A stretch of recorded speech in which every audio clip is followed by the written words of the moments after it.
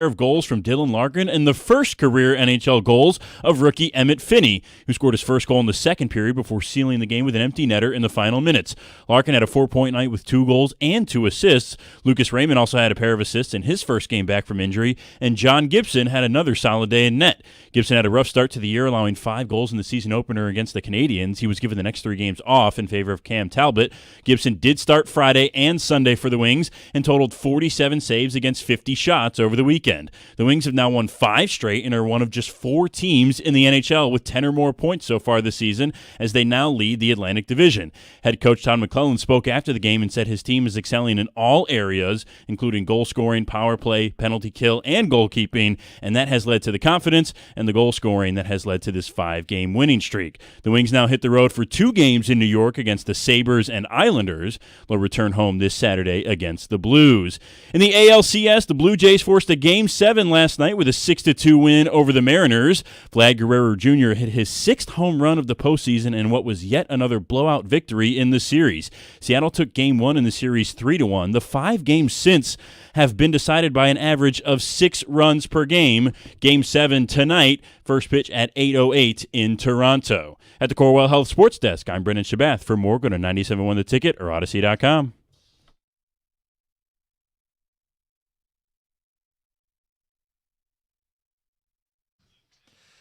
Good morning, good morning, good morning. Jim Costa with John Jansen, Heather Park, Gov and Greg behind the glass. Brendan Shabath on the updates. Welcome back from a weekend where we had a lot of rain and muck on Sunday. Something was missing, no Lions football, but we will spend a lot of time ahead of Monday night's matchup with the Tampa Bay Buccaneers. John, good morning. Good morning. Yeah, there was Lions football missing yesterday. Obviously, we get it tonight, but there were some really good games, and it all started at 9:30. That wasn't a great game, but we had football early, and we had football all day. So good day to hunker in. Yeah, I mean, it was a, I don't know, chicken noodle soup. It was a chilly sort of Sunday. You had the Giants blowing a 19-0 lead to the Denver Broncos. I know, and I was thinking about, I know we got the overreactions coming up at 7:02. I was thinking one of them could be, if the Giants were to hold on, that the Giants are actually going to make the playoffs. And now, I mean, it would have been a long shot to begin with, but they... Okay. Sure. I don't remember that one. I don't either. But it just, you know, Jackson Dart, Scattaboo, all that stuff that's going on in New York, and you're thinking, wow, maybe they are going to save their coach's job. I'll tell you this, it didn't make it in the overreactions, but it was temporarily there. The Giants found their quarterback. And he did lead them on a drive, so maybe I should have kept it in overreactions. But they gave up 33 unanswered in the fourth quarter. It kind of dulls the shine of the day that Dart had and the day that they were having until the fourth quarter. One other note on that game. Yeah. That game was still going on when we started the football show last night. So Valeni's Giants are teetering between the brink of jubilation, signature road victory, and all-time epic fourth quarter collapse. Teeter-totter, teeter-totter. Oh, yeah, and so what was the reaction? I can only imagine that there was not a lot of patience in the reaction. No, we ended up having to do our show while also, hey, we're going to get back to the Giants. I had a good time with it. He clearly didn't. But for people who missed it, it's still archived on YouTube. Jim, Nice. I thought you were going to say he was teetering between being mad that the Giants lost a game and being mad that the Giants ruined their draft stock. Right, yeah. I mean, can you imagine the conundrum he was in? And at the same time, Daniel Jones was dealing. Yeah, he had another easy day. They're for real, guys. Dude, best record in football. 6-1. Every year we talk about surprising teams that are going, and I don't think they were last in their division. No, because they had Tennessee, but they were not good. That division was not good. But now you're looking at going, I mean, it is clearly Indianapolis's division, and I mean, could they possibly be the team that earns the 1 seed? I think so. I got to go to KC in a few weeks. Well, besides by that, the way, though, it looks really good again. Yeah, I just go back to some of the things we talked about in picks Friday, that their offensive line is the best in football. I think that's a fact. I don't think that's an opinion. They are dominating teams, John, and it's the balance of their offense. They have, when you achieve that in the NFL. Would Jonathan Taylor have 3 touchdowns yesterday? 94 yards, but only 16 carries. Yeah. It's just And look, if you look around the landscape, Eagles pick up a win after back-to-back losses. Hurts finally throws for 300 yards, 3 touchdowns. They had the downfield passing game. Minnesota loses.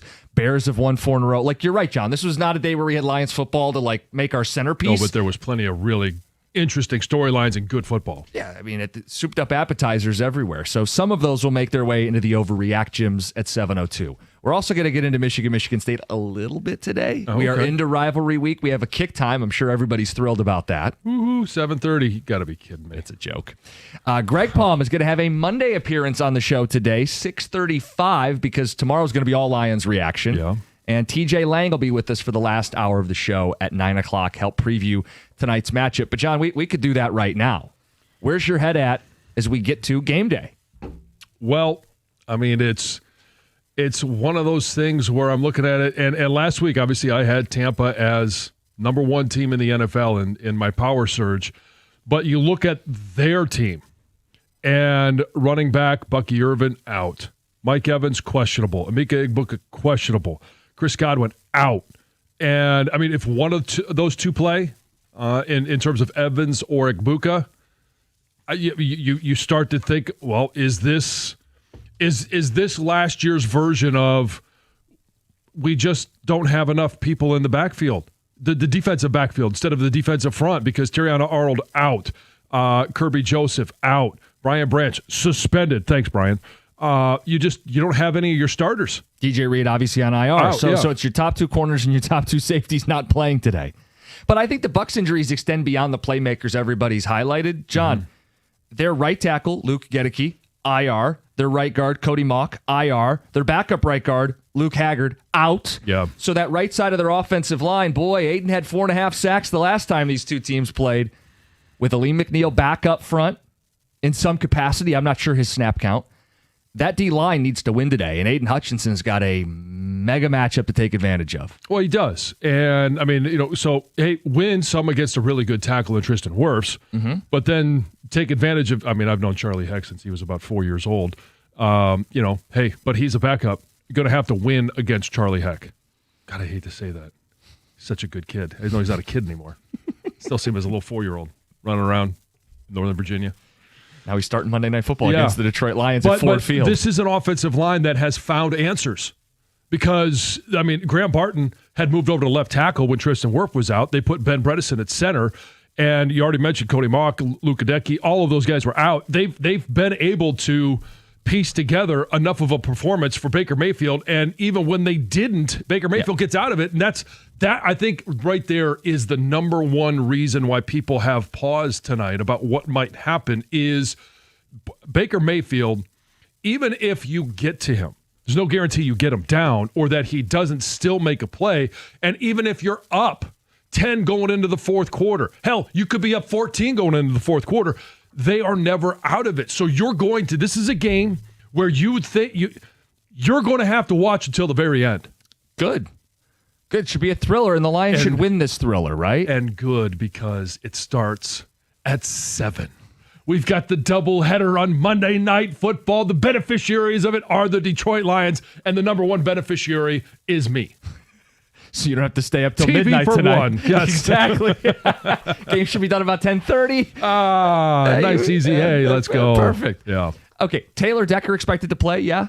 Yeah. Okay, so I think the Lions have the edge on both sides of the line of scrimmage. That's I agree. a good place to start when you're looking to bounce back after a loss last week, knowing that you should have the edge on the offensive line and the defensive line. You're at home. It should be loud. It's going to be a blackout. Lions haven't lost back-to-back in 3 years under Dan Campbell. So I do come into tonight with a degree of confidence. And I know the holes are in the secondary, John. But I don't know who's playing for Tampa's offense. I expect Mike Evans. I'm not sure about Egbuka. I mean, that's a 1 week on a hammy, even on a low-grade hammy. If he plays, I can't imagine. He's not going to play the whole game. No. So I think it kind of works out where Detroit's weakness is also Tampa's weakness tonight. And we're also going to find out a lot about Kelvin Shepherd. And I think we have throughout the course of the year so far where, hey, even in that first game against Green Bay, didn't look great, but the second half adjustments, only giving up 1 touchdown in the second half. And we've seen him be very good at making adjustments, and sometimes it's blitzing at a high pace, or doing a little bit of zone. And we asked Dan that last week, what does it mean? And, I mean, he's kind of like, he was not going to give us the game plan, but It's Kelvin Shepherd is constructing a game plan where you get Aleem McNeil back, but you're losing everybody in the secondary. You've got a playmaker in Aiden Hutchinson and like Tyleik Williams, DJ Reader, the Aquaman. They've all played well, and they've all played dominant at times. So how is he going to construct a defense to pressure Baker Mayfield but not give up anything in the secondary? Well, the easy answer is that you're just going to have to rush with 4 more often. You're going to have to drop a little more into coverage and put extra guys in zone. It does fly in the face of how they want to play. They want to play man and they want to blitz. Yeah. And the last couple of weeks, they've played more zone, and they're going to have to blitz less. And that's why we'll find out a lot about Kelvin Shepherd. Is he willing to do that? Is he willing to say, you know what, my game plan, the way I want to play, doesn't match my personnel on this game, and I'm going to have to construct a game plan that matches that personnel. That's where I think you look at the great coaches and say they can construct and move around what they want to do, their principles, and build something that works for the personnel. You guys are up. Lions are playing tonight. We want to know where your head's at. 248-539-9797. Greg Palm at 6:35. Down goes Miami, Ole Miss, and Texas Tech. It's 97-1. Hey, that steamy summer is a distant memory, especially with the cold and the rain we had yesterday. Be ready for that first blast of winter cold. Mastercraft Heating, Cooling, Plumbing, and Electrical will do a complete furnace checkup to make sure it's running properly, but more importantly, safely. Right now, it's only $79. That's $30 off the regular price, so give them a call today because these spots are filling up quickly. And don't forget, Mastercraft does plumbing, electrical, and generators as well, all at discounted prices. So do it now. Mastercraftheating.com is where you can find more information. That's mastercraftheating.com.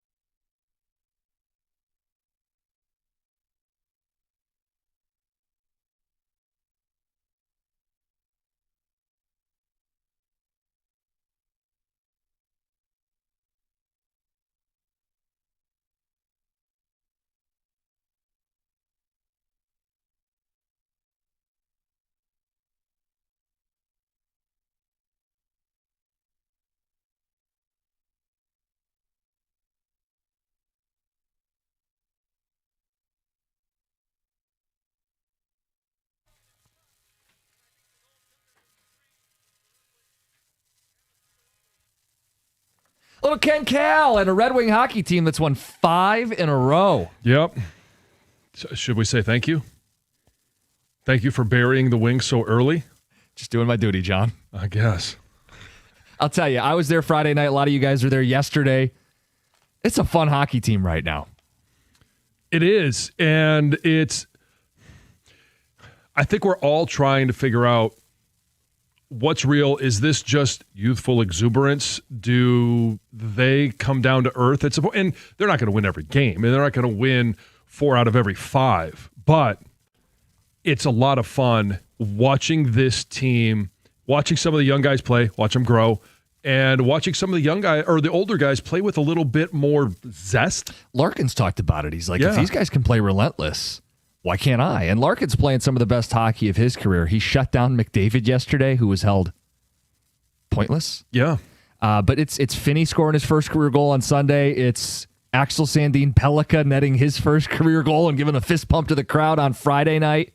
Look, Friday night wasn't even like a phenomenal game. They let Tampa back in the third period, but you know what? They won the game. And in this stretch, I don't think many people expected them to win a game, and they're 5-1 right now. Yeah, again, like I said last Friday, they won a game they would have lost last year. That third period, I don't know. I mean, they were dominated. Outshot 19-6. Yeah, it's a good sign. Gibson kept him in, and they didn't wilt, and they found a way to win. Yeah, well, they didn't have that goaltending last year. So early on, they're doing things far different from last year. The young guys have energized the team. You know, it's so early that teams will adjust.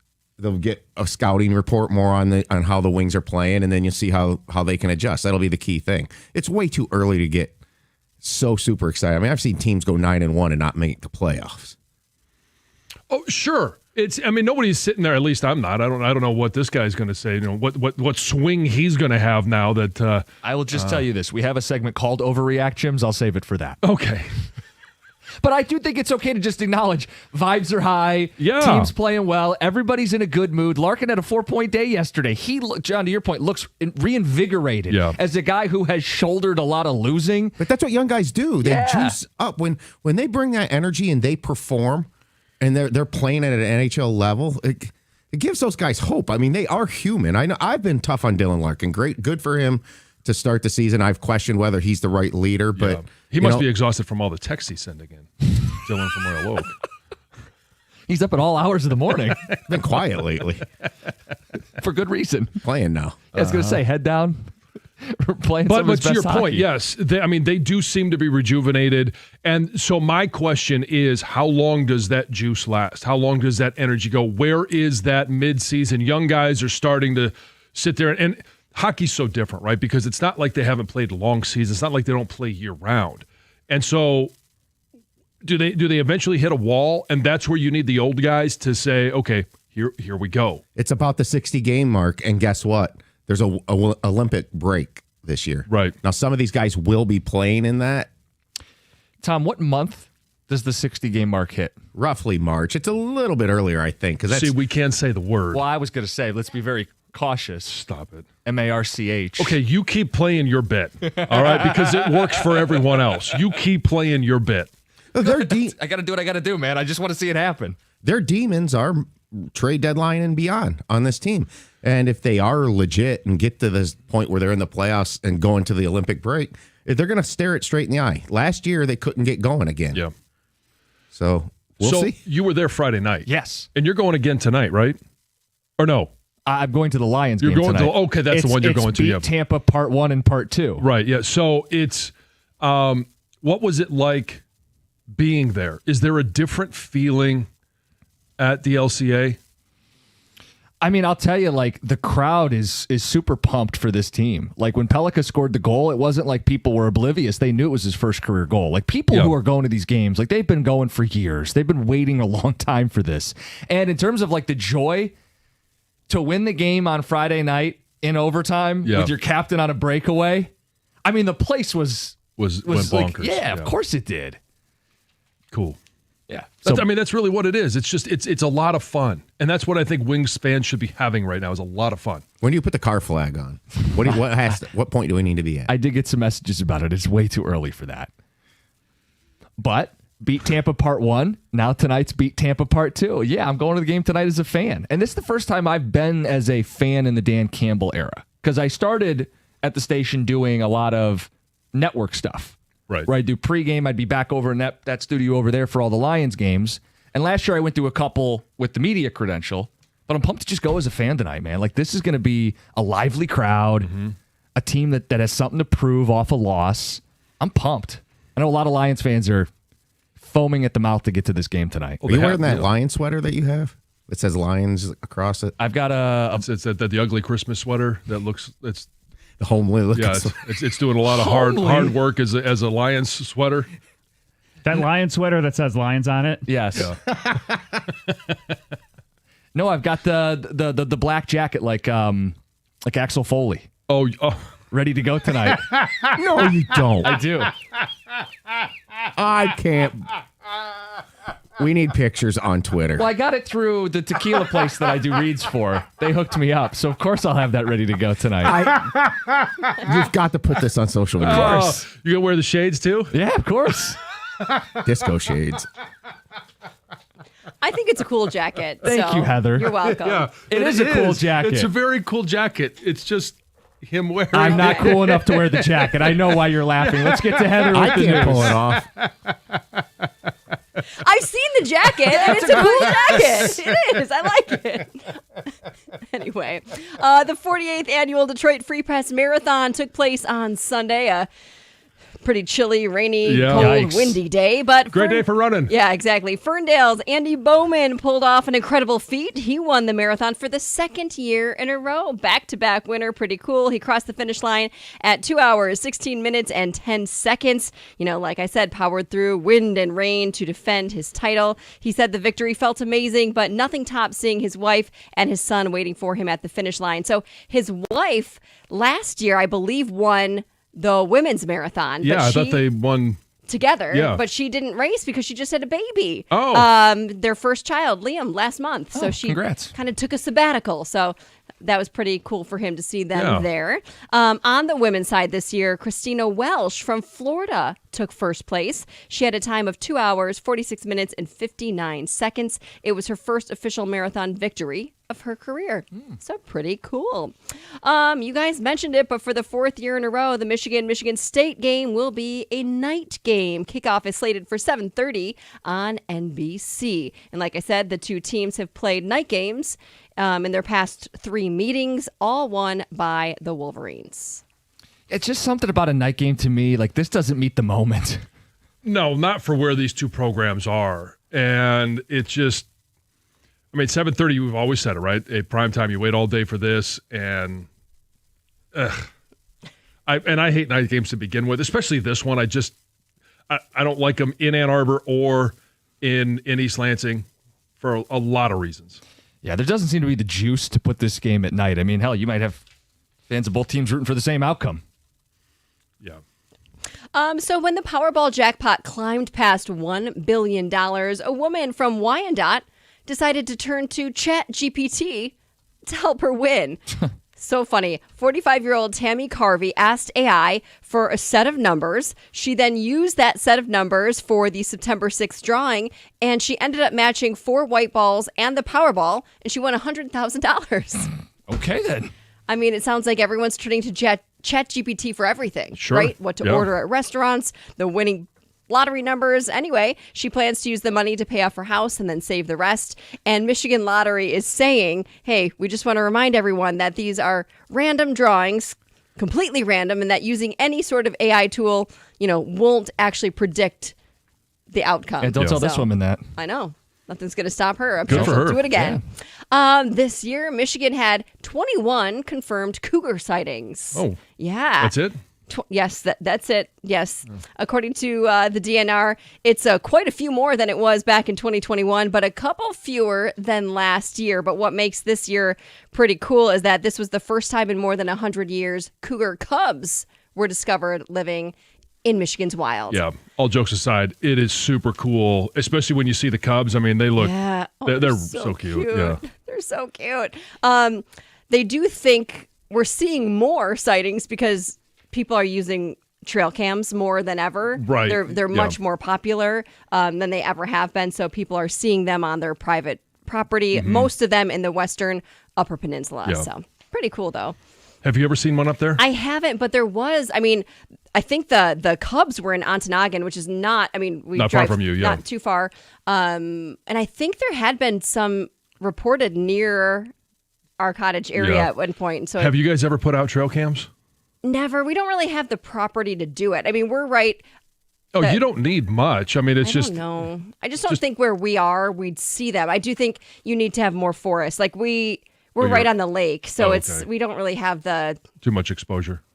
I mean, it's hidden kind of, but I don't think it's right. No, I've never seen it. We've seen bear, Yeah. which is pretty darn Really cool, yeah. So there's a shoe company that is now facing a class action lawsuit because customers are complaining that the shoes won't stop squeaking when you walk in them, and they're saying it's quite embarrassing. I hate when my shoes squeak. I do too. But normally it's like a new pair of shoes. It's got to be the right surface, and usually you can like work the squeak out the more you walk in them, but apparently not these shoes. This is a Swiss company called On, and they have a footwear line called Clouds. There's like 10 shoes in this lawsuit, and they're expensive, like $180, and people are saying, this is so embarrassing, I'm going to sue you. Well, Okay, then. yeah, the worst I used to have is I know they still have them, but when Nike had those ones with the air pockets in the Yes. back, you know, and Yeah, I when remember you get a those. blowout, and all of a sudden it's every time you walk. I'm I like, don't yeah, remember that, okay, yeah, but- fat guy blew out a tire. I never did that. It's Heather with the news. Coming up next, it's Greg Palm doing it on a Monday because tomorrow will be all Lions talk. We had some undefeated teams go down. We'll rank the top 12 next, 97.1. Hey Detroit, it's Heather here with some big news. Verizon, America's best 5G network, wants you to bring in your AT&T or T-Mobile bill and they'll give you a better deal. So if you think Verizon is expensive, well, think again. Not only does Verizon let you lock in your low price for 3 years, everyone in the family can mix and match their plans with My Plan. And everyone can get the same great phone deals when they trade in an eligible phone in any condition on My Plan. That means new and existing customers. That's more reasons to save, more reasons to switch. Bring in your AT&T or T-Mobile bill to your local Detroit Verizon store and they'll give you a better deal. Rankings based on Root Metrics United States Root Score Report dated first half 2025. Your results may vary. Must provide a post-dated customer mobile bill dated within the past 45 days. Bill must be in the same name as the person redeeming the deal. 3-year price lock applies to then current base monthly rate. Additional terms apply to promotional offers. See www.verizon.com/switch-2-verizon/.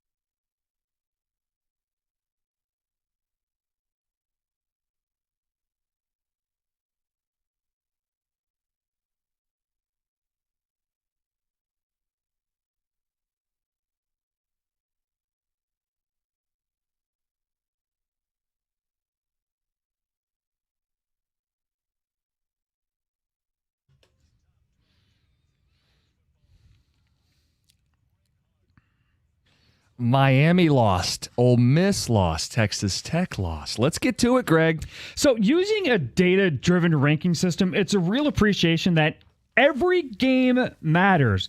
We've got expanded conferences, no divisions, unbalanced schedules, even down to the smallest of games. Now, some games matter more than others, but each piece is a part of the tapestry of this college football season. The teams have settled in here a little bit. The drama is at the bottom, so we're going to start at the top with number 1, Ohio State. 7-0, number 1 scoring defense in the country, got their second shutout of the season after a 34-0 win at Wisconsin. And we've seen a lot of coaches get fired mid-season on Sundays. Not yet for Luke Fickell. That is coming soon, I would imagine. Big bonus for Ohio State is Minnesota's win over Nebraska. Plus, you got Texas winning 2 in a row. So now both of those teams are 5-2. Interesting fact with Ohio State, they are off the board in Vegas as a team to bet to make the college football playoff, a virtual lock at this point. Number 2, Indiana, holding in at number 2, 7-0. You know, a theory crystallized for me after their 38-13 win over Michigan State. Coaches know the point spreads, and with the game decided, they play for the covers. Yeah, I mean, that one was obviously for us here in the picks was painful. Look, what the hell are you doing? Jonathan Smith doesn't have a signature win, but I guess he has a signature cover. Good for him. Yeah, and here's the thing about Indiana right now is all their hard work is done. They've got Maryland. We thought that game at Penn State was going to be tough, and maybe that's one for the players at Penn State to say, hey, we could say we beat Indiana, we've ruined their season, and so to think that could be a trap game. But then they got Wisconsin and Purdue to finish out the season. This is going to be an Indiana team that will most likely play Ohio State for the Big Ten championship. Can we lock them in the college football playoff? Oh, I think it's because I think an 11-1 and a 10-2 Big Ten team is going to be in. Now, if they lose to UCLA and Wisconsin, all right, major blemish on the record, but I don't really see that happening. They are minus 2,500 to make the playoffs. So a near lock. Yep. Number 3, Texas A&M 7-0 after surviving a scare from Arkansas. That Notre Dame win keeps pushing them up. It's certainly helping them right now. Keep an eye on what's ahead, though. They have to play at Death Valley next week. They still have to play at number 15, Missouri, and at Texas in a rivalry clash at the end of the year. They're undefeated, but for how long? Opportunity. Number 4, Alabama. Most weighted wins in the country. That's 103. Now, a reminder, that is your wins plus the wins of the teams you've beaten plus the wins of the teams that they have beaten. So they got 103. Most in the country. So why are they here? When I went to bed on Saturday night, they were number 2. Then what happened? FSU lost their 4th straight. Yeah. So Alabama has got 4 straight SEC wins. And an interesting note about those teams, let's say 3 because they just played one of them. Those teams are unbeaten after playing Alabama. So It boosts Alabama. It's kind of this reverse Honolulu flu, almost like Alabama is giving them some contact, football power that they are having. And they've still got LSU ranked. They still have Oklahoma ranked. So they still have some time to continue to boost their resume. Yep. And they are at South Carolina this week. Number 5 is BYU. Saw someone describe the Saturday's Holy War as 2 teams punching each other in the chest. Cougs win an entertaining game. Baby Bear, a pass touchdown, a rush touchdown, and a 4-foot hurdle in that game. BYU and Cincy, the only teams at 4-0 in the 12. I actually had kind of the same visual. I thought this one was like, it was Happy Gilmore in the batting cage where he's just taking those, pitches to the chest to toughen up. Like, it was a slugfest. Number 6 is Georgia. They overcome another early deficit to win. Keeps them off of the ledge of the playoff and in play for an SEC title. Games hosting Texas and at Georgia Tech remaining. They have a bye this week before the cocktail party against Florida in Jacksonville. Number 7 is Georgia Tech. They avoid the trap at Duke, remain undefeated at 7-0. Duke outgained Georgia Tech 142-28 in the first 2 drives. Got into the red zone twice and was down 7-0. Tech slammed the door in the 4th quarter. 27-18 win for the Yellow Jackets. They are now the favorites to win the ACC at plus 220 because of all the work they've done, Miami's loss, and what's ahead for the Yellow Jackets. Not a lot between them and Charlotte. Well, yeah, and just think about this. they're going to have they could have the ACC wrapped up, or at least a spot in the ACC championship game. But don't forget that matchup with Georgia at the end of the season could be a really fun game. They nearly won it a year ago. Yeah. Number 8 is Miami. They're down 2 spots after losing to Louisville. They're staying upright here with home wins against Notre Dame and South Florida. Don't forget about them. Bad news, they're in a spot where they technically need some help to get to the ACC title game. SMU they face, they can take care of them. Georgia Tech, we just mentioned. Virginia have 0 conference losses right now. And how about this after the game? Just keep an eye on what's going on in Miami because Carson Beck threw 4 picks. Mm-hmm. And on his response to the last one was, my receiver ran the wrong route. May have. Well, he may have. But you start calling out teammates like that in the public, it just keep an eye on what's going down there behind the scenes. We might not see it, but I think we may feel it in some of the upcoming games. And we are approaching where they struggle typically in November. Yep. Number 9, Notre Dame, 5-2, resurrected after an 0-2 start. Yes, the winning helps. They got a big win against a top 15 USC team. Yes, Boise State beating UNLV helps. One of Notre Dame's win against BYU or against Boise State. Another reason for their top 10 rating, they have losses to 2 teams that we've already mentioned, a combined 1 loss. So Notre Dame's losses aren't dragging them down. Notre Dame has a bye week before the other Holy War. They're at Boston College. They ran for 300 yards in their game on Saturday night, and they are the number 1 2-loss team in the AP poll. They're your number 1 2-loss team as well. Number 10 is Ole Miss, a quarter away from having a huge leg up on the race to Atlanta. Now they're just in a slugfest with everybody else. 8 teams with 1 or 0 conference losses in the SEC, and those are, I mean, these aren't slouch teams that have those 1 or 0 losses or have kind of a cake opening to the SEC schedule. Basically, an SEC title elimination game this week against Oklahoma. Did you see Miss Terry's tweet? Yeah. It's a little funny. A little shade at the baby coaches. The baby coaches. Number 11 is Louisville. Biggest winner of the weekend. They're up 19 spots after their win at Miami. It's the kind of signature win that puts them in the playoff conversation. 10-2 is kind of the magic number from a power conference that gives you a shot. Not guaranteed in, but a shot. If they don't get in, they will be kicking themselves, lamenting, if only we didn't give up 2 defensive touchdowns to Virginia in a game we lost in overtime. Yeah, but their response, the way they bounced back, because that was the loss right before Miami. And, I mean, old friend, Ron English, defensive coordinator at Louisville. Keep an eye on this team because they're a scrappy team. And number 12, a new friend from the American Conference, South Florida. 6-1, finally cashing in those residuals. They did have the win over Florida Atlantic this weekend. North Texas won, one of South Florida's victories. Boise State wins. We mentioned them with Notre Dame. Florida over Mississippi State. We mentioned every game matters. That's a game, a win for Florida that boosts up South Florida into this top 12, and they are at Memphis starting this week. And as it should be. Making the college football playoff, it's all about the AAC title game. Remember, it's the highest rated Group of 5 champion. You have to win the conference. However, unlike Boise State last year, this is not some walk Sunday stroll through the Mountain West. They got to get there first.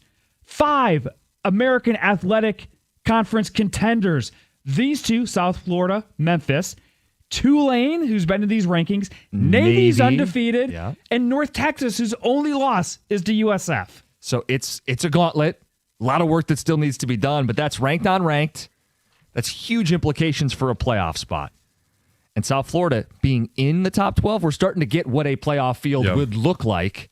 That's Greg Palm. It's 97.1. Hey, when it comes to an IRS collection or audit, Abraham and Rose have successfully specialized in resolving all types of tax problems for over 30 years. Their extensive experience means that when you're facing an IRS collection or audit, you can rely on their firm. Many law firms come and go, but for 30 years of experience, it's a testament to their success. Their experienced team is ready to evaluate any underlying federal or state income taxes or payroll taxes.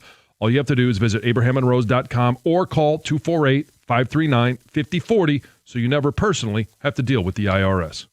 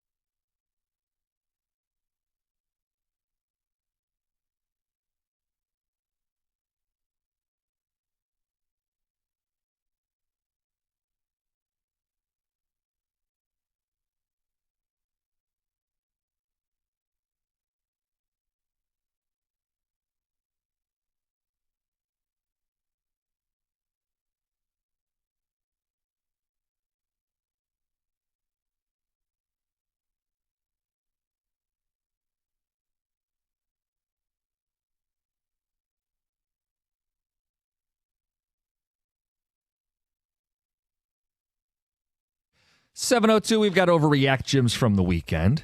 Tonight, we got Monday Night Football. Lions, Bucks. Confidence level, concern, doing a check-in. 248-539-9797. Feeling good, right? I am. I'm feeling pretty confident. One, because this is a team that doesn't lose back-to-back games. They find a way to respond. And I know that there is some, not panic, questions as to what's going to happen, match up with receivers. Are their receivers going to even play? If they don't, how do we match up still with the secondary where every single starter is out? You still have Malik Robertson. I kind of classify him as a starter. But he's going to have to step up and play a big game. He will. And their safeties, I mean, it's going to be a bit of an unknown, right? I know Tim Harper made a play last week, and everybody collectively said, Ooh. Yeah. And they're going to be without Kirby Joseph, who they had playing with Tim Harper a week ago. So, look, there are going to be some questions as to what they do on the back end of the defense, which is why you have to win up front. Aleem McNeil's return, Aiden Hutchinson playing against backups on the right side of that offensive line for Tampa. Tampa has won a lot of games, 5-1, but their point differential is only plus 14. They've been playing with fire, and they're going to get burned. You come into Ford Field against a team that's motivated off a loss, loud crowd, advantage in the trenches, an offense that can keep up. Look, if Baker makes some plays, if it turns into a bit of a shootout because Ibuka plays and Evans plays, Detroit's still got to find a way to win. No excuse, score enough points, and I think they will. And that's really what it comes. I mean, this just going to be could be an offensive shootout. If it comes to it, you got to be able to win that way. I don't know that it necessarily will, because they've done a decent job bogging Detroit down in the past, and I think Detroit should win up front and shut some of Baker down. Well, they've done that in the past, although this year the Tampa defense hasn't been, and they've been healthier. They just haven't been the Tampa defense that we've seen over the last couple of years. I mean, that is just simply can be a shutdown defense. Yeah. They rank, I think, 25th in the NFL right now. Now, they are top 10 against the run, and Vita Vea is a huge reason. Sure. Yep. But with Taylor Decker back, you feel like the Lions' offensive line should be able to do enough to get balance and to get explosives and finish in the red zone is the biggest thing, because, John, the last time these two teams played, week 2 of last season, they did not finish in the red zone. No, and, I mean, obviously, Kalijah Kancey out helps with being able to run the ball. Vita Vea is a load, and that's going to be a matchup I think that everybody should keep an eye on. Graham Glasgow versus Vita Vea. And I know he was asked that question, hey, did you call? And he said, no, I've tried to get in touch with him, but he's probably in Canada fishing somewhere, Frank Ragnow. But, yeah, that's the thing is that's going to be a huge matchup, but it's also a matchup that they want to try to avoid. So don't run it in either A gap. I'm not saying that you can't occasionally, but that's where John Morton, we talk about Calvin Shepard calling plays defensively. That's where John Morton has to really realize where are the holes in this defense? Where can we be most effective? Where can we loosen them up so that every once in a while maybe we do attack an A gap and give the middle three an advantage in play calling? Let's talk about what this means. Like, I know it's still early-ish in the season, and this team ultimately is going to be defined by what they do in the playoffs, January and beyond. But, John, this game is a big matchup because, it could be a one-seed tiebreaker. And it also matters because, don't look now, Chicago's won 4 in a row. Yeah. Green Bay won yesterday. Like, this division's going to be down to the wire again, isn't it? Yeah, Green Bay's 4-1-1, and technically they're still in first. And but if Detroit were to lose, Detroit's record would be? Well, they'd be 4-3, and they would be, behind both the Bears and Packers. Yeah. Mm-hmm. Not where you want to be going into a bye week. No. Or coming off 2 losses. Yeah, how did you phrase this? This is one that you didn't say must win. No, it's a got-to-have-it game. And it's just one of those games where you go into it for all the reasons that we've talked about. And, it maybe more importantly, more than just the division, because I think they're going to be right there at division. I mean, there's a long season. They're still going to play the Bears again. They're still going to play Green Bay again. They still play Minnesota twice. But this is a got-to-have-it game because of whether or not it's the 1 seed that's at stake, it's going to be playoff seeding that's at stake. And so, yeah, I think this is a got-to-have-it game. You don't want to go into a bye week off of 2 losses. No. This is a team that has responded every single time over the last 3 years. When they have a loss, they don't let one team beat them twice. Yeah, it would invite some doubt if they were to lose this game. Back-to-back losses, first time in 3 years. A team that you're going to be competing with to advance in the playoffs would have beaten you 2 straight years. And sure, Detroit could make excuses about their secondary, but it's not like Tampa wants to hear it. Right. Can we just acknowledge no one's making an excuse tomorrow about injuries? Both teams are banged up. May the best man win. Yeah. No, this is mano y mano. It's you could say weakness on weakness, strength on strength, however you want to put it. But is our next man up better than your next man up? About to find out. Ticket text, why is Kirby Joseph out?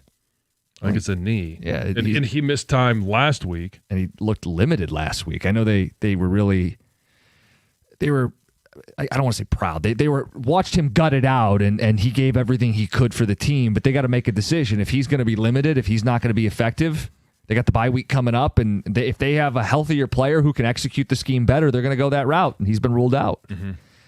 In addition to Kirby Joseph out, Avonte Maddox is out. Mm-hmm. Brian Branch is suspended. So those are 3 safeties missing the game tonight, in addition to no DJ Reed and no Terrion Arnold. And that's why, I mean, not to kick a dead horse, but you look at what happened after the game last week, and it's a selfish move.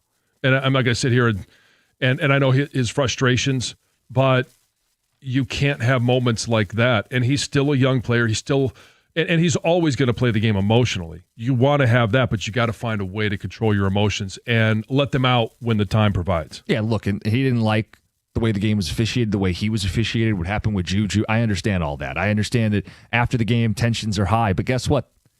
Game's over. You lost. You can't let him beat you twice. Mm-hmm. And, well, at least for Branch, he got beat twice because he's not going to play tonight. Ticket Texter says, won't even be close tonight, gentlemen. 41-21 Tampa, Bet in Lake Orion. Not a lot of faith there. No. Wow. 20-point blowout at home on Monday Night Football. Game's over by halftime. All right. This one says, why not run at Vita Vea? A little wham action with Penei Sewell. Be more of a trap at that point, but yeah. Yeah. No, I mean, the wham is more the tight end coming in and whacking that nose or 3, and there's no chance I want. I mean, as good as our tight ends have blocked at times, I don't want Laporta coming in and trying to take a shot at Vita Vea. Is he giving up 100 pounds, give or take? Yeah. No thanks. 248-539-9797. A lot on Monday Night Football in the matchup tonight. We're going to get a little bit into Michigan State in the 7 o'clock hour, plus the Overreact Gyms. Today's football coverage presented by Paramount Plus. You can't count on much, but you can always count on Sundays with the NFL on CBS and Paramount Plus. Watch your local NFL game every Sunday, all season long. Visit ParamountPlus.com/NFL to get started today.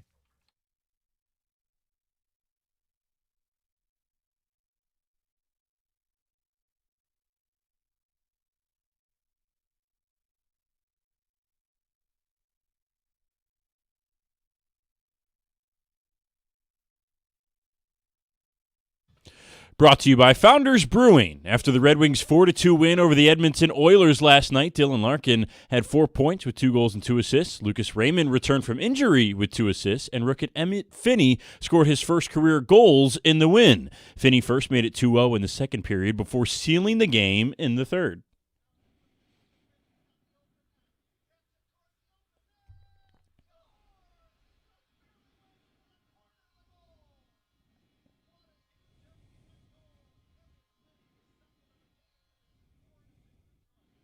The Wings now sit atop the Atlantic Division with a 5-1 record. They've totaled 10 points, as 4 of those 5 wins have come in regulation.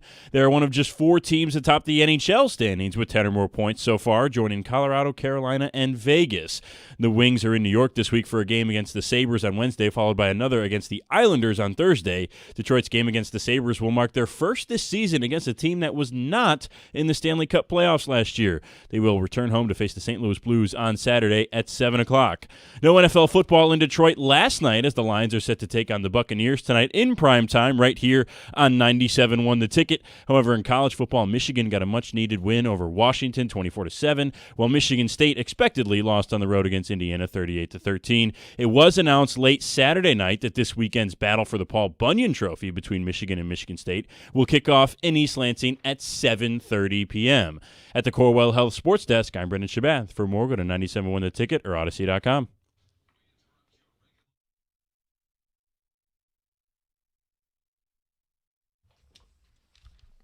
Let's get after it. College and pros. Do you believe Notre Dame will make the college football playoff as the highest-ranked two-loss team in the AP poll? You can already see it coming. The SEC will cannibalize itself. The Irish will win out and have done so convincingly since their second loss. They had 300 yards rushing against USC in a 10-point win.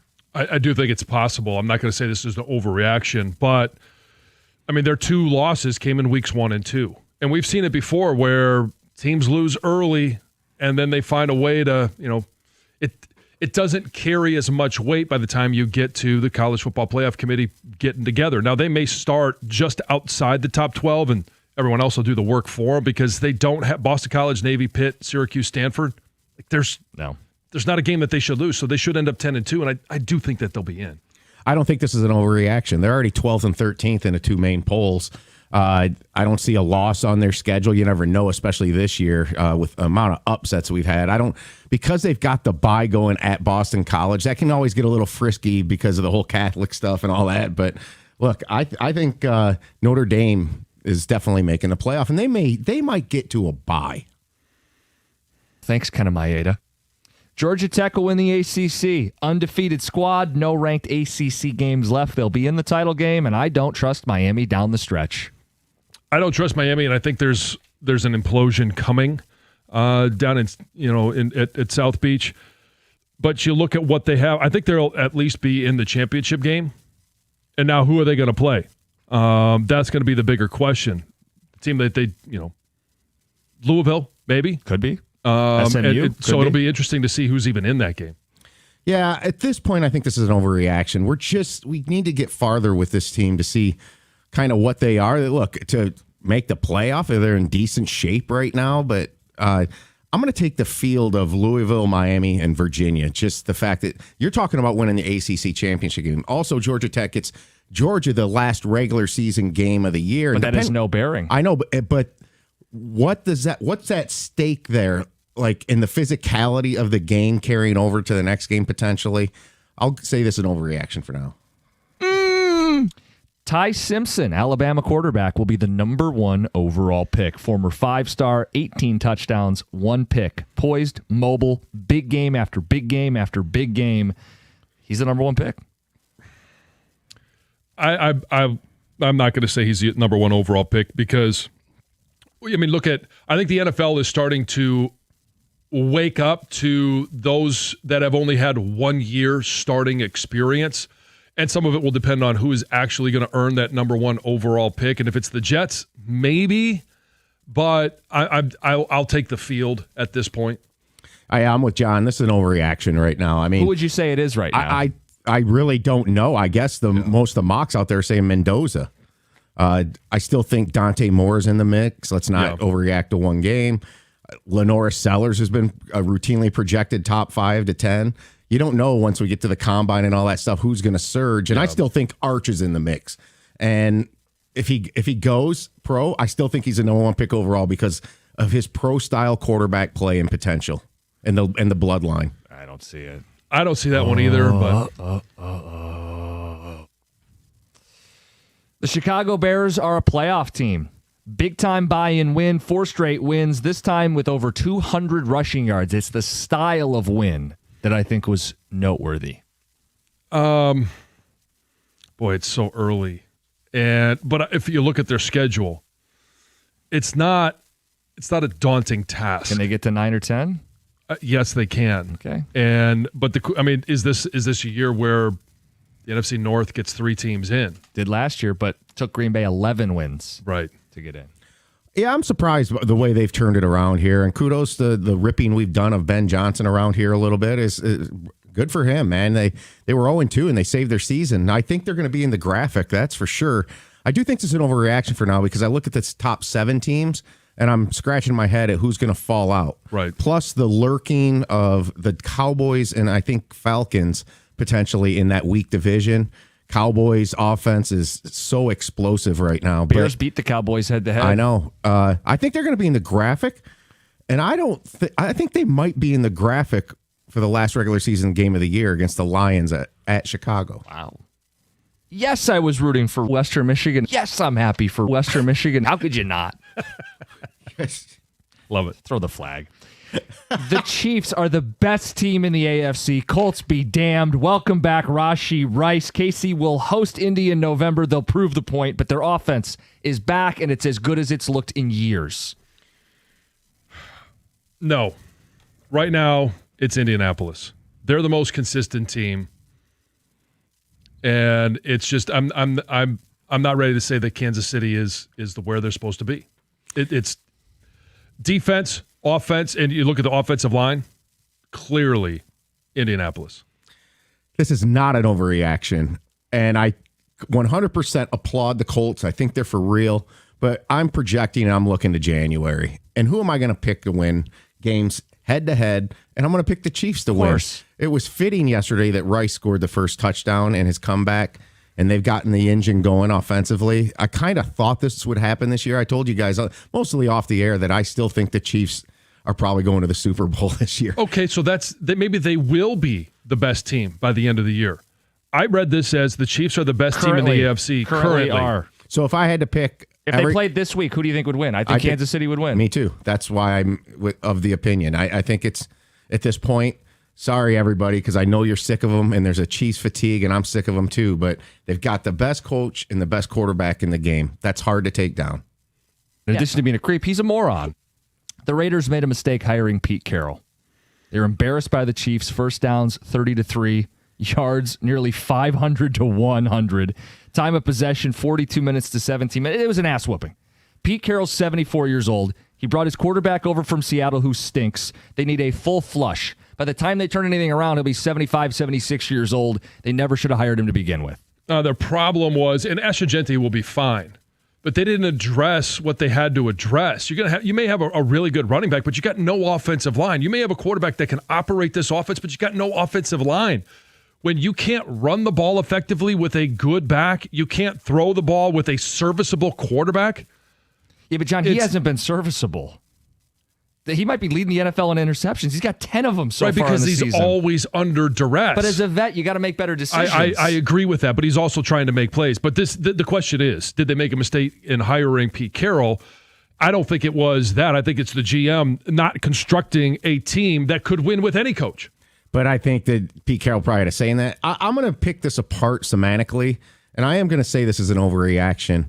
But the mistake was that they brought in Geno. They were in total, hey, let's build our offensive line.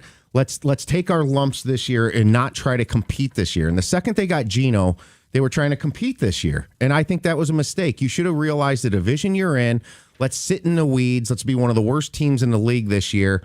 But let's build our depth in the trenches and then go for your quarterback. Now, because of what they've done, I think they're going to be the biggest player in the offseason in terms of trying to get some veteran free agent quarterback. Do me. Dak Prescott will throw for 5,000 yards. Look, he's pacing for just shy, but now CeeDee Lamb's back. Their defense is going to force them into shootouts. Fun fact, they're 0-3 when they don't score 40 points. I don't think this is an overreaction at all. I mean, they're going to sling it. That's how they're going to try and win games. It's going to have to be shootouts. It's going to have to be exactly what we saw yesterday. Them just chucking the ball downfield. And Dak has done a really good job. I don't think you're ever going to win anything with Dak. But during the regular season, yeah, he could put up astronomical numbers. I think this is an overreaction because I think the math just doesn't work. He's averaging 268.7 a game. I think it might go up a little bit, but that plays out to 45-67. You know, he's got to definitely make up some ground here. So I'm going to say it's an overreaction. I do think, too, that their success is when they actually try to have a running game, too. Mm-hmm. And I think Javonte Williams was maybe one of the better offseason moves that a team made. It says, Mew, Shohei Ohtani played the greatest game ever across all sports. 3 home runs, 6 shutout innings, 10 strikeouts. Nobody's topping that. You changed this. It was supposed to be best baseball game. Right. Yeah, now I'm going to try and think about all sports. It is one of the greatest performances in all sports. What he did, in baseball, it'll never be, you can't compare it to anything else. And nobody saw Ruth pitch and hit at the same time, so you can't sit there and say, oh, well, remember back in the day? No, this is 4 at-bats, 3 of them are home runs. You pitch 6 2-hit innings. Like, that is unbelievable, and I don't think it'll ever be matched. I don't even know if he'll match it again. With the 10 Ks, too. It was unbelievable. It's the greatest baseball game ever played. There's nothing that will ever match this, unless he outmatches it. In terms of the greatest game ever played in sports, so I can't think of anything of football, hockey. You have to go to Jordan. Hoops. I mean, if you want to throw Wilt's 100, I don't know. I mean, again, nobody saw it. Right, exactly, except Stoney. Yeah. I wasn't televised. I don't know if it was. I'll tell you what, and then maybe I came across a topic that we can do sometime this week or something. Okay. I'm going to say Tiger Woods 97, the Masters, is the greatest game ever played. Grit. My disco jinx did it again. Look at these Red Wings. They're going to make the playoffs in spite of me, aren't they? 10 points. That's double digits for you. 5-1 start, all against playoff teams. The youth has jolted them. Pelika and Finney with their first career goals. Larkin, a 4-point day. He is reinvigorated. Vibes are great. I did it again. A little too early to pat yourself on the back for the backhanded Reverse way jinx. we're trying to pat you on the back. Let's check in around Thanksgiving like we talked about last week. Let's check in again around Christmas, turn to the new year when people really start to buy in January, February. All right. 6 games in. You got young guys performing. Young guys usually like this will hit a wall. Mm-hmm. You know, it's so early. But guess what? This is not an overreaction. The Detroit Red Wings will play in the playoffs this year. You heard it here first. That's what separates the Govadamuses from the Pretenders. God. Oh, boy. Wow. Don't hurt yourself over there. That was yeah, exactly. an overreact, Jim. Yeah. It's 97-1. More like you're scratching your back. Hey, the FanDuel Sportsbook app is your home for all your favorite NFL bets, from yards to touchdowns to who's going to win. And with FanDuel, any play can be the play of the game. Tonight, FanDuel is giving all customers a 30% profit boost token. That's right. You can get in on all the action with a 30% PBT this Monday night as our Lions take the field against the Tampa Bay Buccaneers. So make FanDuel your go-to app for any snap. Just visit FanDuel.com/971 Detroit to bet on the game. That's FanDuel.com/971 Detroit. Play your game with FanDuel, an official sports betting partner of the NFL.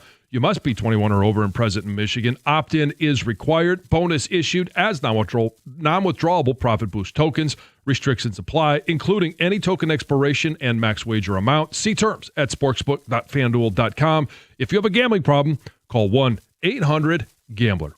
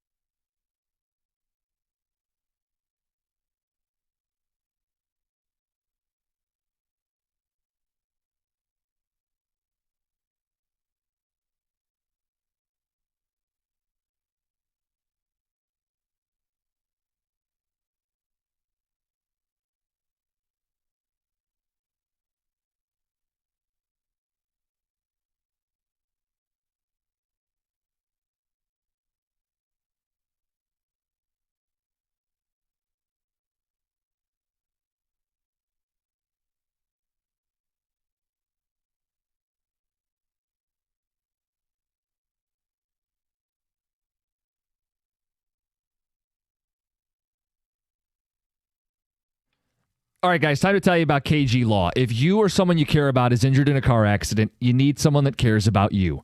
Lawrence KG, KG Law, 877-KG Cares. That's KAJY, KGCares.com. They specialize in car accidents. So that means they're not going to settle for some lowball offer from the insurance companies. Their attention to detail that comes with someone who cares about you.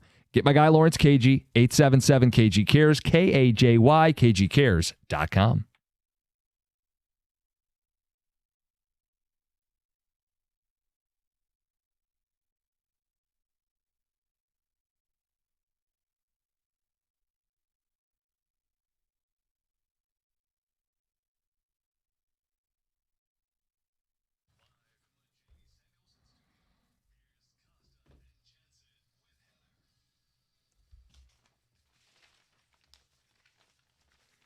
We're going to dip into a little bit of rivalry week here in just a second, but first, Heather with the news.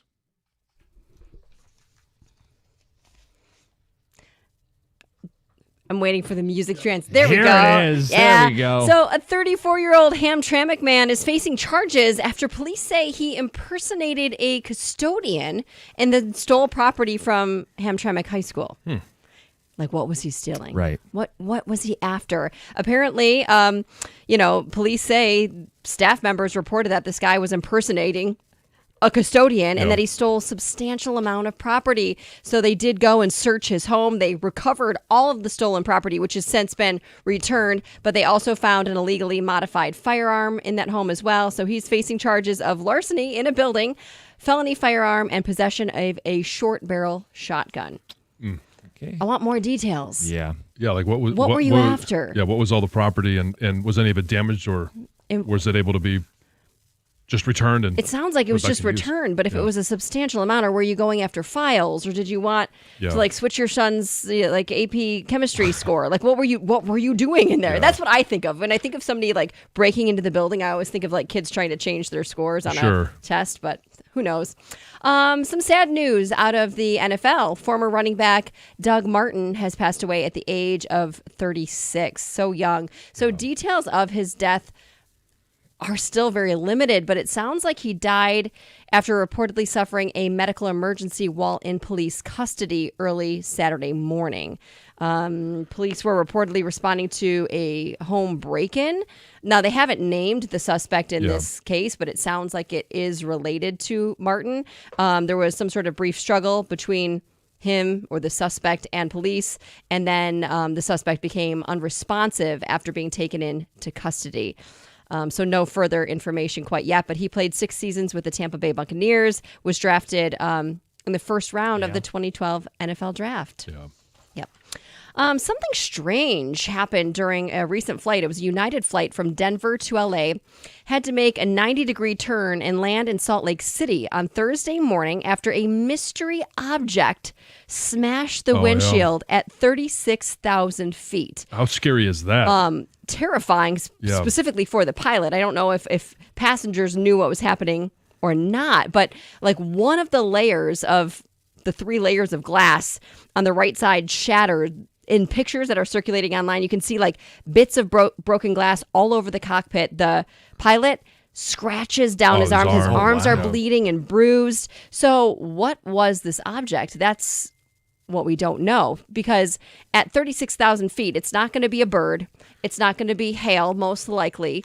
So there's some speculation that it could have been like space junk. Yeah, like space junk from like a broken part of a satellite falling back to Earth, or like a meteorite, people are guessing. But the FAA says that the odds of space debris hitting your plane and killing you are around 1 in 1 trillion. So it's very rare, and they're looking for other possible explanations as well. Aliens. Oh, stop it. What was it? An unidentified flying object, right? Sounds like it. This sounds like a scene from a movie. The world-famous Louvre Museum in Paris, oh my gosh, was forced to shut down on Sunday after this dramatic early morning jewelry heist. Oh, wow. Yeah, I mean, these thieves knew what they were doing. It took only 7 minutes for them to break in and steal multiple 9 pieces from the Apollo Gallery. These crown jewels, like really, really, really expensive, valued pieces. One piece was discovered later outside of the museum, broken, like this crown. Yeah. They apparently got out and then fled on motorcycles. Huh. Wow. It is like out of a movie. Yeah. They had like a basket lift and power tools. They got in and out very quickly though. And away Any with some- leads? No, not that I know. It sounds like Okay. no. They knew what they were doing, and no one knows where they are or who they are. Professional job. Exactly. Yeah. The marathon, the Detroit Free Press Marathon took place. You guys have, I don't think you have, but you haven't run a marathon, have you? No, I've run a half. Oh, have you? Yeah, but I've never run a full. I've run a 5K before, so There you go. I feel like I had to train for weeks for that. I am not a runner. Don't enjoy it, but pretty cool. It took place again on Sunday. Back-to-back repeat winners for the men. Ferndale's Andy Bowman took home first place again, second year in a row. 2 hours, 16 minutes, and 10 seconds, which is great. Obviously, he had to battle some weather as well, as did the winner of the women's race, Christina Welch from Florida, took home first, 2 hours, 46 minutes, and 59 seconds. Yeah. They need to reclassify some of the different layers that they have in regards to, they have all the ages, Yes, right? Yeah, if yes. if 40 to 49, whatever. It needs to be classified by weight class. Oh. Yes. The thoroughbred weight class. I think I or the Clydesdales, however you want to call it, I think I could contend. Maybe. Clydesdale. Maybe. I don't know. Maybe. I mean, I'm a pretty slow runner. Right. Yeah. But I mean, you I'm not just a have to come up with your own. Clydesdale. Yeah. No, you're not. You'd have to just come up with your own class. The Frumpy class. Oh, wow. Not That's Heather. a shot. Wow. Heather, Wow. shots across the bow. My goodness. Your class. John's class. The bigger class. The big people class. I mean, I've been called a lot of things, but frumpy is not wow. one of them. But Ouch. Huh. Colin on line one. oh, man, Confrontational Colin. I told him it's about time he calls in. Yeah. Maybe I he know. should. Yeah. Shots at Greg. We've had a frumpy and a homely mention in the first hour and a half today. It's Heather with the news. All right, some ticket texts that have been pouring in. On the Lions, we're playing Monday Night Football tonight. I think the Lions win, but I'm sick of hearing next man up. The disparity between starters and practice squad players is enormous. They will need to make some trades and get some guys this season. Well, none of these injuries are season ending. No, they'll be back. Yeah. I feel confident in the Bucs tonight. This is JT in Kalamazoo. He says they have a top 5 run defense that shut down Bijan, Saquon, and McCaffrey. If Evans plays, he could go for 200-plus yards against what's left of the Lions secondary. So shutting down Saquon doesn't seem – it's not the task it was last year. Everybody's doing it. Yeah. And Bijan, it's kind of the same thing. Like Bijan can have some games, but he doesn't go off every game. Like last night, he didn't. Yeah. And so And McCaffrey finally went off, but really hasn't this year. San Fran hasn't run the ball all that Right. well. Look, I think a big key to watch for tonight, Taylor Decker. yeah. The expectation, get him back out there after missing the last couple weeks. Win in the trenches. Yeah, that's always going to be the key to any win for the Detroit Lions. You're going to have to win in the trenches. And it may, if it does become a shootout, and I don't know really what to make of this game because of the injuries that they have at the wide receiver position as well, it could simply come down to this offensive line needs to protect Goff like they did in weeks 2 through 4. Tex says, guys, I'll be in the dad bod category for the next marathon. There you go. Signed, John. Yeah, I could. Yeah, Sure. Yeah. yeah, dad bod. I could. This is I could- donk. Yeah, it's better than frumpy. Yeah, frumpy. Mom bod. Mom bod. Mamba. I'm staying away from all of those references. I don't even want to touch that one. Hey, something that was in Heather's first news today was the kick time for Michigan State, John. Yeah, I know. It was a 6-day call, and we were all trying to figure out, at this time of the year, that's what happens, right? You get into these 6-day calls. There's a couple of weeks at the end of the year where networks will say, we want to wait and see what the results are of the games on Saturday, and we'll make our decision on Saturday night into Sunday morning. You wake up Sunday morning and you get the email or you get the notification that Michigan State, it's going to be 7:30 on NBC. I just not sure what the big draw is for nationally, because it's going to be a nationally televised game for two teams that, there's always going to be, here in the state of Michigan, a lot of, to do about this game and the matchup and the rivalry. But this year, outside of the state of Michigan, is there much of a draw? I don't even think there's that much juice inside the state of Michigan. Well, there's always going to be juice when you get closer to Saturday. And I know that there's a lot of people that say, oh, well, we want, Michigan State fans. I'm not going to speak for them, but they have told us they want a blowout so they can get new leadership in their coaching position. Yeah, so in that standpoint, you have people rooting for the same thing. That doesn't really make for much of a rivalry. And I don't want to say that's all Spartan fans. You can call in and stick up for yourself if you think that's a false narrative. But you do have a lot of Spartan fans that are down in their program and want change and are rooting for their team to lose. They're rooting for Michigan to win. So in that way, they're joining the Wolverines and rooting for the same outcome. There's just not the juice to this game. This being at night doesn't meet the moment of what I consider the night football game to be, the all-day waiting around for the marquee matchup. And, John, I sat down and I looked at, okay, well, what are the other Big Ten games? Because this is an NBC Big Ten Saturday night. Yeah. And as I looked at it, you could go, you can't put Indiana because they're Fox Big Noon kickoff. They're hosting UCLA. You could do 5-2 Nebraska against 5-2 Northwestern. No. How about this? Illinois, with a number next to their name, plays at Washington. Battle of 5-2s, an eliminator game. I'd rather that be the game at night, right? Washington at night, out west, Big Ten Saturday night. Were they maybe waiting to see if Washington would have beat Michigan to make that the game? Because then it would be a ranked-on-ranked game? Sure. Yeah, I mean, that could have been one that they would have put there. I just felt like I thought Michigan State, even after Michigan's win on Saturday, was going to be a 3:30 game. Because there's no chance it's going to be a big noon. Like, that's not possible. No, but you also could have done Iowa, Minnesota. They are 2 5-2 teams battling for a pig. Floyd or Rosedale. At least that's a rivalry with two teams with winning records. That would have been more appealing to me. But I do get the juice of you still have two brands, and the brands are still bigger than Minnesota, Iowa. Yeah, I know. And honestly, they're no, I don't mean any disrespect by this, but if that game is out in Washington, it's two bigger brands than Illinois and Washington. So I get it in that regard. How do you guys feel about it as you sit here today? You learn your team's playing Saturday night. Michigan State. 248-539-9797. We'll also get into the Wolverines a little more. Talk about their game with Washington from over the weekend. That's next. It's 97.1. Truck Month is back at Moran Chevrolet. Perfect time to elevate your tailgating game at Moran, Michigan's #1 selling Chevy dealer. The best game days start in a 2026 Silverado LT 4x4 crew cab, and you can lease one starting at $179 a month.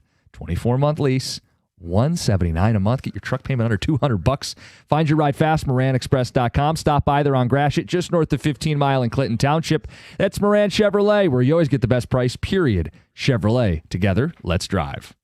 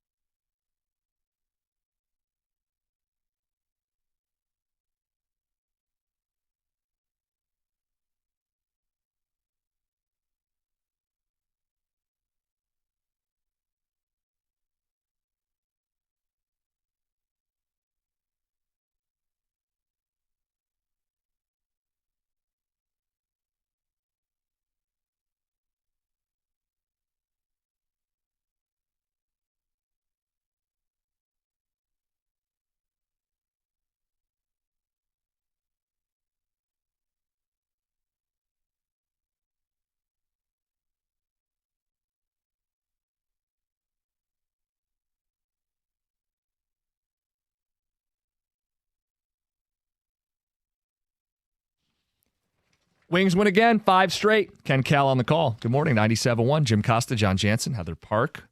Got Gov and Greg behind the glass. Brendan Shabath on the updates. Big part of the conversation today is, of course, Lions-Bucks tonight.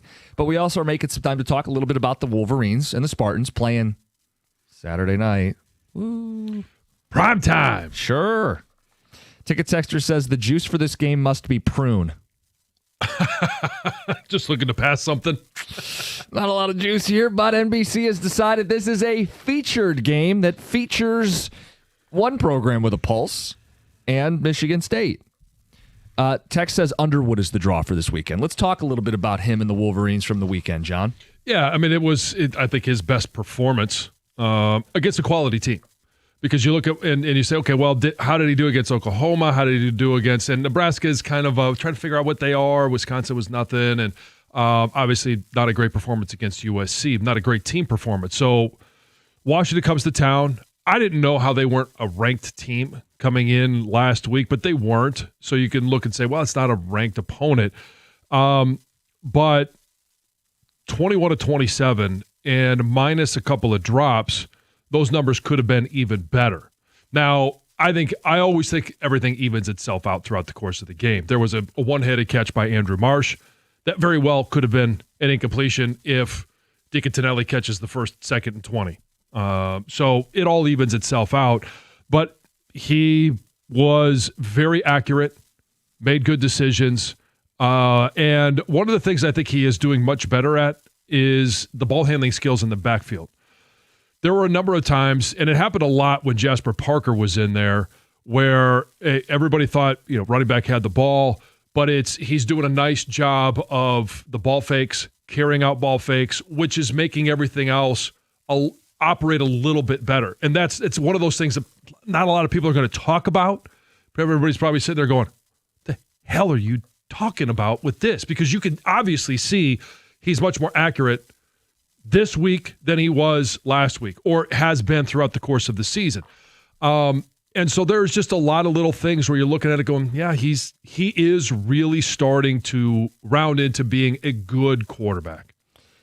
Yeah, I mean, how much of this is the ups and downs of a freshman quarterback / the ups and downs of a young team? Like, John, who are the Michigan Wolverines? They're a hard team to figure out. Well, and when you have freshman quarterback and you have, you lose Justice Haynes, but Jordan Marshall, who's in his second year. I mentioned Jasper Parker. You got 3 offensive linemen, Sprague, Guarnera, and Blake Frazier after Evan Link went down that are in their second years.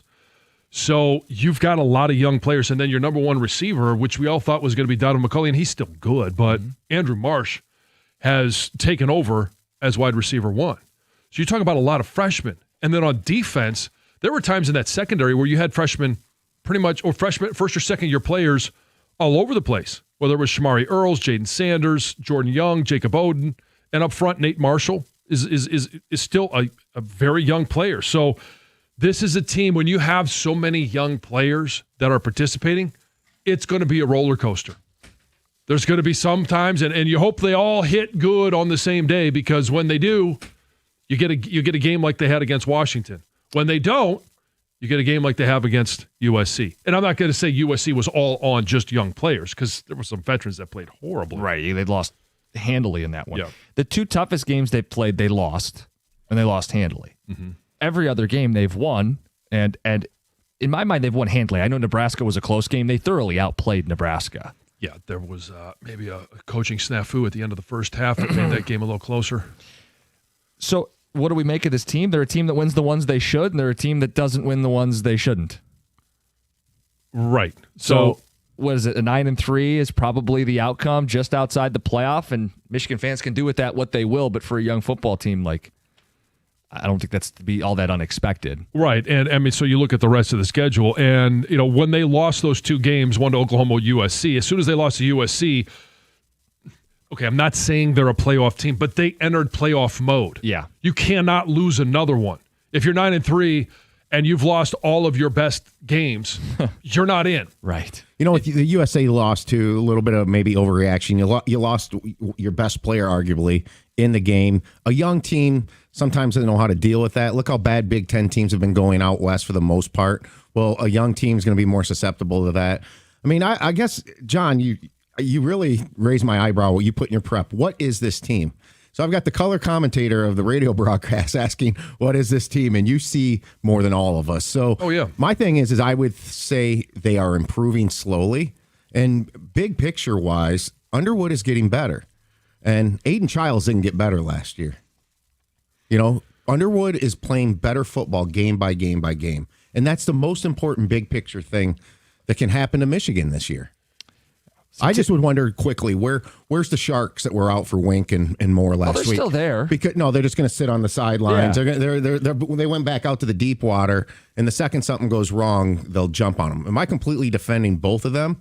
Long term, I have some questions, but the Sharks were circling last week, especially on Ticket Text, already not thinking Moore's not the guy. Well, if they had lost that game, it certainly would have changed the tenor of today's show. There's no doubt about that. I mean, precisely. You're right, but they thoroughly won a game against a good team. I think a good team, a decent team. I think Washington's good. I mean, again, we just made the Washington's point. Washington's a well-coached team. I think we can agree on that. And they're hanging outside the top 25 now at 5-2, but they came in at 5-1 with their only loss being to Ohio State. And a young quarterback and a good coach, and there seems to be an arrow trending up for Washington.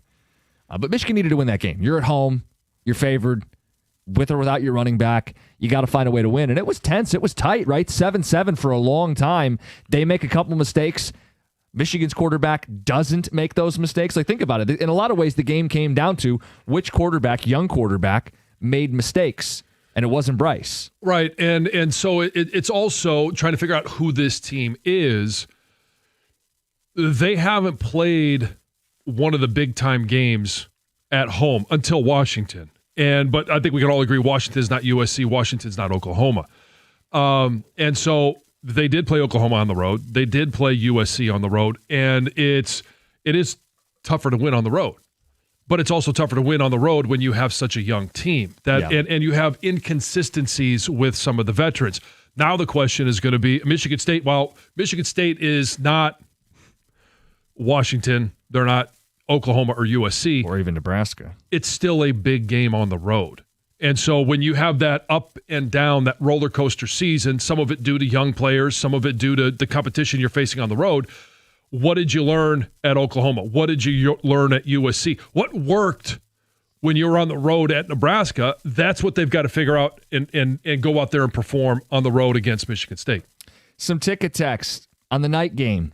Night games are the best, especially for in-state rivalries. Gives people a chance to get together with friends and family to watch the game.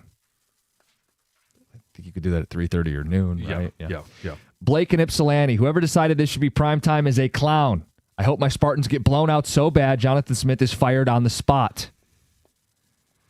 This one says, I will never want Michigan to win any game. I don't love what's happening with the Spartans program, but hell no, never root for Michigan. Go green. I think there's more of those than there are get blown out so that we get rid of our coach.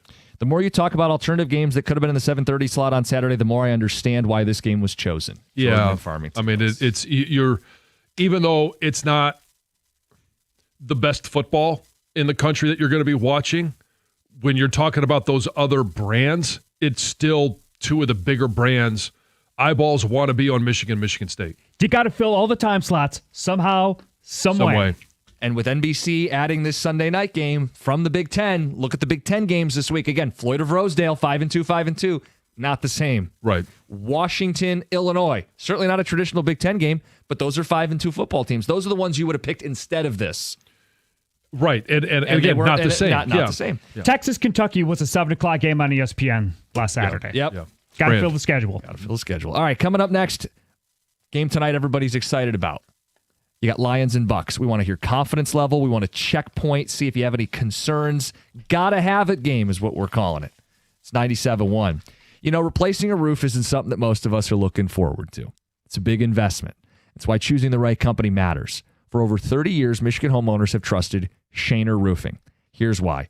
4.9-star Google rating. It speaks to the customers. They love the quality of the work, the customer care. Thousands of happy reviews.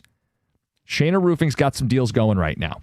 So what they're going to do, every roof they install comes with a lifetime transferable warranty. It means your investment's protected for as long as you own your home and if you go to sell your home.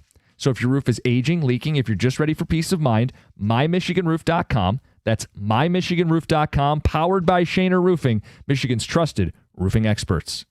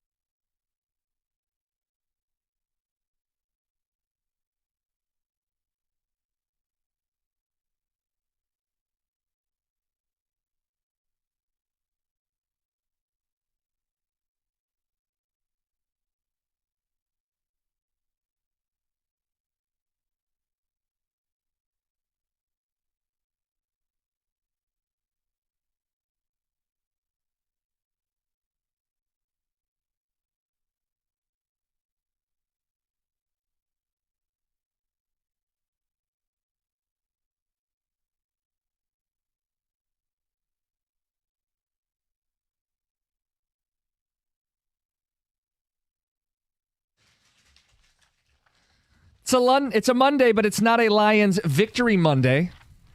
Didn't play over the weekend. Nope. Looking forward to tonight. Ford Field. Got the blackout. Bucks in town. Confidence level. Concern level. Where's your headspace? I'm confident. I'm confident this team will respond. I'm confident that they'll play well. That they'll try and do what Dan Campbell has said, drag him into the deep end of the pool, make him play big boy, tough guy football. And here's what we don't know. Mike Evans probably going to play. Emeka Egbuka, I know that he is questionable. If both of them play and his hamstring is 100% fine, my confidence level will be a little bit more shaken. But up front, this is where this Lions defensive front really has to shine. I love it that Aleem McNeil is going to be back on the field. I think the reception, I want to hear from you tomorrow morning what that reception is like when he takes the field for the first time, or if they announce him, they do a defensive announcement, whatever. I think that's going to be a huge boost to this defense. TJ Lang's going to join us at 9 o'clock, normal part of our Mondays. He'll help us out with a preview, but we want to hear from you guys as you get ready on your Monday, as you waited all weekend, as you have a chance to spotlight this game. It's a huge game. Mm-hmm. You know, I mean, John, this has one-seed implications, tiebreakers. With the Bears and Packers both winning, a Detroit loss would drop them all the way down to third in the division. Right, because the Bears have found a way to win 4 in a row. The Green Bay Packers, even though they don't look good, haven't played well, still yucking up wins.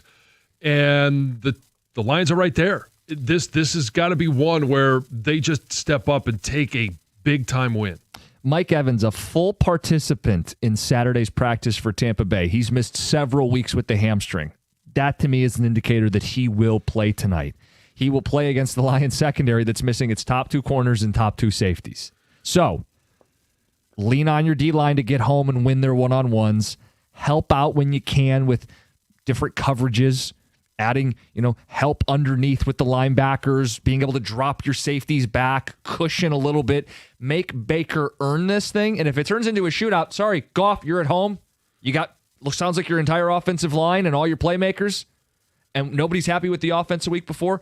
Go win a shootout if it comes to it. And ideally it won't, because ideally McNeil and Hutch specifically has got a great matchup, will wreck the game up front, and Detroit can play with a lead and run the football and play. They should be able to win multiple ways. If it needs to be a ground and pound 20-16, 20-17 kind of football game, Detroit's got to be the 20. And if it needs to be 35-31, Detroit's got to be the 35. There's no excuses. No, because while Tampa's defense is not great as a whole, hasn't performed that way. Sure. Let's just say that. Their run defense has been the strongest part of their defense. But as you put it, this is an offense that shouldn't be locked into, well, we have to get the run game going, and that's what generates opportunities for us in the pass game. That's the best path. But you could still be a pass-first team because you have Gibbs, J-Mo, Laporta, Tesla. Like, you have a lot of weapons to be able to spread the ball around, and you don't have to be. And this could be a team in certain games where the pass game sets up the run. Well, and it's kind of the way it's worked the last 3 meetings between these two teams. You go back to Tampa 3 meetings ago, and that's where they had no running backs healthy. Yeah. And Goff was the run game with the short passing game, and they went into Tampa and they won. Craig Reynolds had the big block to spring St. Brown. People remember that game. Then the second of the 3 meetings was a playoff game here at Ford Field, where Detroit was able to control that game, and they had a big lead in the fourth quarter. And then the third meeting was last year, week 2, where Detroit threw it like 55 times. It got too out of whack. They couldn't finish in the red zone, and they lost. Yeah, so when I say that they should be able to win without having to be a dominant run game, they still have to have an effective run game. If Jared Goff has 50 or more passes in this game, that's not a recipe for winning. It's just not. Last year, that's part of what happened. It was, I think it was 55 or 56 passes that Jared Goff had, and we asked Dan about that. Part of what generated that was they got into the red zone, and that's where they couldn't move the ball at all. 7 trips in the red zone and only 1 score. Last year, Jared Goff threw the ball 50 or more times in 2 games. Yeah, both losses. Both losses. He threw it 55 times against Tampa and 59 times against Buffalo. Mm-hmm. it's okay if you got to throw to set up the run. They've got Vita Vea, the space eater in the middle. But the passing has to unlock the running game. It can't be the passing game unlocking more passing and more passing, and you get lulled into being one-dimensional. Well, and then when you get into condensed fields in the red zone, it's hard to create that separation. Vita Vea is not going to catch Jahmyr Gibbs outside the tackles. He's not. So, I mean, there's a way to minimize his impact. Where you're going to have to maximize the ability to block him is going to be more in the passing game. And not that he's a sack artist, but he does push the pocket. He does. He does, and it'll be a good test for this interior of the Lions' offensive line, right? It's not just Graham Glasgow. When you play a player like Vita Vea, John, you could speak to this. It is not the center's job solely to win that matchup. No, there's going to be times where he's one-on-one, but there are more times than not, he's going to have a hand from either the left guard, from the right guard. They may actually, and there's going to be times where, those guys, the guards, are going to be one-on-one with Vita Vea. Mm-hmm. And Ratledge is going to have to win his battles, and Mahogany's going to have to win his battles. What do you guys think happens tonight? Lions win? Lions lose? Lions win close? The spread's 5.5. I know we had a kind of a split ticket on our show on Friday. Yeah, and what decides this game? Right. Because we're all trying to figure out, okay, secondary down, receivers down for Tampa, but might be back. So, what is it that's going to decide this game? I'll give you my answer next. We'll take your thoughts. 248-539-9797. It's 97.1.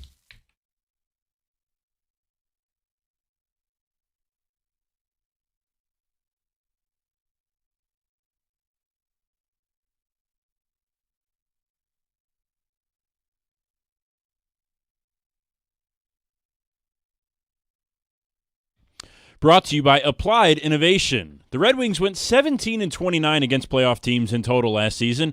This year, they've only faced playoff teams that are off to a hot start at 5-1 after last night's 4-2 win over the Edmonton Oilers. The victory marked Detroit's fifth straight win, 4 of which were against Atlantic Division opponents. With the win last night, the Wings now lead the division standings, and they owe a big thank you to their captain, Dylan Larkin.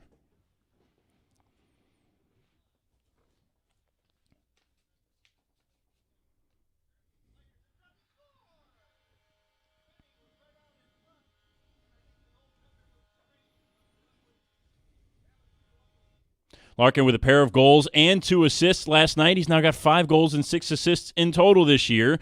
The rookie Emmett Finney also scored twice last night for his first career goals as well. The Wings are on the road this week before coming back home to LCA on Saturday. The Lions are getting ready for their third primetime game of the season tonight against the Tampa Bay Buccaneers. Detroit is 12-3 in primetime games under Dan Campbell and 4-1 on Monday night. Their only Monday night loss is the infamous Decker reported game in Dallas in 2023, which the Lions lost 20-19. Tonight will be the third of 5 primetime games scheduled this season for Campbell & Co.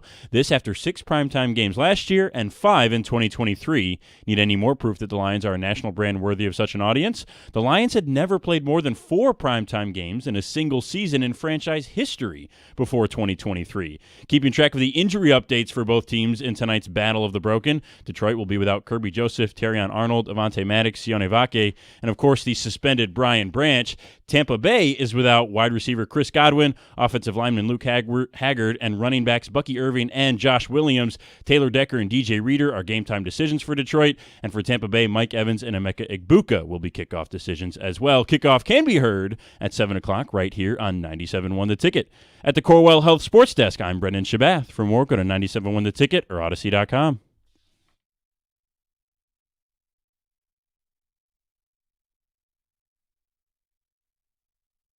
John had a great question. What does this game come down to? Lions-Bucks Monday night. We know what's at stake. First place in the NFC. Could be a tiebreaker down the line. Hell, it's keep the Lions in first place in their own division. What does this game come down to? And, John, I'm going to put it on the offensive line. I'm going to put it right into your wheelhouse. Mm-hmm. Taylor Decker, we don't have official confirmation that he's playing, but did practice a little this last week. He's missed the last 2 games. You get Decker, you get your full 5 up front. That means you've got the offense to win a shootout if your defense can't get stops. It also means you have the offense to possess the football if your defense shows up and makes it one of those close games where you got to eke it out. You trust Detroit with a healthy offensive line. To me, that's the difference. If Goff is having trouble, if they can't run the football, they're not equipped to win the game. I'll second that. I think that's probably the most important, but I'll go one step further and say you have to control both lines of scrimmage. And this is an offensive line that Tampa that's been pieced together, but even though it's been pieced together, they have played extremely good. And they've been very productive. You've got to find a way to get after Baker Mayfield. They showed that they could do it against Lamar Jackson. So now you've got to find a way to do it against, I don't think anybody's going to sit there and say Baker Mayfield equals Lamar Jackson. But there are some things that he does that makes it very hard to stop him. He is excellent at avoiding sacks. Not one guy, I mean, yes, one guy can't take him down, but he does a great job. So when you have him in your grasp, you need to make sure that you find a way to get him to the ground. Don't let him break out, because if Mike Evans or Emeka Egbuka are healthy, you don't want to give them any extended time downfield against this secondary. It's a great point. It's a 1A, it's a 1B. It's an O-line, it's a D-line. It's Aiden, who the last time he faced Tampa had 4.5 sacks. 4.5 sacks in the same game against Tampa. Well, it's against a backup tackle. Well, he's facing a backup tackle today, so they'll get another 4 sacks. Wreck the game. Yeah, I think this is a huge game for Hutch this year in terms of this is where he can really establish himself, and I just think there's a lot of pressure on him to get home because of the secondary problems. I have fears. Like, I'm trying to figure out, is this going to be more like the Green Bay game last year where they survived their injuries, or is Baker Mayfield going to play close to like Josh Allen did, and it's more like the Buffalo game? I mean, it's just hard to see a path to where the Bucs don't post some points tonight, and the Lions have struggled to score against Tampa at times over the last couple of years. So I'm definitely like, I don't care how they do it tonight. There's definitely no style points. I don't need, swag. If it's great and all this extra stuff comes with it and spectacular plays, good. I just want to win tonight, because I think what's at stake in the big picture is they're ahead of schedule if they go 5-2 into the bye. Mm-hmm. And a lot of guys will come back after that bye, and they can really get this thing rolling. Yep. So I don't want to throw away the unexpected. I thought they'd be 4-3 at the break. 5-2, you're ahead of schedule. And in a lot of ways, I mean, Aleem McNeil is back before the bye. A loss here jeopardizes potential division and even the playoffs. I mean, you still got the Eagles and Commanders. Commanders doesn't look quite as hard, but I don't call that a gimme yet. Right. I just think if they go to 5-2 into this and they've survived these injuries, look out. Yeah. Let's get to the phones. We got Roy. You're next up. You're on 97.1.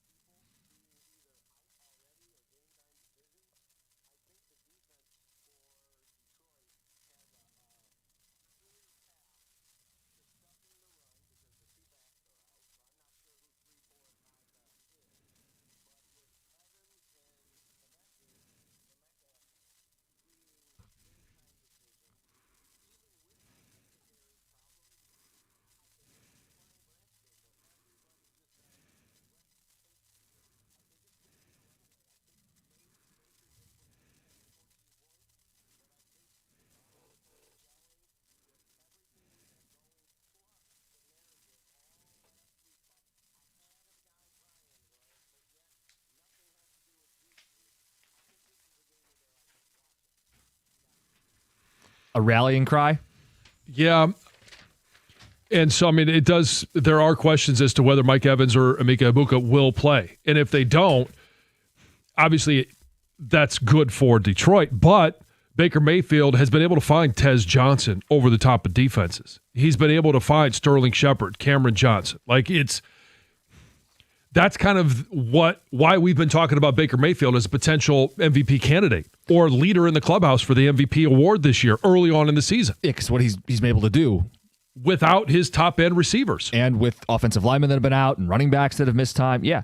I don't want to gloss over it, though. Like, John, how big a deal is the Branch suspension from a team, we got your back, we're going to rally for you? Because multiple players talked about the hit piece that was put out by the NFL Films. They clearly felt that was personal Well, so I mean, I look, it'd be better to have him playing than to have to try to sum up and will the victory without him. But how big a deal is it having been in these locker rooms? Well, they're embracing the Detroit versus everybody scenario because of the hit piece, because of other things that we've heard about from Calvin Shepard in regards to, hey, Jack Campbell likes to punch the ball out, and they're using examples of him. And I know that there were other fines throughout the course of the week that were like, what are you talking about? Alex Anzalone got a fine on a play that, you're like, what? Really? Yeah. That's a finable offense. So I think they're looking at it as, okay, it's us against the NFL, not just Tampa. It's against the NFL, and they want to make a statement. Ticket text, the key to the Lions' victory: 1, keep Baker contained in the pocket. 2, have the pass rush make up for the secondary deficiencies. Lions will do it 30-23. So if they're going to make up for the deficiency of the secondary, it's tough to pair those two together, where you keep him in the pocket, but you also are getting after him in terms of sacks. Because if that's gonna be the makeup for the deficiencies in the secondary, you want to win right now. Yeah, you can't box him in. No, you got to tackle him. You got to find a way. Well, but you also have to put pressure on him right now. So it's Aiden Hutchinson setting up a tackle, heck, for a quick inside move. If you do the quick inside move, and he's got a two-way go on that, is Jack Campbell got contained? Who else has contained? Or are you vulnerable to him escaping the pocket that way? Key for tonight, limit Baker. Secondary and linebacker is going to be tested big time, from an unnamed texter. This game is going to tell us all we need to know about Aiden. If he's worth a Parsons contract, he will take over. If he can't be a difference maker with a depleted secondary against a backup tackle, he's not worth $50 million. Anthony in Ann Arbor. Well, I was kind of thinking that yesterday as we're watching that. I don't know how much of the Packers-Cardinals game that you watched. At the end of the game, everybody was talking about, oh, wow, hey, Micah Parsons has not been as big of a factor. And then all of a sudden, when it matters most, he comes up with a couple sacks. They finished, I think, with 3 sacks on the day. And those were all got-to-have-it moments. Because their offense didn't do very much. Green Bay's? No. I mean, look, they ended up getting the put-away drive at the end of the game. But when you're taken to the brink by Brissett, not your finest hour. But their defense delivered. Their defense got the stop at midfield, too, by the way, on that 4th down where the Cardinals went for it, set up Green Bay with a short field to go win the game. Text actually brought that up. Says Packers should have lost yesterday. Arizona went for it 4th and 2 from their own 45, 5 minutes to go, up 3. Ran a QB sneak with Brissett. Total bonehead decision and play call. I don't know if it was 4th and 2, but it was short yardage. Yeah. But it was also at the end of the game when Brissett was dropping back and was trying to find some receivers downfield. He did not have time. He was under duress, and it was Micah Parsons that was applying the pressure. 248-539-9797 says, I think the main key is time of possession. Keep Baker on the bench. If he sustains drives and scrambles for first downs, our depleted secondary could be in for a long night. In contrast, same for the Lions. If Goff and the offense are on the field as long as possible, things will go well. I think they score more than 17 points, but time of possession could be a key factor.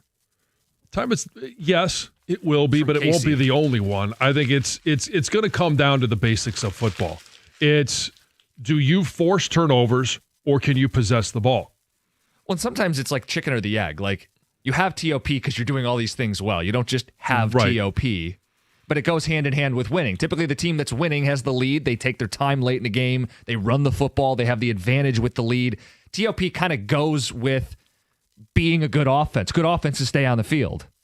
They do, but they also finish in the red zone. Yeah. And that's what they didn't do last time they played regular season. Week 2 of last year, they did not win in the red zone. So you can win time of possession, but if you can't ultimately finish drives and put points on the board, that's where you come up with some of those weird games where, hey, you've possessed the ball for 36 minutes, but you've only got 15 points.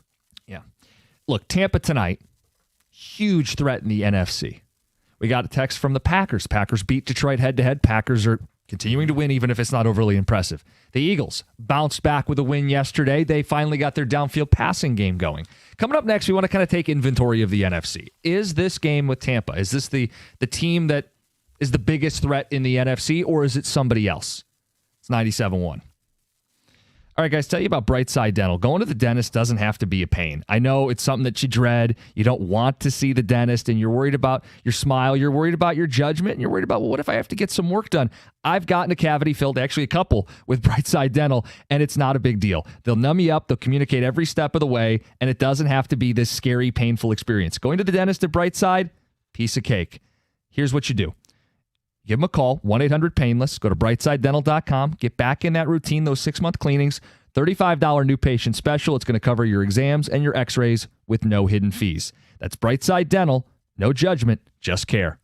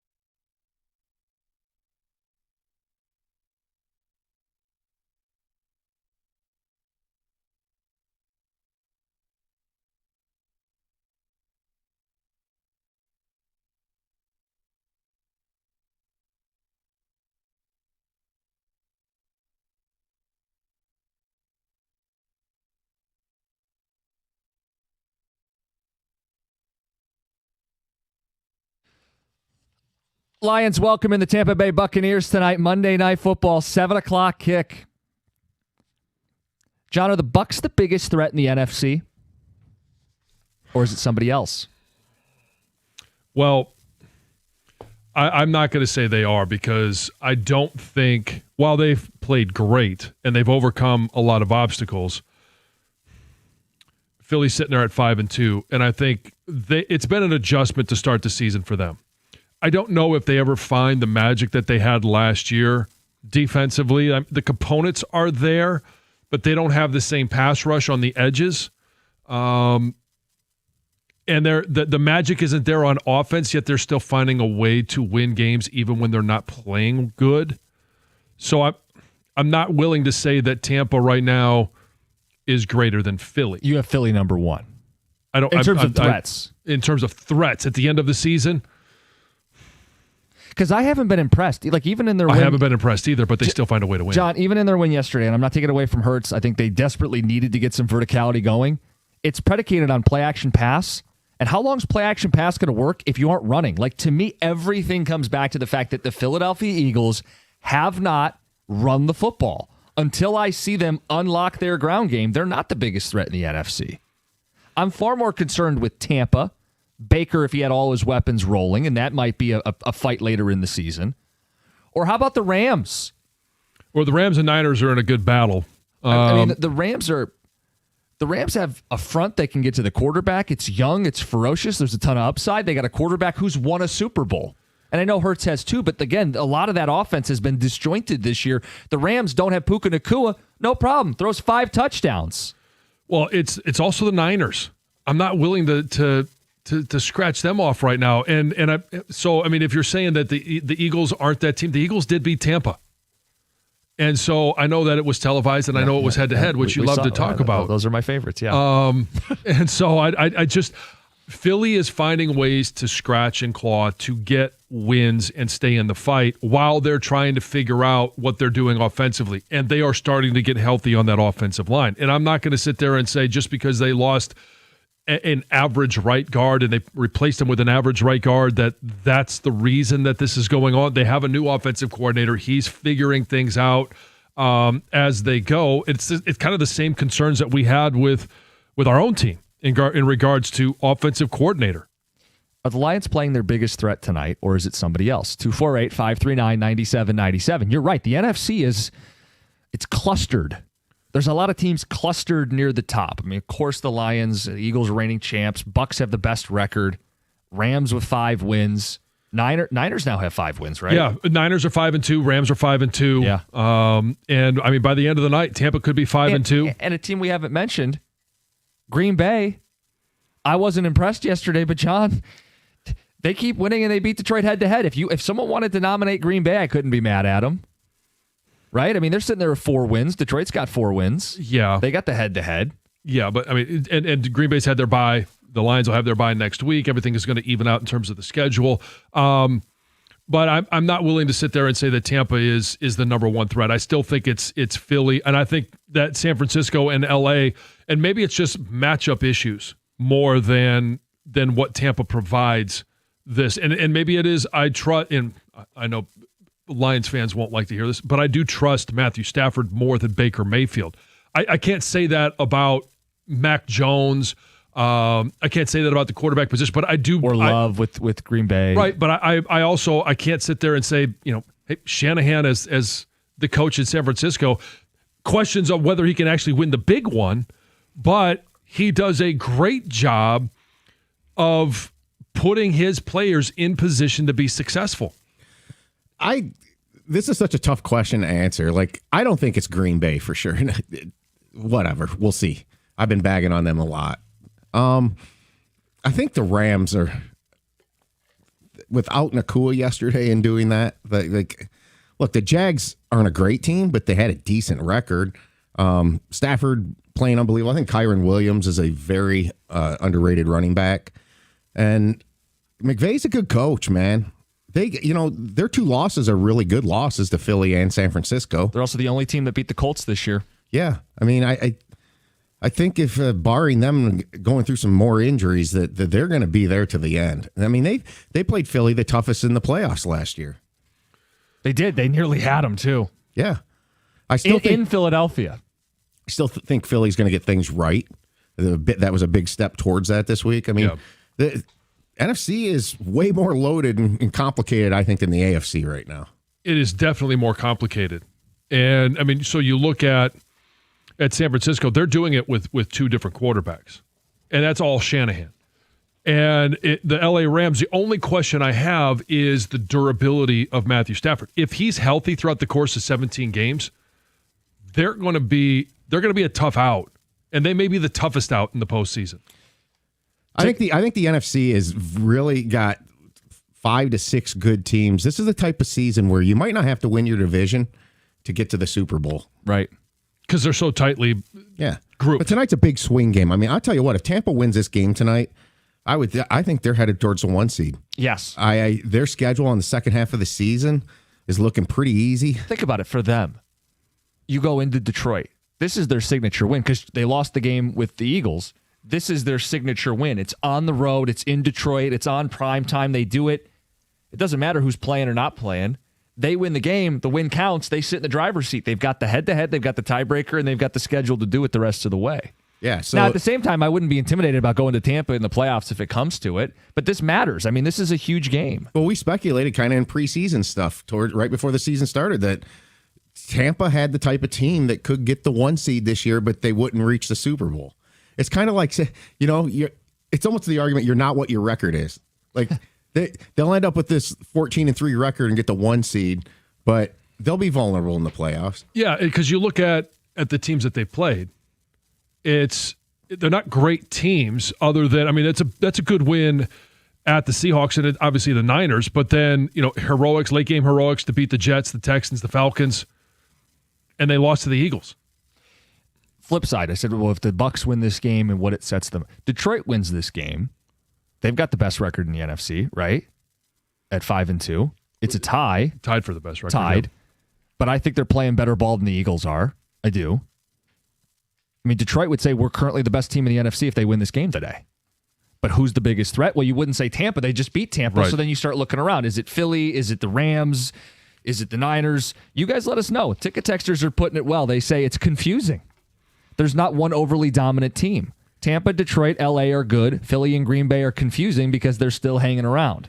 That's that pocket of 5 or 6 teams. Right. And the 49ers, it's just, for me, it's hard to believe that they're truly a threat because Bosa and Warner are both done for the year. Correct. I don't know how a defense can overcome that. Yeah, and it's a good check, right? They beat Atlanta last night. Well, how good is Atlanta? Well, Atlanta beat Buffalo. Atlanta's also this team that's super up and down. They were off an emotional win. They get a big letdown spot going cross country on the road. I don't know, to your point, if San Francisco really has the horses to be a threat late in January. Okay, so Warner's down, Bosa's down. Let's look at what the Lions did last year.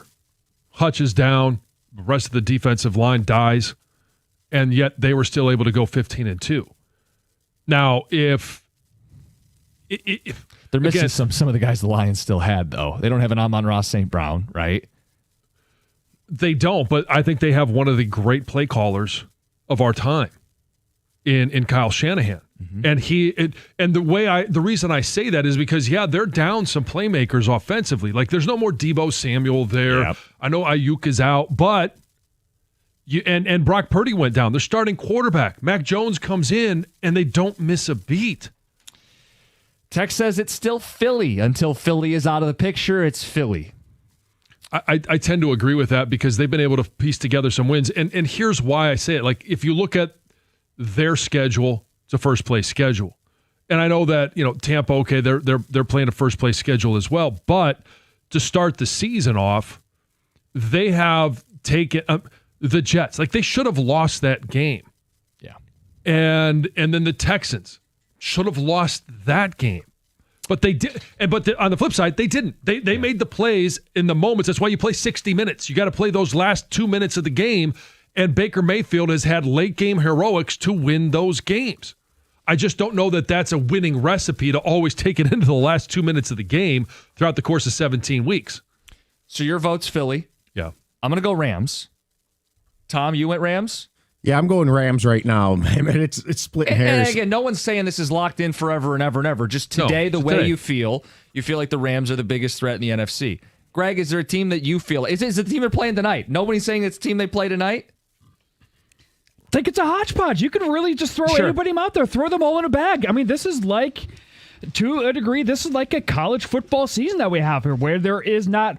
We all have an A over B over C, which is then over A. There's just a lot of, I guess, intricacies of all of these connecting dots. Yeah, and you can poke holes through all of them, right? Well, the Rams lost to the Niners. Yeah. Eagles lost back-to-back games, including to the Giants, and haven't run the ball well.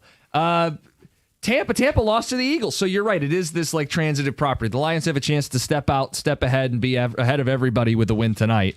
We ask you the question, who is that biggest threat in the NFC? It's 97-1.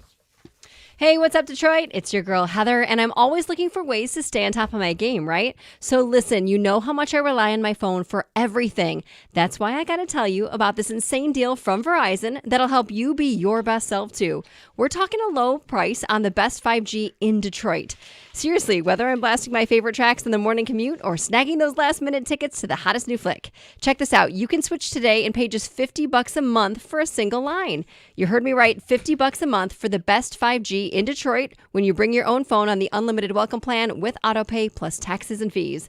That's a no-brainer, people. Visit your nearest Detroit Verizon store today to lock in this incredible deal. $20 monthly promo credits applied over 36 months with a new line on unlimited welcome. In times of congestion, unlimited 5G and 4G LTE may be temporarily slower than other traffic. Domestic data roaming at 2G speeds. Rankings based on Root Metrics Root Score report dated 2H 2024. Your results may vary. Additional terms apply.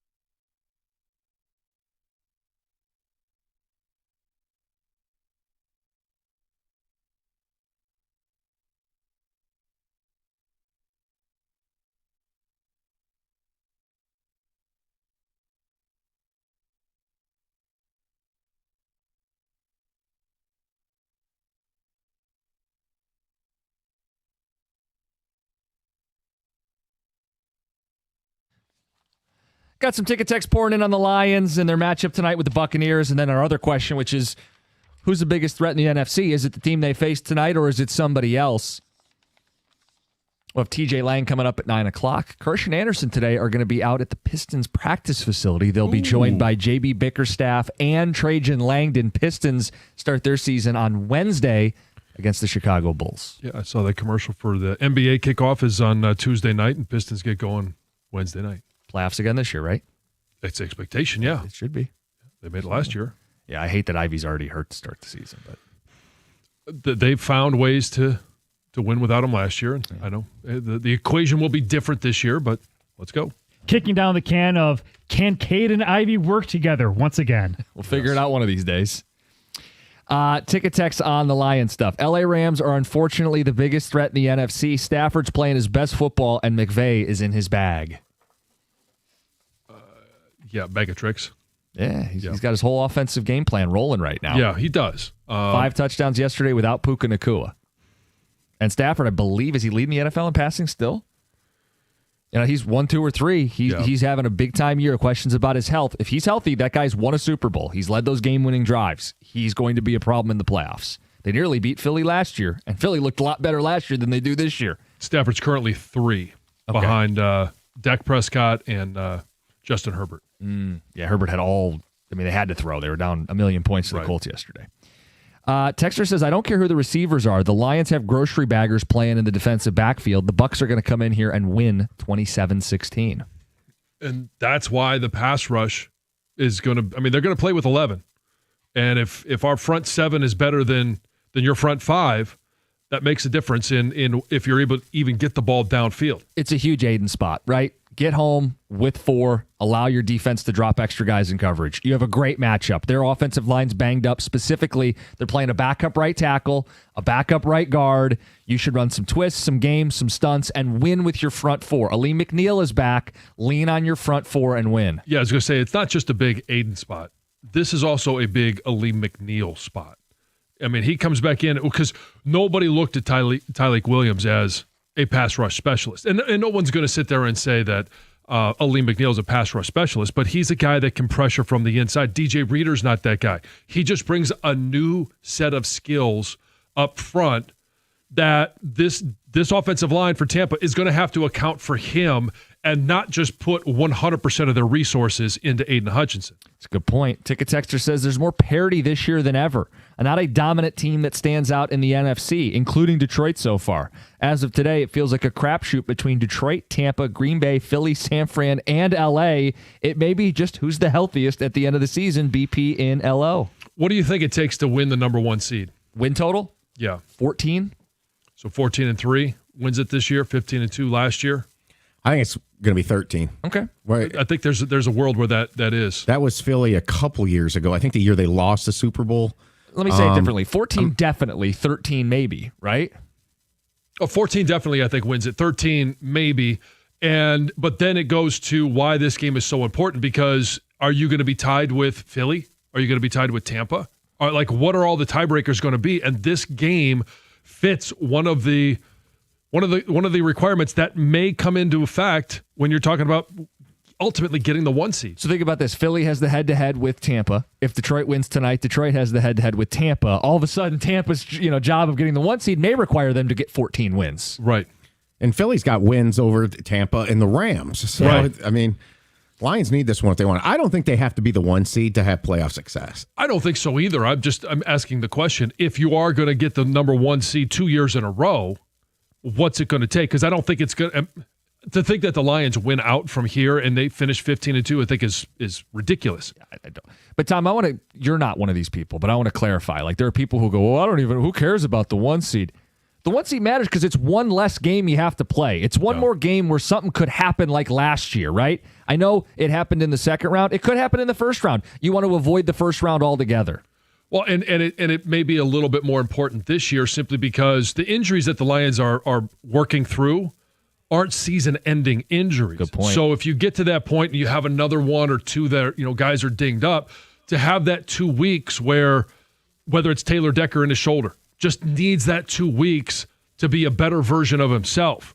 if it's DJ Reed or Terrion Arnold, they get to the end of the season, they just need that little bit of extra time. It will make a difference. We got one vote for the Bears. We'll get to them in the overreact, Jims. Let's get to Heather with the news.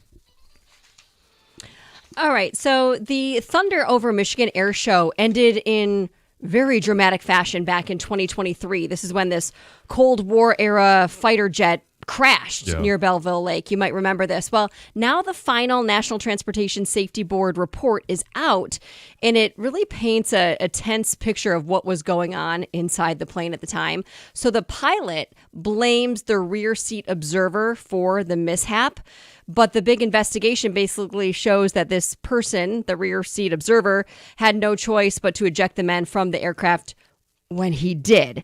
So basically what was happening is that they were, doing this show. They were doing this low flyby when the pilot realized something was wrong. The pilot believes that he had the ability and the time and the capacity to land this plane safely near the runway. There was like an open field where there was no other people around. The rear seat passenger thought, oh no, we're out of time. We need to eject now. Yeah. So he did. He pulled the ejection button. Both the pilot and this observer were safely ejected. They did land in the lake. I think they had some injuries, but were safe. The plane went on and crashed in a nearby parking lot near an apartment building. Thankfully, nobody was injured. It did crash into several cars and things. But when you read the pilot's disdain, I think is even a word, towards this observer, they had some history going on even before, disagreements before. I guess the observer always showed up almost late, like basically showed up just in time for these shows. They'd been flying together for a period of time. So the pilot wasn't happy about that. Said, yes, he was a good, whatever you call him, a co-pilot. Yeah. But he always was showing up late. The guy in back. Didn't like that. And man, he really blames this observer for the crash. He thinks he could have landed safely. I guess. Well, we'll never know. Yeah, but both of them are alive. Yes, and that's what the observer is saying. He's like, I did my part. I saved our lives, and nobody else was injured. So, yep. A sad story. New Baltimore police are investigating after a 27-year-old man was found dead in Lake St. Clair early Saturday morning. According to reports, this man fell off of a dock right around 2:45 a.m. We don't know any other details as to what he was doing, what type of dock this was. Was this his own dock, a private dock? Who knows? Emergency responders did arrive at the scene. They were unable to locate him. So Coast Guard crews later did find his body in the water.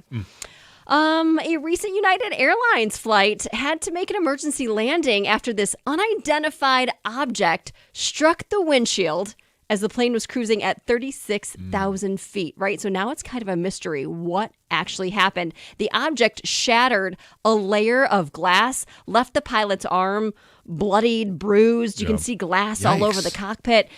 Experts say this windshield, like the crack in the windshield, could be explained by an electrical malfunction. But when you see the photos, you can see like marks on the plane where something clearly impacted hit it. Yeah. So what could it be? It couldn't be, they say, a bird strike or hail because of the altitude. So the pilot is calling it space debris, space junk that hit it, or could it have been a meteorite? It's all unknown, but everyone is safe. That's the good news. Here's a happy story. A North Texas custodian received a life-changing gift, all thanks to the high school girls volleyball team. So Abel Rodriguez, school janitor, really big supporter of the school's athletes, right? And I guess over the years formed a really special bond with the volleyball team. And the girls recently learned that he didn't have a car, was getting rides to and from work, was staying at the school sometimes till like 1 a.m. waiting for somebody to pick him up. And that's when they decided to rally together. They raised $9,000, teamed up with a local dealership as well as like insurance companies. Yeah. And they got him a new car with insurance and some gas money. They surprised him outside of the school. The video is really cute because they called him out in emergency. Like, hey, something happened outside. We need you. And didn't know what was going on. Walked out and everyone's out there cheering with a new car. That's a great story. Had a fabulous drive home from the school that day for sure. Finally, this year's biggest pumpkin has been crowned. They do this every year, these big pumpkin weigh-ins, and there's this Half Moon Bay World Championship. It's been called the Super Bowl of pumpkin competitions. Oh, okay. And last week, a massive pumpkin grown by Brandon Dawson won. This pumpkin weighed 2,346 Holy pounds. moly. Do they have to get the pumpkin there? I think so. I think so. I Wow. would imagine. He took home, the grower took home $21,114 for his victory. They say if he would have broken the world record, which he didn't, he would have been paid an additional $30,000. So the world record, 2,749 pounds. So he's a grower and a shower. Yes, John. It's Heather with the news. Coming up next, Overreact Jim's TJ Lang 902. Never change. It's 97.1. Hey, I want to highlight the great value your Metro Detroit Buick GMC dealers are bringing you this month. Maybe you need a new truck in the driveway. Get Motor City's hottest truck. It's the GMC Sierra 1500 Elevation for an unbelievable $199 per month. There's another thrilling option as well. It's the GMC Sierra EV, built to exceed what you thought an electric truck could be, with over 600 horsepower, and that comes standard. These deals are happening right now at any of your 20 Metro Detroit Buick GMC dealers. GM estimated horsepower rating based on due-it signing amount of $3,189 must be a current lessee of a 2020 model year or newer Buick or GMC vehicle through GM Financial for at least 30 days prior to the new vehicle sale. Tax, title, license, dealer fees are extra. No security deposit required. Mileage charge of 25 cents per mile over 20,000 miles. At participating dealers only. Residency restrictions apply.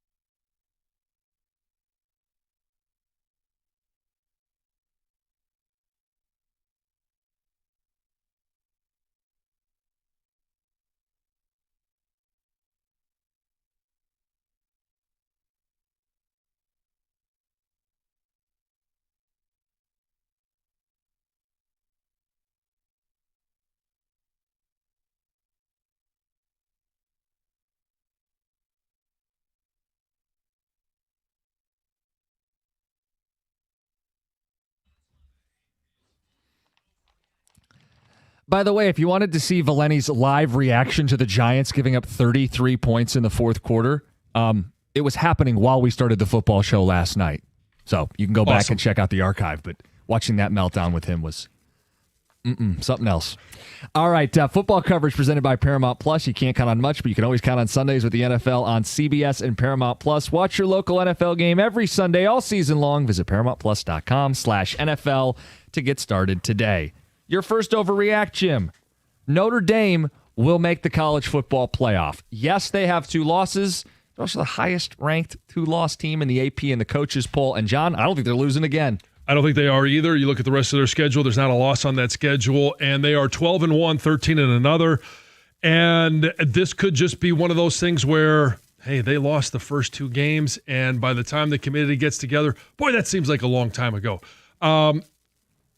I don't think this is an overreaction. I do think that they will find a way into the college football playoffs and call it, hey, it's the Notre Dame bias, it's whatever. I think they'll be playing good enough football in a year where I'm not really sure how many really good teams there are. This is not an overreaction. I think they'll be in it. They're already 12th and 13th in the polls. Maybe Boston College gets a little frisky in their next game. Thing is, Notre Dame's got a bye going in that, and Boston College defense is awful. Notre Dame's offense is rolling right now. And I don't think there's a Notre Dame bias here. Let's face it. 2-loss teams are getting in the college football playoff. I mean, and they showed last year that they belong. And their 2 losses are to Miami and Texas A&M, who both are in the playoff. Yes. As of now. Georgia Tech will win the ACC. It's an undefeated squad. They have no ranked ACC games left, and I don't trust Miami down the stretch. I don't trust Miami either. I don't think this is an overreaction because I think they're playing the most consistent, in all 3 phases. And I think they're just playing a brand of offense that can win a lot of games. And in the ACC, where you're looking at it going, I don't know that there's a dominant team. I'm not going to pick Georgia Tech to win the college football playoffs and win a national championship, but I think they're playing consistent enough. And I think Miami is about to fall apart. And by falling apart, I think there's at least 1 more loss on their schedule. I think this is an overreaction for now. Georgia Tech, great for them to be in, for that program to be in this spot right now. I'm just going to take the field of Miami, Louisville, and Virginia to actually win the ACC championship game. Georgia Tech's got that game against Georgia too at the end of the regular season. While that doesn't count for this, that's going to be a physical game. It's a rivalry game, and then you got to play ACC championship the next week. The Chicago Bears are a playoff team. Big-time buy-in win. It's now 4 in a row. They ran for over 200 yards. That looks more like the team Ben Johnson wants to coach. It does. And their schedule sets up to where they could be a playoff team. If you're going to get 3 teams in like the NFC North did last year, I could see them being a playoff team. I don't necessarily know that I'm going to predict it. So how are you wording this question? They will be a playoff team. They will be a playoff team. You're not think there it's yet. a bit of an overreaction then. Okay. Because if they had said, can they be a playoff team? It's not bold enough. Much like the Georgia Tech thing, I think for now this is an overreaction. Kudos to Ben Johnson. Hey, we are critical of him. He saved their season. They turned it around. Caleb's looking pretty good. And I think they're a decent team, a team that can go 9-8, maybe 10-7. But I'm looking at the top 7 right now. I'm like, who's falling out? I think Seattle's better than them. Seattle would be the team that I would pick to fall out. You also have the Cowboys, who the Bears did beat and handily, and still the Commanders and even Falcons in the NFC. Like, who's going to rise out of that and jump in? But I'm more compelled right now. Like, who's falling out of the top 7? The Chiefs are the best team in the AFC, and I know what the standings say, and I know what the Colts have done, but Rashee Rice, welcome back. And if they played this week, I'd take the Chiefs. I'm going to say this is an overreaction right now because I'm thinking about it right now. By the end of the season, it may be the Chiefs. Right now, it's still the Colts because they are dominant at running the ball. They are protecting Daniel Jones. He has been outstanding of being able to throw the ball downfield and be efficient as a passer. Plus, you look at what they're doing defensively. They've been dominant defensively. So their 1 loss at the Rams, and I would have been on the fence until what they did yesterday at the Chargers. They dominated the Chargers this weekend. This is not an overreaction. I think the Chiefs are the best team in the AFC. I thought it was fitting that Rice scored the first touchdown of the game yesterday. I think their offense is going to end up being better than it was last year. They went to the Super Bowl last year, and I'm not knocking the Colts any way, shape, or form. I'm a believer in the Colts. I think the Colts have the best offensive line. But if they play today, like Jim said, I would pick the Chiefs to win.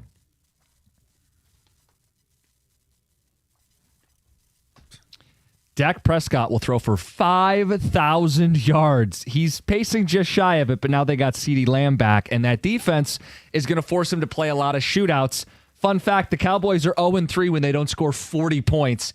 Every week he has to put up numbers. CeeDee Lamb, Pickens, Ferguson, their tight end.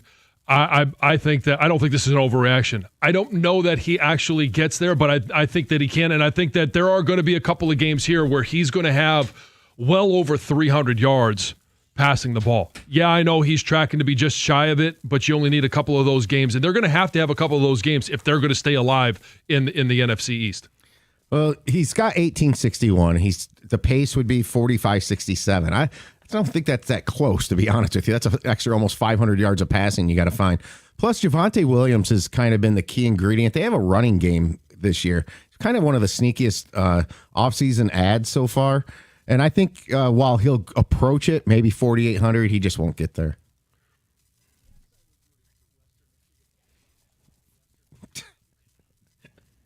I hate you guys. That second edit.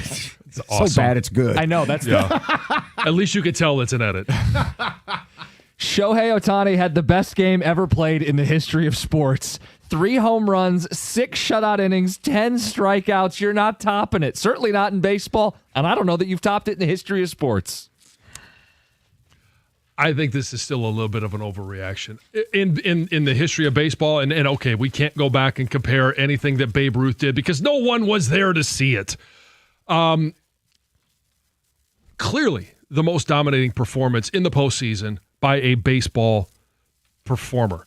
I would have to go back and look at some of the circumstances and some of the moments that Jordan had. There are some other sports moments that I know Tom will bring up one that I think may top this one as well, but it's definitely in the top 3 of all sports.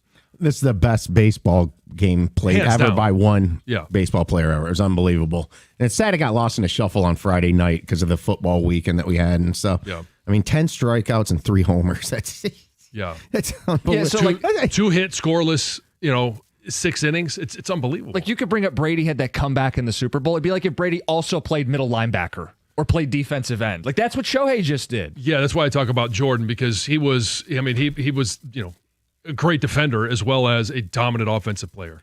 I was going to say quick, I can't call it the greatest performance. I think Tiger Woods' 97 Masters win is the greatest thing I've ever witnessed. Yeah, but in he didn't sports. play defense. Last one. I say that with sarcasm. The disco jinx has happened again. The Red Wings are a playoff team. 10 points, speaking of double digits, and a 5-1 start. All wins over last year playoff teams. Youth jolting them. Finney and Sandin Pellikka with their first career goals over the weekend. Larkin playing his best hockey, a 4-point day on Sunday, and he kept McDavid off the score sheet. The vibes are great.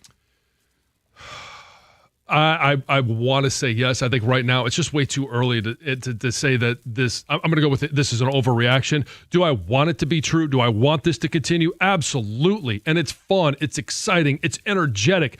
And some of this youth has really energized some of the vets. But at some point, this youth is going to hit a wall. How much can those vets then step in and carry the weight? John, I hear you on the just 6 games in. Young guys hitting a wall. There's an Olympic break, by the way, where they can kind of, although some of them play in the Olympics. Guess what, though? I do think they're going to make the playoffs. I'm going to be the first one to say it here. This is not an overreaction.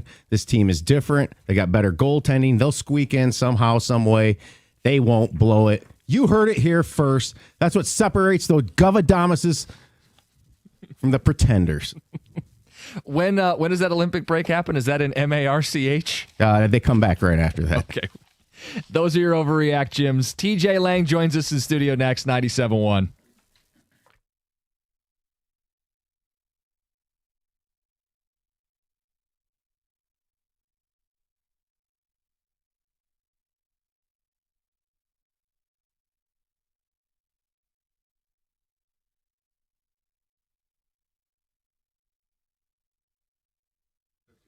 Brought to you by Moran Chevrolet. The Lions will have a new look tonight when they take on the Buccaneers from Ford Field. Not only will they make their season debut in the all-black jerseys, but new lights are coming to the exterior of Ford Field as well. The Lions announced this morning that the Ford Field lettering on both the east and west side of the building will now be illuminated with a white and blue glow. Additionally, the Ford Oval logo is also lit up on the west roof and will be lit up on the east roof in the coming weeks. This is the first of multiple projects to be unveiled over the next few years as part of Ford's naming rights renewal announced this past spring, said the team.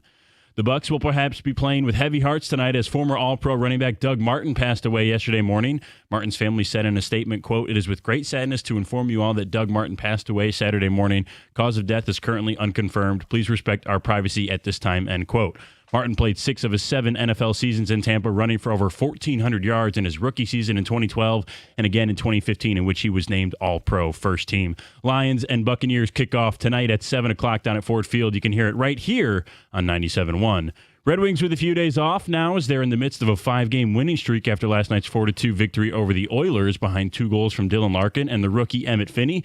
Larkin had a 4-point night by adding 2 assists as well. It was also Lucas Raymond's first game back as he chipped in 2 assists of his own. The Wings are off until Wednesday when they take on the Sabres on the road and the first of a back-to-back with the Islanders. Detroit returns home on Saturday against the St. Louis Blues. At the Corewell Health Sports Desk, I'm Brendan Shabath. For more, go to 97.1 The Ticket or Odyssey.com.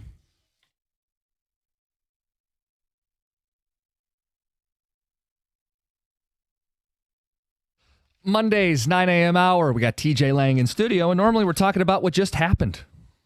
Today, we get to preview Monday night. TJ. Off of 2 hours of sleep, too. Yeah, look at you. You're well rested today, then, right? I feel good. Yeah, Feel good. Had a good weekend. Nice to get a Sunday off. Okay.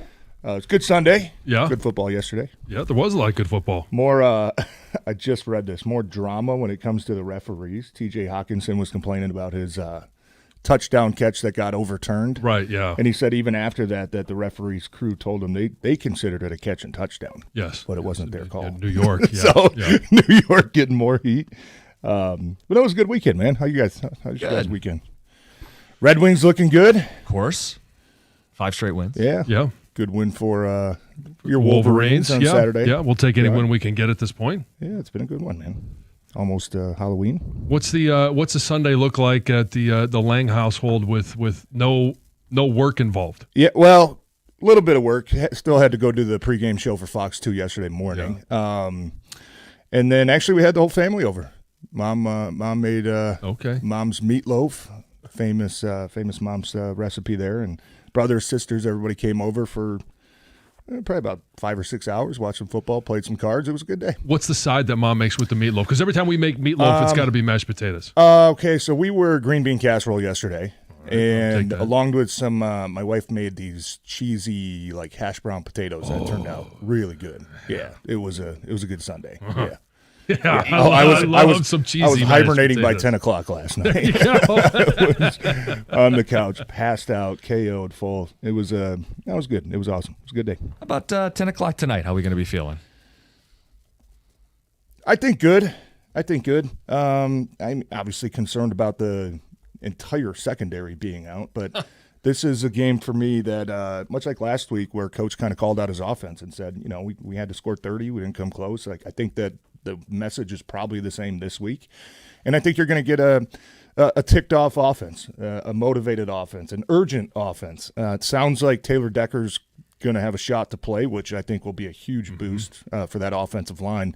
And really for that offense, just getting back to your bread and butter. I mean, it's been a lot of runs to the right. It's been a lot of, max protection, keeping running backs and tight ends in to help, the backup left tackle the last couple weeks. Decker gives you the option just to kind of open things up again. And look, Bucs defense is, man, they're tough. Like Vita Vea is tough. I mean, their edge rushers, Reddick and Yaya Diaby are guys that can ruin a day. But I think that our strengths offensively match up with their strengths. And being a home game, primetime game, coming off a loss. I mean, it's been, a couple years now since this team hasn't responded, and I don't think tonight's going to be any different. I don't know about the spread, 5.5 or 6, whatever it is now. It's steep. Like, because Tampa they're just gritty, and Baker just finds ways to keep them in games and and pull out some late ones if he has to. But no, I think this is one that the Lions should take care of. This is one where even if the Lions, let's just say the Lions are up by 10 going into the fourth quarter, you still can't turn it off because of what we've seen Baker Mayfield do to this point this season. Yeah. Well, and I mean, he had a pretty – I know we're going back a couple years now, but even in that playoff game, it felt like it was a 2-score game, and then all of a sudden it's like, okay, guys, like this is getting a little bit close. And, but you're right. I mean, their team, they're extremely well coached over there, Tampa Bay. They're fun to watch.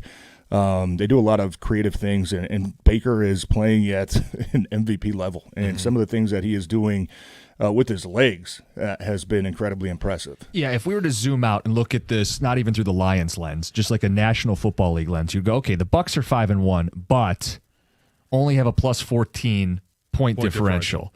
They're missing some key dudes on the offensive line. They're missing Bucky Irving. They're missing some, if not all, of their receivers tonight. Is this not a spot that, like much like last week, the Lions were kind of set up going into Kansas City? Is this not like you're going to get ambushed if you're Tampa? You're going into Detroit. I think the offensive line injuries aren't getting talked about enough. I mean, they're down to a backup right guard and a backup right tackle. Yeah. Like, it's going to be loud. You're going to get pressured. That's Detroit's answer to taking heat off their secondary. Yeah, I agree with that. And this kind of screams a game to me that's like, okay, Hutch, like we need you to make an impact the entire game. Yeah. Right. We've seen it, throughout this season. Of course, I mean, the guy has 6.5 sacks. He's made impacts, but I still kind of think it's been yet to be felt the entirety of the game where it's like every third down. And look, he's been facing a lot of double teams, and I don't know how many snaps Aleem McNeil is going to play tonight. Coach kind of hinted that, we can't just throw him out there to the Wolves and say, go out there. 60 snaps. Right. I don't know if that's going to be 20, 30, but just his presence being out there is going to help the rest of that defensive line. It's going to help out DJ Reader, who faces a lot of double teams. Yep.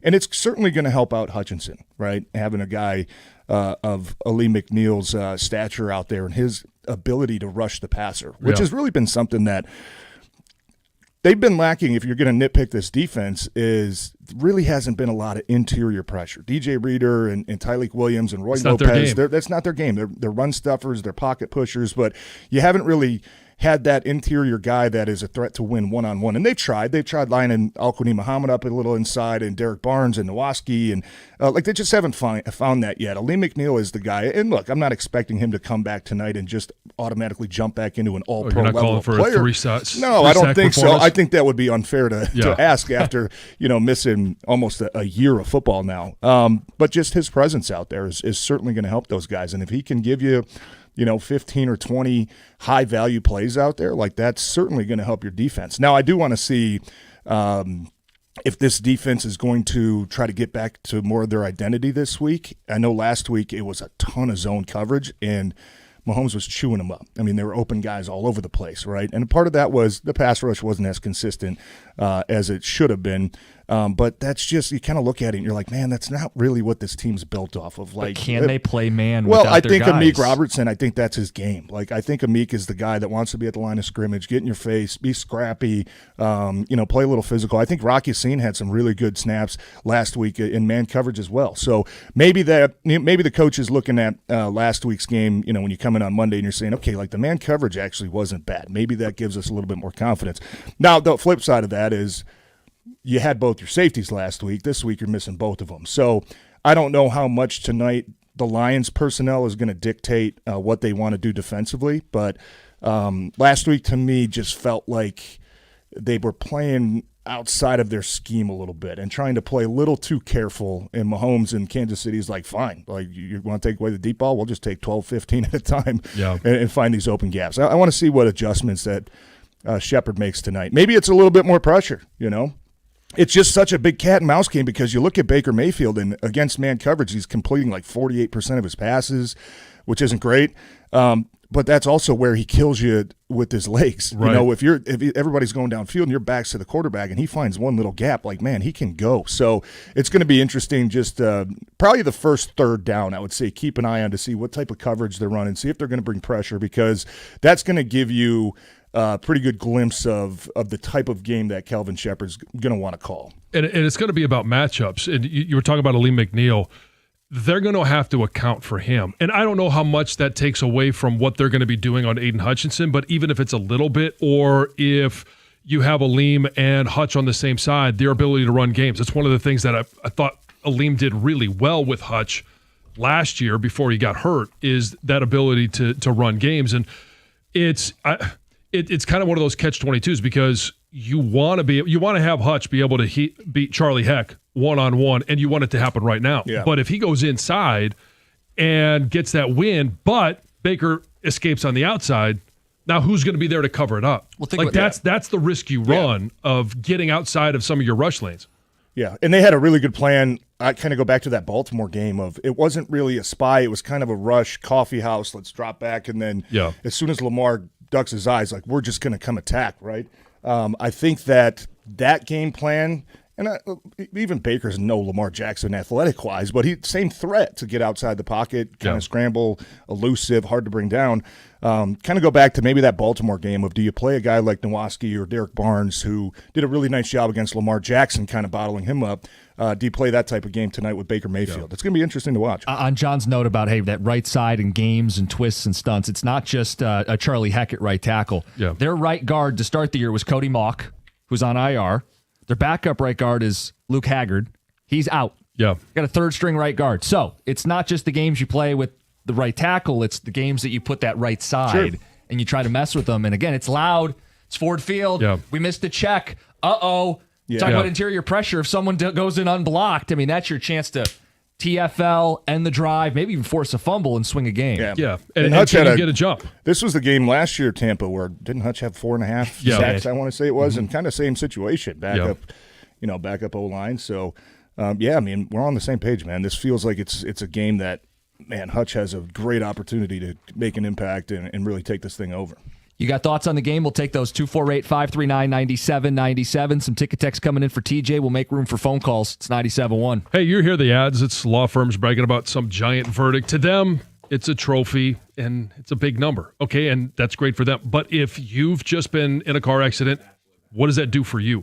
Here's the truth about David Feminino. He wins big. We all understand that, but he knows it's not about the headlines. It's about you. That money pays your medical bills. It keeps your family steady, and it matters only because you need it. That's the difference.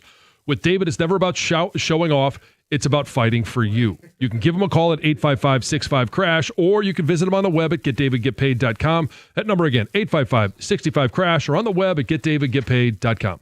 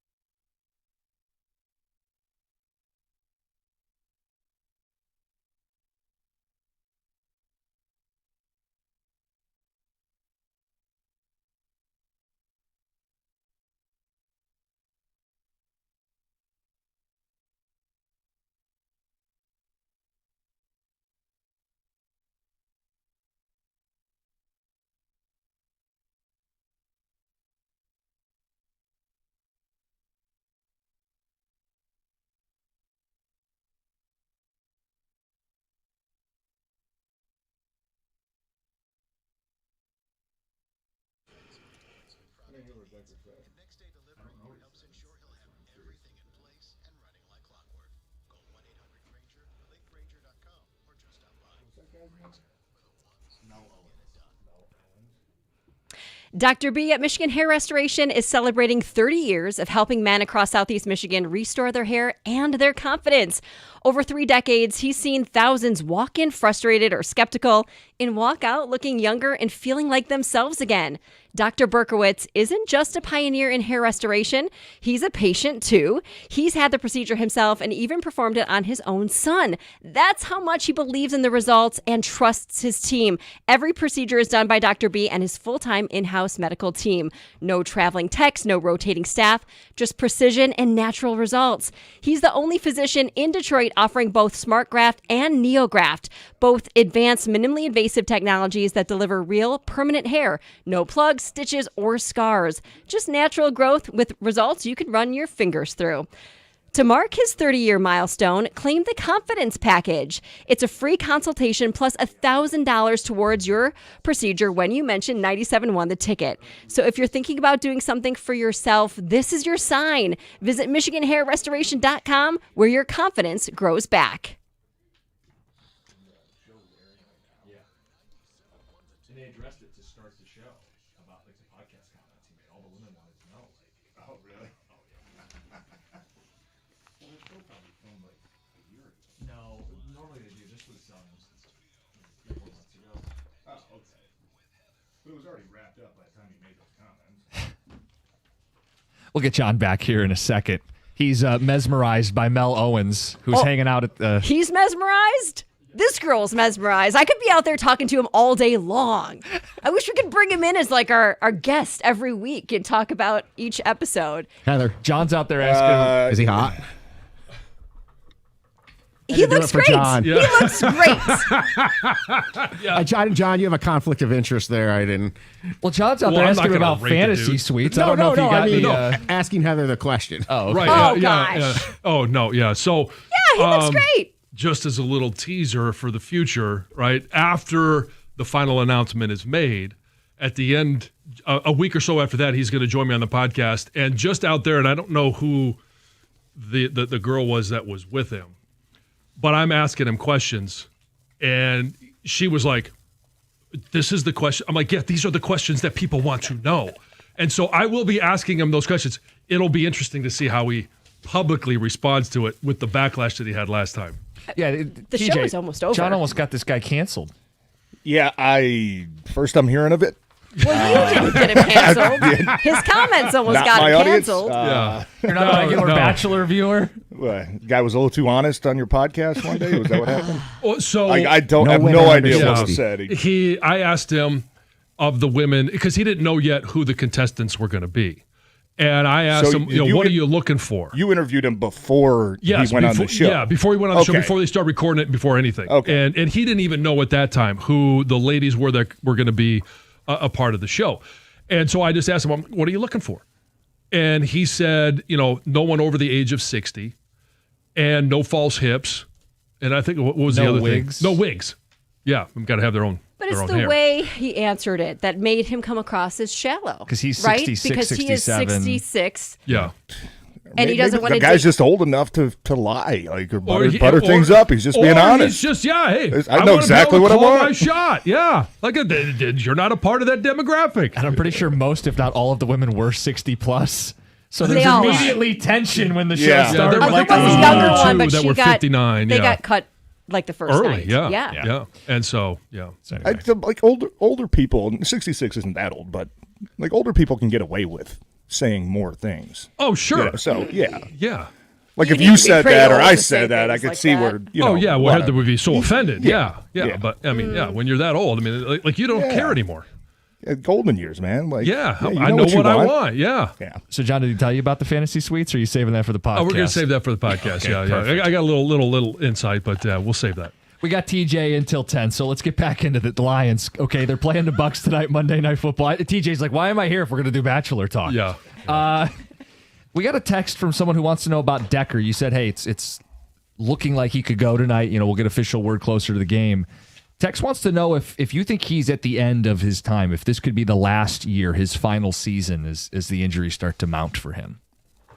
I haven't really thought about that. I know the particular injury this year was, I think it was something that he had cleaned up in the offseason. Yeah.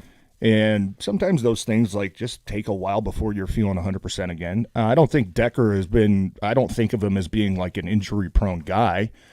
I don't think it's odd either that, he's doesn't practice a lot during the week, Wednesday, Thursday. I think that's starting to become more common, especially with veteran guys. He's in his 10th year. But I mean, I'll speak for myself. Like when I got to my 10th year, I kind of knew, but I had different injury issues going on. I had concussions that started to mount up a little bit and some different things. I don't think Decker's in that same boat. I mean, I talk to him, a little bit here and there once a week and kind of check in. I've never gotten the feel that, he's kind of going out looking for the exit ramp. This is, one last hurrah. They're just trying to manage him this year to get him to play his best football late, right? Is that what's going on here? I think so. I mean, look, the last couple games that he missed, I mean, if those are games, this coaching staff, for what I've learned watching them, is they are very cautious with guys, especially early in the year, right? Aline, I mean, missed the last couple games, but if this was like week 15, week 16, we need you guys. Those guys would probably be out there. So I think that's more of a their system approach is let's take care of these guys. We're going to be good enough. We've got the depth that can get us through a Cincinnati game. We're going to need these guys later in the year, especially with the bye week coming up next week too. I think that probably plays a big part in how you want to manage some of these veteran guys. Well, how about for Kirby Joseph specifically this week? We know he gutted it out last week, wasn't 100%, didn't play his best brand of football. I mean, how much of that is, hey, if this was a end of the season game, maybe he's playing, but it's still first half of the year. We got the bye week. Like him specifically, I guess it's case by case. Yeah, it could be. I mean, I haven't gotten the feel. I don't know how much coaches talked on Kirby this week about any long-term concern there. So maybe. I mean, Kirby's in a different boat. He's not, a 10-year vet like Decker is. Yeah. But I think that we've seen it a lot the last couple of years where guys are probably really close to playing, and it's just an organizational approach that, we feel like we've got the depth, to give these guys a week because we're going to need them a lot, come December football, January football. Not going to be the last injuries we have, right? But the healthier we can be going into late in the season, this team is good enough, right, that we should be competing. So I think that's just kind of their approach when it comes to injuries and just being smart with the guys that you're going to really have to count on later in the season. Couple texts. This game feels exactly like Green Bay late in the season last year. Depleted defense, home, prime time. Offense shows up, need to put up a ton. This guy says 40-plus to win, and they will. This is a kneecap Dan Campbell game after last week's loss. I think right? I kind of said that, coming in. It feels like a game the offense is, you're going to have to score some points. I don't see this being a 21-17 type of game. Now means it probably will be because I'm probably wrong on that, but that's just the feel going into it is beat up defense a little bit, missing 5 people in the secondary. Offense, it's your time to pick up the load and, go out there and hopefully score a bunch of points. It's also not a game where you want Jared Goff to be throwing the ball 50-plus times. Like it may be a shootout, but it needs to be balanced. One where it's more balanced. Now, you may throw the ball more than you run it. I mean, hello, this is today's modern NFL, but you look back at the game last year that they lost in week 2, it was 55 throws. It's not it's not the recipe, the best recipe for victory, right, for this offense. Yeah, and they've talked a lot this week about wanting to get Montgomery back involved. Yeah. I think he had the 4 touches last week, and look, going down 2 scores in the second half certainly kind of changes your approach, but it sounds like that they want to get back, like I kind of said, get back to your identity on defense with more some of that man coverage, being physical on the edges. Like offense, too, I think part of that identity getting back, that bread and butter is getting Montgomery a lot more involved in the game plan, and hopefully early on. Yeah. Text says, remember what Hutch did to Tampa last year? We need a repeat. And another text says he does his best work against backups. Hutch will eat tonight. Why does it got to be a backhanded compliment? He's got 6.5 sacks this year. It's not all against backups. Right. All right. So if Mike Evans goes off, are we just going to say, oh, well, he only went off because it was backups in the secondary? Like, I mean, it goes both ways. You've got backups playing on both sides of the ball for both teams. Correct. And he had 4.5 sacks last time, and he's got a great matchup, and I expect him to eat tonight. Texter says, if I had to choose between watching an entire season of The Bachelor and chronic diarrhea, I'd take the craps. Sorry, Heather. Gosh, and here I am hoping we can go back to the Golden Bachelor talk. Uh-huh. And I wish you guys were really watching, because the first thing he asked me was like, who's your pick? Like, who do you think I end up with? What did you say? I really like Debbie. See, I like I'm all not the watching. three. He's down to 3 women, you guys. It's almost over. So I like all 3. I like his choices. Yes, I like his So- selections. He has And then I 3 asked- good options. Asked him who he ended up with, and of course, he can't tell me yet. So That wasn't the girl that was standing out there? no, No, that was no, like she's his like- That's got to be handler. weird, though, 25. because didn't they? I mean, they. Yeah, did you not see No, her? I can't. The sun's glaring in everybody's I eyes don't out think there. I that can't was see her anybody. hair. No, I Yeah, can't see anybody. That's why I said I think she's like. How like weird is 25. that, though? She's Real not quick, younger. like they probably filmed that, what, 6 months ago? No, it wasn't that long ago. It was pretty recent. 3 months? Yeah, because It the lasted podcast, like 2 weeks, though. The It's a- podcast came out in the summer. Yeah. Okay, but that's just still like, even if it's 3 months ago that they wrapped up, like, Yeah. so he just It- can't be seen in public with, you know, With his his new Oh, yeah. lady Correct. because Oh, it's it's a going to big give it deal. away. Exactly. Like, So Yeah. they've got to go like incognito. They can wear disguises. yeah, that's got to be awkward. Super awkward, right? Because there are people who Or will like super stalk fun. them. Yeah, I love you. know. I pick you. I'll talk to you in 3 months. Yeah. So once the finale No, is. I'm sure they call each other. No, they still I know, but communicate. you can't Yes, be they seen just in public, yeah, clearly. Yeah. Yeah. Yeah. That's the private moments that matter most, anyway, right? Sure. This guy. So while Heather's fixated on those 3 choices that Mel Owens has to make, TJ, we want to ask you a And question. Peg is one of them, John. Okay, keep going. Sorry. TJ, I'll ask you a football question. We'll get your answer on the other side here, okay? The biggest threat the Lions have in the NFC, is it the team they play tonight? Is it the reigning champs, the Eagles? Or is it somebody else? We'll get your answer coming up next. It's 97.1. Hey, at First Merchants Bank, they believe that the real value comes from building strong communities and even stronger relationships. With their new branch opening in the Fitzgerald neighborhood of Detroit, First Merchants Bank is excited to offer a banking experience that's welcoming, attentive, and dependable. Their easy-to-use, secure, and highly rated app makes everyday banking a breeze, allowing you to manage your accounts on the go, and their local attentive bankers are your partners in success. They're going to take the time to get to know you, give sound advice, and provide solutions that work for you. In fact, that's exactly what they've done for me over the years and for my family, and that's why they're my personal financial partner. With a passion for fostering community development, their team is committed to helping you and your neighborhood prosper. Experience the difference of banking with an award-winning bank that truly cares about your financial journey. All you have to do is visit firstmerchants.com/Fitzgerald to learn more about how they can help support you as well. That's firstmerchants.com/Fitzgerald. First Merchants Bank, helping you prosper. Member FDIC.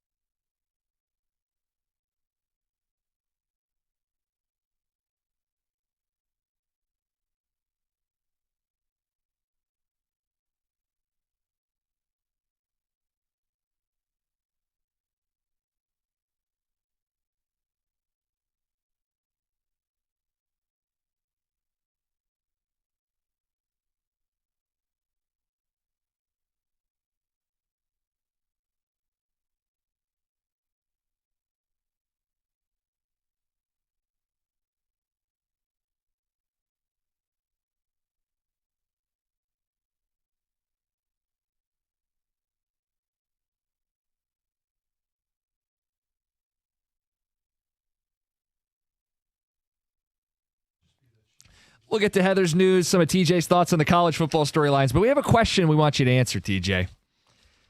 Who's the biggest threat in the NFC? Right now, Is it the team the Lions play tonight, or is it somebody else? I think somebody else, and I'm kind of tinkering between the Rams and I'd still put Green Bay up there. Like Green Bay, I know even yesterday, kind of another weird game, but they're a young team. They find ways to win. You know, even if the Lions win tonight, Green Bay's still going to be in first place because they only got that one loss. So I think Green Bay is just, plus it being a division opponent, you're so familiar with each other. I would put Green Bay and the Rams probably tied right now. Because Philly, like, there still just feels like there's something off. We talked about it a couple weeks ago, and like every week there's something weird. You know, we had a players-only meeting, and then the players are like, well, I don't know what you're talking about. I wasn't in that meeting. And then, you know, something's just off. Even when they were winning, it's like they just like didn't seem like they were very happy, or like the camaraderie or chemistry is really there. So they could be a team. They still have plenty of players that could turn it around. The roster's full with a ton of talent, right? But I would just say right here, right now, I just have that feeling that, and I know we're going to get to see it in a couple of weeks, right? They play Washington and then Philly coming out of the bye. So, but right here, right now, it just, I can't put my finger on it, but there feels like there's something a little bit off with Philly. I could see it going one of either way. Like, right, it could either be really hot good or like a couple years ago, implosion. Yes. And here's where until they completely implode, I'm not going to count them out, because they've been able to win when things haven't been good. And I know they've got 2 losses, but they just seem to find a way. And if you go back to, you know, the years where New England was winning, you know, Super Bowl, the 6 Super Bowls, I still look at it, and there would be a couple of losses at the beginning of the season, and you'd be like, oh, okay, it's over for New England. And then week 9, week 10, all of a sudden they seem to just get right and then go on a hell of a run in the postseason. I kind of feel like Philly still has that opportunity because they have the talent. They still have the dominant offensive line. Even though they haven't played like it, they still have Saquon Barkley, A.J. Brown. They've still got some dominant players. They just haven't gotten right yet. And to be clear, I'm not writing Philly off, but until they can run the football, I'm not taking them seriously as the number 1 team in the NFC. It may be Tampa who the Lions play tonight. We may answer this differently based on what happens tonight. But I said the Rams. Matthew Stafford throws for 5 touchdowns without Puka Nacua. Mm-hmm. They've got a Super Bowl champion at quarterback, and they got this young front that can pressure the quarterback. They nearly beat Philly in Philly last year in the playoffs, and that's when the Eagles were running the football on people. So, look, and there's the Rams a ton of defense, choices. they're still young. Yeah. They still got some dudes that fly around. And, Yeah, Matthew Stafford, Baker, Matthew Stafford, Jared Goff, like 3 guys that probably weren't very high odds to be MVP type players this all year. in the conversation. At least not in the top 3, I would say. Top 5 going into the season. But, I mean, hard to find 3 quarterbacks that are playing at a higher level than those guys right now. And we'll see. I mean, I wish tonight, and it's probably not going to change my mind, but I wish both teams were like fully healthy so you could see our best versus their best. Does it even out a little bit that they're going to be missing some receivers? And I don't know about Ibuka. Sounded like last week, like he had no chance to play this week. They know he was listed as questionable. I don't think Godwin's going to play. That's a hammy, yeah, hammy. Like, does that kind of even out the pieces that you're missing in the secondary? Maybe. But if we got to see both these teams, you know, strength on strength, I would probably have a clearer picture of like, okay, now we know exactly where we stand up. Yeah. And I'm not trying to build in an excuse to say, oh, if you lose this game, we didn't have our secondary. If we would have had Branch and Kirby and, you know, it would have been a different game. I don't want to build in that excuse, but it's just hard to get an accurate feel for it when you're missing so many key pieces. Gotcha. It sounds like Mike Evans, full participant Saturday at practice. I would expect he plays. I think so, yeah. The Ibuka one's weirder because it's a hammy and he just suffered it. And even if it's a low-grade hammy, those are things you got to be careful with. Yeah. Could be snap count. I mean, you know, but the one thing I always look at, and we talk about injuries all the time, when you get injured during the game and you immediately get ruled out, that's normally not a good sign that you're going to heal in, you know, 5 or 6 days. Right. So I don't know. We'll see. I mean, if he does play, could it be a snap count type thing? Yeah, maybe. Or play selection. Right. Yeah.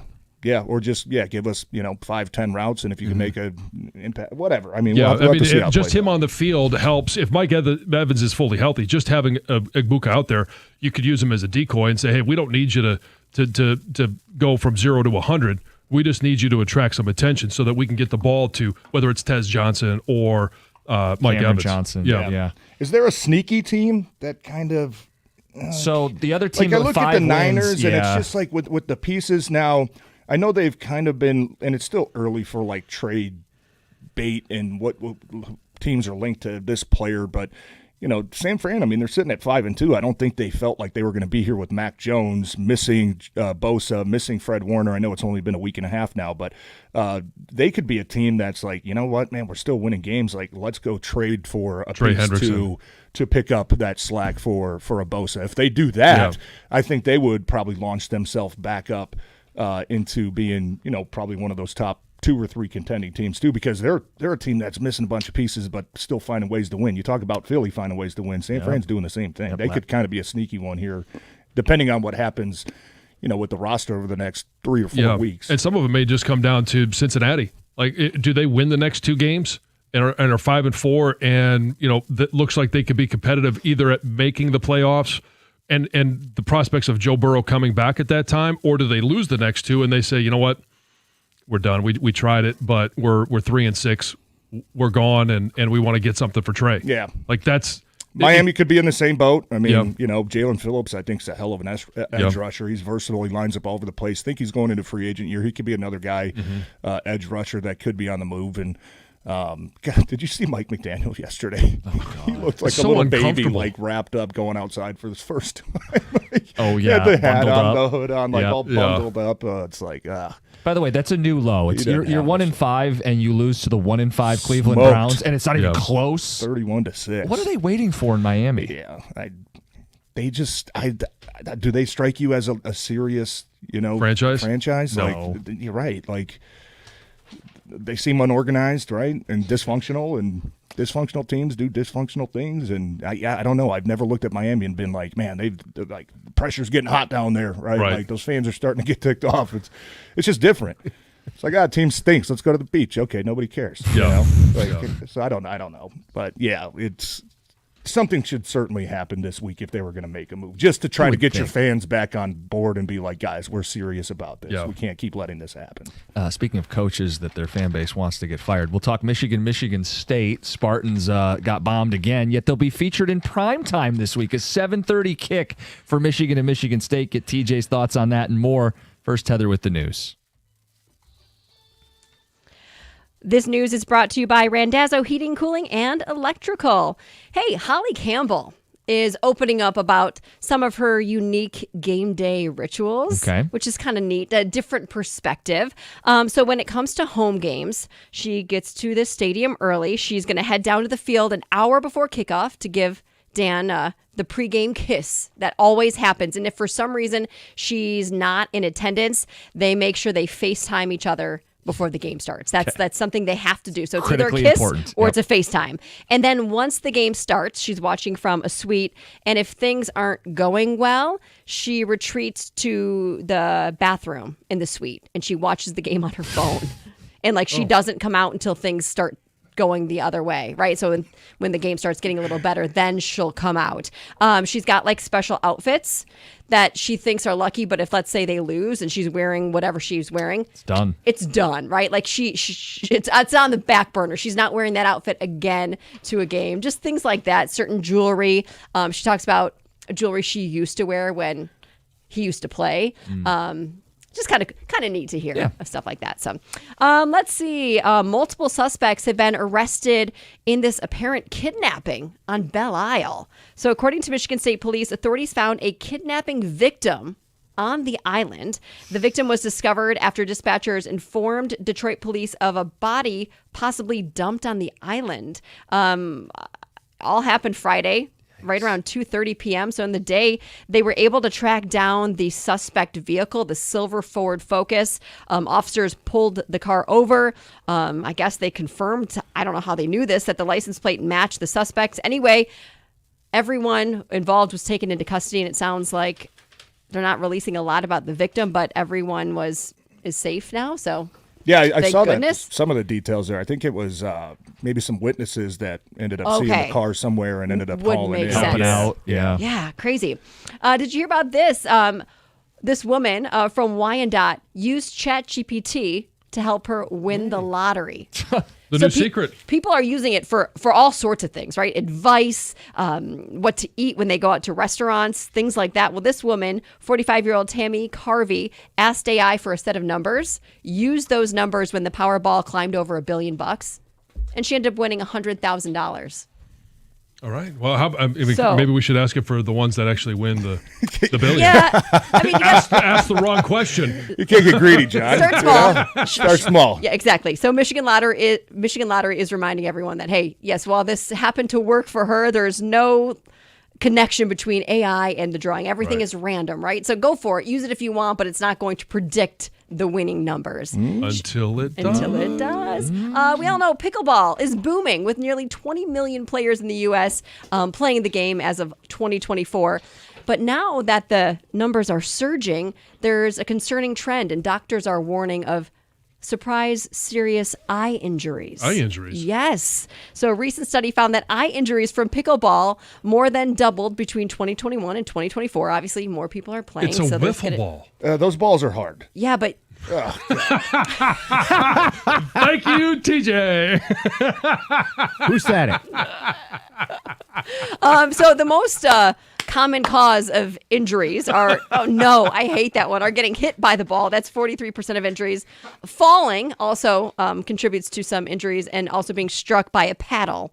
So small injuries, Hey, some black people are eyes, into it. things like that. But also, you guys, retinal detachment and Oh, no. orbital fracture. So Oh, no. That's not doctors good. are saying wear protective eye gear. But just so you know, 70% of these injuries are occurring to players 50 Older. or Yeah. older. Okay. I was going to say, yeah. Because it is not elderly game, but Yes. it's easier than tennis. Right, obviously, yeah. because So the now court you're, is a now lot you're going to smaller. see somebody getting ready to go play pickleball, and they're going to have the elbow pads on. Oh, They'll yeah. have The a knee helmet and the helmet. racquetball goggles. Yeah. Just so they don't get hit in the head with. Some big old hard yellow wiffle balls. Thank you, TJ. Heather with the news. Yep. Coming up next, Michigan State, a date at night this week. Why? I don't know. It's 97.1. Hey, America's favorite place to watch football is Stadium Swim, located at Circa Resort and Casino. Catch all the biggest games at a viewing experience built for sports fans. You can chill at one of the 6 pools on 3 different levels for a perfect view of their massive 40-foot tall high-definition screen located at Circa Resort and Casino in downtown Las Vegas, and it's right there on Fremont Street. Stadium Swim. Book your spot today at circalasvegas.com.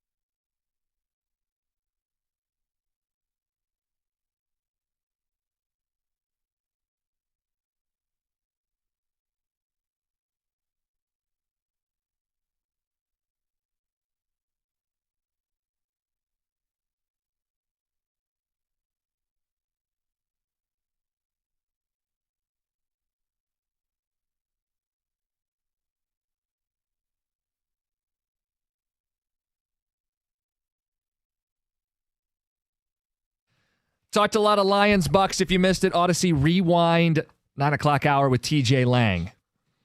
Michigan State, we got a kick time, 7:30 Saturday night. Yep. Big rivalry game. Woo. A lot of implications. A lot of juice. If that juice was prune juice. Yeah. Look, there's no appeal here. I mean, Michigan State fans are so checked out, they may be rooting for Michigan. We may have both fan bases rooting for the same outcome on Saturday night. Not exactly a sexy, spectacular NBC showdown. No. But have you guys Really?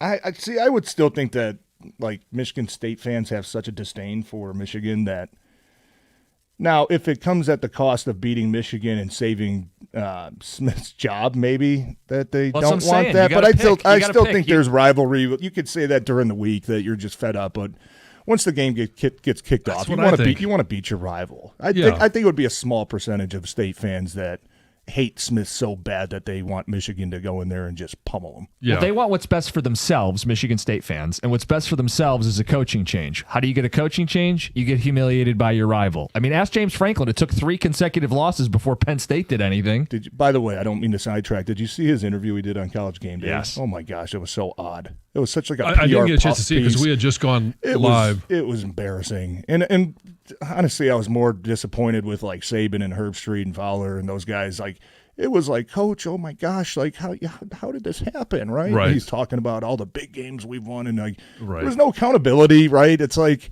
it just was like basically a. Did anybody say, well, how did it happen that you lost to I was just UCLA? right? Yeah. Northwestern. Right, like there was none of that. It was like, oh, where you've brought this program in 12 years, and how blindsided were you? And it was just, it was very odd. I think to say the least. Saban said it was like unfair what they did to him or yeah, treated him. unfair. Yeah, Victim of his own success and expectations. It was weird. It was Yeah. weird, and I was kind of mad that those guys didn't at least like.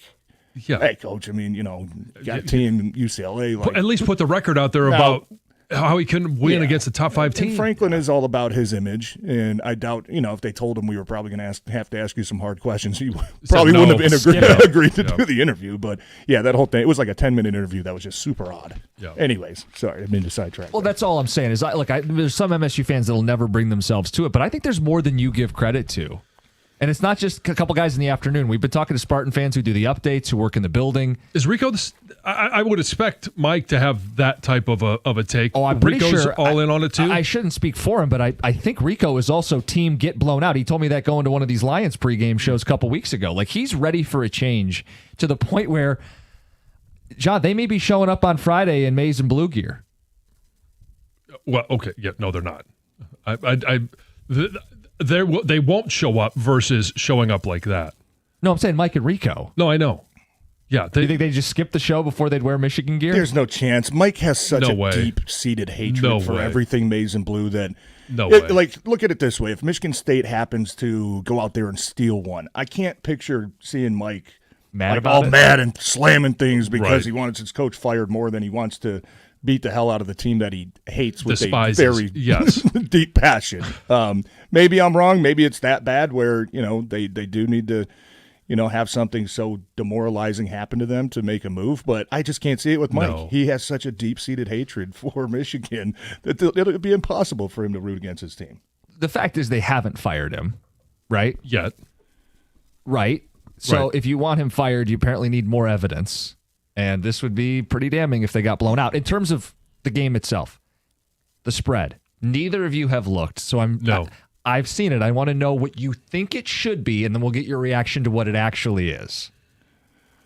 I know Indiana was favored by I think 27.5. So certainly I'm not even. I wouldn't expect it to be in the 20s. Rivalry game at Michigan State. I would say 2 touchdowns, 13.5. John? I don't know that I would, just because of all the young players playing for Michigan, and obviously quarterback who played well, but you think about his road trips, hasn't been great on the road. I would probably say more like 10.5. Okay, yeah, 2 scores. We're not far off. 14 is, I believe, what it's at. It was 12.5 over the weekend. Okay. 14. Yeah. Yeah, that Depending sounds on your it's book, right about that, Right yeah. about that. Give or take 2 touchdowns. Yeah, and I could see that. Honestly, I could see it going either way. I could see Michigan, defense kind of stacking on what they did against Washington and taking advantage of, Aiden Childs just kind of still looks rocky. That offensive line doesn't look great. But there's also part of me where it's like rivalry game, and do I think Michigan's some powerhouse this year? No, I don't. Like when you play a rival, John Smith doesn't really seem to, like, even last year when they played Michigan, it was like Didn't really seem to get it it. didn't really seem like a feisty, like, and look, I don't need to see all the fights and penalties, and Right. that's not what I'm saying, but like there's an extra intensity that normally comes An along edge. with it, and yeah, I didn't see any. I of didn't that see the last edge with year them either. So, I mean, would I be shocked to see Michigan State keep it close just to try to have a little passion and go out there in front of your crowd? And it's been a rough year, and hey, we got our rival coming up, man. This is our Super Bowl. Like Right. so far throughout this year, we got a chance to maybe get a little momentum and keep it a close game. I could see it going either way, to be honest with you. Depends which Aiden Childs shows up. And, I mean, if the one that shows up that turns the ball over or the offensive Right. line, allows so much pressure that there's nothing he can do, Yeah. then Was I could Justice see it. Haynes hurt? Yeah. Missed the last game. Okay. Yeah, he He missed the missed- last game. Yeah, he got hurt in the USC game. Yeah, he didn't play. He didn't play at all. He dressed, but he didn't play at all. Okay, so chance he could be back though. Could be. this week. Could be, Okay, yeah. yeah. Well, that'll have to see how the rest of the week goes. Obviously, with Yeah, I mean, I thought Jordan Marshall did a great job. Yeah. Playing in there, but it all depends. I mean, if they can't run the ball, and I say Michigan State can't run the ball, and they've struggled to run, and then Michigan's able to pin its ears back and blitz and come up with some creative things that Wink throws at them, that's where I think you start to get to that 14-point spread. We got Carson Anderson standing by. They're out at the Pistons Performance Center. That is correct. ooh, nice. Good morning. They start on Wednesday.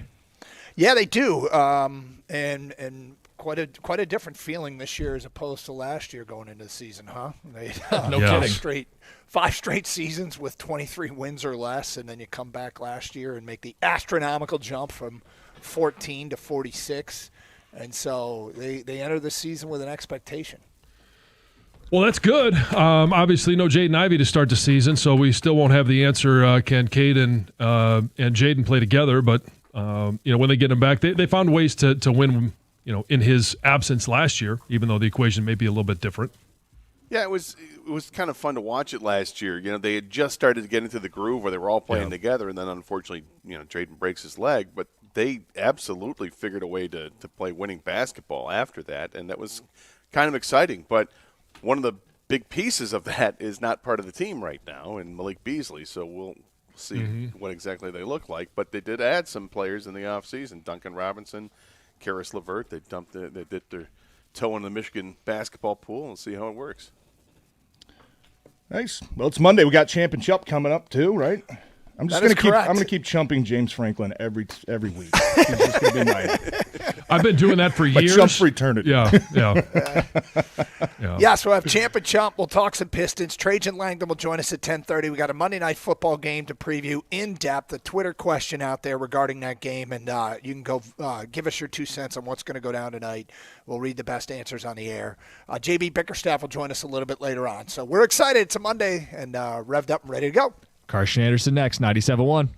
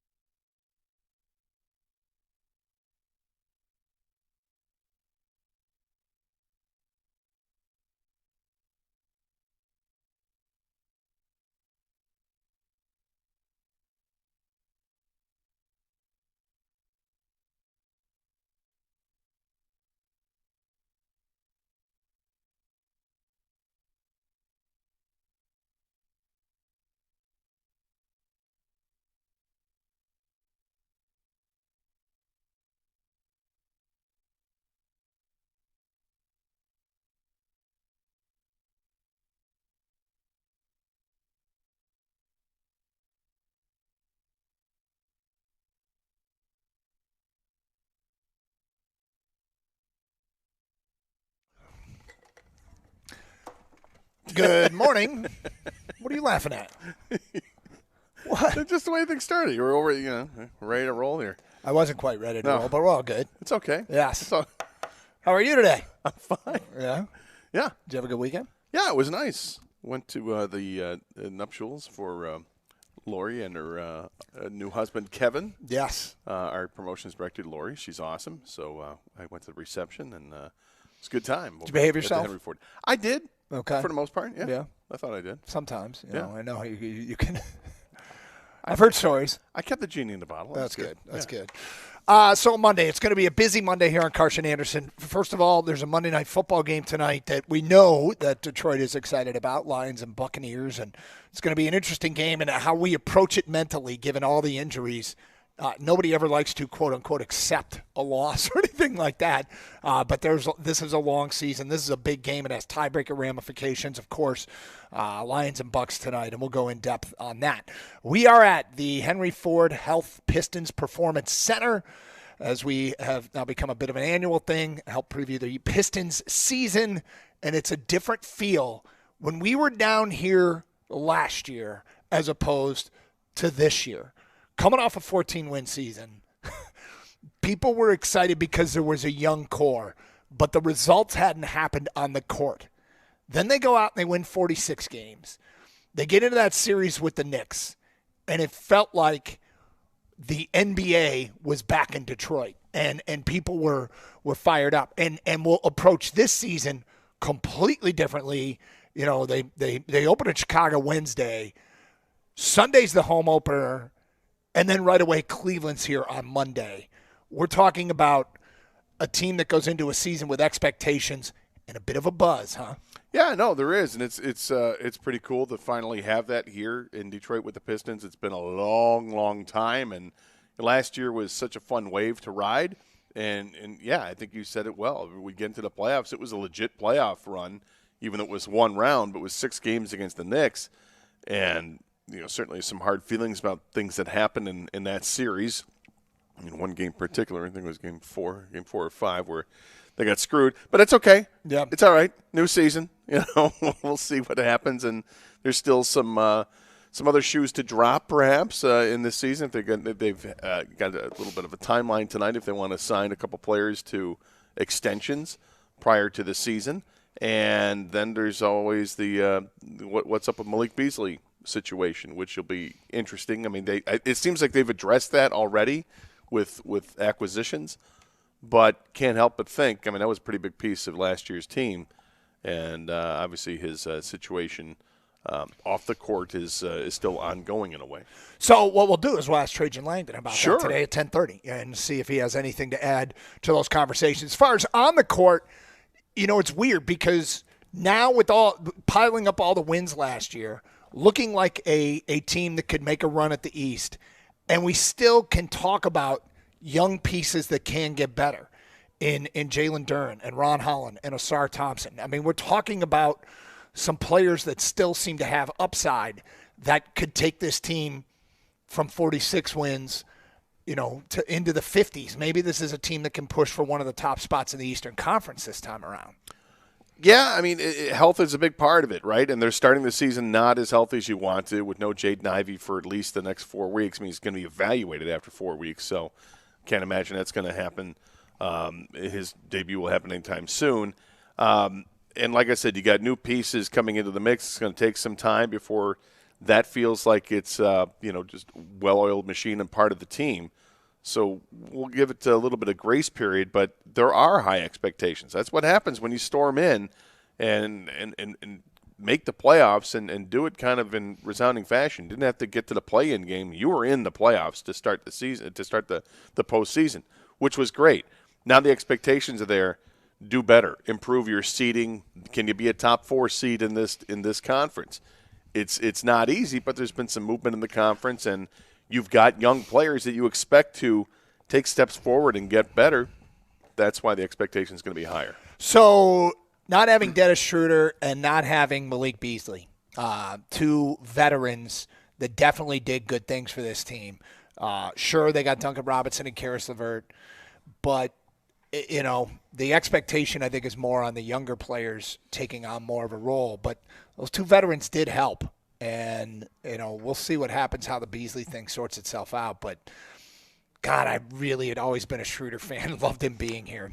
Yeah, and he wasn't here that long. Keep that in mind. That was a trade deadline acquisition, which in the NBA is earlier than in the NHL by several weeks. So I think it was maybe a February acquisition.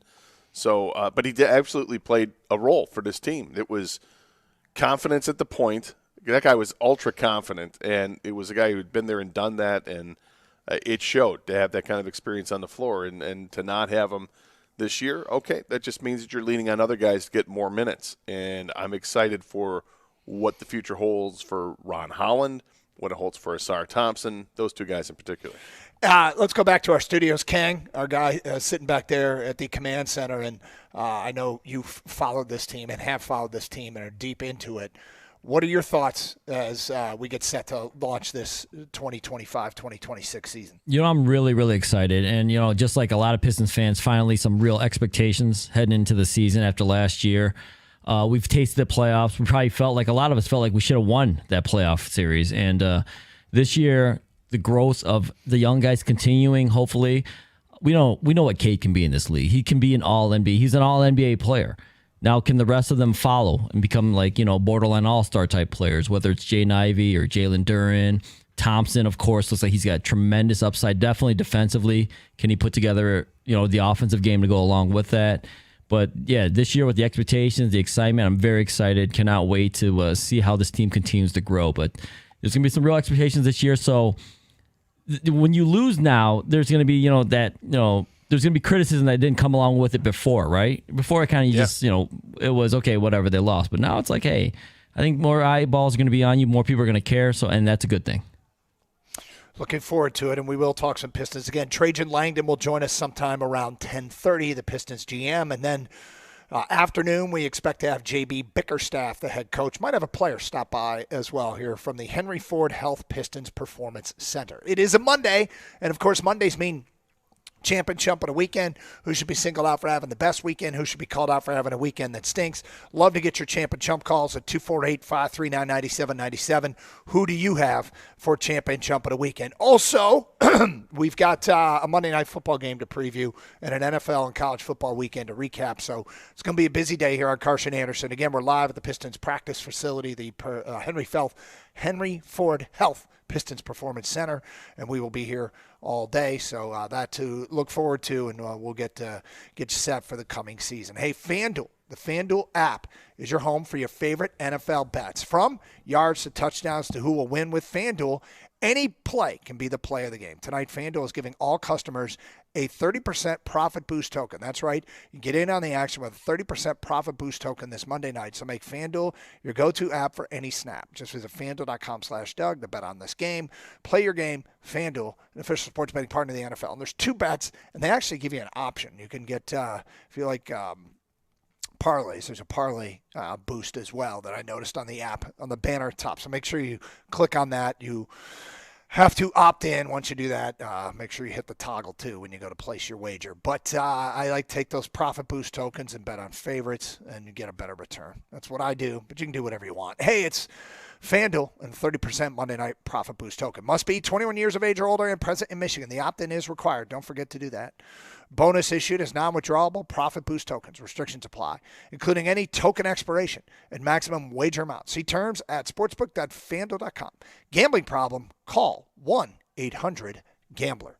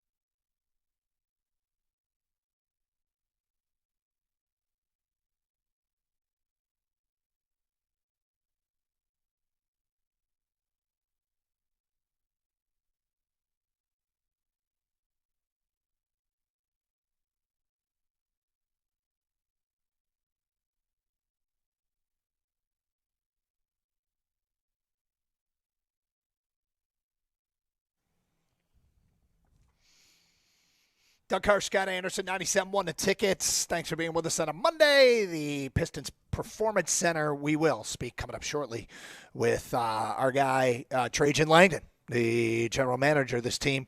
Champ and Chump, we do it every Monday. Got an NFL to look back at and a Monday night Lions football game to preview, but let's get to the phones. We got a Rich. You're on 97.1 The Ticket. Hi, Rich.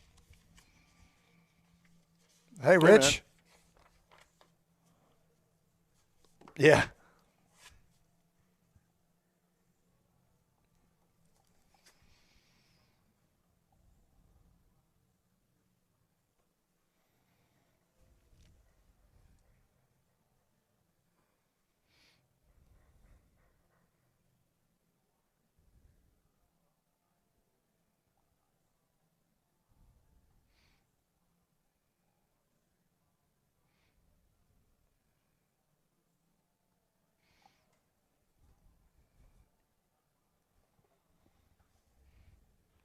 And now they don't even have Ivy, who I think was going to be slotted to play some of those minutes. Like even when Cade went to the bench, they could stagger them.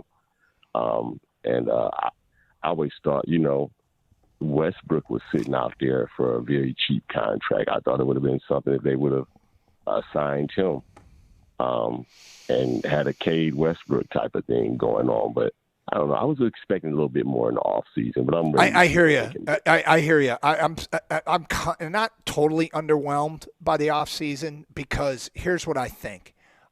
I think they think the call is coming from inside the house. And what I mean by that is I think they think that their improvement really comes from their young players getting more time, more responsibility, another season, another off season. So I know what you're saying, but if this team's really going to go anywhere, it's probably going to be led by that group of players that they've drafted and attempted to develop. So I hear where you're coming from, but that doesn't mean it's hopeless and it doesn't mean they're wrong. But, I believe I agree with you 100%. They seem to have bet everything on the Cade's help is coming from Osser or Ron Holland. And looking at the preseason, I saw good young players, but I didn't see the there yet, Yeah, I hear you, but it's also, preseason is preseason. Guys aren't playing; they're not playing 35 minutes in the first, like they would in the first game of the season in the preseason. They're playing 20 minutes in the preseason, playing 15 minutes in the preseason. I saw Cade Cunningham have double-digit assists in one of those games where he only played 20 minutes. I hear you. I think a lot of people were expecting a big splash in the offseason. Maybe they had some players they could deal and try to get that big player. But in the end, a lot of that stuff never materialized for any team. The players just weren't available. Guys they added to this team, and they had to replace Malik Beasley. And I think, bringing in Duncan Robinson, that's a heck of a shooter right there. Karis LeVert's a guy who can, do a lot of things on the floor. Doesn't have to get starters minutes to do it. So I like the additions they made, but I'm not sure how much better they're going to make this team. Ultimately, the improvement's going to come from the guys that are already on this team, like you mentioned, Asar Thompson or Ron Holland. Those are the guys who are going to take it to another level. And then you have to ask yourself, how much higher can Cade Cunningham take his game? And I think the answer is he can still go higher. He's a star in the league, but is he a superstar? He needs to get to that level, or can he get to that level? I guess might be the better question. Rich, thanks for the phone call, 248-539-9797. Tell you what, because we will have Trajan Langdon coming up around 10:30, we're going to do Champ and Chump here. Okay. For you and I, we usually wait till 10:35. We'll take some Champ and Chump, but we're gonna do Champ and Chump here. Gator, my champ of the weekend is Brian Jean-Marie, the Michigan linebacker coach. Cole Sullivan, an interception. Jimmy Roller, a team-high 8 tackles and a big interception. And Ernest Hausman, the second leading tackler. I'm going to go with Brian Jean-Marie, Michigan's linebacker coach, as my champ of the weekend. I'm going to go with Shohei Ohtani. What he did in Game 4 was unbelievable. Slugged 3 home runs while pitching 6 shutout innings, while striking out 10 batters at the same time in the pennant-clinching game for the Dodgers over the Milwaukee Brewers. I don't like the Dodgers. I love Shohei, and he's the superstar of the league, and he had a superstar performance. My jump of the weekend is the New York Giants, up 18 in the fourth quarter. Oof. They give up the lead. They go back and take the lead 32-30. Their kicker misses the extra point. They leave themselves exposed. Denver goes down the field and kicks a game-winning field goal. They only have 40 seconds to do it, and they did it. The Giants, my chump of the weekend. That was an amazing finish to that game. Yep. My chump, the NFL. Bad enough that they lied about buzzing down to the officials to screw the Lions out of a touchdown. Bad enough that they released the hit piece on Brian Branch and then completely threw Louis Riddick under the bus, saying that he's responsible for what he said. But then not to find Juju Smith-Schuster or Patrick Mahomes for the crackback block and the taunting after the touchdown. It's just an unbelievable series of events that started with the Lions game, and it continued in some of those games yesterday too. But I'll just stick with it for what they did to the Lions. Okay, there you go. Get your champ and chump votes in at 248-539-9797. It's Carson Anderson here on 97.1 The Ticket. What do we got here? Let's see. Feedback coming into the Carson Anderson inbox and a bunch of champ and chump votes. And again, get them in. We post on our website on Tuesday who the people select as champ and chump of the weekend. From Rick in Ferndale, my champ is the Denver Broncos for their incredible 33-point comeback. Chump me for starting Caleb Williams over Bo Nix on my fantasy team. Oh. All right, so this is a chump vote for Rick in Ferndale. And a champ vote for the Broncos. Bo Nix was incredible in that fourth quarter. Yep. Making plays with his feet, throwing the ball. I think he's going to be a good quarterback. I don't know how good. I don't know how high that ceiling is, but he's a pretty good quarterback. Eric at Sterling Heights, champ John Jansen for being inducted into the Michigan Hall of Honor during the Michigan game on Saturday. Chump, the Giants for blowing a 19-point lead with 10 minutes left in the fourth quarter against the Broncos. Another vote there. So I heard you got some time on the big screen. Yes, so they had the Hall of Honor inductees down on the field, and then we have a camera up in the booth, and they cut to a shot of John, and I was in the background. So I had two choices. One was just to applaud, which is what I did. The other was to treat him the way Aaron Rodgers, offensive lineman, treated him on a celebration. Like take him down. Yeah, I like it. I went with just the applaud. I don't think you can tackle John. Oh, dude, I want to chump myself. Yeah? Here we go. Yep. Remember I told you what I knew I was going to do? I knew I was going to do it, and I didn't do it for the first 6 weeks. At some point this year, the guy's name? Yep. I finally called Channing Goodwin Channing Stribling. And I worked so hard, and I blew it. I was working a perfect game, and I blew it. If it makes you feel any better, it's not going to be the last time. Thanks, Scott. Strangely, that does not make me feel any better. It doesn't? Oh, okay. Feedback to the Carson Anderson inbox. Again, get your champ and chump votes in. The Lions are going to win tonight. We might not have a secondary. It won't matter. Lions win 42-35. That's from Justin in Petersburg. That's going to be a question I have that we'll get to later when we get into the Lions is, what's going to be the point threshold you think they have to reach to ensure a victory with how many points are they going to nobody I know. in the secondary? I mean, I shouldn't say nobody. There were players there, but that's somewhat insulting. It's insulting, disrespectful to them. But I don't mean that. It's that they don't have their top 4 starters in the secondary are not playing in this game.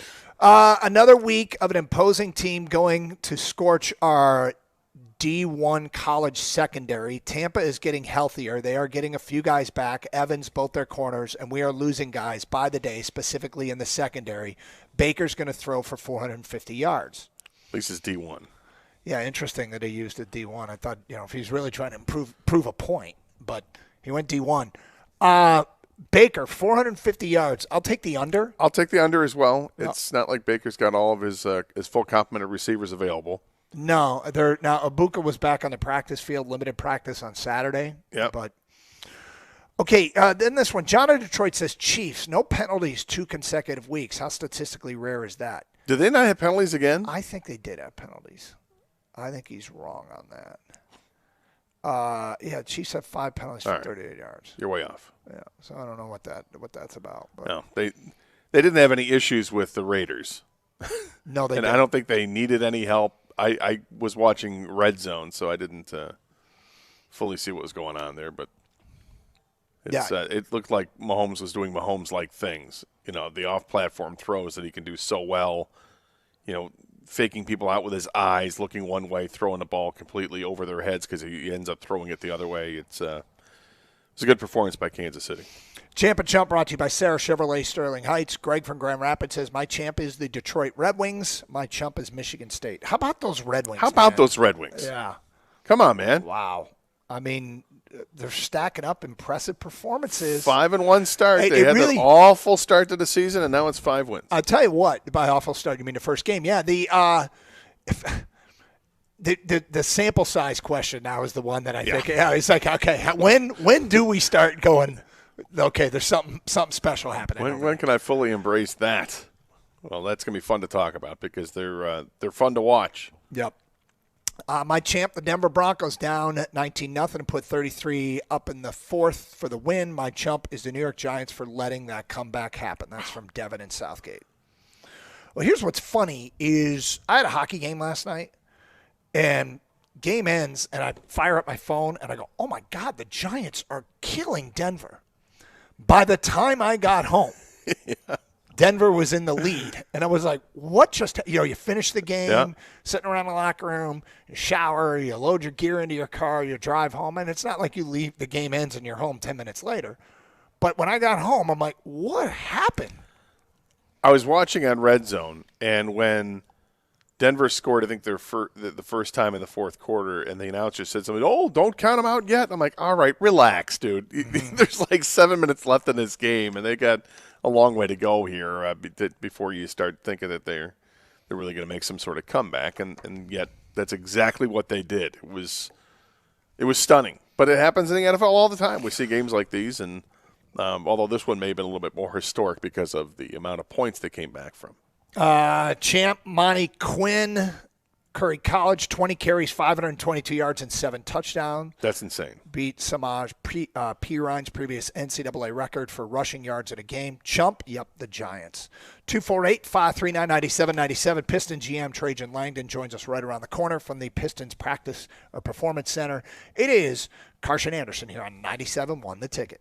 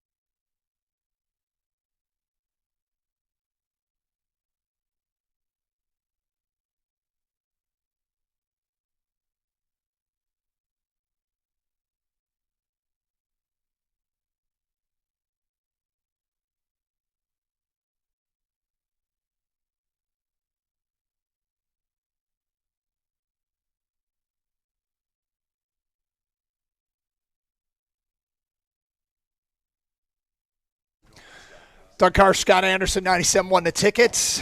And we are from the Henry Ford Health Pistons Performance Center, and proud at this time to be joined by the general manager of the Detroit Pistons, one Trajan Langdon, who has just come by and sat down. Sir, how are you?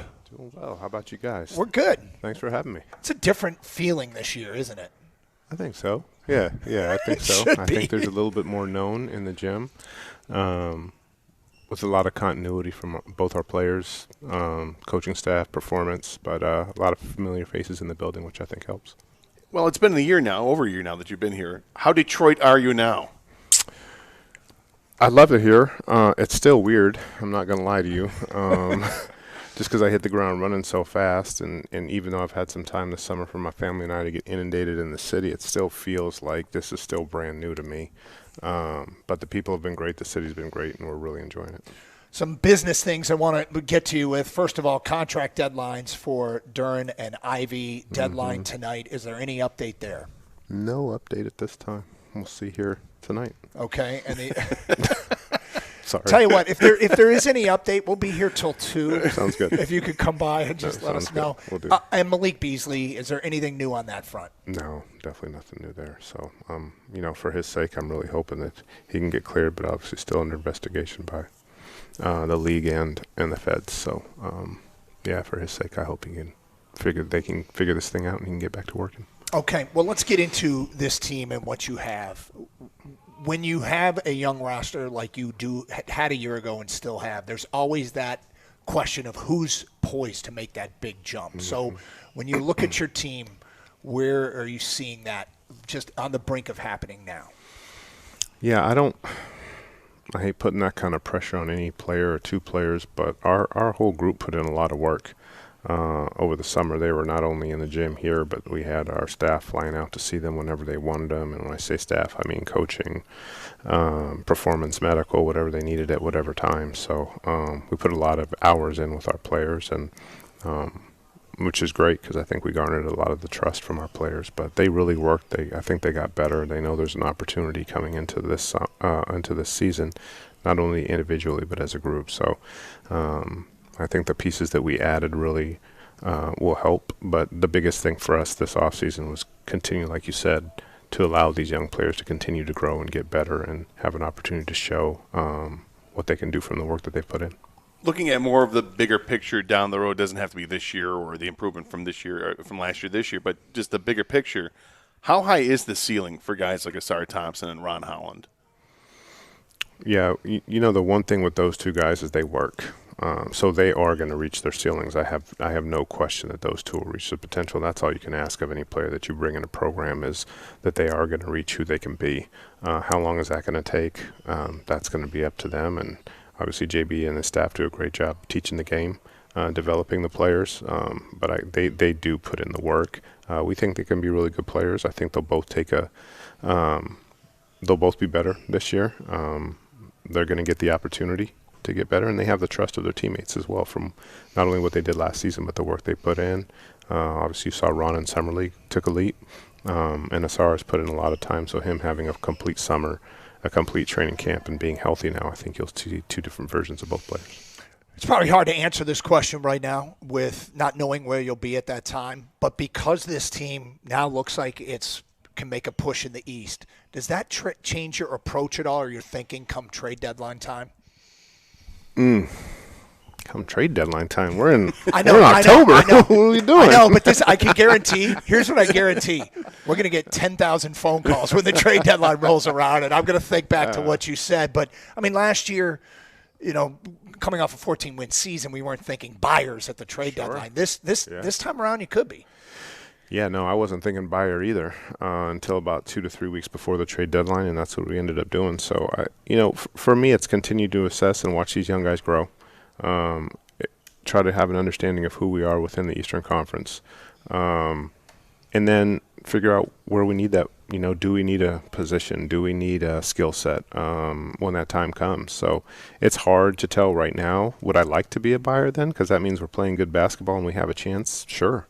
But again, we'll assess. I have a good group with me. JB has a really good feel for the team and what's needed for us to take that leap. But again, it's just assessing game to game. That's why I try to be at every game possible and seeing the dynamic of the team and the chemistry. But we have a good group, and I'm excited to see where we go. Can you take us through the process of getting to the offseason and identifying the players that you wanted to talk to and then eventually offering those players to become part of the Pistons? In general, or this past summer? This past summer, yeah. And how is it different? Well, two guys we targeted were our own players, and I said it pretty early as we would love to bring Dennis back and we'd love to bring Malik back. Tim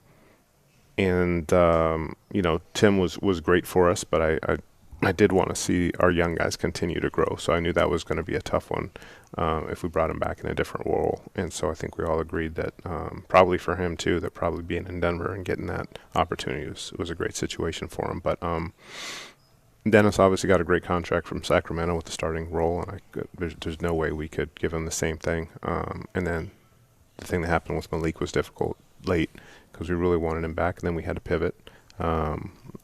We thought that Duncan could fill in for Malik a little bit. Malik obviously had a historic year with what he did, but Duncan is his character and his work rate in here. He's the first one in darn near every day. Great for culture, obviously. Won a lot in Miami and was around a lot of good players. I think his partnering with JD will be similar to his partnering with Bam. So I think I'm looking forward and excited to see how he can help JD out because he's not just a shooter. He'll drive the lane, he'll pass it, he'll finish. So I think he and Karis bring a different dynamic of playmaking, size, and versatility on the floor. As a GM, when you're going into these conversations in the offseason, is it strictly with an agent? Do you get a chance to talk to the players? Do the players want to talk to you, or are they standoffish? They just talk to my agent? How does that work?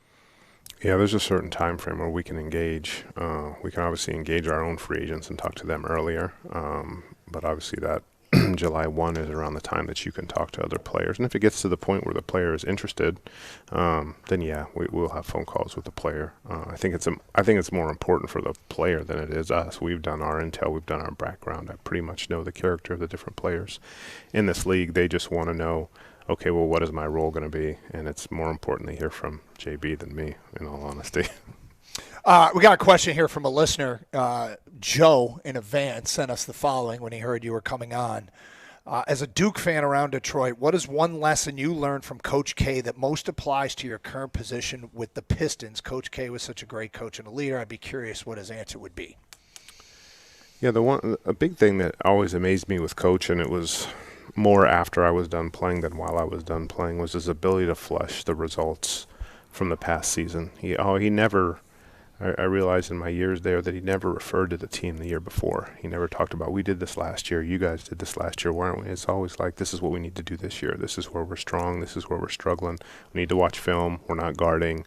And he would compare us to the other teams in the ACC, but would never compare us to a previous Duke team. I always found that fascinating, his ability to flush. And he always felt like this season is one life. The next season you're going to have different players. You're going to have a different conference, a different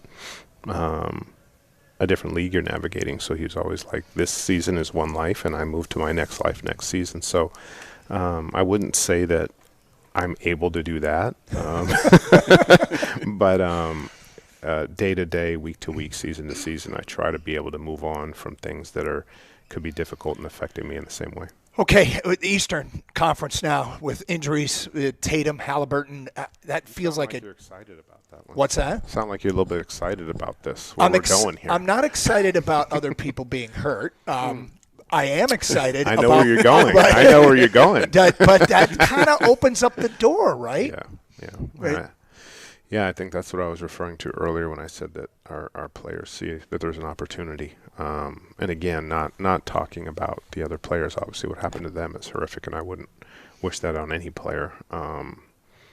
That being said, you look at, just like you said, where the Eastern Conference is, but we can't take things for granted. We can't take things like, oh, we're just going to be better than that team. No, they're going to be hungry too. Those teams are going to come in with a chip like any competitive team does and say, okay, watch what I can do even if our star player is out. Watch how I'm going to step up. So those opportunities arise in those situations. Those teams become dangerous because you step in and you don't think they're going to be good, and they all come together and they galvanize in a way that they hadn't maybe before. But I think our group is in a good place.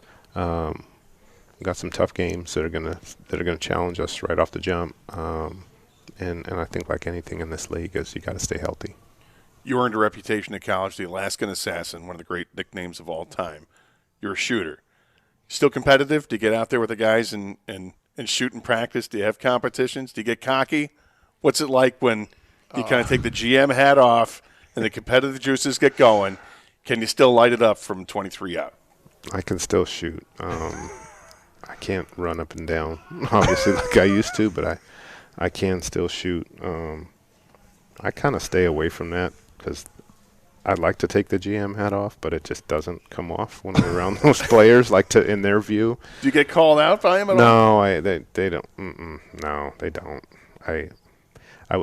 My thing is I don't want to go out there and beat one of my players shooting basketball. That's one of our players. That wouldn't be good for confidence building, and we're all about building confidence around here. I'm sensing he's still competitive and thinks he beat him. Yeah.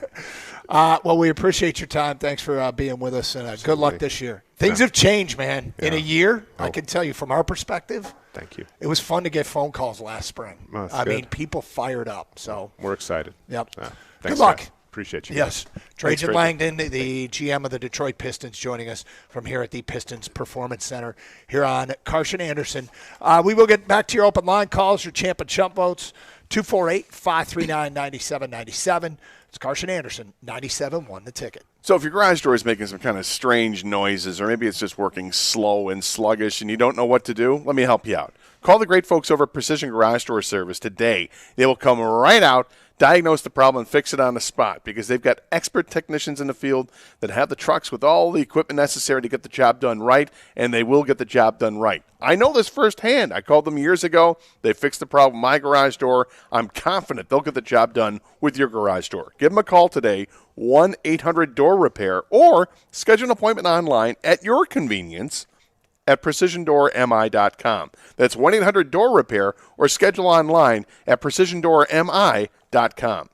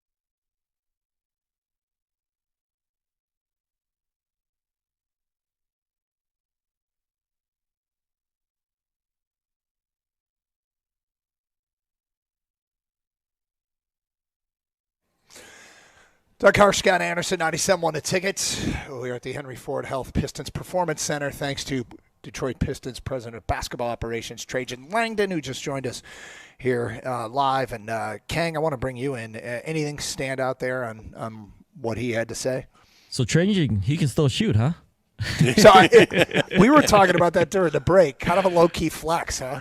Yeah, I like it. I like the confidence. I don't want to make our players, lose confidence by me going out there and beating them. But no, honestly, I love the fact that he's the president of the Pistons now because he kind of takes the approach I would. He's measured. Everything is there's real reason, logic, and I guess deliberate. He's deliberate with his actions, right? And you don't have to make emotional moves here and there. He waits to the moment and when the time is right. And I know fans don't love patience, but it can pay off. We were patient with Cade Cunningham, wouldn't you say? Right? I mean, a lot of people are already kind of writing him off after a couple of years because of the injuries and whatnot, but the talent was always there. It was just surrounding him with the right amount of veterans and supporting cast and him staying healthy, and you saw what happened last year. So I'm excited to see what LeVert and Duncan Robinson bring because Tobias Harris and Tim Hardaway Jr. last year, those guys helped a lot, right? And you don't have those. I mean, even Dennis Schroeder for the late season run in the playoffs. So we'll see how the other guys step up this year, and then including the young guys' growth and development. So I'm excited, man. Like I said, I think it's kind of cool. Like when you sit down and talk to the guy, and he's very credible, and he's got the quiet confidence about what he's done, and it's 1 year into it, and he's got reason to be confident after the big turnaround they had last year. Now, I even think he even kind of admitted he was a little surprised by it too. But you look at Scott Harris and then Trajan Langdon, both are presidents of the organizations respectively, both young guys, and I just like the direction of where Detroit sports is headed based on upper management. Well, I'll just say this about Trajan Langdon. I don't think he's likely to make any rash, emotionally driven decisions. Is that a safe assumption? That comes across as being a safe assumption, yes. Yep. So he might be the yin to the yang. Like if Tom Gores is like, let's do this, he's like, no, Tom, let's not. That's something we could consider. Yes, right. Down the road. Yeah. Let me give that some thought for the next 2.5 months and get back to you. But right, I mean, it's that's a good call. So the other thing about that, and I do like that hire, and we'll talk with JB Bickerstaff a little bit later on. I thought JB, I remember talking to him a year ago. I thought he was really optimistic, and I think he thought that team. After our conversation last year, I walked out of here right before the season started, thinking, well, the coach thinks they're going to do something special. The coach thinks they can do something special. That was my takeaway. So I'm intrigued as to what the ceiling is. I mean, he was kind of giving me a hard time and how excited I was about other players getting injured. But it does open the door, right? But he knew exactly where you were going with it. That's why he was kind of laughing about it, because we're all excited that there's opportunity here, real opportunity in the Eastern Conference where people had said going into last year you're not going to have much of a chance, and then the season goes on, and then you see that there are some real issues in Boston with trying to keep the band together, which they couldn't do. And then you had the unfortunate injuries that happened along the way with Boston and Indiana and other teams. And, and the Pistons aren't immune to that either.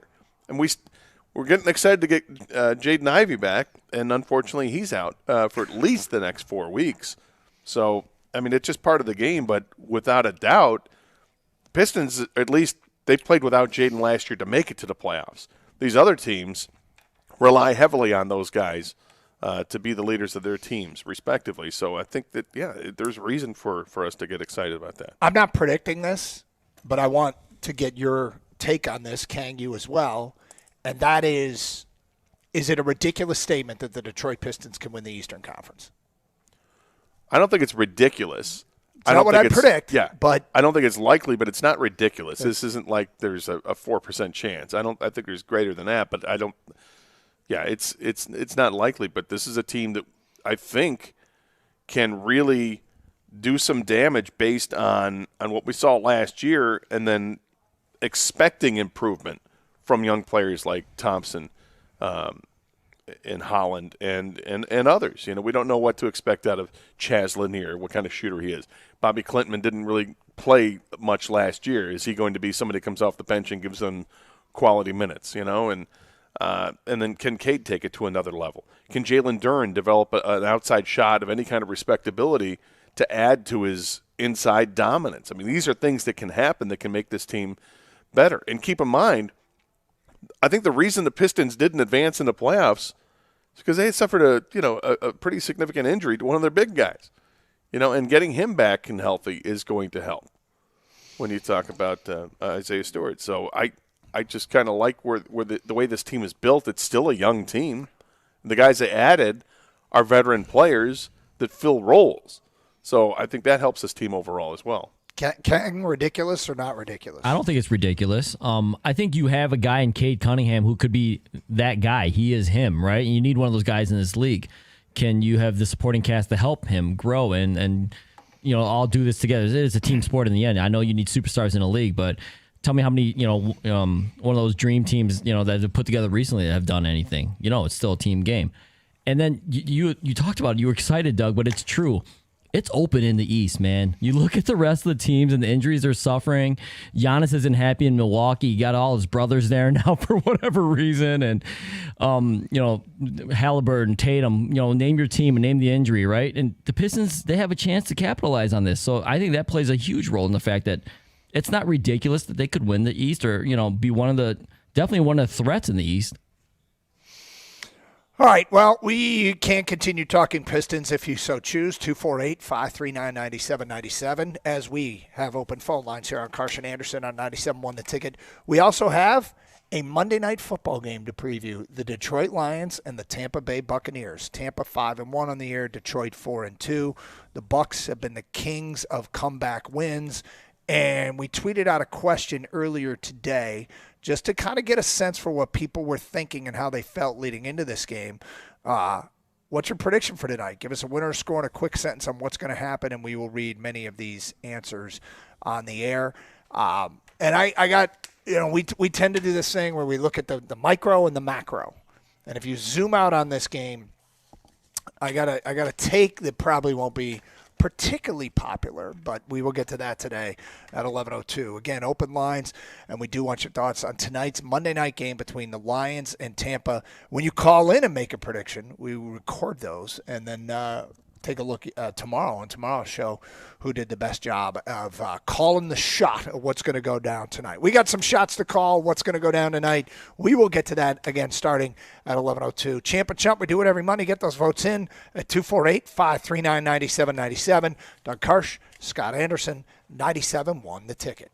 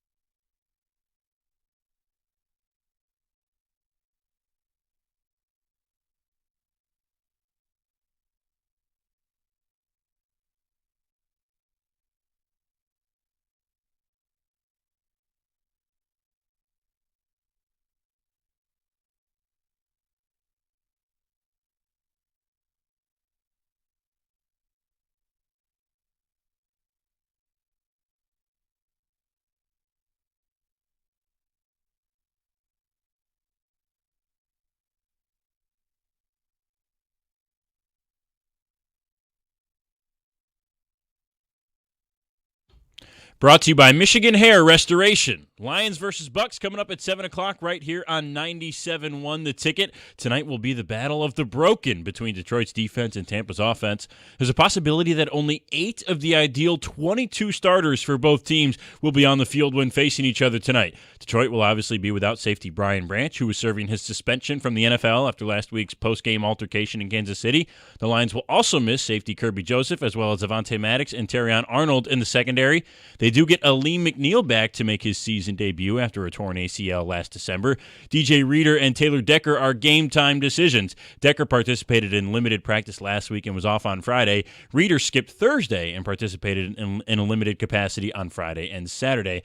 Meanwhile, the Bucs are shouldering the absences of Bucky Irving and Chris Godwin Jr. while trying to figure out if wide receivers Mike Evans and Emeka Egbuka will be available, as those two are expected to be game-time decisions. According to FanDuel Sportsbook, the Lions are favored by 5.5 points as of right now. 56% of bettors are predicting the Bucs will cover that spread. However, the bigger and perhaps more confident money is coming in on the Lions, as 92% of the total money bet on the spread has been placed on the Lions to cover the 5.5. Vegas is also predicting a high-scoring affair, as the over-under is set at 53.5 total points, the highest of any active NFL over-under bet. Vegas understandably foresees a shootout between the high-powered Lions offense and Baker Mayfield against a whittled Lions defense. Kickoff at 7 o'clock right here on The Ticket. At the Corewell Health Sports Desk, I'm Brendan Shabath. For more, go to 97.1 The Ticket or Odyssey.com.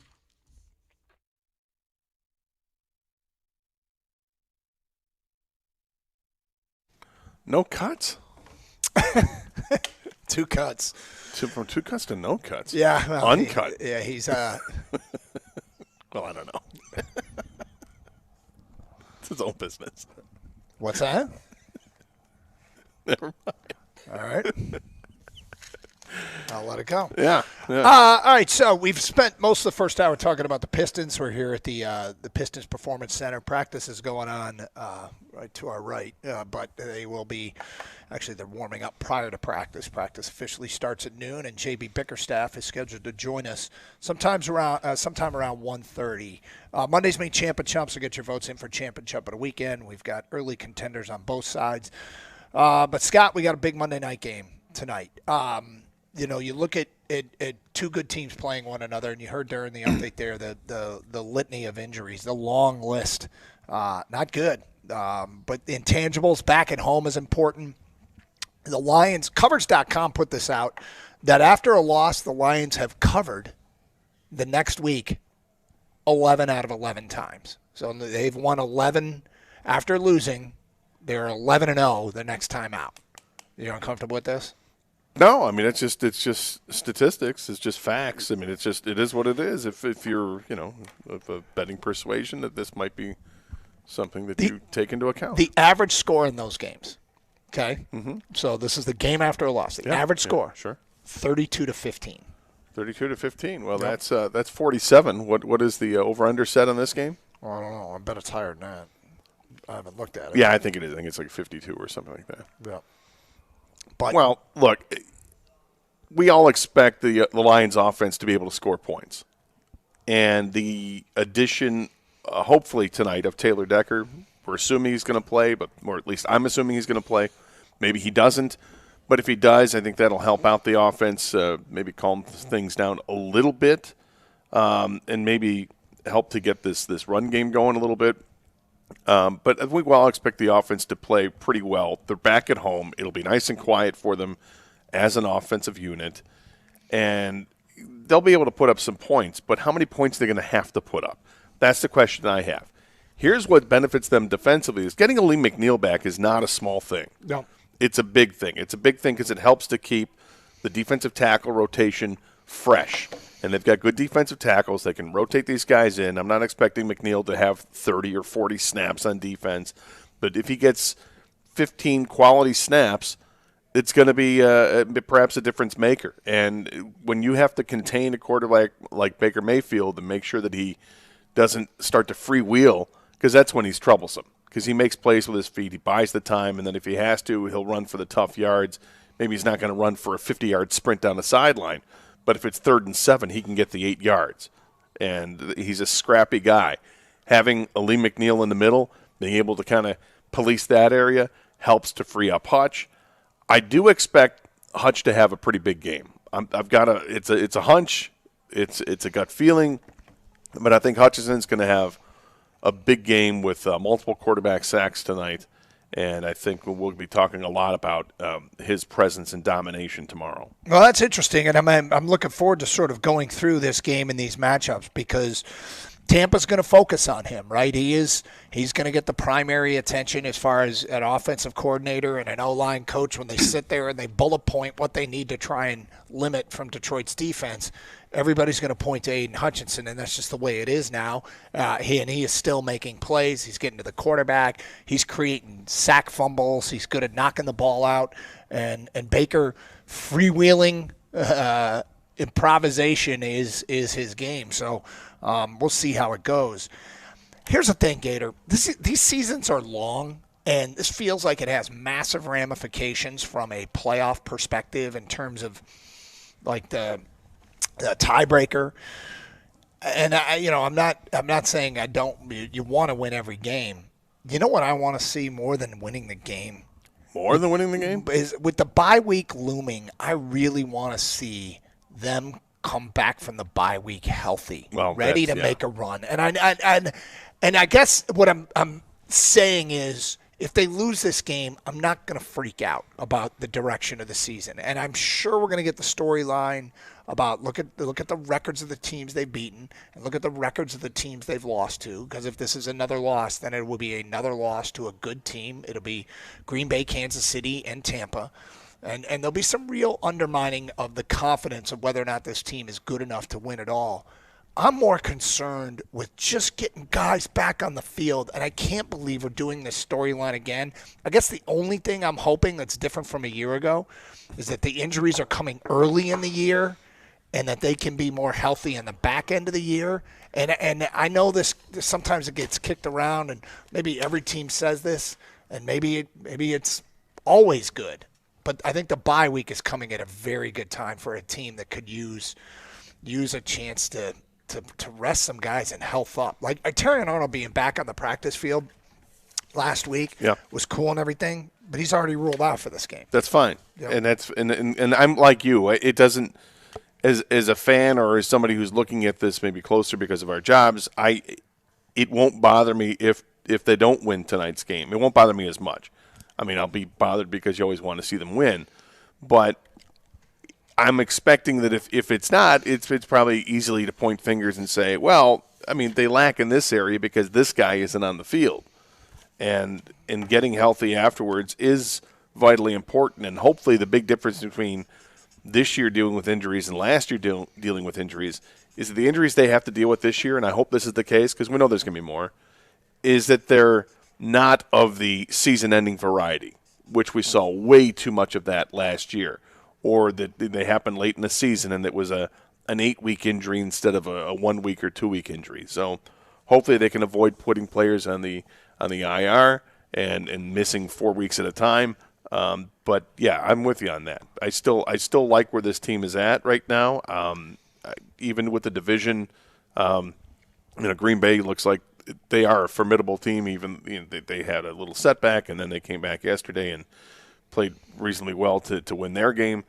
The Bears, they're on a heater now. They've won 4 in a row. Mm-hmm. They are a team to contend with. After the Lions put 52 on them and embarrassed them, they've reeled off 4 straight wins. So what's interesting too about this game is obviously whether the Lions are going to play tonight and whether they win or lose, it doesn't really affect their health. They might come out of this game very healthy. They might come out of this game even more banged up. But in theory, whether they win or lose this game, did they just turn the lights out on us? They just turned the lights out on us. Those of you watching on Twitch and YouTube. Halloween's not for a while, right? We've lost. I hope we're still on the air. We haven't lost power, have we? No, okay, no, got it. I mean, we can see the lights out there. Yeah, well, I think we're good. Anyway, whether they win or lose the game doesn't impact them coming back healthy against Minnesota in 2 weeks, right? I mean, they're still going to get – it's not like you win the game, you don't get the bye. Right. If you win or lose a game, you get the bye. So I guess I'm just more concerned about them being at their best down the stretch than right here. And because we went through it last year. Yeah, we did go through it last year. We know how important it is to be healthy and on the stretch. Yep.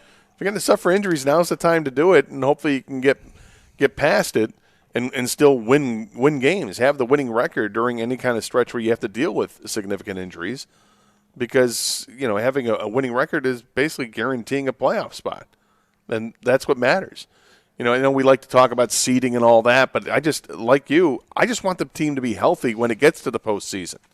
Yes, it would be awesome if they're hosting postseason games and playoff games, but just be healthy. Give the team the best chance to win. Yep. All right, let's get into the matchup on the field, Lions and Bucks, and we'll start reading some of the predictions that have come in on this one. If you want to give us a prediction, 248-539-9797. It is still a big game in spite of all that we just said, because if you win it and you hold that tiebreaker over a team that very well could be there in the end. And the question with the Bucks is, you look at how many these comeback, dramatic last possession wins they have, you wonder if that's going to either A, catch up to them, or B, they just got that something. You know what I mean? They got that toughness. They know how to win. 248-539-9797. It's Carson Anderson. Open lines here on 97.1 The Ticket. Hey, CGC Water and CGC Home Services, they know that your family's health and comfort come first, and that's why they provide top-quality plumbing solutions, advanced Connecticut water treatment, and air purification technology, proven to reduce 99% of airborne bacteria, viruses, and mold. We've got that set up in our home, and you should too. Peace of mind, health for your family. From your faucets to the air you breathe, CGC Home Services is here to protect what matters most. Call CGC Home Service today at 855-339-4242 for cleaner water, cleaner air, and complete peace of mind. 855-339-4242 or visit cgchomeservices.com.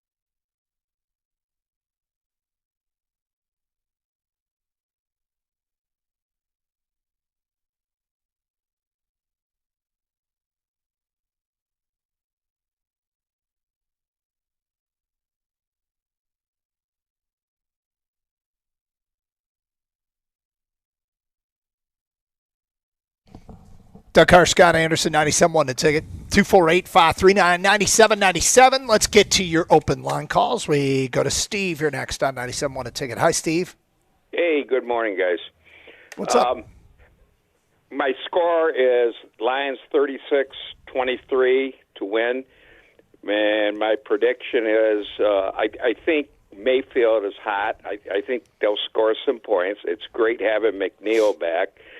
But I think what's going to happen is they're going to actually set up the pass a little bit early between Gibbs and Montgomery, especially Gibbs, and to actually set up the run. And I look for a ball possession type game, and that's why I got 36-23. So, you know what's interesting, and you mentioned Jahmyr Gibbs, and earlier in the week, Dan Campbell made the comment that they really want to be more balanced in the backfield. I don't have the numbers in front of me, but I believe it was 17 carries to 4 in favor of Jahmyr Gibbs and David Montgomery last week in the loss at Kansas City. And the time and score, first of all, was a weird possession game in terms of lower possessions. Secondly is the Lions kind of got behind and ended up probably throwing it a little bit more than they intended to. So here comes Dan Campbell, and he makes a comment earlier in the week about it being more of a Montgomery game. They've played Tampa Bay 3 times the last 2 years. They played them last year in the regular season and lost. They beat them in the postseason, and they beat them during the regular season down there in Tampa. In the first game, Jahmyr Gibbs was hurt, and David Montgomery got hurt, and Craig Reynolds was their leading ball carrier. Then in the last 2, the playoff game and the game last year, Jahmyr Gibbs went for 13 carries and 84 yards and 9 carries and 74 yards. Wow. He averaged over 7 yards per carry against Tampa in the last 2 games they played last year. I think in theory Dan Campbell's right, and I think we'd all agree that having the 1-2 punch, that combination is really important. But on one week, it's going to be different than the other. I think this is another Gibbs game. Yeah, and what I'm trying to say here, and I'll finish this up real quick, is I think between doing some early passing, not necessarily bombs or nothing like that, getting St. Brown involved, Laporta involved, getting Gibbs involved, and then all of a sudden you hand it off to Montgomery, and all of a sudden he gets involved, and I don't think Tampa's going to know what's coming. Is it going to be a pass or a run? Well, that's kind of everybody. I mean, that's the Lions' offense. Yeah, that's a great thing about it. They didn't do it last week, but I think they're going to do it tonight. Well, hopefully that's the case. I hope they're able to run the football, because if they run the ball, they can do anything. If they're able to run the football, they'll score over 40 points, because it sets up the play-action passing. And I think maybe one of the reasons why you see, in a small sample size, why you see the success of Jahmyr Gibbs against Tampa is because Montgomery is more of a straight line runner going up the middle between the tackles. Mm-hmm. That means you're going to run into Vita Vea. Yep. If you're Gibbs and you're getting perhaps most of your yards come outside, or more of your yards come outside than, say, what Montgomery does, that means you're not running into Vita Vea, you're running away from Vita Vea. Vita Vea is the key to that whole defense. Jared Goff said it. He's a monster. Look out for him. The offensive line is aware of him. And certainly Dan Campbell's aware of him. So I think they'll game plan against that, and maybe you're right. I'm not saying it was a smokescreen last week talking about we got to get Montgomery more. It is a game by game thing, and it's even, I think, within a game feel of what's working and what isn't working. I don't think Dan Campbell's going to shy away from, if let's say that while Montgomery's there, he's getting 5-6 yards a carry. Keep feeding him. Well, I think there are going to be games too where it makes more sense to feature David Montgomery. Now, are 2 big games by Jahmyr Gibbs against this Tampa defense of late? Does that really mean that they should stay with a ratio that favors Jahmyr Gibbs? I mean, I'd at least I'd pursue that. I'd invest in that a little bit early in the game and see if indeed Gibbs has been good against this group and hence therefore carry the football more. I mean, it's still only 20 carries in 2 games. I know. And but it's over 7 yards a carry. Yes. And let's also, but if we can talk about all the stats we want. If you zoom out and take a look at the big picture, the Lions scored 16, 20, and 31 in those games against Tampa. That's not a ton of points for them. I mean, 31 is typical, but the 16 and the 20, Todd Bowles has done a nice job against this Lions offense, probably about as good as anybody. And you couple that with Jared Goff has 9 touchdowns and 7 picks against Todd Bowles' coach teams. Now, Goff has put up some huge yardage totals in these games. Oh. So there's a couple things. Wasn't one of these Tampa games like 7 trips to the red zone and 1 touchdown? Maybe. That sounds like happened maybe in the game they lost last year. I think they couldn't finish drives. Well, the 9 touchdowns to 7 interceptions thing, that's concerning. And I'm sure Jared knows it, and hopefully there'll be a clean game for him tonight. But I just think that with all the damage done to the Lions secondary, without your starting 2 corners and your starting 2 safeties, I think that they'll get some stops. But the stops that I envision the Lions getting, like I got a score for you, Doug. You got like a final score? Yeah. All right, I'm sorry. Write this down. Sure, why not? Okay, let's go, Gator. What do you got? I think the Lions win at 38-27. But I think the Lions score 6 times, but Tampa will score 5 times. It'll look closer like that, but the Lions will be able to hold them to a couple of field goals on some of those drives, which will be the difference. Because I think Aleem McNeil makes that difference. When you get to the red zone, then things get more compacted, and you have less space to get your receivers running free. That'll benefit the Lions secondary in a shorter field. So I think that'll be an opportunity for this defense to get the stops they need. 248-539-9797. Let's go to Brandon. You're next on 97 on the ticket. Hi, Brandon. Hey, guys. Thanks for taking my call. Sure. I wanted to ask you, so when Gibbs was drafted, part of the justification for drafting him so early was that Brad Holmes said that he was a weapon, right? Not just a running back, but he was an offensive weapon.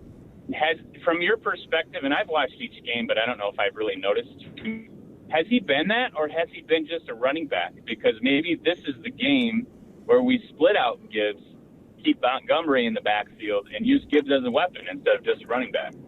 I think they did it earlier in the year where he was split out a couple times, but they definitely use him in the passing game as the running back in the passing game. But I hear what you're saying, using him more as a receiver. I think maybe some of that stuff they haven't had to because the emergence of Isaac TeSlaa as being a very capable and sure-handed receiver with good speed and great size, and they still want to get Khalif Raymond his reps too. So I hear what you're saying, but I think he's probably I don't know. You've got the numbers here, Doug. Yeah. His receiving numbers. I mean, he's got 52 receptions each of his first 2 seasons, and this year he's tracking to have more than that. I think he is a weapon. I think he's absolutely a weapon. And whether he's lining up in the backfield or lining up split out, that is a look that they could give a team at some point. But, I do believe in him being that weapon. Just kind of wondering, is this because we're talking about getting Montgomery more involved? Do we see more of them on the field at the same time, having Gibbs split out, maybe motioning in the backfield, and then, that just seems like something I envisioned for them when they drafted him. Yeah, maybe. I think the other thing it does with Gibbs on the field, I think it's been clear that teams, when they game plan against the Lions in that offense, they're there to stop Jahmyr Gibbs. He's not having that season that he had last year. I mean, he's getting into the end zone because the Lions get to the, in the goal line situations and they just hand it off to whoever they want to. They're going to score. And he's been a part of that. But his yards per carry are down a little bit. And I think teams are really keying on him because they know how vitally important he is to that offense. And yet the Lions are able to adjust because they have so many weapons on offense. Okay, you're going to take him away. That's fine. That leaves things open for Sam Laporta or for Jameson Williams to be more involved. And, we'll see. We've seen J-Mo an uptick in his catches the last couple of weeks. So I'm excited for this game tonight. I think offensively the Lions are going to be just fine. Well, they're a fun team to watch, that's for sure. And they're also a fun team to watch coming off a loss. And they have been very, very good in these situations. Tampa comes in, and have they shown a vulnerability to be attacked another way? Something that we will get to straight ahead. It's Carson Anderson, Open Lines, 248-539-9797. If you want to get your predictions in on Lions and Tampa, do so. We will record all these. We've got a bunch of tweets and texts, so you are on the record, but we take your phone calls as well. Plus your Champ of Chubb votes. Carson Anderson on 97.1. You know, replacing a roof isn't something that most of us look forward to. In fact, it's a big investment, and that's why choosing the right company matters. And for over 30 years, Michigan homeowners have trusted Shana Roofing. Here's why. Not only are they local experts with a proven track record, but every roof that they install comes with a lifetime transferable warranty. Now, that means that your investment is protected for as long as you own your home, or even if you sell it. And I'm telling you by experience, that is a key selling point to have a transferable warranty. Plus, Shana Roofing has earned a 4.9-star Google rating from thousands of happy customers, and that kind of trust doesn't happen overnight. It's built on decades of quality work and customer care. So if your roof is aging or leaking, or you're just ready for peace of mind, go to mymichiganroof.com. That's mymichiganroof.com. Powered by Shana Roofing, Michigan's trusted roofing experts.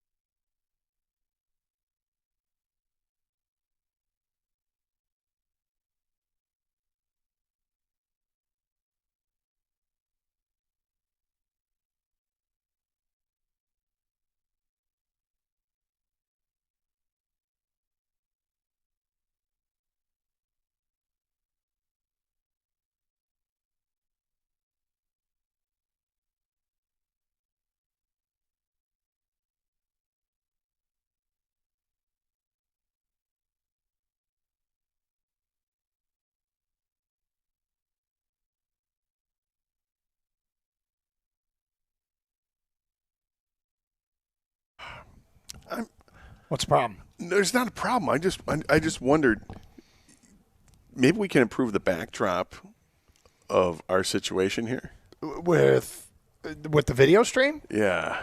Oh, you Bobby want, knows what I'm talking you about. want one of the lightning bolts behind us? You don't want a lightning bolt. So they got us in a studio down here at the Performance Center where the Pistons are actually practicing right over there. And the opener's on Wednesday, home opener's on Sunday. A week from today, they got a huge game against Cleveland. And where they put us is this studio.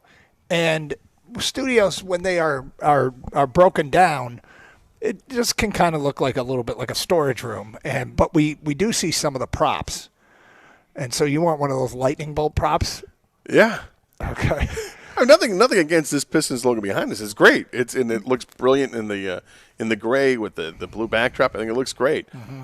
But a lightning bolt. Now you're saying something. That lightning bolt looks heavy. Making a statement. Are you?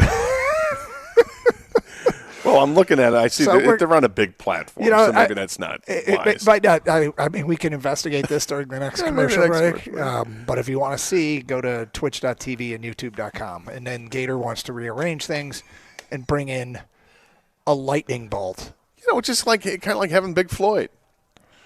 Big Floyd, the stuffed animal you wanted at Cedar Point when you were like in high school? 13 years old, yeah. 14 years old. Yeah. Okay. Yeah.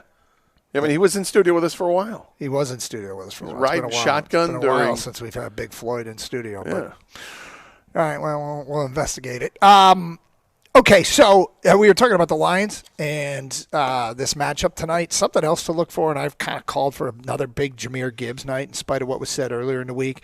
I gave my reasons as to why. He's done pretty well in these matchups with Tampa. Last couple of weeks, Tampa's faced some backup tight ends, and they've had huge games. Jack Tongas in San Francisco and A.J. Barner with Seattle. I'm going to be intrigued to see if this is another Laporta game. Like, we've seen a lot of ebbs and flows, but I wouldn't be surprised if we have another big Gibbs game and another big Sam Laporta game. Well, Levante David has been banged up. I don't know if he's going to play tonight. I think he was questionable. So that's one of those guys that would help prevent something like that, perhaps. So I'm with you. I think the tight end plays a huge role, but I think the tight end always plays a big role with the Lions' offense. I think Jared Goff really likes he having always played a big role. There have been games where we've come away saying, "Where's Laporta?"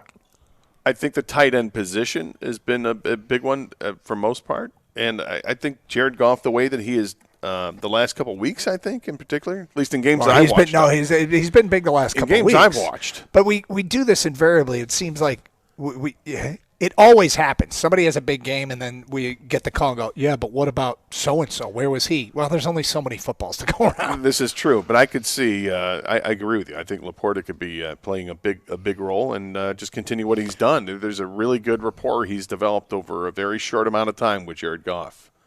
And that's a sign of not only Goff's leadership, but it's also a sign of the players that they're getting. These guys have stepped in, and it's quick to get that relationship going. They're doing a great job, whether it was St. Brown from moment one, basically, or what Laporta's done the last couple of weeks, and certainly with Jahmyr Gibbs and now with Jameson Williams as well.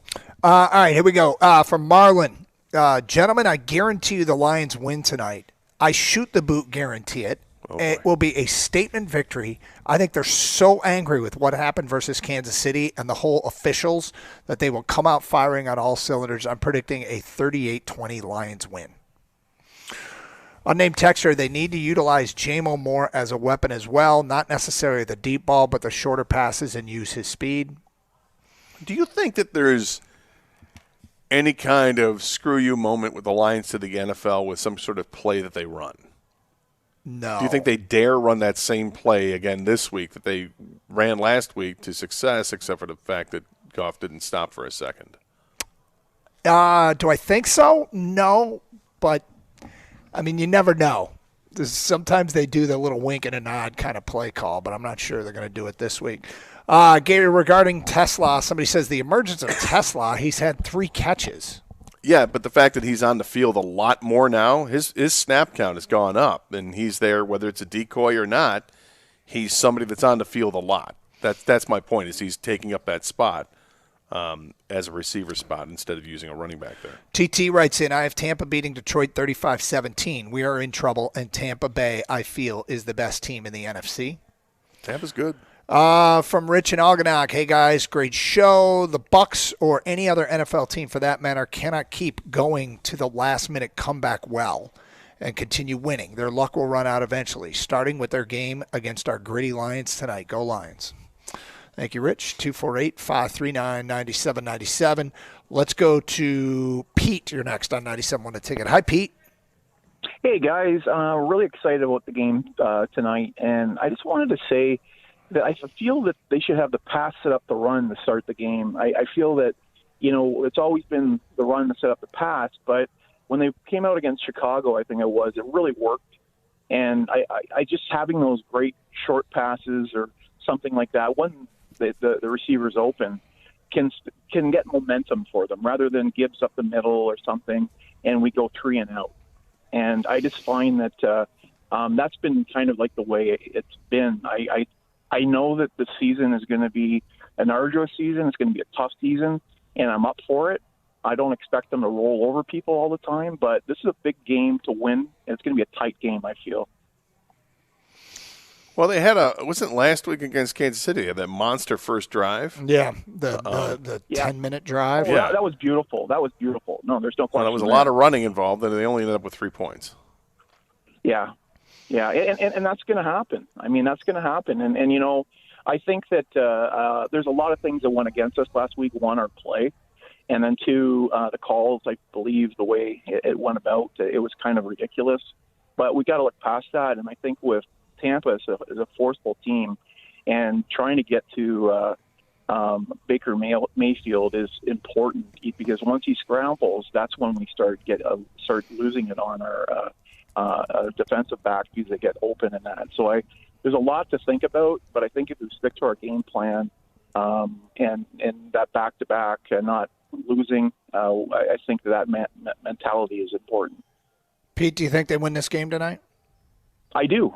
I think it's going to be a 30-28 game, and I think that they win it. It's, as I said, it's going to be tight. And the season, to me, is all about this. You know, everybody wants to have that huge cushion, but to win in the NFL is so difficult. We all know that. And for them to have these tough games, it's just going to be, we're going to have ugly wins, and we need them. Well, 30-28, I mean, I don't know if I'd call that an ugly win. The funny thing is, you talked about them, you don't want them to hand it off to Gibbs up the middle, 3-and-out, and punt. You know how many games they've opened with a 3-and-out offensively? None this year? Green Bay, the opener, is the only one that went 3-and-out to open the game. They did have a 4-and-out where they had they had 12 yards on the first play, and then ran 3 plays and were forced to punt. But look, I mean, they're an explosive offense. John Morton said something funny this week about going up against the Todd Bowles defense and how that makes for restless nights for him. And Bowles has been pretty good. I mean, if you just look at the point totals, 31, 20, and 16 in the last couple of years, not bad at all. So I give him a ton of credit. He has done a nice job, but Lions offense is a headache for a lot of people. As far as when Tampa has the football, the depleted secondary is a very real thing, because it's basically wipe out all the starters, start from scratch. And, we're going to have there's going to be another one of those games where something's going to happen. We're going to go, who was that? Last week it was Harper. We'll see who it is this week.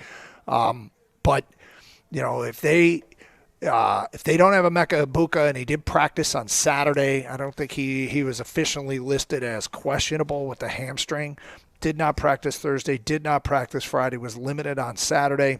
Mike Evans didn't practice, was limited on Thursday, didn't practice Friday, full practice Saturday, listed as questionable. I expect Mike Evans to play. I think so too. Egbuka, we'll see. Bucky Irvin is out. I'm a big Bucky Irvin fan.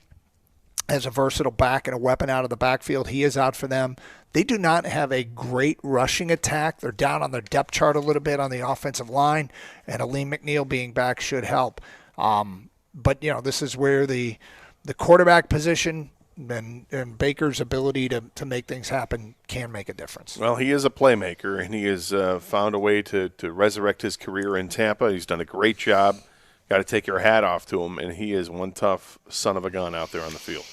Okay, feedback coming in via Twitter. Pat writes in, Lions 38, Bucks 21. Lions outshoot them. Baker makes a few mistakes, and Hutch goes off. Tom Cavanaugh tweets us, Lions 35, Bucks 34. The team that punts less wins. Jack Fox, don't even suit up, enjoying some personal time off. Down with Detroit, Hutch 5 sacks, whole defense 11 sacks. Wow. That's 11. That's the bit chesty. 5 and 11. That's a big chesty. Well, that's bold ass.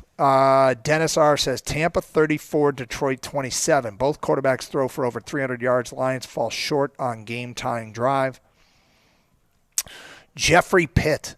I am going 37-33 Lions. This will need to be a game where the offense carries the team and the defense up front does just enough. Aleem and Hutch will get to the quarterback at times, but Baker will still make things happen to keep them in the game and make this kind of a shootout. From Jason, Bucks 34, Lions 27. With so many players missing from the secondary, Baker shreds the Lions with 3 touchdown passes and runs one in as well. Either way, this is going to be a shootout. Both teams allow over 300 yards a game. I'm really hoping I'm wrong, though. 248-539-9797. Monday Night Football. Got a Red Wing team that took 2 over the weekend. They're now 5-1. Michigan and Michigan State. We'll touch on their games from this past Saturday. Of course, they play this coming Saturday. Talk some more Pistons. J.B. Bickerstaff. We'll hear from him in the 1:30 hours. We're at the Pistons Performance Center on a Monday, where the Pistons start their season on Wednesday. It is Carson Anderson here on 97.1 The Ticket. Hey, it's Doug Karsch for Sarah Chevrolet in Sterling Heights.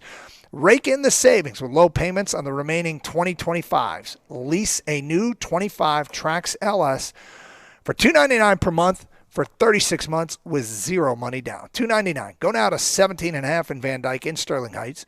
87-SAY-SARAH or saysarah.com. Together, let's drive. With GM employee discount and Costco membership, 10,000 miles per year plus taxes and fees with approved credit. Offer ends November 3rd.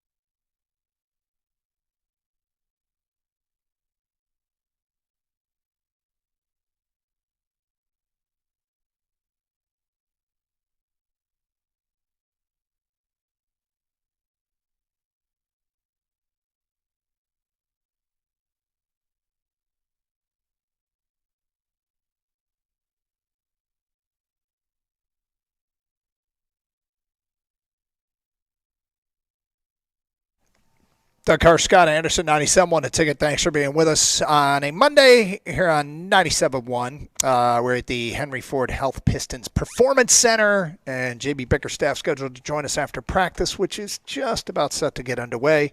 Guys will practice, and then Chicago is the opener on Wednesday. Come home for a Sunday 3:30 first home game of the year.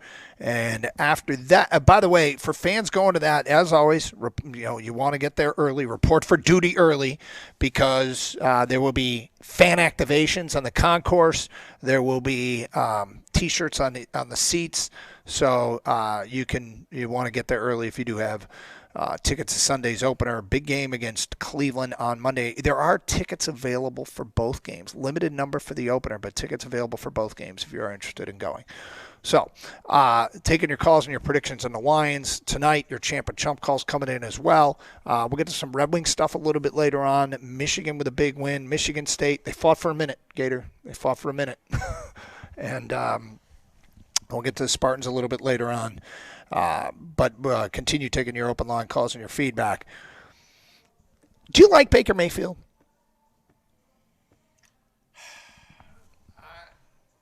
I have. We lose Gator's mic? Oh, there you go. All right, sorry. I have very mixed thoughts on Baker Mayfield. I didn't like him early in his career. I liked the commercials.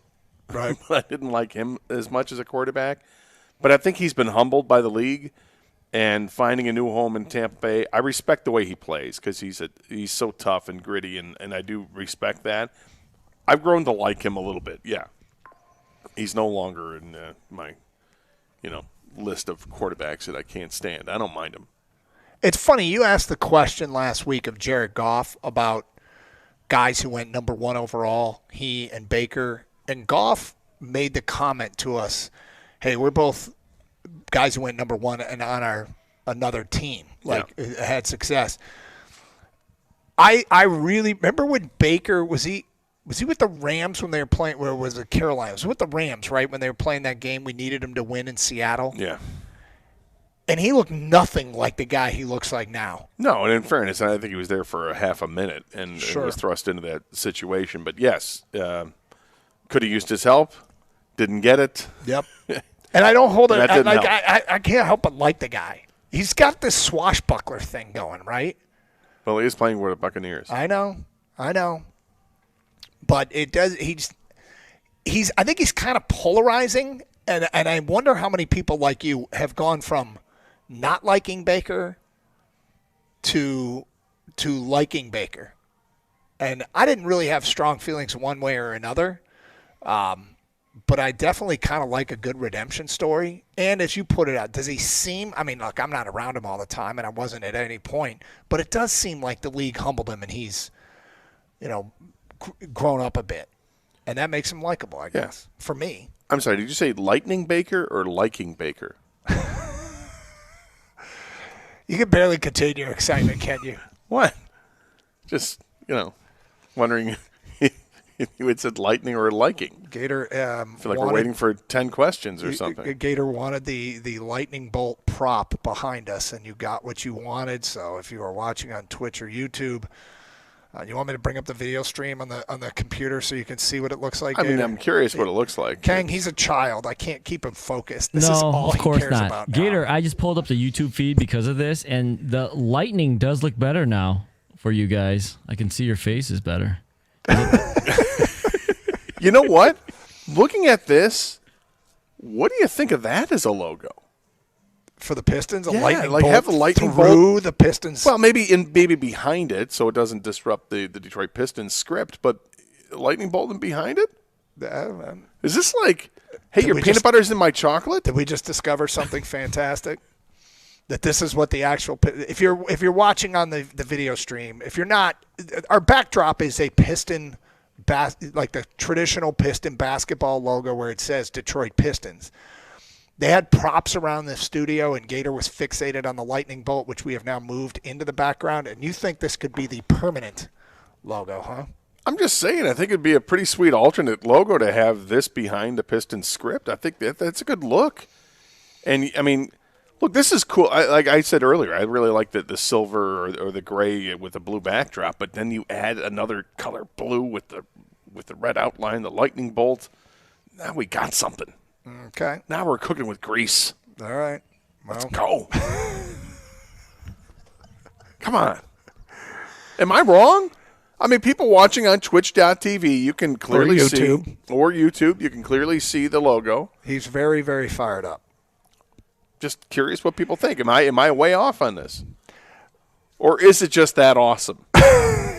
So here's my question for you is can you get 2 hours and 8 minutes of content out of this lightning bolt behind us? Because I feel like this is all you care about now. No, is this lightning bolt? I'm fine. It's just there, and I think now we're ready for an energized rest of the show.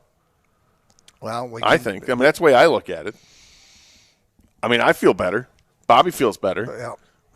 Well, I don't. If I was just motioning, the only thing better than one lightning bolt is two. Oh, now you're gonna go get the other one? No, I think we're good with the one. I think because there's another one. We don't need to rearrange the entire set. We do have to remember where this one went. So it's when the Pistons personnel walk back in here and scold, I have nothing to do with this. Just for the record, when they say who touched the props, what?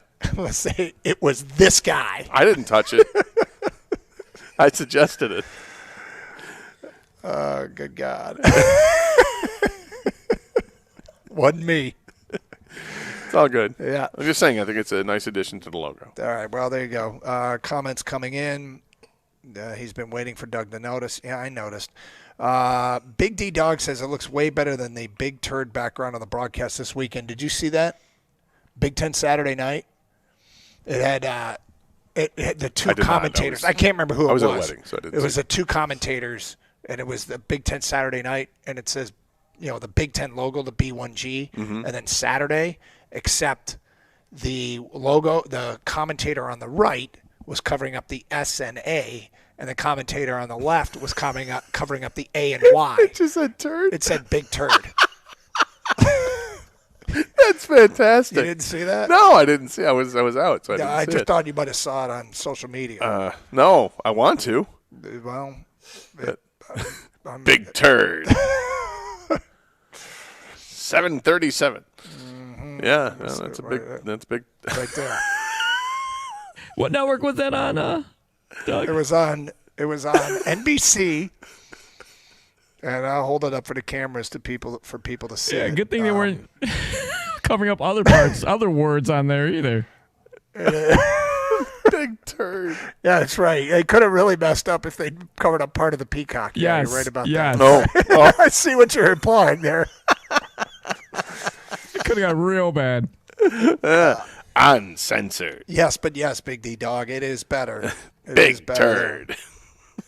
Settle Down Beavis says regarding this logo behind us, especially as cars are moving to EVs, there's going to be not as many cars with pistons in them. Might be a good idea to get ahead of it. Risa says it looks good. From Alabaster and St. Clair, I think it looks great. St. Patrick 29, alternate jersey, parentheses, logo is legit.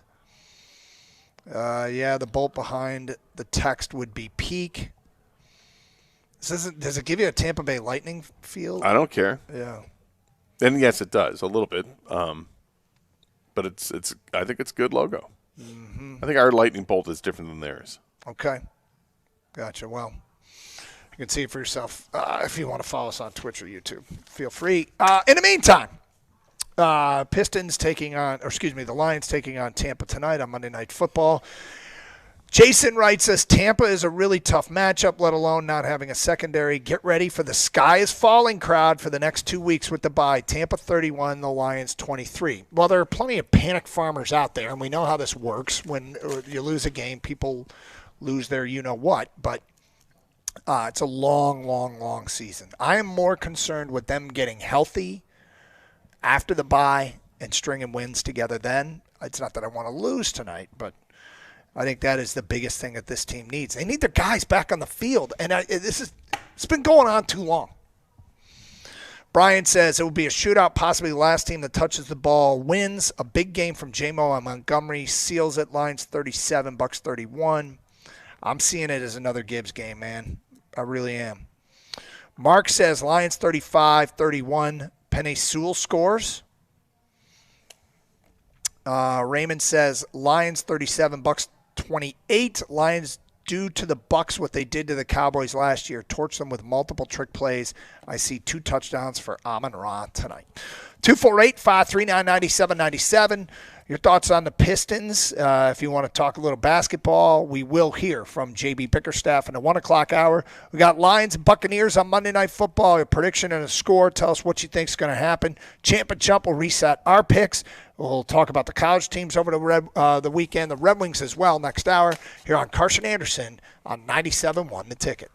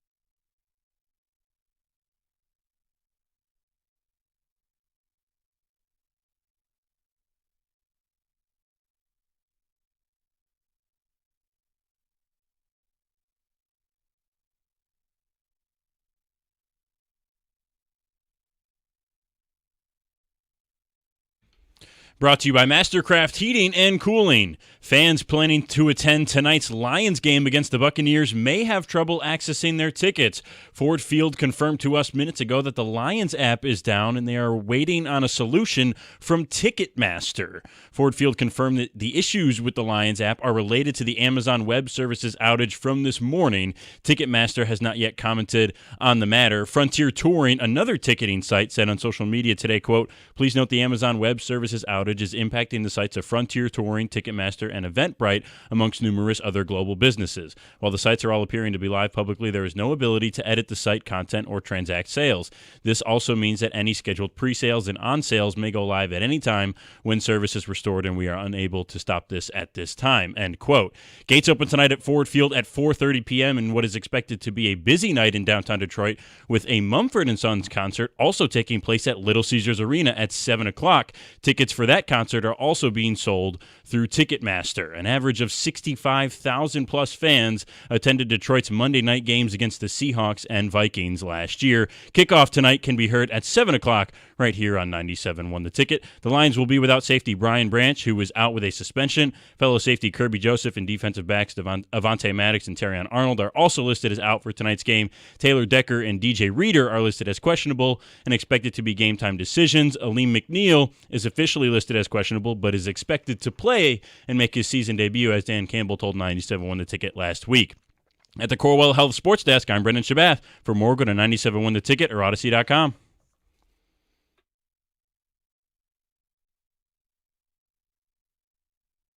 To 97.1 The Ticket. Brendan, stick around here if you don't mind. Back absolutely. in our studios.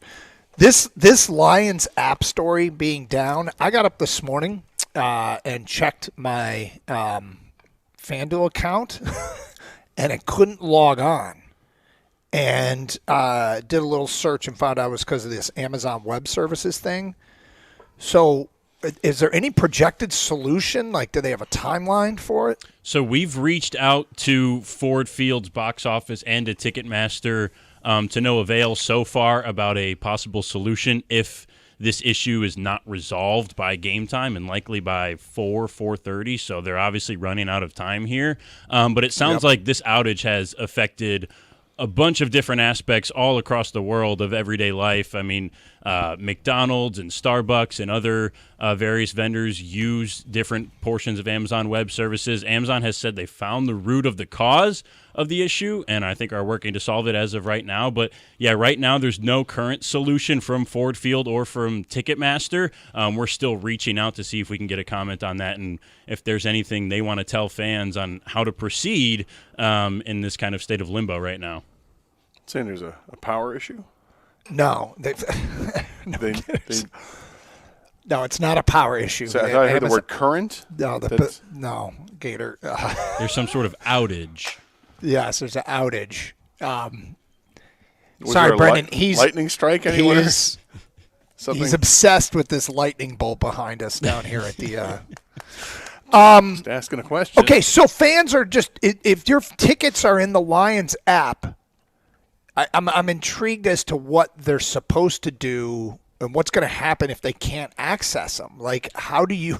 This is everybody's nightmare with electronic tickets. Is that something happens, it goes down, and that you led to an absolute CF Right. outside. You know what I mean? The interesting thing, too, is that Ford Field is entirely cashless.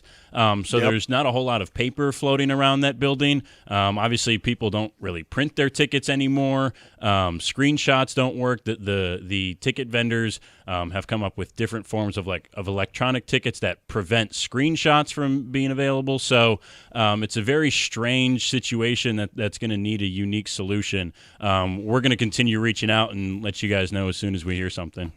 Good. Yeah, could you do that? Because this is obviously going to affect fans in a big way if it doesn't get resolved and resolved kind of quickly.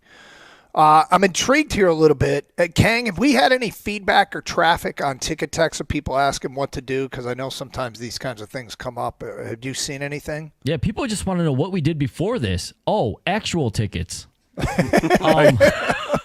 Well, as a guy who just likes collecting things, I miss the actual ticket. So, but anyways, that's a different story. Yeah, we have been getting ticket texts, Snapchat's down, Venmo's down, like Brendan was saying, all that stuff. One guy just did text and say that his Lions app is working fine. So this may be a hit or miss thing as well, or it's just slowly coming back at this point. But this morning, another one from Bruno in Dearborn says, took me forever this morning, but I was finally able to download my Lions tickets to my wallet today. So I keep trying and keep getting up there. I'm sure they're working vigorously to get this back on. Yeah, sure. But clearly, I imagine this is affecting people in the real world as well.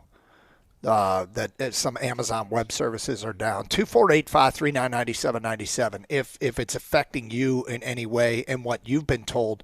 Because and if you're a Lions season ticket holder out there and you can't get access to your tickets, let us know and let us know if you've had any feedback, because that could be a mess.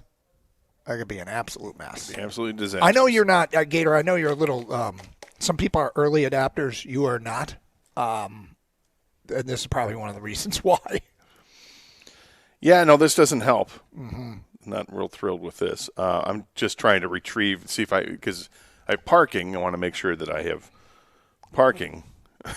And saying, well, it's a little slow, but it getting there, I guess. We'll find out. You think we'll get a lot of Mumford and Sons fans at the Lions game instead, and vice versa? Could be. Could be. I don't have my Mumford and Sons tickets, but I got 2 in section 317 for some reason now. Who knew? Yeah. 248-539-9797 if you've been affected by this in any way and what you've been told the solution. I know, again, have you ever had any problems with electronic tickets? Yes. And what were the problems related to anything other than not knowing your username and password? Yeah, sometimes I think there may have been an issue, but it was an easily fixed issue. It was something like the Wi-Fi in the area wasn't great, something to that extent, or it was completely user error. It wasn't due to some error on their part. I haven't had that. It's always been me. So we've had 2 issues, and they've been the same thing. With 2 different accounts that we buy tickets through, somehow, some way, we have 2 accounts. So we'll have to log on to both to find out where our tickets are, which is really, really, it's user error. It was us. So I think like my wife set up an account and I set up an account. And then now the accounts have like merged and we have to log on to both of them to find out where the damn tickets are for certain things. But that again goes down to, well, we screwed it up when we set it up. But yeah, this could be a mess. Yeah, I did have a problem one time trying to transfer tickets into a wallet, and that wasn't happening. But again, I think that was more user error, although when I had somebody who was competent helping me, they could also not figure it out. All right, here's feedback coming in. This is why you must download digital tickets to Google Wallet the moment you buy them. What a nightmare. It's from Fish in Livonia. Yeah, once you have the tickets, get them into your wallet, and you're parking. You still nothing? Still just waiting for it to finish here. You want to get them into that wallet as quickly as possible so that you can. It won't be. I mean, I've got other means to do what I have to do. It won't be a problem. But just interesting because now I'm experiencing what other people are experiencing for the sake of the show, Doug. Yes. Feedback coming in here. The outage got me a day off work. Now I'm on my way to golf the Cardinal and St. John's. Hoping they get it sorted out for the game tonight. Why can't people just show them the email with the tickets in it? That's from Dan. I don't know, and maybe they, who knows what's going to happen when this thing comes right down to it. All the scanning that has to go on. Yep. My wife uses the Instacart app. It was on the news, and now she says it can't work. Says it's a cyber attack. That's from Thomas in Nashville. You know what the solution to these ticket problems are? Physical tickets. That's from an unnamed texter. So the physical ticket is, I mean, if they sent everybody a physical ticket for every game, it would kind of defeat the purpose of having electronic tickets. If you want to do everything electronically, could they send everyone an emergency ticket online? Just one that all ticket holders, if they have everyone's email address that bought tickets, could they send them emergency a barcode to scan to get in? Hey, we're going to be emailing you this. Yeah, you would think that there's ways around it. And this is, like you said earlier, this is like my pet peeve because I don't like having to do the electronic tickets. I like having the actual ticket and ticket stub. There are people that like to collect the ticket stubs. Ask Stoney. He still has ticket stubs from 60 years ago. Yep. But I just like having that actual hard ticket so that I can get where I need to go. And then I would like to have the electronic ticket as a backup in case you can't find, I just lost it. I must have fallen out of my pocket when I was getting my money out. And okay, well, do you have I do have my electronic ticket. Here that is. But I understand. This is the world we're living in, and I'm not going to be accommodated to, and that's fine. Heard what you guys were talking about and got on the Lions app, and it worked just fine. Got my tickets, added them to my phone's wallet. You still have not had success. No. But it's not. It's parking code for me, not tickets. So, but it is something that I have to go through, and it's not happening. We have a suite, and we're trying to transfer 20 tickets to customers. Our Lions rep said they are still waiting for a direction on what to do. Brett from Linden says, I work in enterprise technology with AWS knowing what the issue is. I would not be surprised if this is fixed within the hour or at least before game time. Unnamed texter, I work in tech. We were all affected, but it's on its way back up. Jared in Lake Orion says, I just logged on, no problem at all, and added them to my Apple Wallet. So it sounds like it's kind of hit and miss. But take it for what it's worth. Well, good luck, everybody. Yep. 248-539-9797. We will let you know if there's any update on this Amazon Web Services being down. So we got a huge Lions game tonight. We got a Red Wing team that seems to just want to win. We got Michigan State to talk about. We got Champ and Chump. We'll reset our Champ and Chump coming up today at 12:18 and want to get your votes in as well. It is Carson Anderson here on 97.1 The Ticket.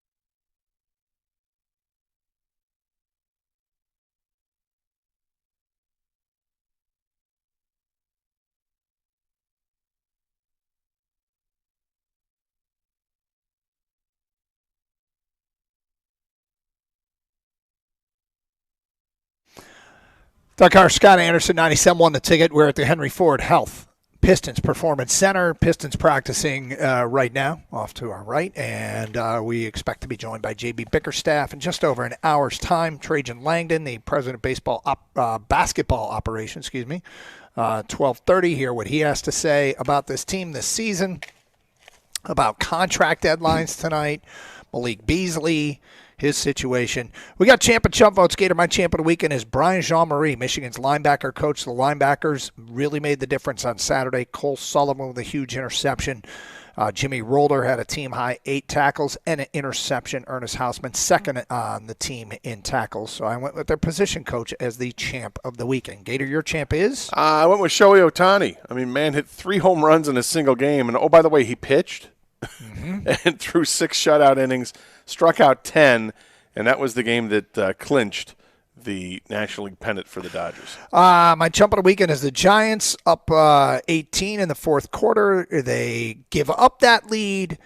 The Broncos charge back and take a 30-26 lead. The Giants then proceed to score a late touchdown with 40 seconds to go and miss the extra point. So now they're up 32-30 with 40 seconds left. They allow the Broncos to go right down the field and kick a game-winning field goal to lose 33-32. The Giants, my chump of the weekend. Yeah, my chump of the NFL, I'm just piggybacking off of what happened last week with the Lions and Chiefs game. It was bad enough they screwed things up and really made themselves look bad, and then they released the video, the teaser video on Twitch with Brian Branch stuff, and they totally threw him under the bus, and then they made matters even worse when they finally announced what the fines were going to be. Mm-hmm.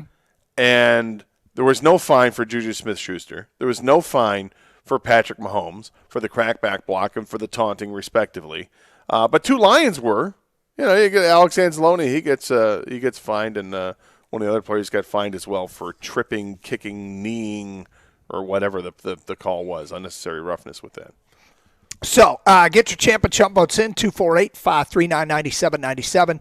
Here's feedback coming in, and you can text us or call us, anything on your mind. Matt writes in, I am definitely nervous about tonight's game. Baker Mayfield is playing at an MVP level, and our secondary is depleted. Huge emphasis on the front 7, not just creating pressure, but also getting home and finishing the job. I don't want to see a game where we get a ton of pressure, but Baker constantly escapes and makes plays off schedule, as he is prone to doing. That said, I do think the Lions will get the job done, but it'll be much closer than people think. Well, I don't know what you think people think. I feel like everybody recognizes and is concerned about the injuries in the secondary. 100%. Yeah. It's a problem to not have your starting 2 corners and to not have your starting 2 safeties. And the safeties are that's the heart of the defense, man, with both Joseph and Branch and what they do. Kirby Joseph is just a ball hawk. The ball's up in the air and it's in danger of being picked off. It's probably going to get picked off by Kirby Joseph. So they're going to miss that. I think it's wise to keep him out based on what we saw last week when he left the game, did not look good, came back and he looked fine, but that just could be adrenaline or a shot or whatever it was that happened there. But with the bye week coming up, it's the big picture with the Lions. And I think that's a good spot to be in if the Lions now. You can look at the big picture instead of being each and every week is must win, must win, must win. It's not like that for this team. This team knows they're good. This team knows that they can win plenty of games. And if you have to rely on backup players from time to time, then you can go ahead and do that and still give yourself a chance to win. The defense is depleted. The offense might be at full speed tonight. So the resume doesn't matter in the NFL. Everything's done strictly on record. They have a tie-breaking procedure that emphasizes head-to-head, and that's why this game is so big, Tampa and Detroit, given Tampa is 5-1, Detroit's 4-2 in a chase for the top spot in the NFC. But the Lions' resume doesn't have a win over a team like this. They certainly – I don't doubt that they can beat the Kansas Cities and the Green Bays of the world, teams that they've lost to this year, but we haven't seen it yet this season. But the Lions don't look that dissimilar to the way they've looked the last 2 years. I'm comfortable in saying they're a good football team, whether they win this game or lose this game. I think something very interesting happens in the psychology of fans' minds, and where most people thought they were like 11-6, 12-5, 10-7, kind of that was a realistic expectation for this group. But then many of the same people get irate when they lose games during the season. And it's like, okay, how are they going to get to 6 losses without losing some games? And then you lose the ones that are most losable. Kind of makes sense. I think it will help a lot for the Panic Farmers to win a game over a good opponent. It will. And I think for me personally, what I'd like to see is, and it doesn't have to happen tonight, I don't know if it will or won't, but getting that running game going to the point where it's going for over 150 yards. Mm-hmm. I'd love to see that. You know, if this team is able to run the ball for 150 yards, I feel like they win the game, 95 times out of 100. Mm-hmm. And this team is absolutely capable of doing that. But can he do it consistently? That's a whole different ball game. And sometimes it can be tough sledding. And tonight, I would imagine that Tampa is going to do what they want to do. Or they're going to try to do what they want to do, which is to try to stop Jahmyr Gibbs. But we'll see if they haven't been successful the last 2 years, as you pointed out. His last 20 carries against him, he's had like 150 yards. So that's good for Jahmyr Gibbs and good for the Lions. 7 yards a carry, 7+ yards a carry. Robert writes in, what many people aren't saying is the Bucs have also a very injured offense, missing Bucky, Goodwin, and Ibuka. We'll see on Ibuka. Even both battling hammies. So it's going to come down to who makes less penalties and turnovers. Lions 42, Tampa 38. Well, that would be a shootout. From Jorge, Lions win 38-31. Lions D-line steps up to shut down a game-tying drive by Baker Mayfield. Michael writes in via Twitter, Tampa Bay 38-31. Mayfield is going to throw for over 350 yards. Evans is going to get over 150-plus yards and 2 touchdowns against that Lions secondary. From Lawrence, 38-31 Tampa. Too many injuries on the back end to overcome. Josh says Lions 45, Buccaneers 40. No punts. Bucs outright outgain the Lions, but the Lions win the turnover battle and the game. From Jared in Ypsilanti, I deliver Amazon packages, and they told us the AWS was back up this morning, but they're going to be catching up for a few days. We have very short routes today, and supposedly tomorrow will be a very big day to recover. Hopefully it doesn't affect the turnout at the Lions game. People don't realize that system to verify the tickets is also impacted. The phone wallet app won't fix it. Maybe this shows us how Amazon owns too much and is a monopoly. Regarding this internet outage that a lot of people are experiencing today, my FanDuel account is definitely down, but my Ring app also went down. Is that part of the Amazon issue? Does anybody know? I don't. This game is going to be 53-51 Lions. I'm locking it in. 53-51. 53-51. He's locked in. I will take the under on 104 total points. Well, sounds like he would take the over in the whatever the over-under total is, and perhaps not the Lions to cover. Yeah. I don't want to miss out on people picking weird scores for tonight, so I'm picking the Lions to win 11-5. That is a weird score. So would that be a scoregami? Probably. Scott writes in, if you need to access your tickets, guys, just jailbreak it. It's free. There we go. Did you have any luck uploading your your parking pass? No, I bailed on it 8 minutes ago, so we'll see. I'll try again in the break. Okay. Yeah, if you haven't heard, there's a massive issue with Amazon Web Services. It's affecting many people who have the digital tickets for tonight's game. Everybody who has digital tickets are completely cashless and over there. No paper in the building. So hopefully it all gets sorted out in plenty of time. All right, coming up a little bit later on this hour, we'll talk a little college football with Michigan and Michigan State and some Red Wings. But straight ahead, the president of basketball operations, Trajan Langdon. Questions for him includes what's going on with Malik Beasley. How about those contracts? 6 p.m. deadline. Otherwise, we could be looking at restricted free agency for Jalen Duren and Jaden Ivey and the development of younger players. Some of the things to discuss, and you'll hear what Trajan Langdon had to say here on Carson Anderson on 97.1 The Ticket. So it's great to see our teams in the D back to their winning ways. It's just like the team over at Sarah Chevrolet Southfield. Sarah Chevrolet Southfield right now is making sure that the customers win on every deal. And the deals right now are absolutely unbeatable. You start with employee pricing for everyone on every 2025 demo that's in stock. That's right. You can get a 2025 Silverado or 2025 Equinox for only $299 a month, and that's with zero down. There's no gimmicks, no games. It's just great winning deals for the customers. And if you need more money for your trade-in, well, Sarah Chevrolet Southfield has got you covered. They treat trade-ins like a truly high-valued free agent. Big money, huge money for the customers in trade, up to $2,000 more. And if you're paying too much for service only to feel like you're left in the cheap seats, not at Sarah Chevrolet Southfield. They treat you like you're right there on the 50-yard line. Service is open every Saturday. Free loaner vehicles are available, and there's no appointments necessary. Sarah Chevrolet Southfield will get you in and out quickly. Check that out, Sarah Chevrolet Southfield at 696 and Telegraph, or go to sarahchevrolet.com. Together, let's drive.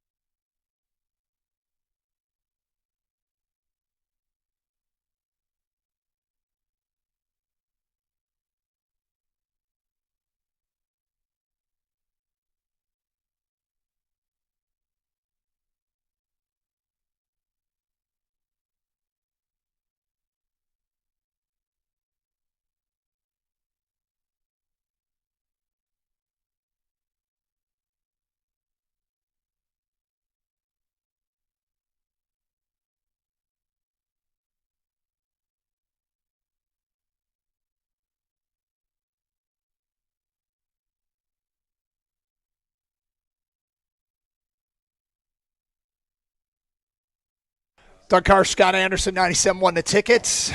And we are from the Henry Ford Health Pistons Performance Center, and proud at this time to be joined by the general manager of the Detroit Pistons, one Trajan Langdon, who has just come by and sat down. Sir, how are you? Doing well. How about you guys? We're good. Thanks for having me. It's a different feeling this year, isn't it? I think so. Yeah, I think so. should I be. think there's a little bit more known in the gym, with a lot of continuity from both our players, coaching staff, performance, but a lot of familiar faces in the building, which I think helps. Well, it's been over a year now that you've been here. How Detroit are you now? I love it here. It's still weird. I'm not going to lie to you. Just because I hit the ground running so fast, and even though I've had some time this summer for my family and I to get inundated in the city, it still feels like this is still brand new to me. But the people have been great, the city's been great, and we're really enjoying it. Some business things I want to get to you with. First of all, contract deadlines for Duren and Ivy deadline tonight. Is there any update there? No update at this time. We'll see here tonight. Okay. And Sorry. Tell you what, if there is any update, we'll be here till 2. Sounds good. If you could come by and just let us know. We'll do. And Malik Beasley, is there anything new on that front? No, definitely nothing new there. So, for his sake, I'm really hoping that he can get cleared, but obviously still under investigation by the league and the feds. So, for his sake, I hope they can figure this thing out and he can get back to working. Okay, well, let's get into this team and what you have. When you have a young roster like you had a year ago and still have, there's always that question of who's poised to make that big jump. Mm-hmm. So when you look at your team, where are you seeing that just on the brink of happening now? Yeah, I hate putting that kind of pressure on any player or two players, but our whole group put in a lot of work. Over the summer, they were not only in the gym here, but we had our staff flying out to see them whenever they wanted them. And when I say staff, I mean coaching, performance, medical, whatever they needed at whatever time. So we put a lot of hours in with our players, and which is great because I think we garnered a lot of the trust from our players. But they really worked. I think they got better. They know there's an opportunity coming into this season, not only individually but as a group. So. I think the pieces that we added really will help, but the biggest thing for us this offseason was continue, like you said, to allow these young players to continue to grow and get better and have an opportunity to show what they can do from the work that they've put in. Looking at more of the bigger picture down the road, doesn't have to be this year or the improvement from this year, or from last year this year, but just the bigger picture. How high is the ceiling for guys like Asar Thompson and Ron Holland? Yeah, the one thing with those two guys is they work. So they are going to reach their ceilings. I have no question that those two will reach their potential. That's all you can ask of any player that you bring in a program, is that they are going to reach who they can be. How long is that going to take? That's going to be up to them. And obviously JB and his staff do a great job teaching the game, developing the players. But they do put in the work. We think they can be really good players. I think they'll both they'll both be better this year. They're going to get the opportunity to get better, and they have the trust of their teammates as well, from not only what they did last season but the work they put in. Obviously you saw Ron in Summer League took a leap, and Asar has put in a lot of time, so him having a complete summer, a complete training camp, and being healthy now, I think you'll see two different versions of both players. It's probably hard to answer this question right now with not knowing where you'll be at that time, but because this team now looks like it's can make a push in the East, does that change your approach at all, or your thinking come trade deadline time? Come trade deadline time. We're in October. I know. What are we doing? I know, but this I can guarantee. Here's what I guarantee. We're going to get 10,000 phone calls when the trade deadline rolls around, and I'm going to think back to what you said. But, I mean, last year, coming off a 14-win season, we weren't thinking buyers at the trade deadline. This time around, you could be. Yeah, no, I wasn't thinking buyer either until about 2 to 3 weeks before the trade deadline, and that's what we ended up doing. So, for me, it's continue to assess and watch these young guys grow. Try to have an understanding of who we are within the Eastern Conference, and then figure out where we need that. Do we need a position? Do we need a skill set when that time comes? So it's hard to tell right now. Would I like to be a buyer then? Because that means we're playing good basketball and we have a chance. Sure. But again, we'll assess. I have a good group with me. JB has a really good feel for the team and what's needed for us to take that leap. But again, it's just assessing game to game. That's why I try to be at every game possible and seeing the dynamic of the team and the chemistry. But we have a good group, and I'm excited to see where we go. Can you take us through the process of getting to the offseason and identifying the players that you wanted to talk to and then eventually offering those players to become part of the Pistons? In general or this past summer? This past summer, yeah. And how is it different? Well, two guys we targeted were our own players, and I said it pretty early as we would love to bring Dennis back and we'd love to bring Malik back. Tim was great for us, but I did want to see our young guys continue to grow, so I knew that was going to be a tough one if we brought him back in a different role. And so I think we all agreed that probably for him too, that probably being in Denver and getting that opportunity was a great situation for him. But Dennis obviously got a great contract from Sacramento with the starting role, and there's no way we could give him the same thing. And then the thing that happened with Malik was difficult late because we really wanted him back, and then we had to pivot.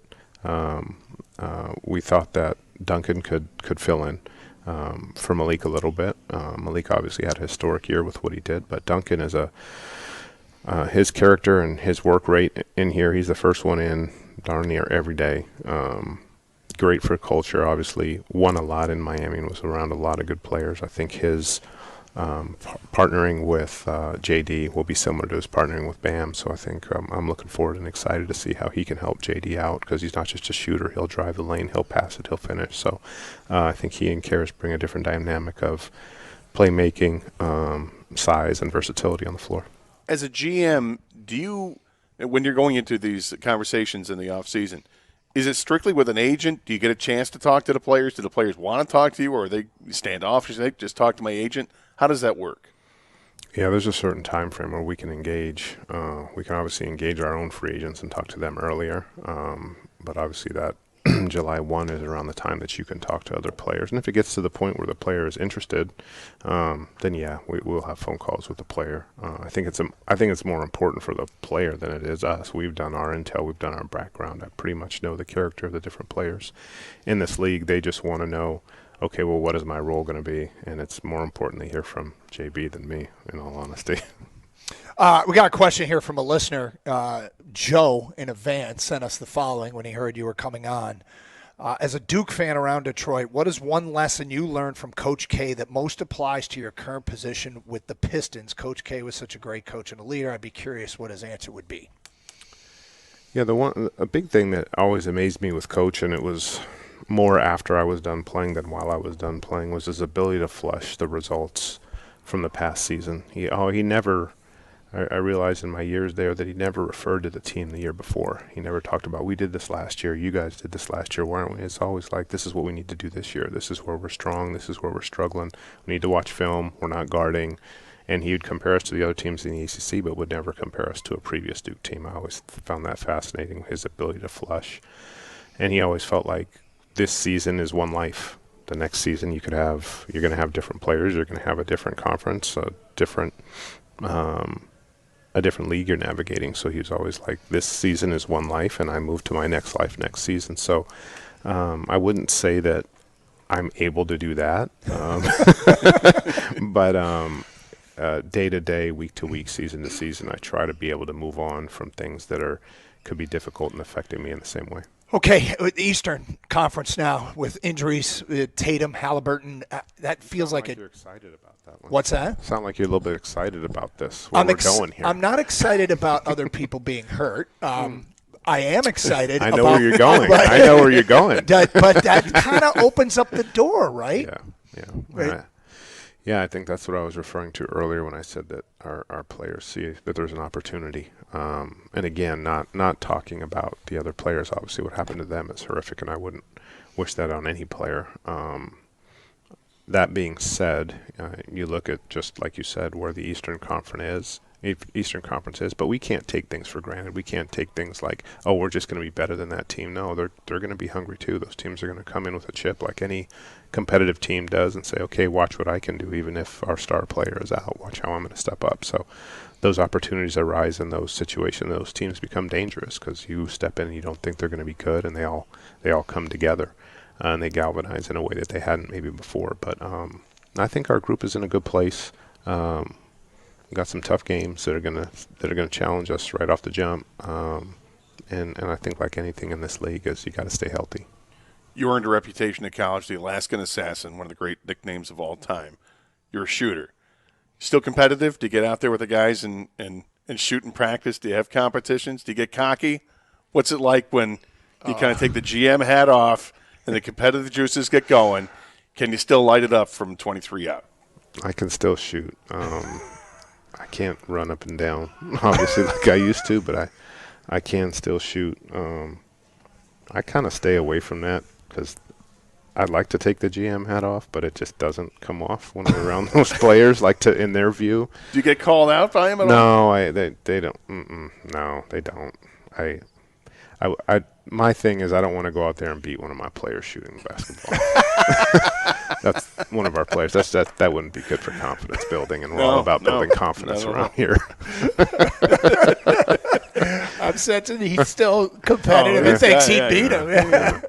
Well, we appreciate your time. Thanks for being with us, and good luck this year. Things have changed, man. In a year, I can tell you from our perspective. Thank you. It was fun to get phone calls last spring. I mean, people fired up. So we're excited. Yep. Thanks, good luck. guys. Appreciate you. Yes. Guys. Trajan Langdon, the GM of the Detroit Pistons, joining us from here at the Pistons Performance Center here on Carson Anderson.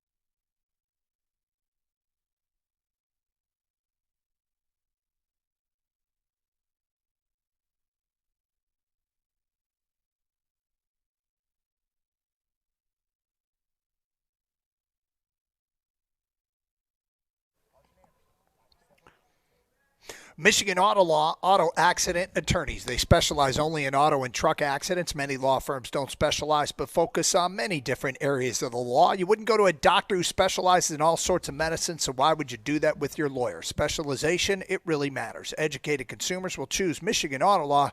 Do your research and learn more at autolaw.com. Michigan Auto Law, the law firm that puts people over everything. Visit autolaw.com. That's autolaw.com.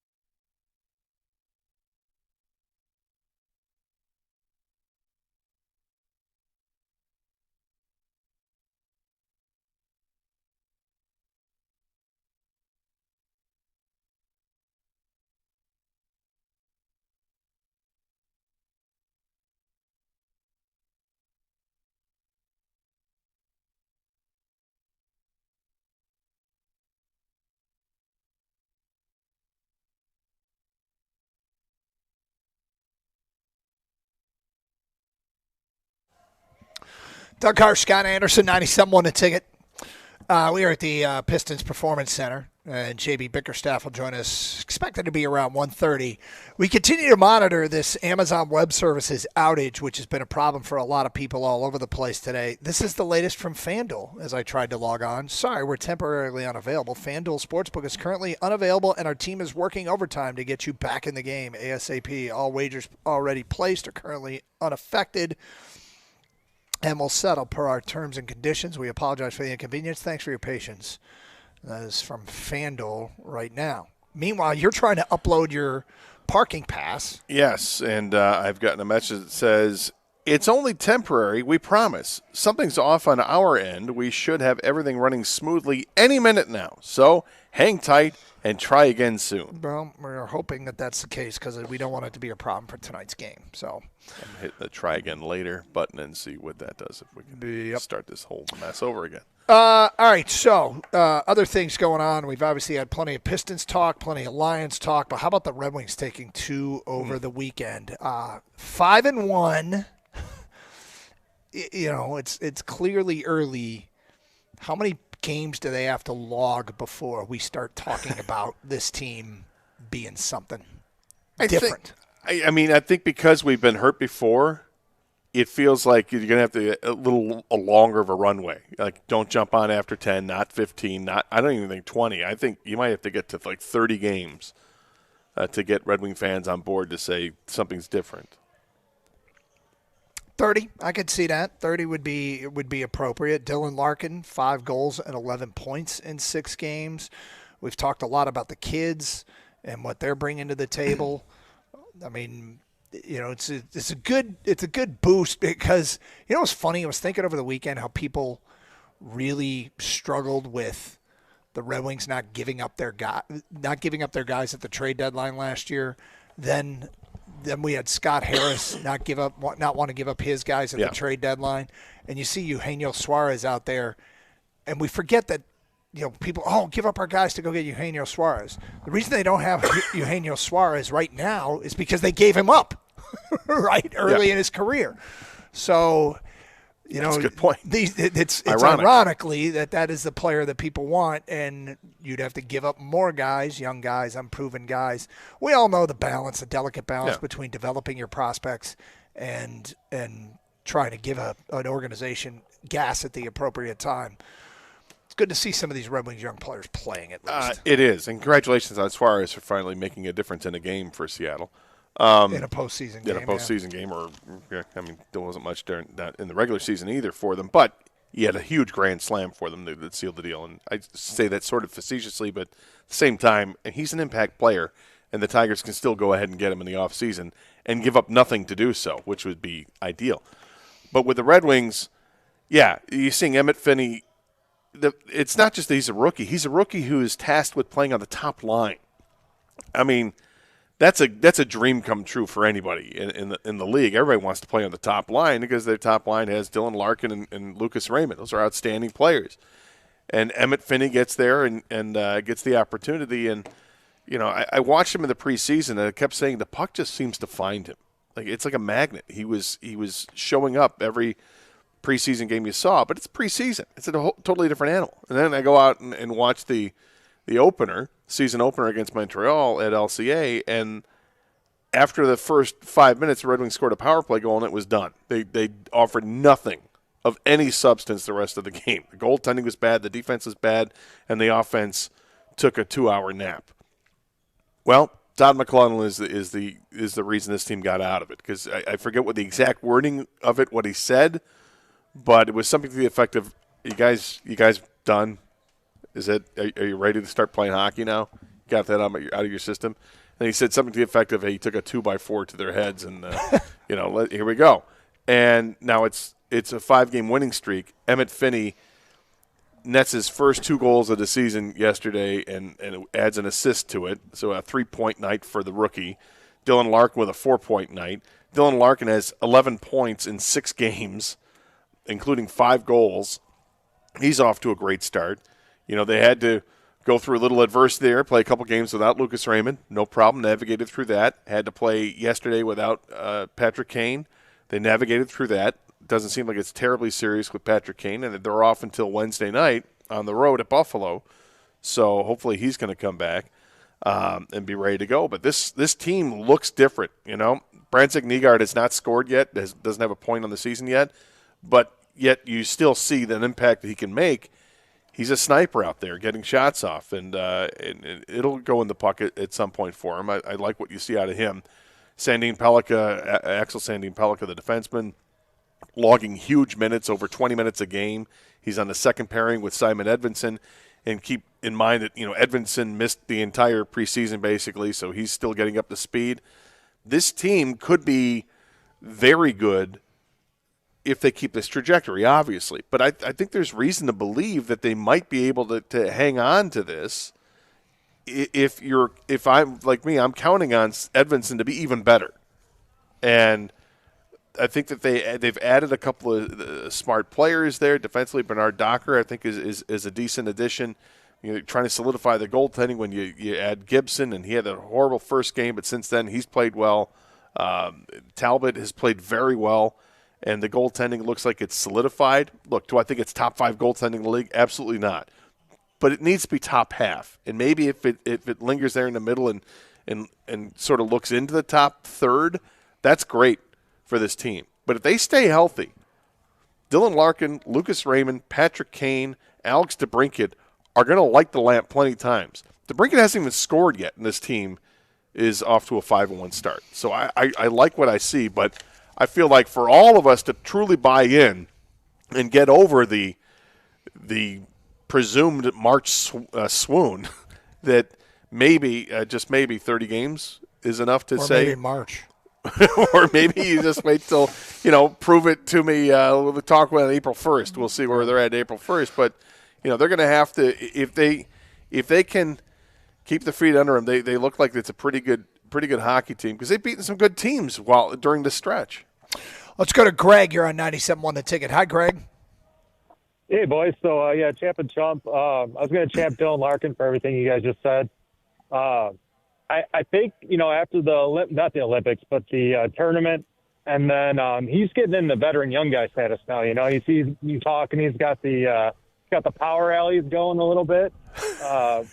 You know, so I'm really impressed with what he's done. And then chump Kurt Signetti. I'm sure that he would get all wrestler voice with me right now after this accusation, but taking that field goal. It's not point shaving, whatever that the opposite of that would be, right? And I think that sports betting, for, you know, how fun it is and everything, I don't know overall if the juice has really been worth the squeeze.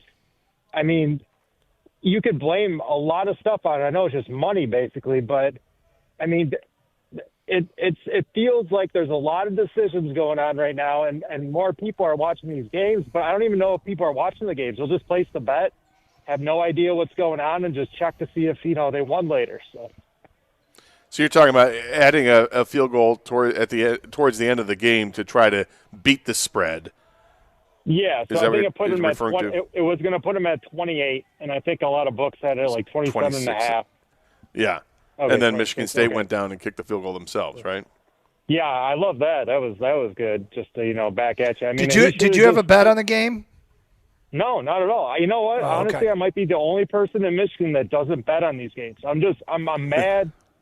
I'm serious. I'm mad that this is like the trajectory that college sports is specifically is going, where it seems like it's more just about betting and not about the games anymore.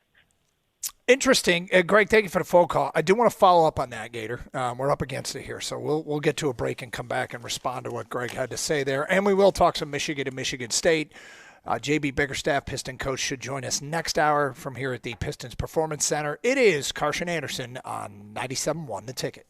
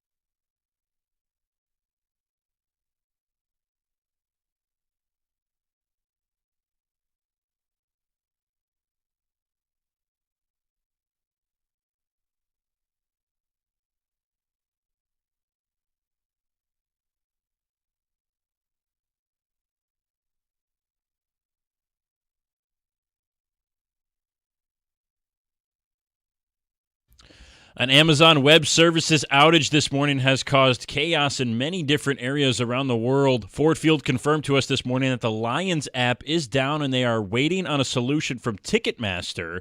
Ford Field confirmed the issues with the Lions app are related to the Amazon Web Services outage. Ticketmaster has not yet commented on the matter. The official statement from Ford Field reads, quote, "We are aware of the technical issues and are working with our partners to resolve them as quickly as possible." They did not provide a timeline or a planned solution if things do not get resolved before tonight's 7 o'clock kickoff between the Lions and the Buccaneers at Ford Field. Gates open at 4:30 in what is expected to be a busy night in downtown Detroit with many other events going on. Andy Martino, a Yankees and Mets SNY writer in New York City, reported today that the Tigers' first base coach Anthony Iapoce will not return to the team next year. This is unconfirmed by the Tigers, as A.J. Hinch kept his entire staff from the 2024 season into the 2025 year. That was widely regarded as one of the best coaching staffs in baseball. Iapoce managed the AAA Toledo Mud Hens for the 2023 season before getting promoted to the big league level these last 2 years.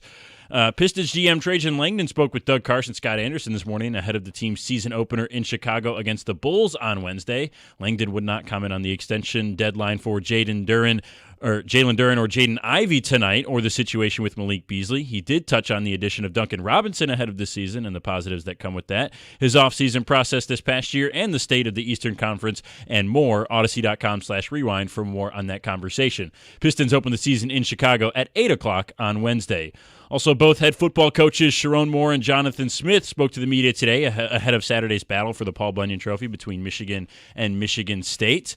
Kickoff in East Lansing this Saturday is set for 7:30 p.m. Today is also coincidentally the 25th birthday of Kenneth Walker III, who scored 5 touchdowns in the 2021 edition of the rivalry game in East Lansing. At the Corewell Health Sports Desk, I'm Brendan Shabath. For more, go to 97.1 The Ticket or Odyssey.com.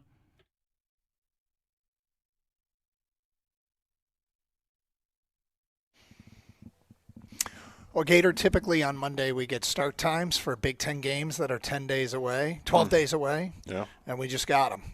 Oh. Michigan State at Minnesota on Saturday, November 1st, 3:30. Purdue at Michigan, 7 p.m. Oh. Son of a darn. Another night game for you, huh? Yes. Against Purdue. Against Purdue. Yep. Watch out Just for the awesome. Boilers. They can sneak up on you and Just awesome. score a point. All right, so Michigan and Michigan State over the weekend. Look, they did cover the spread. Our guy Greg, who just called, was showing frustration. That seems like people care more about that than they care about the actual games and stuff. Greg, you can. How does this impact you if you don't want it to impact you? Can you simply ignore stuff like point spreads? Can you still enjoy the games without watching that? Because I can completely disassociate point spreads with just watching games. Completely. And if there's a game I don't really care about but might have a leaning one way or another, it can make me care about it.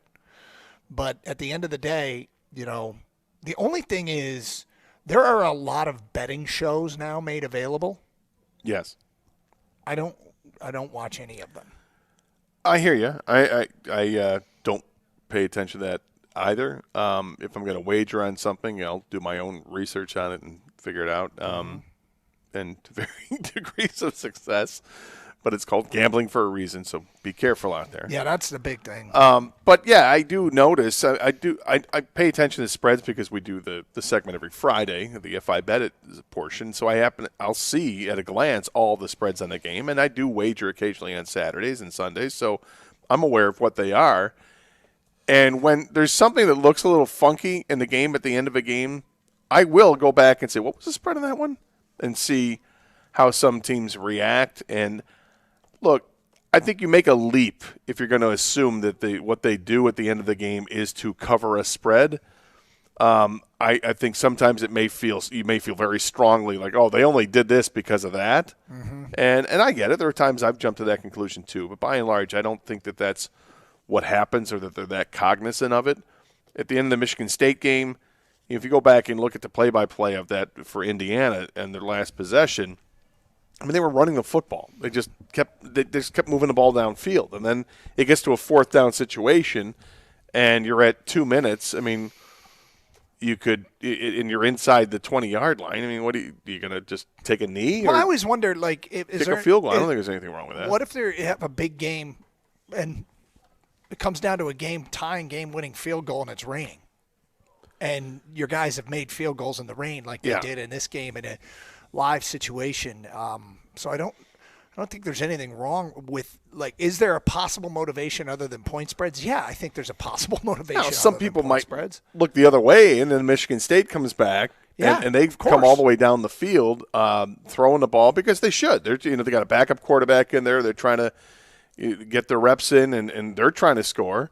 But then it gets to a fourth down situation, and they kick a field goal instead of trying to score a touchdown, and I guess that'll raise some flags too with the bettors out there. But again, what if there's a field goal situation later in the year where it's raining? Yes. And it matters. Yeah. You've done it before. I don't know. I'm not going to pay too much attention to it. So what I will pay attention to, though, is the way that Michigan State played in the game. Mm-hmm.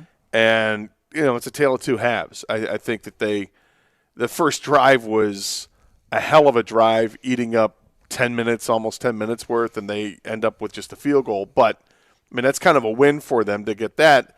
Indiana comes down, scores a touchdown. It doesn't take them terribly long to do it. But then Michigan State gets another drive, marches all the way down, and this time they do convert. And they had 2 leads over Indiana, which is exciting. You knew they were going to be short-lived, but let's see how this team can play in the second half. And unfortunately, they gave up the score at the end of the first half, and then Indiana's got the chance for the double dip.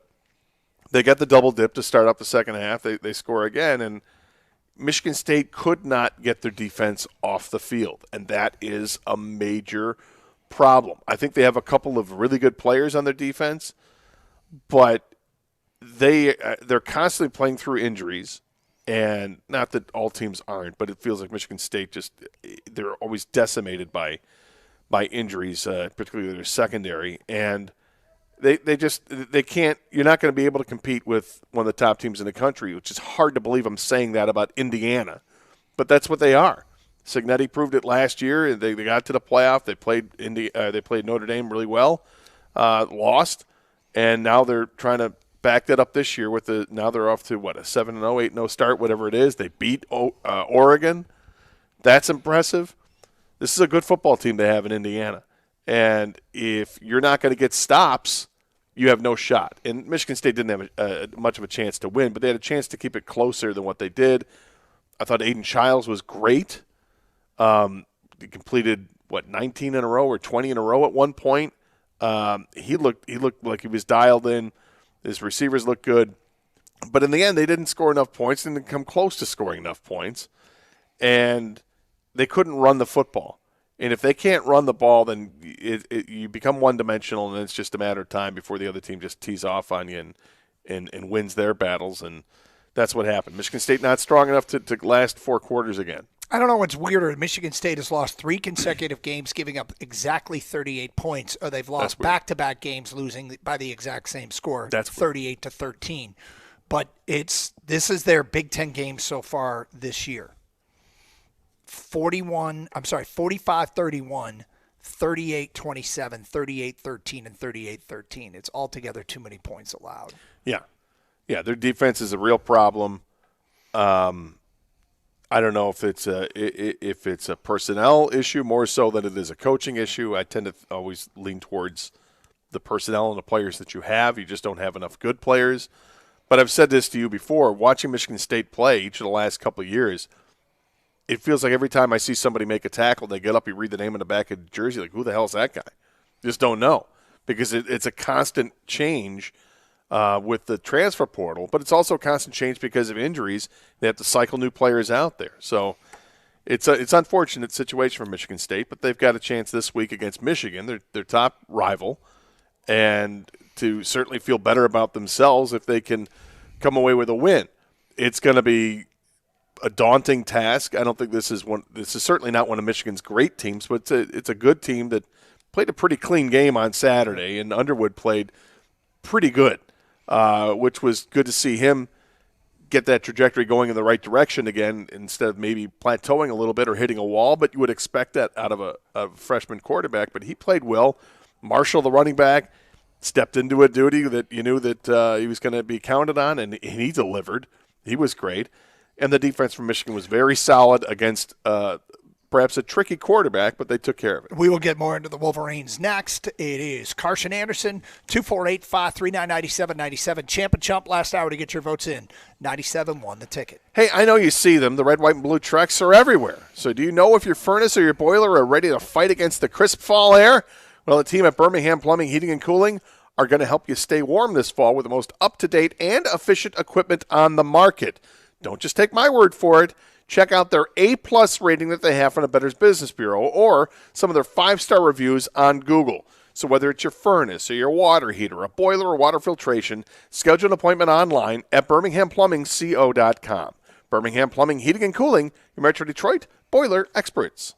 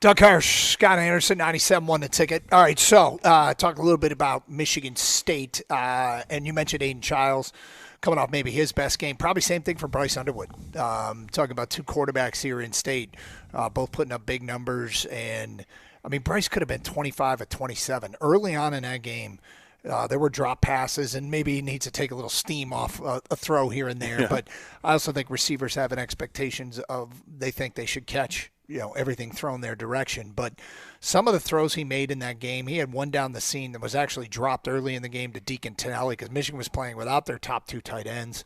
And Tonelli getting his first run, and he made some catches later in the game. But that throw down the seam was something. He later had a 3rd and 11 to Tonelli off his back foot. Now, that might not have been the intended receiver on that play, but it was turned out to be a perfect throw to Tonelli. I'd have to go back and try to ask Chip Lindsey about that. But there were a number of throws that he made that were pretty special, and you can see maybe it coming along here a little bit. Washington isn't a great defense, but they have some good players on that defense for sure. And so effective use with his feet, coming into his own here a little bit. And you know what's helping? What's helping is Andrew Marsh and Donovan McCulley coming on. The two wide receivers really have started to develop for them. Marsh with the one-handed catch on a throw that, he was either running into coverage and the throw needed to be behind him or was just maybe a little bit inaccurate, but he made one heck of a catch. And McCulley has turned into the type of receiver that they hoped they were getting when they got him out of the portal. Yeah, it certainly helps. And I think, look, it's always an adjustment. The receivers have to adjust to the quarterback. The quarterback has to make his own adjustments as well. And, obviously Bryce has a really strong arm, and he's going to have to learn how to add more touch, and you'll see more of that as his career goes on, and each week you'll see more of that. But it's up to the receivers as well. Like you said, they expect to catch everything. They should expect to catch everything, and that's where the adjustment has to come from their end to expect the pass to come in hot, and you got to be ready for it. There was a pass he made, was a shorter pass going right to left on your TV dial. Okay. And it was, I forget if it was to a running back or receiver to his it was to the right side, and it was like a bullet that was thrown, but it kind of had to be, and it was a short bullet that was caught in stride. And that's what was most impressive, is that, okay, if you're going to throw it like that, it better be where the guy's able to catch the ball, and he needs to be paying attention to it. But it was like the receiver turned around, the ball is right there, and it's in line, in stride, and allows him to get yards after catch. And it's little things like that okay, that turned out to be a big play. Where maybe 2 weeks ago that ball is dropped because you're like, wait, that's too hot. What are you doing? Wait a minute. You should know better. You've been practicing with this guy. You know it's going to come in hot. You got to be ready for it. The story probably more than anything was coming out of USC. What happened to the Michigan defense? And I made the comment last week that it felt out of character based upon what we'd seen through the first 5 games, or for 4 games, I guess it was 4 or 5, whatever. They hadn't played like that, and then they really struggled defensively against USC. Didn't look like themselves at all, didn't seem to be as physical. Boy, did they bounce back this week. And again, their top 2 safeties were out. They were missing a defensive lineman who got hurt during the game. And but the linebackers came up big. Damon Williams is going to be a problem in this league for a long time. If you had told me they would hold them to 7 points, I'm not sure I would have believed it. I was so impressed. They went into halftime in a 7-7 game, and Wink Martindale screwed the clamps down even tighter on Damon Williams, Jonah Coleman, and Boston, and their tight end. I mean, they did a really, really good job in the second half of that game. Give them a ton of credit. Yeah, I'm not sure how good Washington is. They beat up on some bad teams, but threw up ridiculous numbers against those bad teams. So you know that they've got it in them, and kudos to Michigan's defense for shutting it down. When you look at the different tiers of the Big Ten, it feels like you've got maybe 4 or 5 teams are in that top tier, and I don't think Michigan's there. I think they're in that next tier. And there's nothing wrong with that. I would expect it with having a freshman quarterback and having a young team to begin with. But what's scary about that is if these guys stay together, if there's no transfer portal attrition, that they could really go further. And there's injuries that happen. Another injury on the field on Saturday. And Evan Link went down, the starting left tackle. They think he's going to be, Sharon confirmed today, they don't think it's going to be season-ending. That's great. Yep. That's great. And to get Justice Haynes back would be big for them as well. Not that Marshall was bad. Marshall was great, but Justice Haynes is the headliner. I mean, that's a guy who could be a Heisman Trophy candidate down the road. But there's a lot to like if you're a Michigan fan, and the schedule is in your favor now until you get to that game against Ohio State at the end of the year. Interesting feedback we've gotten. First, regarding the gambling stuff that caller brought up. Somebody writes, "Are you kidding, Karsh? You're okay with Vegas controlling the points in a game?" I don't think that happens. I don't think Vegas is controlling the points in a game in almost every situation. Do I think those guys kicked field goals because of the spread? I don't believe that. I know I always get accused of being naive. I think they wanted reps in bad weather for their kickers. But maybe I am naive, and I'll blissfully be naive. Well, it's better than the alternative, because if you think the other way, then why watch if it's that obvious? If I came across of being okay with Vegas controlling the points in a game, that was not the intent at all, and nor the belief that I have. The gambling is crazy. I mean, I'm not opposed to indulge sometimes, but I wore a JMO jersey to work where I do deliveries and hurt all day. Let's go Lions. Hopefully then parlays hit, baby. One guy said, and I quote, "I don't even care if they win the game as long as my parlays hit. It's nuts." Well, that's a gambling man. Not a fan of parlays at all. Love a parlay. Why? Because it's a way of getting the odds better. Now, it's only better in a payout. It's not better for you. You have more chances to lose, is what it is. Yeah. But I like the action. I like the excitement of the parlay. That's all. Yeah. Okay.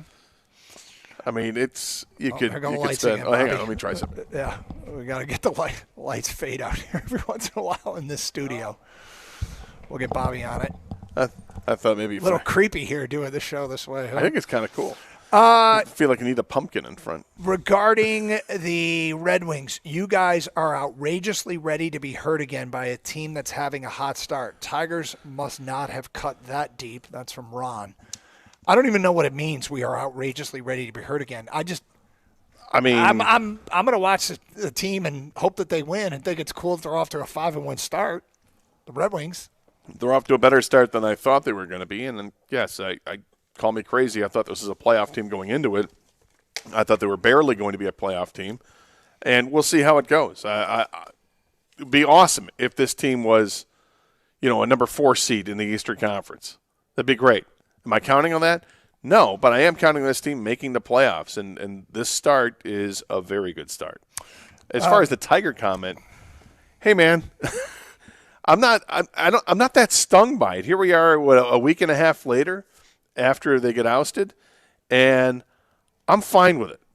Okay, that was a great series they played against Seattle, a team that is clearly better than them, and they damn near won it. All they needed was one base hit in the last 6 innings, and they could have had it. They didn't. It's okay. It's not the end of the world. I'm actually really curious to see what happens next with the Tigers. What are they going to do in the offseason? Because there's some big questions that need to be answered. Champ Larkin, Chump, Ryan Day, Lifetime Achievement Award. That's from Nate. Lifetime Chump Award, he writes. That's from Nate the Plumber. Did you see that after Wisconsin got beat by Ohio State rather soundly, Wisconsin's AD has come out and supported his head coach? Is that the kiss of death, or is that an actual support? He also, I guess, said some announcement about a continued financial commitment to the Wisconsin football program, and I think he's trying to drum up support for NIL money. I will tell you that AD, Chris McIntosh, who played there, is the guy offensive lineman? Yeah, the guy that let Paul Christ go and brought in Luke Fickell. He may find himself in that position where I might not get to hire the next guy if I fire this guy. Yes, that is that. You're probably right. I know that the consensus from people that I know that are Wisconsin fans, which is more than just a couple, they are not happy. They're not happy at all, and the Fickell experiment has blown up. It is not good. It's not good at all. And, in the transfer portal era, if you don't get it done quickly, it's not just that, the coach is on the hot seat. Players leave. Like, players can see it too. Like, we're not going anywhere. Why am I staying here? I got an offer to go somewhere else, and I'm leaving. I'm out of here. And that could be a real problem with with Wisconsin if they're starting to feel that from recruits, if they're feeling that from the team right now, because that's when you can get a sense for, hey, have you lost this team or not? You'll have a sense for it in the locker room. 100% you'll know. Well, the weirdest thing is, and the problem, the hard thing for fans is the idea that you have to recruit your own roster. Yeah. That's a tough deal. That you get guys, and at the end of the year, it can essentially be everybody's on a 1-year contract and everyone's a free agent every year, which they don't even do that in pro sports.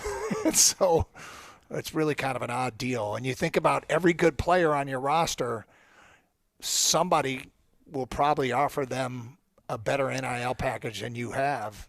This is why I'm waiting for the day, which I think should happen soon, where the NIL deals are contracts. They're binding contracts that keep you there for a certain amount of time.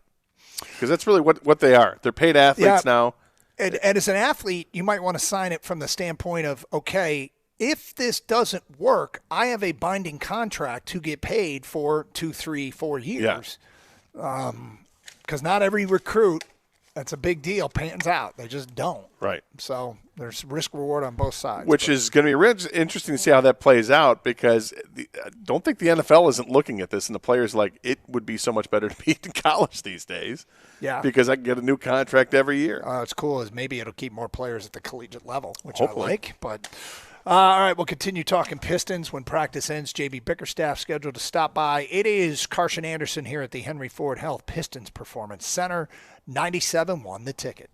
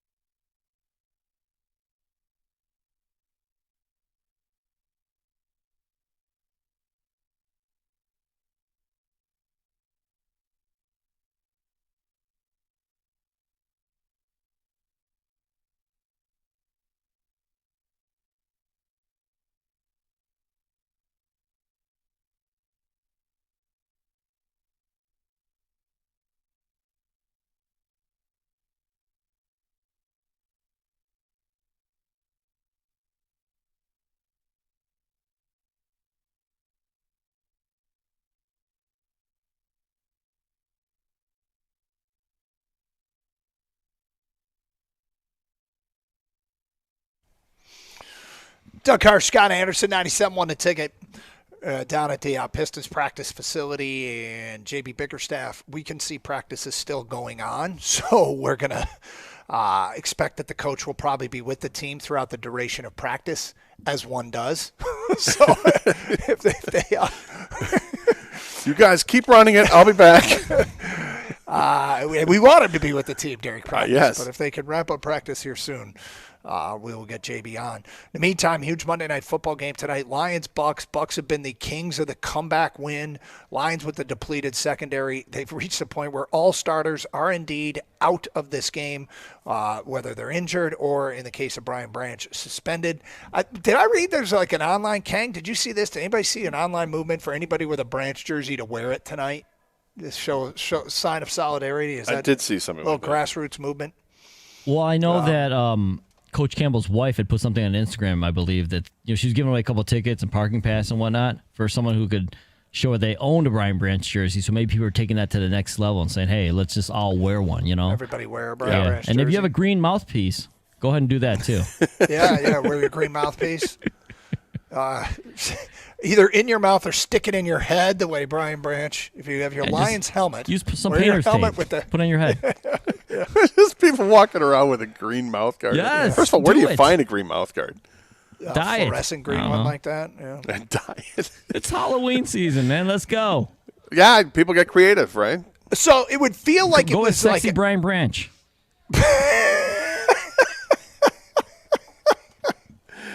That's right. Wear that jersey selectively. it would feel like apples to apples if all the Tampa receivers were hurt. Chris Godwin out, but it looks like Evans is coming back, and Emeka Egbuka did practice Saturday with a hamstring, recovering from a hamstring injury. So we'll see if that means he's still listed as questionable. Mike Evans also listed as questionable. He was full go on Saturday. So just situations to monitor. Gator, you still don't have your? No, still in a problem with the parking pass getting into the wallet and all that. That's still an issue. Same response I have. Something's off on our end. We should have everything running smoothly any minute now. So hang tight and try again soon. Yeah, so we're talking about an ongoing backdrop to this game as the Amazon Web Services system is down, and that has cost a lot of websites that work in conjunction with that problems, and that includes the Lions app where people get parking passes and their parking passes and tickets. So hopefully, I would say keep trying, because the feedback we've gotten is some people say, no, it's back up, or I got it to work, but Gator, you still haven't got it to work. So just keep trying. You know who I blame? Let me think about this. Who do you blame? Scott Harris for not making a trade at the deadline. No, I'm a Harris bot. Haven't you figured that out yet? No, it's not that. I would blame the NFL. Blame the NFL? Yeah. Okay. Yeah, I mean, there's just another thing in a long litany of things that they're doing just to screw the Lions over. Yeah, that could be a really bad situation tonight. Let's hope they get it sorted Thanks a lot, out. Goodell. Bucky Irvin is out for this game. The talented running back that they have has got a foot problem, a shoulder problem. He hasn't practiced all week, officially listed as out. They do not have a great rushing attack. And with Aleem McNeil back, you wonder if maybe they can try to line up in such a way that helps the pass defense and assume that Tampa's not going to run it. I don't know if you can make that assumption, but having a lean back, you would think that would help in their run defense against a team that isn't a strong rushing team. On the other side, I mean, Tampa's going to focus on slowing down Aiden Hutchinson, right? And the Lions have one of the top 5 teams in the NFL in terms of sack percentage, the number of times the quarterback drops back and how often he gets pressured and gets taken to the ground. Lions have been very effective in that regard, but it is Baker Mayfield, who is one of the kings of improvisation in the NFL. So just something to keep in mind when Tampa has the football. When the Lions have the football, I look at Todd Bowles' defense and I look at their point totals. They played them 3 times in the last 2 years, 16, 20, and 31. They've done a decent job against this Lions offense. The Buccaneers have. Yeah, they have. And I guess it comes across as a little surprising because this Lions offense can be prolific. We've seen all season long they've been able to put up points except for 2 games. But we saw them throw a 50-burger up early, and they could have thrown 60 on Chicago if they wanted to hang 60 on them. I'd like to see the offense get humming again. I think they will. I think they're going to score 6 times in this game, 5 touchdowns and a field goal. I have it 38-27. But that means Tampa scores 5 times. But the difference being, Lions keep them out of the end zone. They'll score a couple of field goals instead of getting touchdowns, and that'll be frustrating for them. But I think that's what happens. When the field gets shorter, that's when the defense will be better for the Lions because it should benefit the defensive backs because the receivers have less room to make something happen. And when you're starting a secondary without starters, you need every little bit of advantage that you can get. I think Aiden Hutchinson is going to have a big game, at least a couple of quarterback sacks in this one. I'm really excited to see Ali McNeil back in the mix and seeing how he patrols the middle of that offensive line.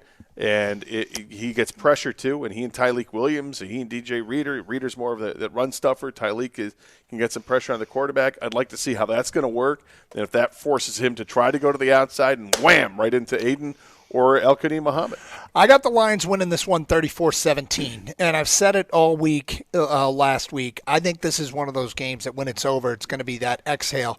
Oh, that's right. Everything's going to be okay. They're a really good football team. So I'm going to take the Lions to win this one. Not completely comfortably, but I think a late touchdown to pull away what is otherwise a close game. But I got them 34-17. And I am predicting a big game for Jahmyr Gibbs. In spite of what Dan Campbell said about trying to get the running backs more balanced, if you look at Jahmyr Gibbs, the two games that he has played against Tampa, he was injured for the game down in Tampa last year. Was it last year? 2 years ago. They played down in Tampa. He was injured in that game. Then David Montgomery got hurt in that game, and Craig Reynolds ended up being the lead back. But the 2 games since, 13 carries, 84 yards, 9 carries, 74 yards. It's over 7 yards per carry. And I think in theory they want to make it a more balanced attack. However, I think given this matchup and what Jahmyr has done in the past, I'm going to go ahead and say big game for Jahmyr Gibbs, and I think another big game for Sam Laporta. Some backup tight ends have had some success against this Tampa defense, so I'm going to take the Lions. What did I say, 34-17? 34-17. You said 34-17. Yeah, in the back-to-back loss thing that they've avoided, not only have they won their last 11 games after losing a game, they have 11 straight covers in that situation by an average score of 32-15. So there is something to be said for how this team does respond.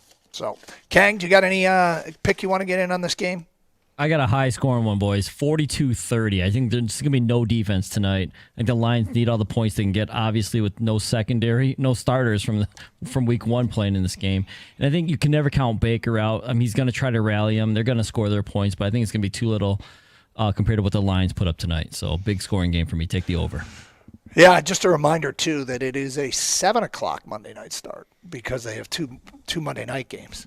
You don't like that? Or did I see did you make a face? No, the face I made was I was trying to look up the start time of the game, and I'm just getting spinning on my phone, so I'm glad you updated me because I forgot if it was 7 or 7:30. And, no, I'm not a big fan of the 2 Monday night football games. This one I'll be happier with because it starts earlier. So I'll be able to get home before 1:30 in the morning, I would expect. Hey, I know we just made it through the weekend, but the party never stops at Twin Peaks. That's right. Your favorite lodge is throwing the party of the year for tonight's showdown between Baker and your Kings of the North. This is a party you don't want to miss. Have you been to Twin Peaks for a game before? Those that know, well, that's why you don't go anywhere else. Those that haven't been there, what are you waiting for? Just imagine walking into their comfortable mountain lodge setting, witnessing 50-plus TVs, video walls, and, of course, the beautiful Twin Peaks girls. They take it even a step further when you order up your favorite draft beer as it's poured at a bone-chilling 29 degrees into a mug that's been freezing for a minimum of 6 hours, creating the beer crystals. I love it. Then, if you want to order up anything from the Scratch-Made Kitchen, you won't be disappointed. Twin Peaks boasts favorites like the house-smoked ribs and brisket, smashed and seared burgers like their Billionaire's Bacon, the Billionaire's Bacon Burger, I should say, are hand-cut and breaded to order boneless wings and tenders. When you combine it all, it's the ultimate man cave experience. See the difference today. It's Twin Peaks. Eats, drinks, scenic views.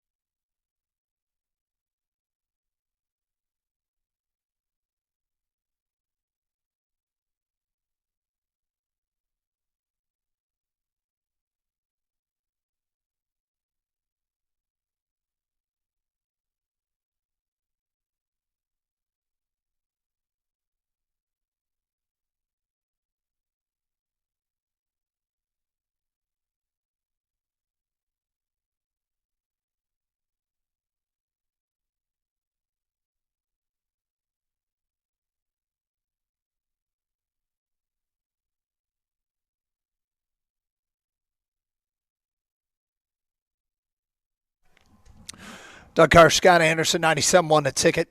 Down at the Pistons practice facility. They are wrapping up practice, and we hope to have J.B. Bickerstaff on. By the way, the guys at Buffalo Wild Wings, they preview tonight's Monday night game. So 2 to 6 obviously follows, and we expect to get plenty of Lions discussion then. Predictions still coming in. This is via the Twitter. Dom writes in, Tampa 45, Detroit 24. Tampa will carve up this secondary, and Jared Goff will struggle versus Todd Bowles, who will pressure and blitz all game. Well, that would be unfortunate. So, one thing with pressuring Jared Goff is that he is definitely not as good pressured as he is when he's got the clean pocket to step up and throw into. His numbers are significantly worse. But also, doesn't he have some of the best numbers against the blitz? I think he has had that in the past, but last time I saw some stat about this was a couple weeks ago, and it did not look favorable to Jared Goff. Well, what it means is that it can be that against the blitz, the offensive line does a great job and still gives him a clean pocket. It might be a reflection of that as much as anything. He has not been sacked that much this year, which is great. And if Taylor Decker is back in action tonight, that adds more stability to that offensive line. And I'm not going to be crazy mad if Taylor Decker doesn't play, because it just means that they want to give him the extra week off. They got the bye week coming up after this game tonight. So this team needs to get healthier for sure. And we've seen this team play and score a bunch of points without Taylor Decker. So if they have to go that route, then they have to go that route, whether it's Dan Skipper or whomever to be brought up, although I think it would be Skipper, to play left tackle. Justin writes in, this is a total kitchen sink game for the Lions. I think we're winning. It's something like 31-28. Tampa is this team's nemesis. Nobody plays us harder than Tampa does year in and year out. If Bucky Irving sits tonight, we may need to play 5 in the secondary. Well, I mean, they may do that anyway, but Tampa's done a good job against this Lions offense. I mean, the playoff game, Lions got to 31, but in these last couple of regular season meetings, these have been low-scoring affairs. So, that they have. Yep. Steve writes in, Lions 46, Tampa 20. We control the clock. Gibbs and Monty both score, along with Laporta 1 and St. Brown 2, and a pick 6. Well, I'll take that. So if Montgomery and Gibbs score again in the same game, does it knock off Emmitt Smith and Moose Johnston as the duo that has scored the most? I think so. I think so, too. Well, let's see it. Let's go. Yep. Let's pick it up. Yep. Knock those Cowboys down a notch. We'll see. Packers and Bears both won, so it's important in the division for the Lions to keep pace. But you know what I've discovered? I spent all of last year wanting the Lions to be the 1 seed, wanting them to be the 1 seed. I'm so much more focused on what that injury report means. 100%. I mean, it's really, really weird. And that's why I said earlier in the show, long season, lots can happen. But at the end of the day, I just would like to see that they are healthy after the bye week and can get on a bit of a run. Look, now, and as they get guys back, somebody else is going to get hurt. But you're just trying to pare those numbers down as the season goes on. I know that factually the only games the Lions lost last season were at home, 2 in the regular season and the playoff game. I know that's factually correct. Yep. But I also know, being there firsthand, there is absolutely a lift that the team gets from playing at home, and they're way more comfortable playing at home than they are on the road. Not that they don't do well on the road. Obviously they did. They were undefeated last year. But this is a team that wants to play in front of the fans. And if you don't get the number 1 seed, at the very least you want to get a home playoff game because the fans deserve it. That's a big part of it. But all in all, yes, be healthy. Be healthy. Yep. And we'll see who suits up tonight and who doesn't suit up. And the fans can make a difference. Like it is definitely a real thing. I'd been looking forward to, since Ford Field opened, the idea that Detroit had a legitimate football team, because I thought it was going to be the best home field in the NFL. And I think the record is one thing, but the sound in that building can be piercing. Absolutely piercing. So I think it'll be crazy loud tonight, assuming people are able to get into the stadium. Right. Still nothing with your No. If you haven't heard, there's a massive Amazon Web Services outing which is impacting the Detroit Lions app. So I don't know how many people like download their tickets to their phone before the game day. Hopefully you've done it already, because I am noticing it's still problems with FanDuel, and you still are having problems with the Detroit Lions app. Yeah. So they say they're. I think mine is now through Ticketmaster at this point. It gets to the Ticketmaster part, and that's where it kind of craps out. Keep trying, because some people have had success today, but that is a big, big, big looming story. So pulling on that rope. What's that? Keep pulling on that rope. What are you talking I about? know. Is that some sort of phrase? Was that the electrifying mojo thing? That was tie a knot, keep hanging. That was electrifying Sorry, mojo. thank Yeah. you. Something with a rope. Yes, there was a rope. If you feel like you're slipping, tie a knot, keep hanging. Don't say damn, Gator. Say whammy, whammy, whoa. Now you're talking. Yes. I hear what you're saying. Yeah. I'm picking up what you're putting down. You better be. Yeah, that's how it works. All right, here we go. Just in time. We are joined by the head coach of the Detroit Pistons, Mr. J.B. Bickerstaff, who is joining us here following practice. I know we had to hustle you off the practice field, or practice court. I hope we didn't interrupt anything. You did. You ruined practice. So I hope you feel good about yourself. Well, I mean, the next 5 minutes are going to be spectacular. We got to make up for it, here, right? This better be the best we've ever done. Well, I will tell you, we sat here a year ago with you, coming off a 14-win season. What a difference a year makes. Did you anticipate that the improvement would be that much? I mean, we expected growth, but I think to say, that number, we wouldn't be being honest with each other sitting here. But we knew we had talent in the room. You just didn't know how quickly all of our stuff systematically, and then the chemistry. And I think that's where we were able to overachieve a little bit, is we had chemistry like other places don't. And we won basketball games because we were more connected than a lot of other teams were. So leadership-wise, I mean, Cade Cunningham's amazing as a player, and it looks like he can take even another step forward, go from star to superstar. Hopefully we see that.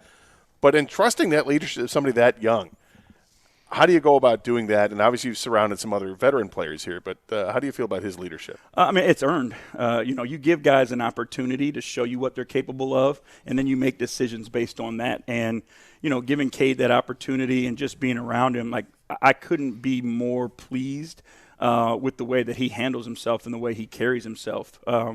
It's one of the most amazing things that I've seen from a guy his age, with young guys to older guys to referees to coaches. It doesn't matter.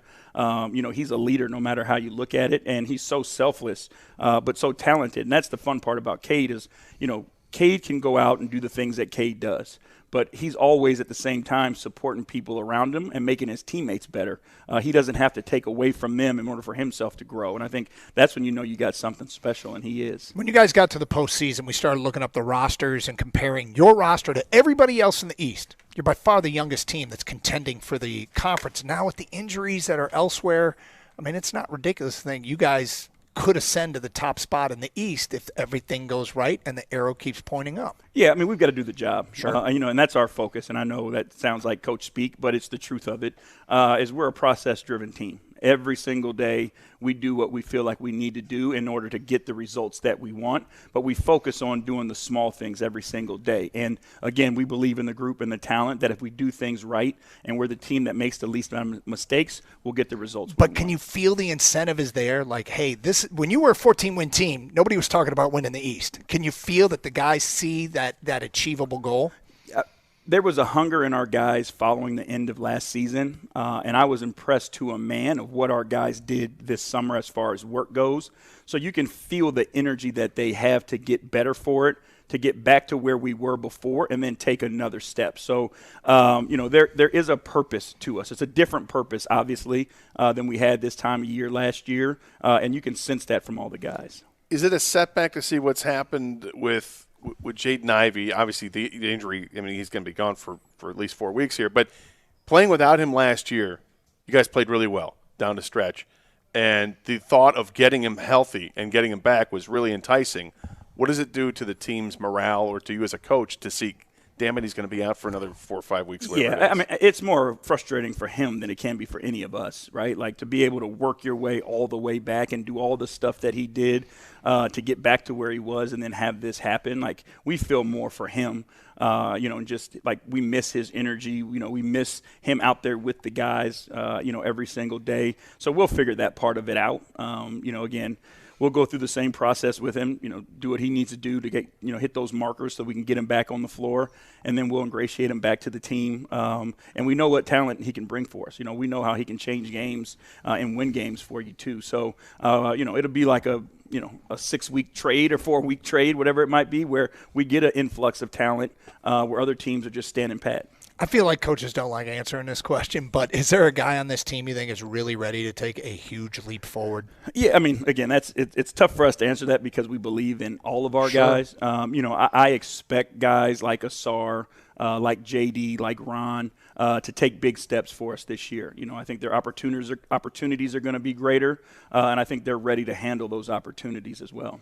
What did you learn from the series against the Knicks? It was a great series for fans to watch, brutal series to play in, lots of ups, lots of downs. What did you take out of that?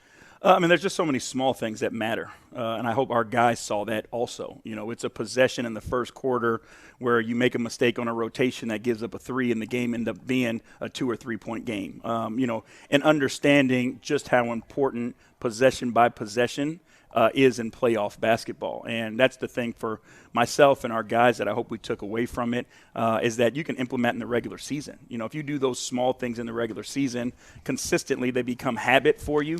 And then when you get to the playoffs, you don't have to worry about turning on a switch or, trying to gain that experience in the moment.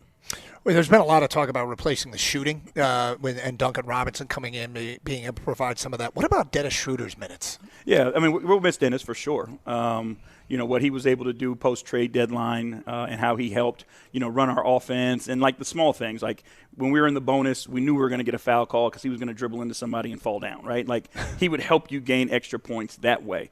But, again, we believe that, with adding Karis LeVert, his ball handling ability, his playmaking ability, he can take some of that pressure off. Marcus Sasser, Dennis Jenkins, like, we've had guys that have been really, really impactful for us from the top to the bottom of our roster as far as ball handling goes. And then, again, we're just going to look a little different. You know what I mean? Like, our defense will still be the same. We'll be aggressive. We'll be tough. We'll be physical. But offensively, we'll just look a little bit different to try to make up for, the loss of some of the shooting and then, the playmaking that he brought as well. With a team that got to where they did last year, maybe unexpected, even self-admittedly, a little bit unexpected there, how long was this offseason for you to get back because you want to validate what happened last year and improve on it? I mean, to be honest, it seemed like it flew by. It's weird. Like, it's weird in the offseason is, you spend a little bit of time with your family, and then it feels like you turn around and the season is here again because you don't stop working anymore. It's summer league, it's free agency, it's draft. So you just keep working, and then it's how do I prepare my team for the upcoming season.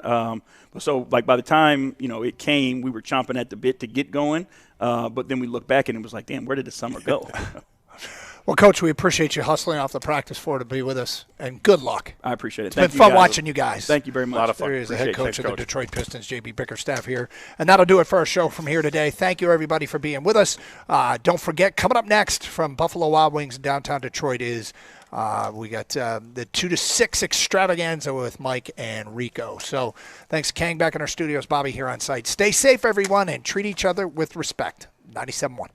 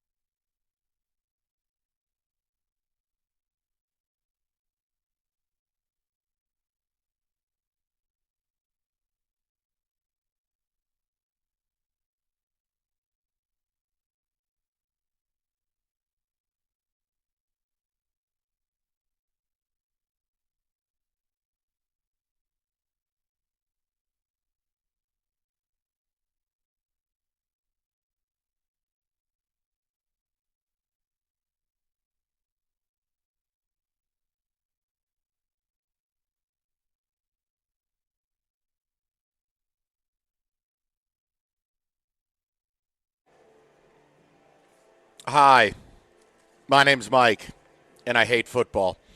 Alongside is Rico Beard. We're going to have a conversation. I am going to hijack this program. The next 4 hours after doing what I'm doing right now is going to be Lions-Bucks. And it's probably going to be Rico and I having to convince Cookies to stop acting like a bitch. This team's winning tonight, but we're going to get to that. Why do you hate football?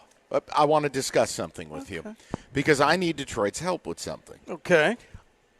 This has been a town that has had its fair share of heartbreak, and it's not football specific. I need to know from our listeners, our loyal audience, our fabulous audience,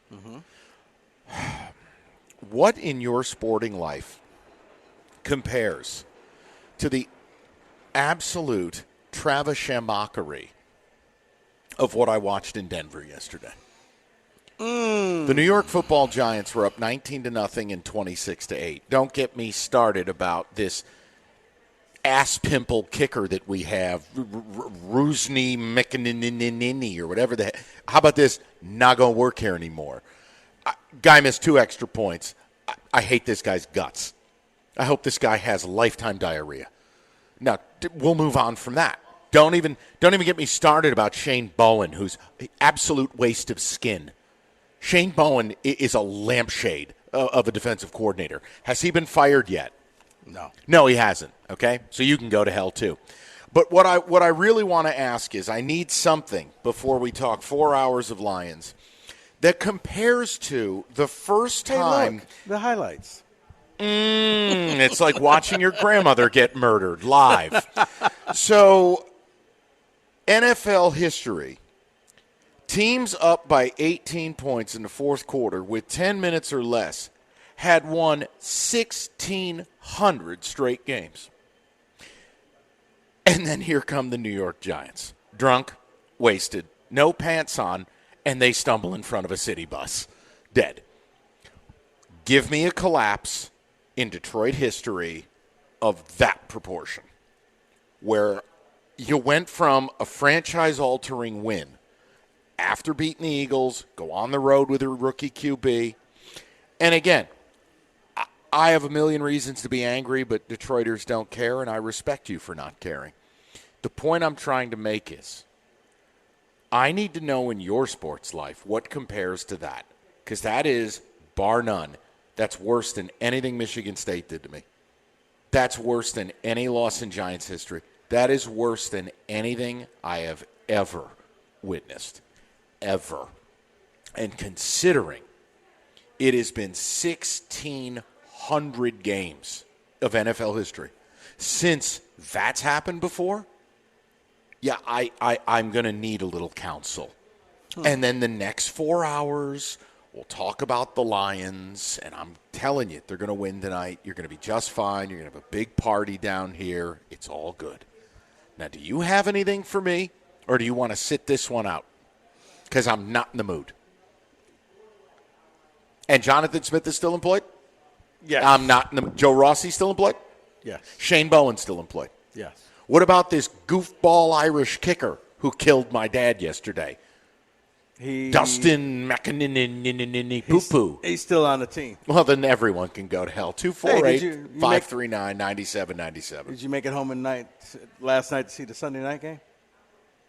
I was home by noon for the whole day. Okay. And, yes, I watched your zombie team do it again. No Bosa, no Werner, no problem. Got some goofball wearing Fred Werner's rookie jersey out there, and he turns into Lawrence Taylor. I wish your stadium would fall into the ocean. That's the Super Bowl stadium. I hate you. Brother, I fell for you. No, I feel for my dad, honestly. I stopped paying attention to this game because I'm like, wow, the Giants, man, they went into Denver on ceremony day where they brought back the Super Bowl team and put Demaryius Thomas's number up in the rafters. And, I mean, they just destroyed them. I was like, the Giants are a real team. And then I went back and was like, wait, what do you mean the Broncos won? Bo Nix did what? Even worse is you give up the lead, and Jackson Dart, a rookie with no wide receivers to speak of, leads the team down to retake the lead. And then he's on the sideline saying, we just won the effing game.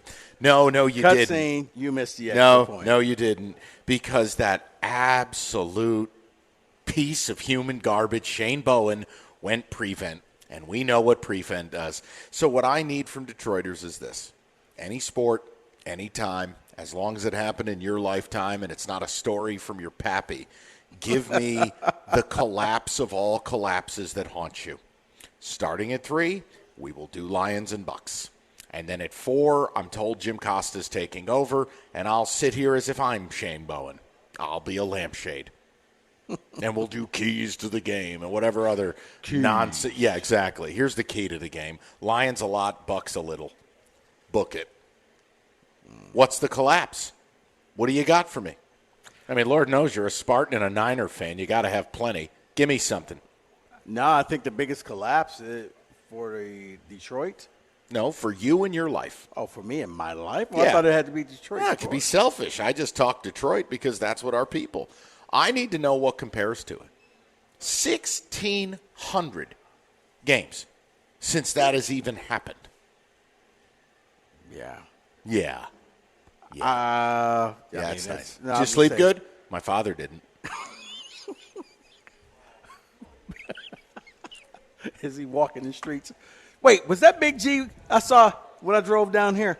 Did you see with a guy in a hospital gown with his ass hanging out on the lodge? Yeah, that's my dad. Glasses on? Yep, crooked. That's my dad. He was just like, Michael! That's all I heard. He's in his hospital socks with the treads on the bottom, walking the lodge. He just sounds like the Hamburglar. Jackson Dart, rubble.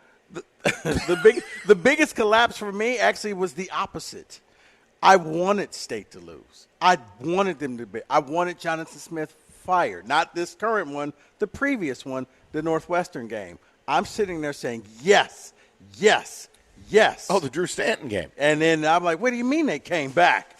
What do you mean he's going to save his job? You can't do a reverse collapse. That's not what this topic is. You said but your team won.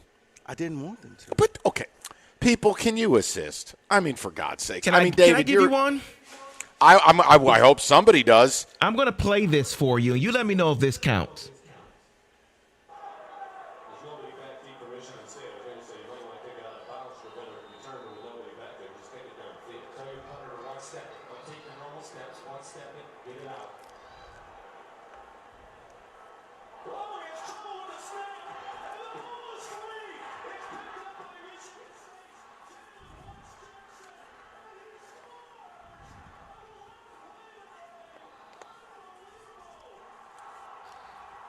Does that count, perhaps? No. Okay. No, because it's not a collapse. No, hold on. I'm defining this.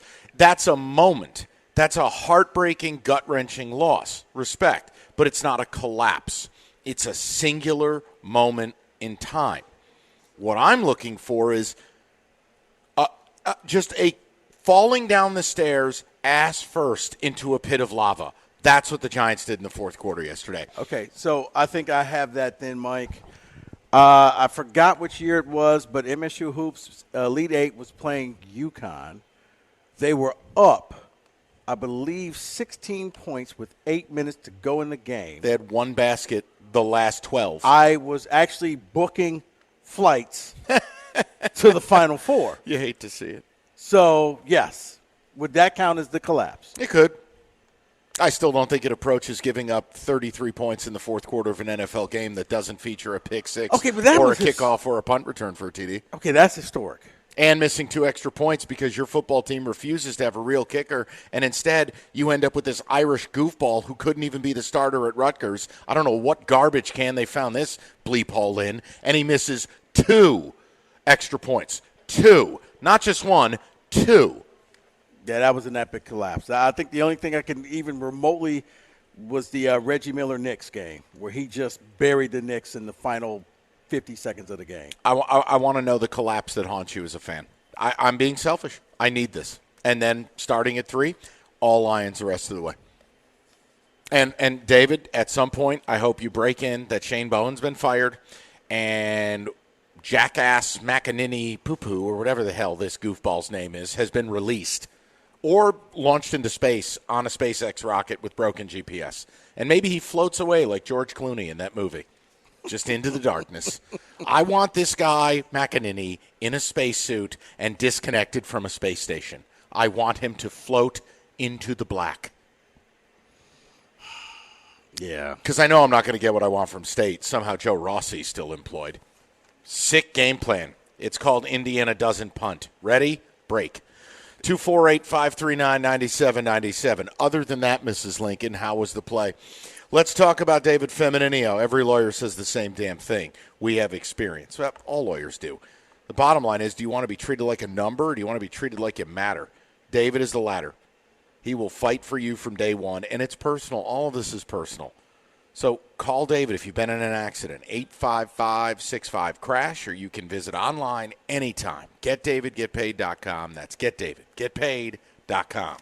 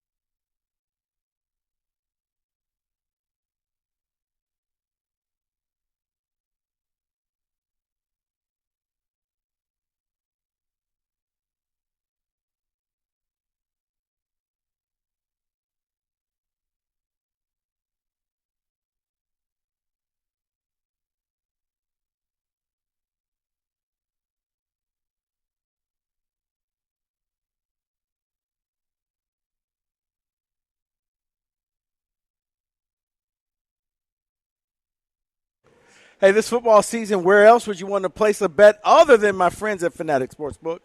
Fanatic Sportsbook is the home of the fair play, protecting all pro football players' prop bets across the straight, parlays, and single-game parlays all season long from any first-half injury.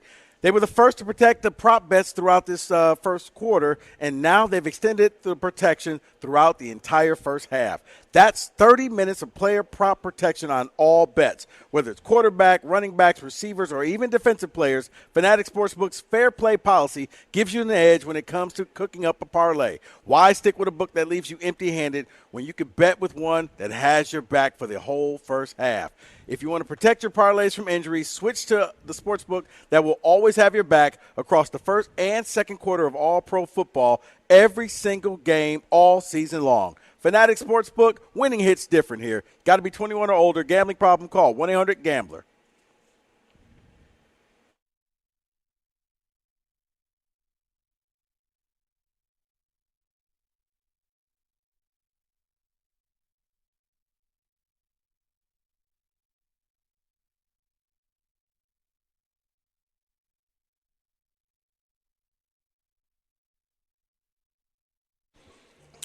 Hello there. Hey. It's 1:15, 2:15 rather. Shane Bowen is still employed, so today sucks. We're asking you for the collapse that just ruins your life.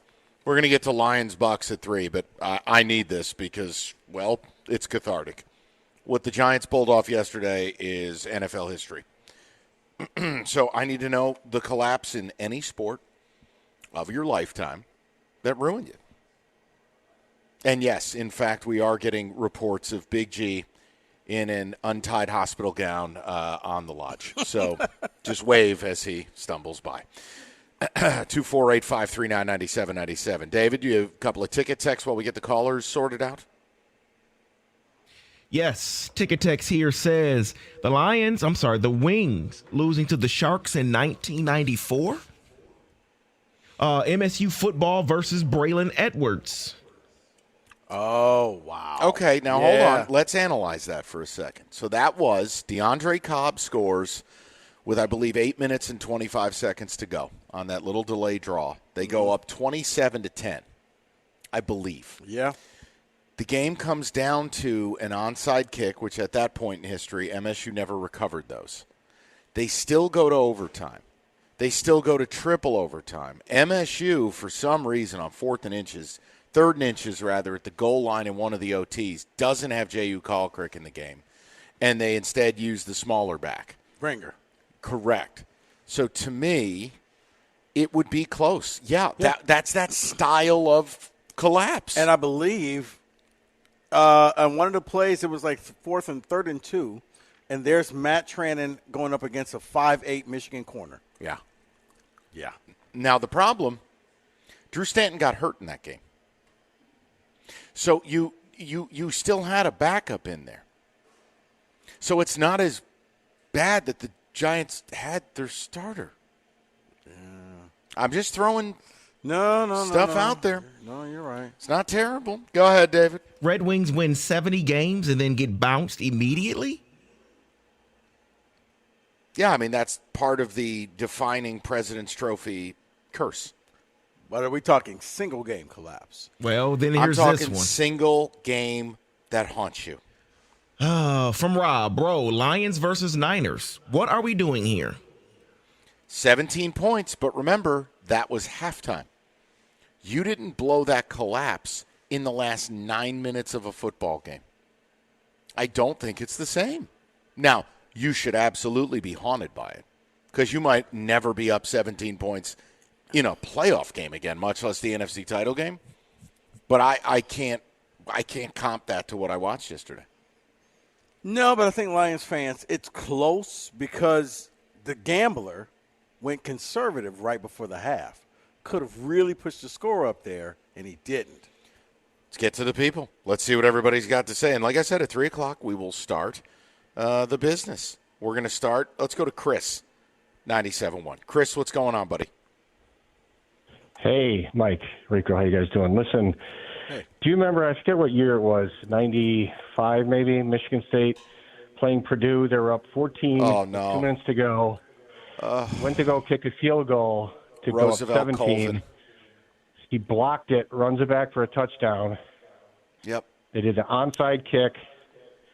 Drew Brees, bingo, bango, down, and then they scored. And I think we even came back, had a chance to kick a field goal at the end. Anyway, it was just I've never seen anything like that in my life. That was the Roosevelt Colvin game. I can still see the ESPN2 graffiti graphics because that's what the game was on. Saban goes to kick the field goal. It gets blocked in return. The onside kick. Yeah, it would be that type of collapse. Yeah, Chris, that's Yeah. That's what I'm looking at from yesterday. I'm speechless. Well, the other one, I mean, it was a couple years ago. Weren't we up like 14 against, was it Purdue or Iowa? Iowa in basketball. And like the last minute and a half, we lost. You know what? You win. You're correct. That was like the 108 to 100 game, the Tyson Yes. Walker game. Yes, because all they had to they were up like double digits with a minute to go. And I remember this game because I had people who came over to do some work, and I was like, I told you to come after the game, and they're making all of this noise, and I'm trying to watch. Yes, I remember that, and I'm like, I cannot believe they ended up losing that game. That's a good call right there. Let's go to Paul in A Squared, 97.1. Paulie, what's going on, pal? Oh, that's actually what's going on. Can we go back to Paul for a second, David? This is actually what's in Shane Bowen's headset. Oh, I thought this was Big G listening to on the freeway. No. All right, we'll check on Paul. We'll check on Shane Bowen's headset later. Let's go to Paul number 2, 97.1. Paul, how you doing, buddy?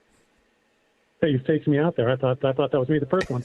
Anyway, the Lions have had their moments over the years, but the closest they can come to what the Giants did, 1990 against Washington. Barry scores early in the third quarter to go up 38-14, and the Redskins put in their third-string quarterback, Jeff Rutledge, who threw for 360 over the remainder of the game, a quarter and a half, and they beat him 41-38. Former Giant backup, Jeff Rutledge. Yeah, that is stylistically what we're looking for here. Now, again, the Giants one was all in a 10-minute span.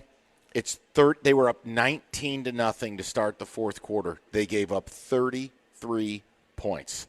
No pick sixes. Yeah, even the Lions haven't done that one. No, and by the way, the worst part, Paulie, the defensive coordinator is still employed. I mean, you want to talk about not being a serious organization. There you go. They should have left that guy in Denver. Uh-oh. Do you have another submission or no? No. All right, I'll go back to the people. We're going to continue along with Jeff, 97.1. Jeff, what's going on, pal? Apparently we lost Jeff. All right, we'll try again. We'll go over to Al, 97.1. Al, what's going on? Hello. Hey, how y'all doing, gentlemen? Good, Al. What's up? Make it quick. The Super Bowl, Tampa Bay, come on, Atlanta Super Bowl, sorry. When Tom Brady beat the brakes off of him in the last. Oh, the Super Bowl. Oh, 28-3. Yeah, you know what? Yeah, and the fact it's a Super game. Bowl. Well, I'm sure a lot of people did. My God. Yeah. But that would count. That would count. And again, my only issue with it is we don't do a show in Atlanta or Boston. So outside of your bet, no, it has to be your team. Now, if you call up, tell me you were an Atlanta fan or something, yeah. But think about it. 1,600 plus NFL games since a team has blown a lead like that.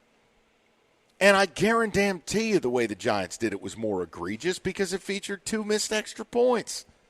Yeah. And again, what is it with these coaches going for 2 when you don't have to go for 2? Analytics, my friend. Oh, sports. Please. I'm going to analytically smash a chair over Costa's head if I have to hear about the stupid computers again. You just go up 20-0. You don't need to go up 21-0. Just kick the damn thing.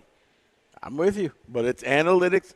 You say money is ruining sports? Man, analytics. Sometimes you just outthink yourself. It's too much. Go to Nate, 97.1. Nathan, what's going on, buddy? Hey, not much. How you guys doing today?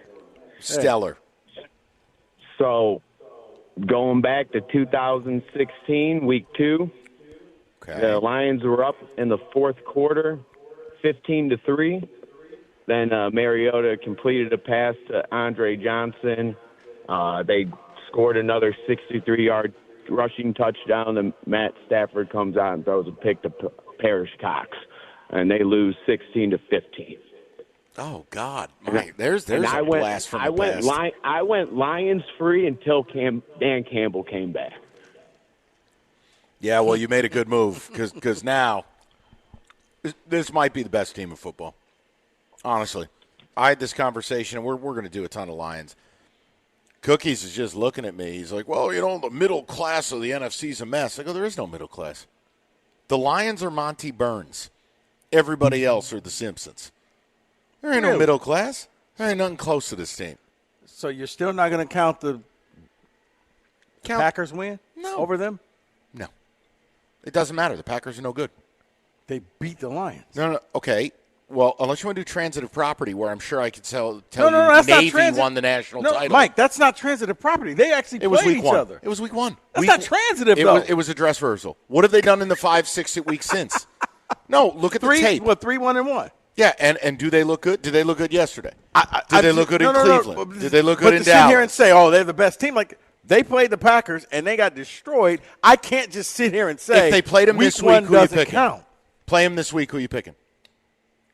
Exactly. Nah, you know what? I may pick Green Bay because you crazy brother. They don't have a secondary. Okay. Eventually, Green that's Bay's going to come back quarterback, to it bite don't you. matter. Green Bay stinks, Rico. Okay. I hate to. Yeah, I've heard Green Bay stinks, and then that Green Bay went out and shellacked them.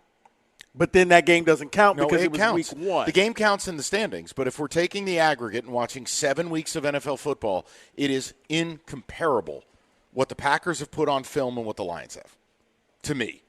But look, this is what makes the world go around. Oh, hold on a second. I have to give you a word about Moran Chevrolet. Perfect time to elevate your tailgating so your team can blow a 33-point lead. Michigan's #1 selling Chevy dealer. Game days start with a 26 Silverado LT Crew Cab. You can lease one at Moran starting at $179 a month, 24 months. The Silverado for $179 a month is an absolute steal. And Moran, they make the process simple, stress-free, so whether you're buying, leasing, or servicing, they got you covered. Find your ride fast and easy, MoranExpress.com, or stop by on Gratiot, just north of 15 Mile in Clinton Township. Moran Chevrolet, where you always get the best price, period. It's Chevrolet. Together, let's drive.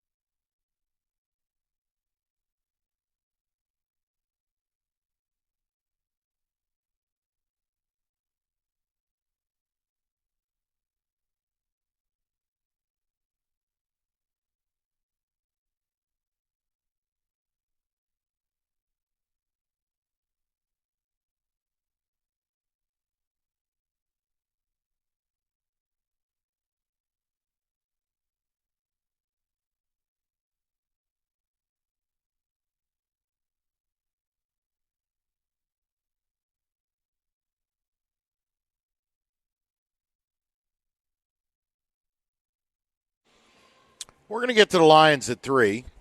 Jim Costa is going to join us at 4. I have no idea what happens after that because his whole show is structured different with the whole keys to the game. Yeah, right. So, yeah. Weather reports. Right.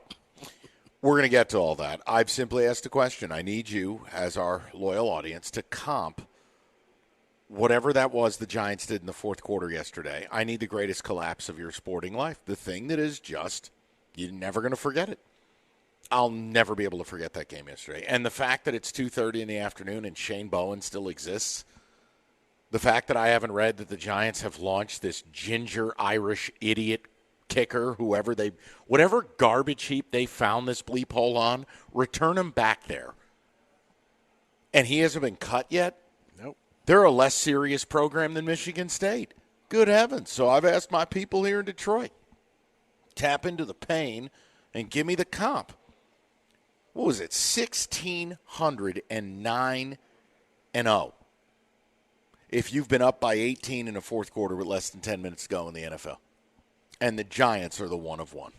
With no turnovers. No, we had one. Oh, okay.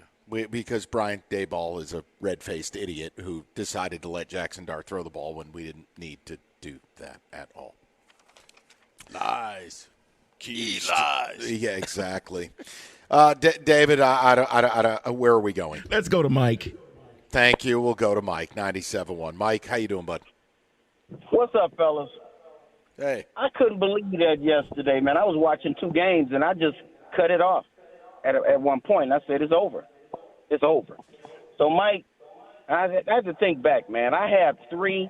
One I'm not even going to talk about because everybody know the collapse in San Francisco, so I'm not even going to go there. Okay. But this one, the first one is 2 Tiger ones. The first one, 2013. Tigers had one of the most dominant pitching staffs ever. Verlander, Scherzer, Sanchez, and Porcello, who was going for the side that year. Heavy favorites to win it all. They collapsed. Game 2, I'll never forget it. I got a headache right now. Up 4, late in the game, Dave Ortiz hits a grand slam. Tie the game up. We lose it in the extra innings, 4-2. It hurts because that one pitch flipped everything. It flipped did. everything. Yeah. And you had to look at a Boston cop celebrating. Oh, my Yeah. goodness. Oh, yeah, the cop celebrating in the bullpen. Yeah. The cop celebrating in the He almost bullpen. killed himself. Yeah. I still feel like Torrey Hunter could have caught that ball. I know it's revisionist history, but I just – you can watch that thing a million times and you go, damn, couldn't he have got up and made an effort at that over that short-ass little welfare fence in Fenway? I mean, I know it doesn't matter now. At least look like it. Even if you don't get it, it looks like you gave 100%. Yeah, it's like being a kicker that they found at a homeless shelter. At least look like you've kicked before. I've seen jackass, half-drunk, frat boy douchers in the Dr. Pepper win a scholarship competition at the end of a third quarter at Spartan Stadium offer a better kick than that ginger waste of skin. He's a ginger? That's how I feel about McEnany, or whatever the hell his name is. Jackass. Yeah, especially in a year where kickers are – the Dallas kicker literally kicked it from the star. You're not helping. Okay. David? Let's go to Harrison. Harrison. And he just dropped as I went to him. Let's go to David. David, what's going on, buddy? Hey, gentlemen, how are we doing? Oh, if I were any better, I'd be sick. So He'll be I okay. grew up in Michigan, a Houston Oilers fan. So I think you know where I'm going with this. Oh, no, Frank 1992. Reich. The last game of the season, the Houston Oilers destroyed the Buffalo Bills. Jim Kelly was injured in the game. The next week, we go to Buffalo to play the Buffalo Bills without Jim Kelly. Frank Wright, the biggest comeback ever. At halftime, the score was 28-3. The first drive that the Bills had the ball in the third quarter, Bubba McDowell picked them off, ran it to the house, 35-3. We lose the freaking game. That's worse. I'm going to tell you, your pain is valid. That is worse because that's a playoff game. Yeah. And you guys, I think Hayward Jeffries was on that team. Houston was so good. They rolled into Buffalo. as he had just said, hey, they dummied them the week prior, and you're facing their backup, and you're up 35-3 with Warren effing Moon at quarterback, and you lose. We lose. He wins. He wins. Can I ask you a question? As an Oiler fan, did you go to Tennessee with him, or did you just quit football? All right. Guess we lost him, too. We're having a real banner day on the phones today. Tremendous. David, next. Let's go to Harrison. Harrison, what's going on, buddy? David heard I was going to say something about hockey, so he was not about that life. I respect it, though. Okay. You guys there? Yes. We're here. Okay, sorry. So I worked in college hockey for a long time as a broadcaster. I'm working a holiday tournament. My buddy, I have to keep him in the school nameless because he still works for them. My buddy's doing his game. They're up 6-1, start of the third period. Oh, 6-1, start of the third period. I go to sit down next to him. Dude, I go to sit down next to him where my radio spot is. And I'm setting up. I'm kind of being quiet. You know, in commercial breaks, we're talking a little bit. He's doing the game. I watched this man's soul leave his body. It was like 3 goals in the first 4 minutes of the third. I'm like, there's no way they can keep this up. Mike, they lost 10 seconds into overtime. I've never seen anything like it to this day. I just remember he put his head down on the desk after the goal call and didn't say anything for about 20 seconds. Just dead air. It was awesome. Okay, that is, yes, that's on the level of what I witnessed yesterday. This is why I'm asking. I just didn't want to feel alone. I just needed to know. 6-1 in a hockey game in the third? In the third period. Impossible. It was unbelievable. I've never seen it. I gotta look this game up. I gotta find out what school this is. Thank you, Harrison.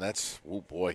David, give me a couple of ticket texts. We'll go football today, and then turn our attention to the Lions and the Bucks and my irrational confidence about this evening's game. What do you hold on, David, real quick. Hey, he kicked it from the star.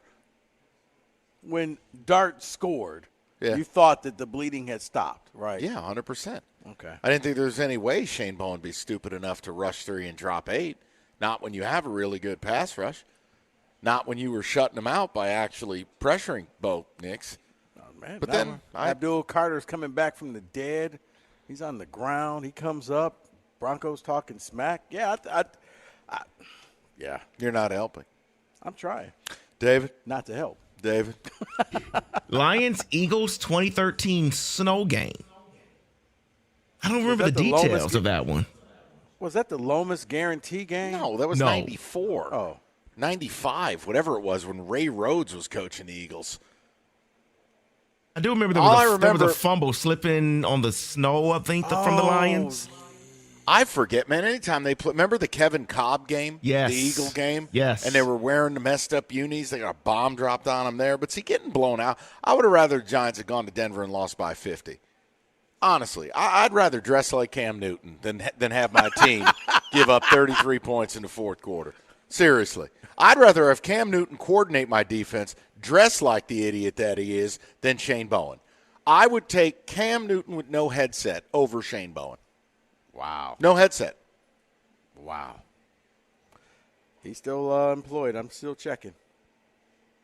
Red Wings blowing a 4-0 lead behind 2 shorthanded goals in Patrick Kane's first game against the last-place Sharks. Okay, but timeout. Hold on. I don't know, man. It's 1 of 82. That's hard for me to put that on the level of that game. That could have been like when Dan Campbell beat Green Bay to get it all turned around after the 1-6 start in year 2, and you started the turnaround. That's what the Giants were attempting to do, that you had beaten the Eagles and you were going to prove it wasn't some fluke, and you go to Denver and you're up 19-0, then you're up 26-8, and all you got to do is close. I can't do that with a singular hockey game. 82 of them. Fair. Cam Newton over Shane Bowen. 248-539-9797. FanDuel Sportsbook, your app for all your NFL bets tonight. FanDuel giving all customers 30% profit boost tokens. You can get in on the action for Monday Night Football. You know what to do. You're just betting the Lions. They're going to win tonight. I don't care how much of a doubter Rico is. They're going to win tonight. Cover? Yes. FanDuel.com/ticket. cover handily. Go alt line while you're at it. Disco? Yes. Oh, yeah, that's right. I'm going to be wearing a tiara by 5 o'clock. 21 and up and present in Michigan. Opt-in is required. Bonus issued as non-withdrawable profit boost tokens. Restrictions apply, including any token expiration and max wager amount. Shane Bowen's a piece of crap. Hey, see terms. Is that in the read? That may have been an edit. See terms at sportsbook.fanduel.com. Gambling problem, call 1-800-GAMBLER.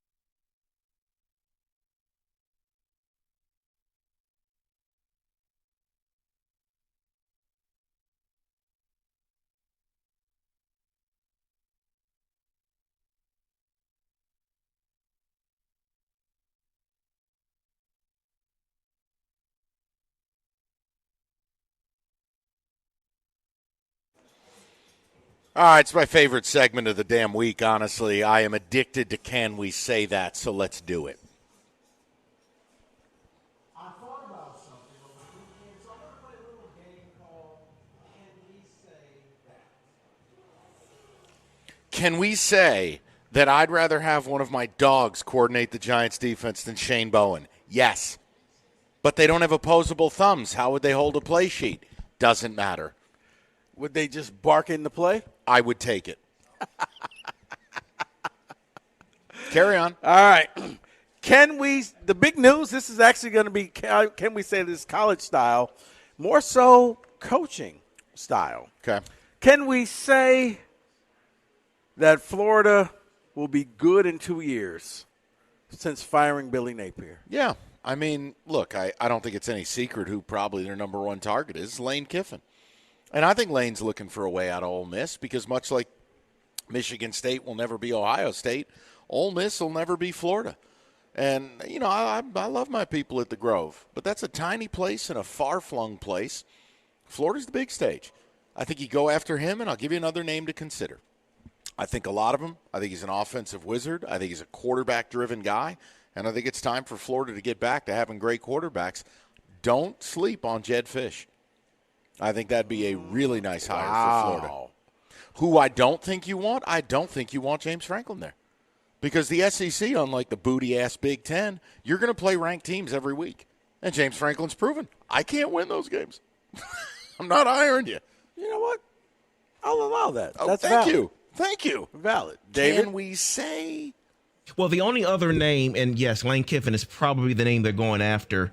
This name here, he will have to leave his alma mater and an easier chance in the ACC, but it's Jeff Brom, maybe, for Florida?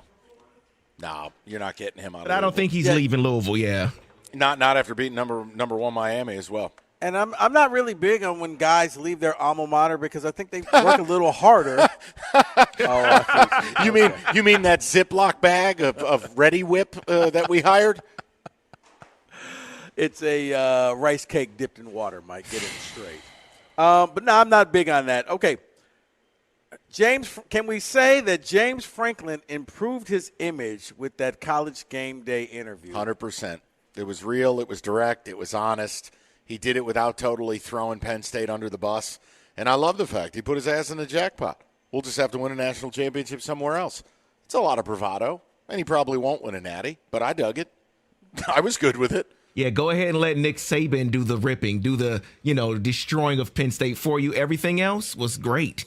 Yeah, I think he helped himself, quite honestly. Yeah, it was like basically Nick Saban endorsed him and said, hey, guys, you need to hire this guy. Oh, that's great. Well, Nick Saban also endorsed the guy who decided to play with his chandelier and lose $80 million. I've had enough of Saban's endorsements, all right? Keep chopping. Well, he'll do a great job for you. Cutscene. Can we say that with all the big-name programs that will be available, potentially, Urban Meyer will be back in college football? Nah. I think he's done. Plus, he's got the equivalent of a mafia no-show job. I mean, honestly, is there any bigger grift than working on one of these big noon or game days type deals?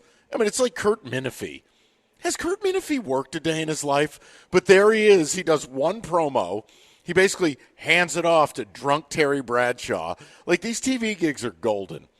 And I don't see Herbs giving up that lifestyle, that money. You don't think he wants the itch to go back out there and show that, you know what, I don't like how my career ended? Dude, I don't see it. No. Okay. I mean, we had our fun flirtation 2-3 years ago, but no, I just don't see it. Speaking of flirtation, all I'll say is he can travel without his wife weekly. That's all I'll say.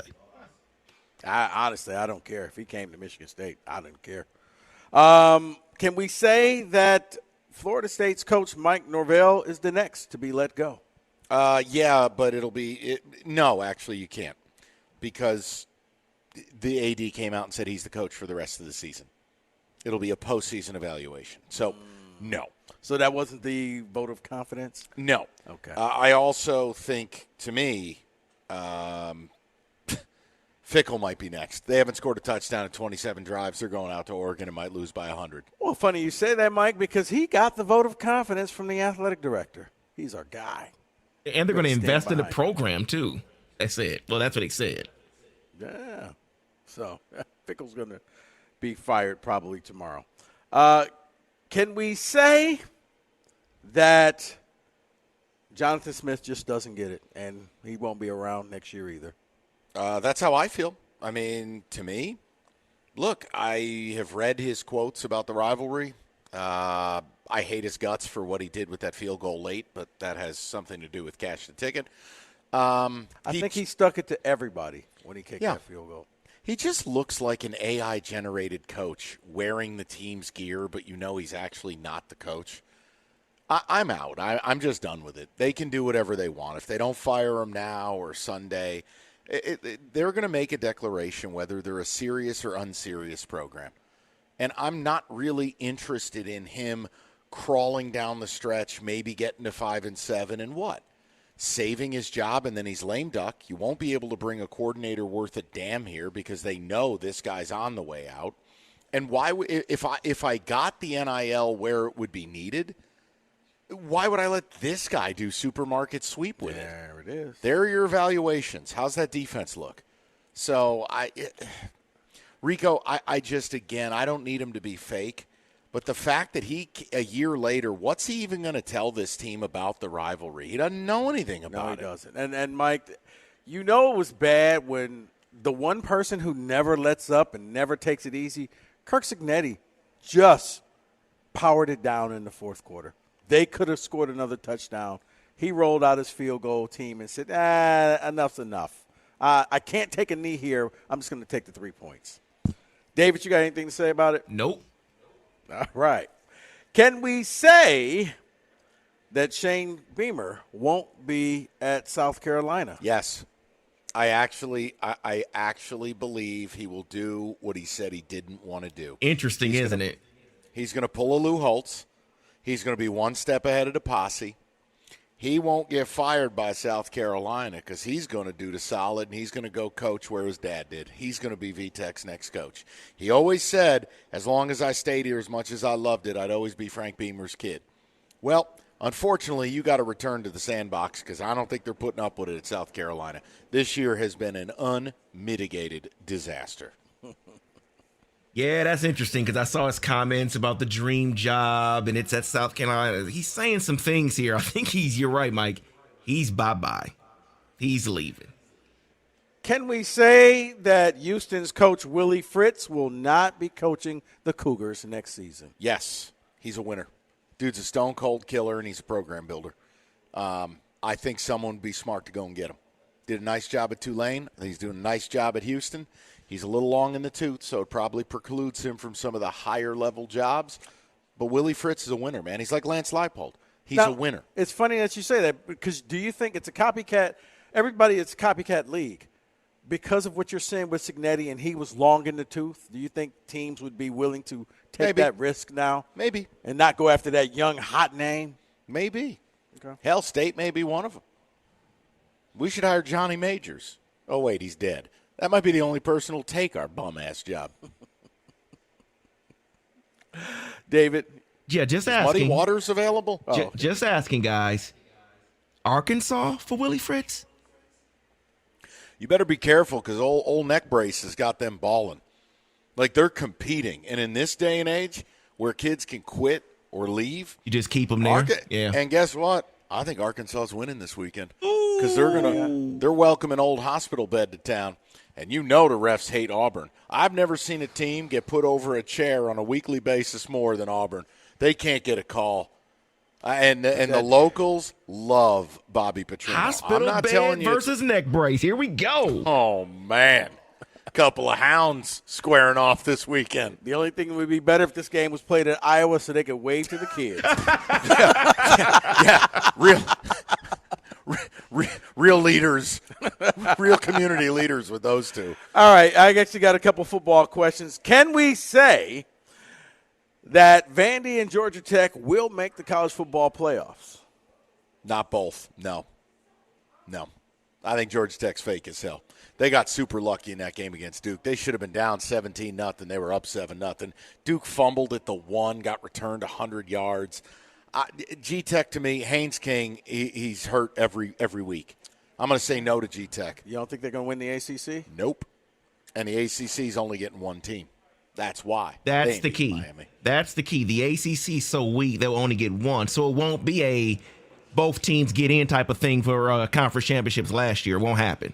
So who gets the majority of the teams? Who do you think? SEC? Even the bum-ass Big Ten? I think the Big Ten gets 3. Big Ten will get 4. They'll put in an 8-4 Michigan. Don't worry. For the brand. Okay. Notre Dame's getting in, so that'll steal a bid from somebody. Yeah, Notre Dame cemented their playoff spot when they kicked the kickoff return. I saw that and was like, and they're in. Yep. Finally, Mike, can we say that Kalen DeBoer and Alabama are the best team in the SEC? Feels like it. Yeah. I mean, look, they've been in a gauntlet. It doesn't get any easier. But they took care of their business. And, yeah, I understand the pick six at the goal line. It shifted the whole game. But they just – Ty Simpson keeps getting better. That offensive line travels. I know the run game was not elite. Tennessee did a decent job. But overall, comprehensively, when you look at the SEC, yeah, man. Okay. I mean, Bama, look at the gauntlet they've been on, brother. Oh, they have. The Vandy game, the Georgia game, the Mizzou game, 11 a.m. kickoff off a bye week. Then you come home and you take on Tennessee in the cigar game, or as the people in the South say, the cigar game. Yeah, man, you got to give it up. I'd like to think that DeBoer got the monkey off the back finally and realized that he's not Nick Saban, but he's Kalen DeBoer. Finally, one last one. Can we say that the best national championship game would be Alabama versus Indiana? No. I'm not ready to do that. And plus, Ohio State is really rounding into form. How about Julian Sayin cooking 36 of 42? But what do they have against Wisconsin? They took it easy. That was their former guy. I'm not ready to say. I don't know that I need to see Indiana in a national championship game. I'm going to say no to it, but that's a preference thing. Is it because they're Indiana? Yeah. And see, I think that's the problem. Yeah.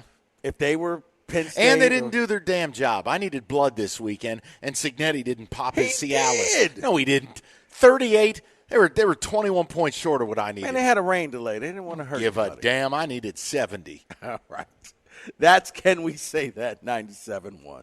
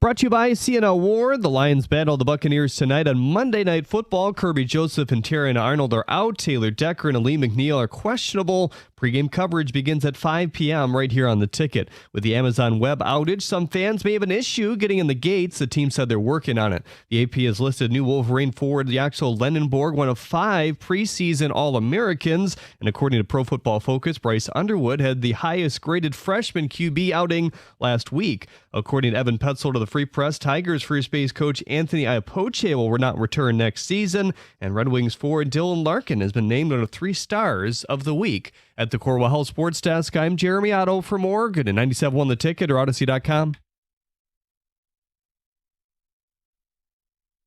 Oh, goodness God, am I sick of Pro Football Focus. What a racket.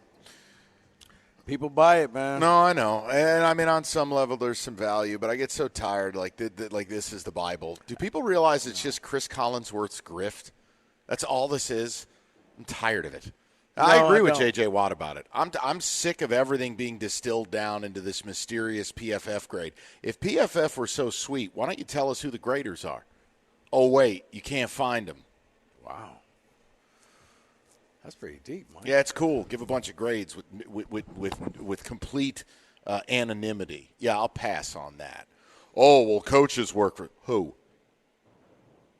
You know, if you're going to hand out the grades, that's fine.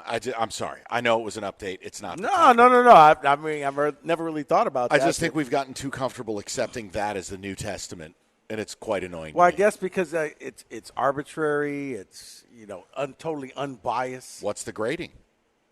Tell me the grading. Can't. Exactly. So I can't tell you who does it. And I can't tell you what the grade really means. Sweet. Let's move on to something else. You were saying something during the break, and we're going to get to Lions and Bucks, but I want to ask you this. I want to know which of these is more true, and we'll do a far deeper dive into this tomorrow. But we were sitting here talking about Jonathan Smith, and you were asking me about the Can We Say That, which I'm happy to open up Can We Say That to the people. As we always do. I know today's a weird show, and we got Monday Night Football. But which of these is more true, okay? Because I can tell you, I spoke with 2 people, and I've got visual evidence of one of these via text. Big donors at State are getting phone calls, and the call is basically, so, yeah, the football program, what do you think? And how will that affect your spend, so to speak? That has never happened. Now, I'm sure at the billionaire level it does, but not at the 6-figure level. It doesn't. But that's happening right now. But then you juxtapose it with the fact that the school president and the AD have said nothing. There has been no vote of confidence. There has been no comment period. Now, Michigan State's athletic director, Jay Batt, he's there at these press conferences. He is standing in the back of the room, kind of like the executioner. I can validate that. So on one side, they're making these phone calls, and you go, all right, it's happening. Like, they're doing the diligence and probably attempting to raise the money, which don't even get me started about donors having to pay for this when I have to keep hearing about all these financial wins for the school. I digress. I want to know which of these is more true, okay? Because the other side is this. There is never going to be a more difficult year to secure your coach than this year, okay? When we look at the jobs that are already open, and the ones that are coming open, I think you could see a dozen high-level jobs, State being one of them. So what's more true, Rico? This guy's a dead man walking, and he's toast after this week, or this school is going to do everything in their power to not have to make that decision. Excuse me. I said this the wrong way. I apologize. Take 2. Take 2. Cut.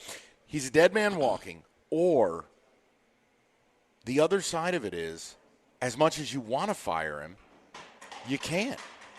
Because it's going to be a carousel where the money it costs to get a good name, these agents are going to play not another school. They might play 3 or 4 schools off of you.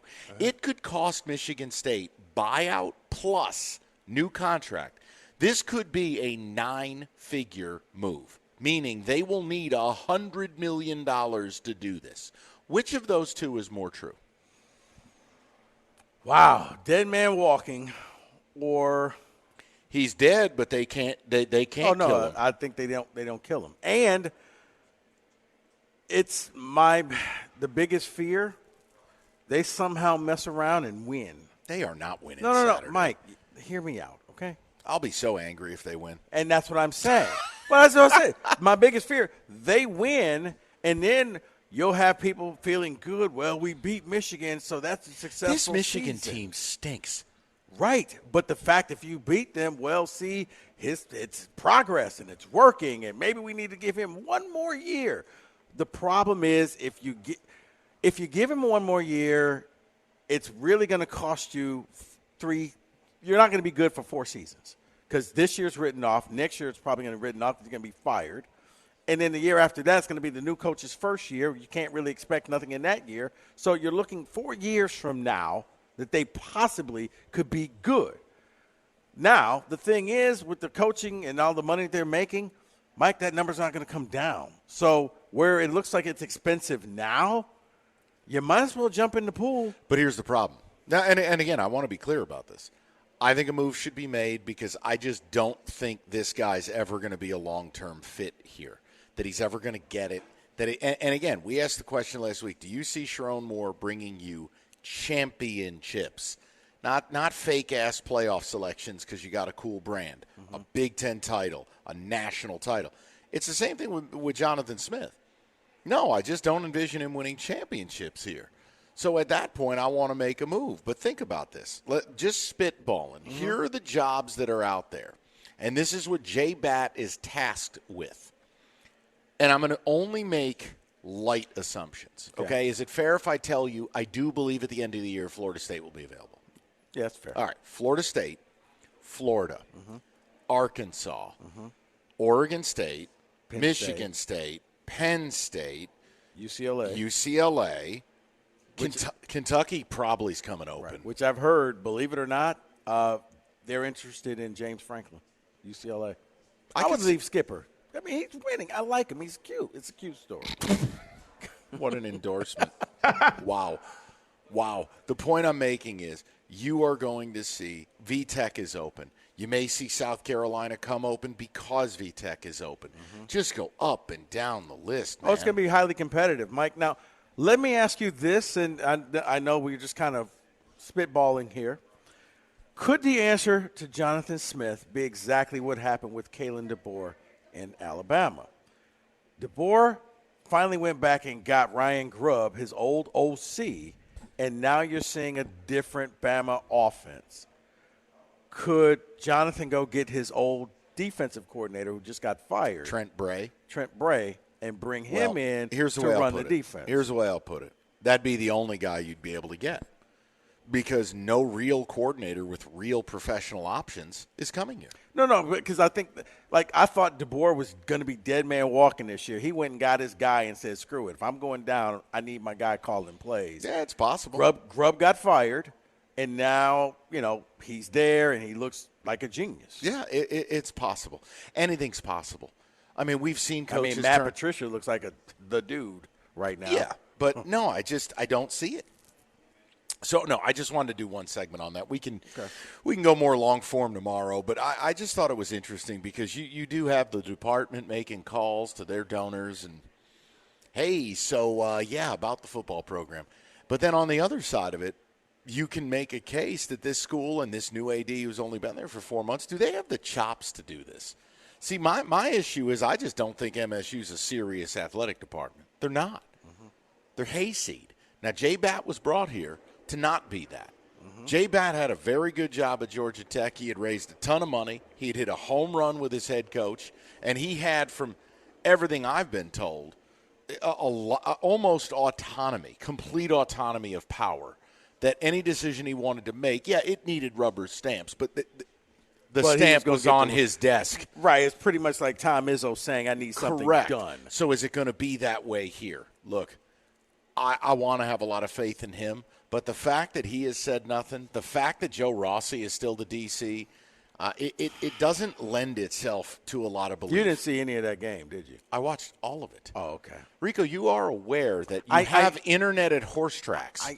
I just figured you were enjoying yourself. I didn't want to see you walking down I-75 in a hospital. No, because I don't take them as a serious product. The only anger I had is that he effed the cover with that bitch-made move of kicking a field goal down 38-10. Right. See, I wanted you out there betting on the number 6 horse or whatever. I wanted did. you having fun. I had a wonderful time. This was not fun. No, I gave you the hey, Mike, let me watch this game. I'll tell you all about it. We still had it. We had it in our midst. Okay. But no, that's all. We can move on to the Lions. I wanted to just ask you, because I know you tomorrow we're going to go through that press conference, and I didn't like his comments. We'll talk about it. 248-539-9797. We'll get to the people coming up next, 97.1.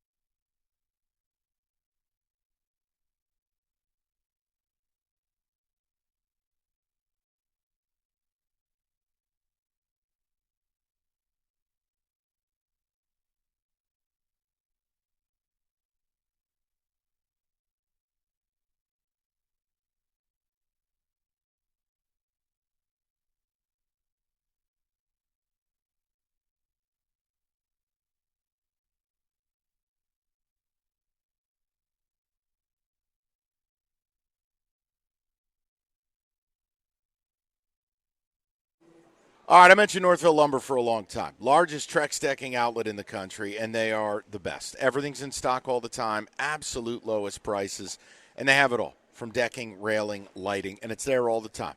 You can stop by the new showroom, but you'll never have to ask, is this in stock? Take home some samples, and then buy it where the pros do. It's Northville Lumber. Call them today, Michigan's Trex Superstore, or go to northvillelumber.com. That's northvillelumber.com.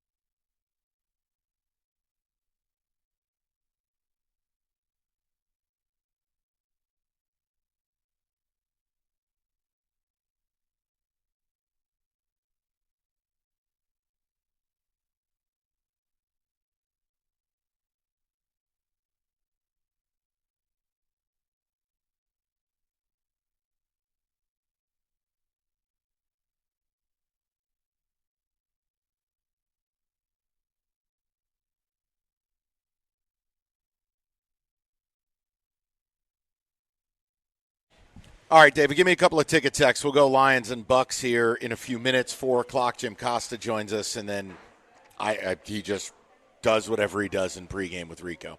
Go ahead, David. Yeah, on the collapse, someone says, mention to Rico the Greg Maddux World Series outing. Something happened there, Rico?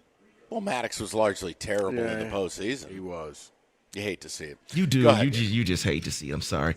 NFL. The idea that Rico's zombie team shut down Atlanta last night with players no one's ever heard of. It is the most on-brand Rico Beard privilege nonsense I have ever witnessed. What are you talking about?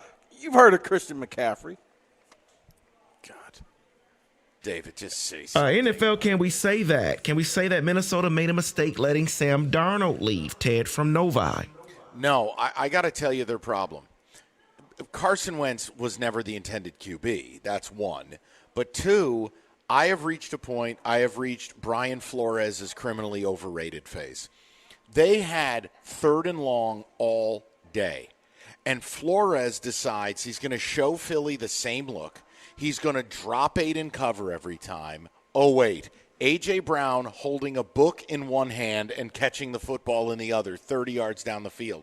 Devontae Smith over the top. Oh, wow, yeah. I mean, Brian Flores, what a bum-ass game plan he had yesterday. And, yes, did Wentz throw a pick six? Is he an agent of chaos? Is he a ginger? All of these things are true. I thought Brian Flores was a big problem yesterday. You cannot allow Jalen Hurts to dot you for 3 1/4. It can't happen. No, but I'm going to go and say that ticket texter is correct, Mike, because sometimes, as you know in sports, it's if you're in the right situation and it works, just ride the thing until the wheels come off. And I think that Minnesota should have just kept Sam Darnold. You can't. You used a top 10 pick on a quarterback. Everything you're saying is right. Okay, I'll slow down when I say it. But I'm saying – but before people saw J.J., you probably could have got something back in a trade. Yeah, now you wouldn't get a right, but before bedpan. You would have been able to say, hey, New Orleans, you want J.J. McCarthy, send us back something and you can have him. David. Someone's mentioning the Tigers losing the division. Does that count as biggest collapse? No, it's a single-game collapse. And it's just, again, the Giants, NFL history, 1,603-0. When you are up by 18 or more in the fourth quarter with under 10 minutes left. The Giants broke that latest streak with that clown car yesterday. I've asked for that type of collapse in your sports life, any sport, but not a series. Can we say that Micah Parsons and Jordan Love are saving LaFleur's job? This man isn't cut out for an NFL job. Yeah, Micah Parsons saved that game yesterday. 3 sacks, leads the NFL in pressures in total, leads the NFL in fourth quarter pressures, and he ended 2 Arizona drives yesterday with huge sacks. Yeah, because offensively, they are moving their food around the plate. I didn't think Jordan Love played poorly yesterday, but it just didn't produce enough. And still, your best receiver right now is maybe Romeo Doubs. I was about to say Golden? Hell no. He's a trinket. I didn't even like that pick when they made it. Look, man, the run game's not impressive. The receivers aren't impressive.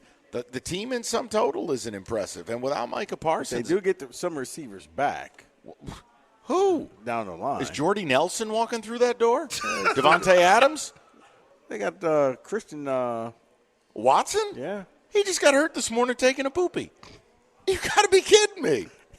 They keep showing him like, hey, he's back in practice. Sterling Sharp will be back tomorrow. Yeah, exactly. I mean, come on, man. I can't. Christian Watson's an idea. That's not a real person. He's a plant. He is. Christian Watson's like the Ice Spice of football. He's just an industry plant. He's there to garner info. Gotcha. Can we say that the Red Wings are back? That is signed Steve Yzerman. I'm going with it because after that opener, all they've done is win, beat quality teams, look great doing it. The problem, I don't want to fall for this again. We did this 2 years ago and 3 years ago where they got off to these amazing starts and then poop. We just did this with the Tigers. What are we talking about back? Well, I just think it's a nice start after a horrifying opener, Kenny. What do you want me to do? Well, the Tigers at least went 60 games before they started. Okay, I'll wait till Christmas. Is that fair? I'm waiting until I see an X next to their name in the standings saying clinched. All right, but what I'm not going to do is minimize a really nice response by this team. Let's be fair. Yeah. 2 against the Leafs, Panthers, Edmonton. Because Come on. had it gone the other way, we'd be burying this team. Thank saying, you. So you know what? They suck. Right. You got to be somewhat impressed. I'm not telling you to go buy your playoff tickets or something, or a sweep. Car flag? Definitely not. Okay. But it's a nice response. Kenny's waiting until they drop the puck for the playoff game.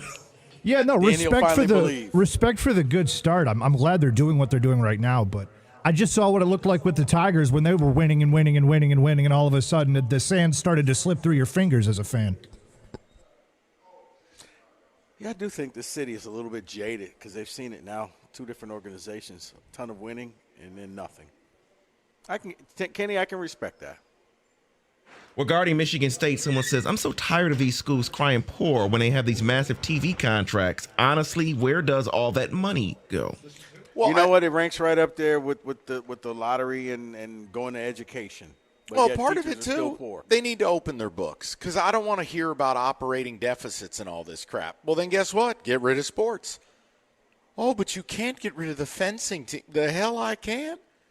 As long as I get rid of the men's team with the women's team, it's all the same and it's Title IX compliant. That's the SEC way. I'm tired of hearing it because all these schools do is make decisions based on money. They've destroyed their sport. And then when it comes to an issue of money, they have the audacity to call donors to pay for this crap. And I don't want to hear from academics. That's the other thing. Oh, my God, Penn State. Oh, it's a slap in the face. They're laying people off at the library. Here's the deal. The football program is the engine that drives every damn university, unless, of course, you own a hospital. That's the other big money maker. The whole idea is the football program is your forward-facing deal. It's your PR. It's your advertising. When your football team is good, you get more applications. When your football team is good, you can raise tuition. When your football team is good, your university looks better. Period, amen, hallelujah. I'm not telling you it's right. I'm just telling you it's real. So in matters like this, yeah, because MSU went along like the happy horse bleep that they are. They take all these checks. That has really rendered the program irrelevant. And then when it comes time to draw upon some of that money, I got to hear from some of these idiots, well, the athletic department's operating at a loss. Well, then you know what? Find a new business model. Because otherwise, donors are not going to keep lining up to do this crap. There is donor fatigue across America. Buddy, if I had the bell down here at B-Dubs, I'd ring it for you. Thanks, buddy. I appreciate it. That was solid right there. Thank you. That's Mike Valenti. Thank you. 97. Right. This is me hating the New York Giants. All right, let's get into Lions. We can do – actually, David, let's do the NFL football today, and then we'll get into the Lions as Cookies walks in here dressed like the Kool-Aid man, and we can hopefully put some steel in his spine. This team's going to play well tonight. I guarantee it. Just like that suit dude with the raspy voice. I guarantee you're going to love the way you look. Yeah. You're going to love the way the Lions play tonight. I guarantee it. Double-digit disco. Be respectful. 248-539-97. We'll get to football today next, 97.1.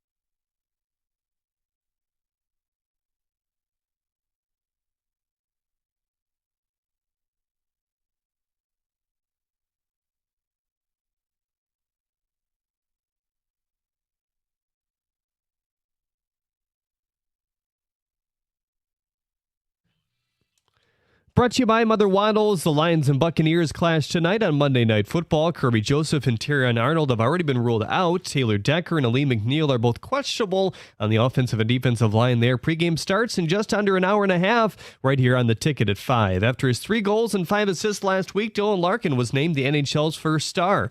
New Michigan basketball forward Yaxel Lendenborg has been named one of 5 AP preseason All-Americans. And after their sweep of the number 1 ranked Boston University last weekend, MSU hockey is now ranked as the best team in the country in both polls. At the Corwell Health Sports Desk, I'm Jeremy Otto. More at 4 at 97.1theticket.com.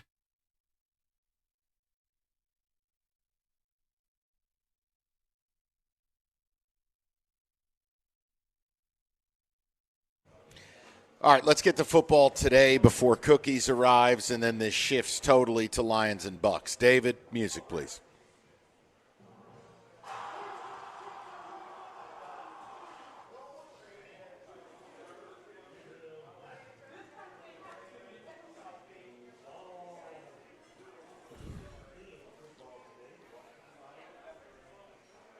Well, let's start with the 2 teams that were in the last Super Bowl. First with the Chiefs. The Chiefs are back, and they will head back to the Super Bowl. I hate life, but yes. Look, the Bills, I just don't see it right now. Right now, I'm questioning whether the Bills are going to win that division. Chiefs get their wide receivers back, Rashee Rice. Yeah. It just looks right. And yesterday, I know it was the Raiders, but when you have 30 first downs and the other team runs 30 plays, you know, that is a level of dominance. Bro, when Patrick Mahomes runs the ultimate okey-doke play with the open mic and this bleeping thing never works. And he turns around and hikes the ball and it works. Like, wow. Yeah, they're back. Until I see Buffalo's defense gel, yeah, go ahead. Great. More Chiefs. Let's go over to script writers. Oh, yeah. Go over to Philadelphia, the defending champs. And did they find their passing game yesterday? No, they just had Brian Flores' dumbass exposed. Really? No. And they still can't run the football worth a damn. It was 18 for 44 for Saquon. Their defense has no damn pass rush. No, I don't buy. I don't think the Eagles are anywhere close to your Lions. I mean, I look at the Eagles' passing game, David, and I do think that they did discover it back. They were able to, he was able to get the ball to the different receivers. Yeah, when guys blow coverages, it's easy. Mike, you still got to make the catch. Yeah, well, guess what? If that's what it's predicated on, you enjoy that. I'm out. To hell with them. At some point, look, it may not be pretty, but they keep winning. Like, you don't get extra wins for style points in this league. They're getting it done, David. So, no, I think that they have. They're this year's Vikings. They'll be an easy out. No, okay. I don't think they're this year's. When you've reached the Brandon Graham, please unretire and save us phase, you know you're effed. He's a good player. You just like him because he's from Detroit. David, please. So let's move over to the AFC North. And the Bengals beat the Steelers on Thursday. And with the annual collapse coming from the Steelers soon, the Bengals at 3-4, are they going to win the North? No, you're on drugs. That was just an awful performance by you. You're still going to say the Ravens? Yeah, No, because Steelers. they still have 2 games against Not the you. Steelers, and they will come back and win the division, yes. David is convinced the Ravens, with 1 win right now, will win the division. I don't buy it. And a lot of their injuries, like Metabikwe, those guys aren't coming back. Well, it ain't going to be the Steelers. I know that, so. I mean, maybe the Bengals found a quarterback. They do have receivers, so all you needed was somebody to get them the ball. Maybe. I still got faith in you. I still got faith in your Steelers. I'm glad somebody does. Let's move over back to the Raiders because, yes, they did lose 31-0 to the Chiefs. Was it a mistake bringing Pete Carroll over to Vegas? 100%. Yeah. Why would you hire a 74-year-old coach in a rebuild? Then pair it up with noted bum Geno Smith, who now is officially playing worse this year than he did as a rookie 30 years ago. I have said this to Cookies on the podcast. I ask you to. Of all the bad situations in football, the Raiders are the single worst. You do not have a coach. You do not have a young quarterback you've drafted. You've got bloated contracts everywhere. I think the Raiders are the most hopeless situation in the league. I would say Miami and New Orleans, but then I would have the Raiders at number 3. Well, I'm glad you mentioned Miami because that was going to be my next question. Glad somebody. It is 3:40. How does Mike McDaniel still have a job this moment? They don't have anybody on staff to take over. That's been the storyline for a few weeks now. Dang, what this man just said. Somebody's got to lead the Titanic, David, even though you know it's going to sink. I thought the most interesting thing out of that game isn't McDaniels, whether he's here or not. It was him benching Tua with 9 minutes to go and then saying in the postgame, if you're having a negative impact on the team, I got to go with somebody else. I thought that was a direct response to him challenging last leadership week in the press conference the week prior. Yeah. Where it's going to be one or the other, but Tua has the contract, and you know what? You can find a new coach. Yeah. Something's going to happen there, David. I'm quite sure this could be one of those. Maybe they wait till the end of the season. Maybe, I don't know when their bye week is coming up, and they do it then.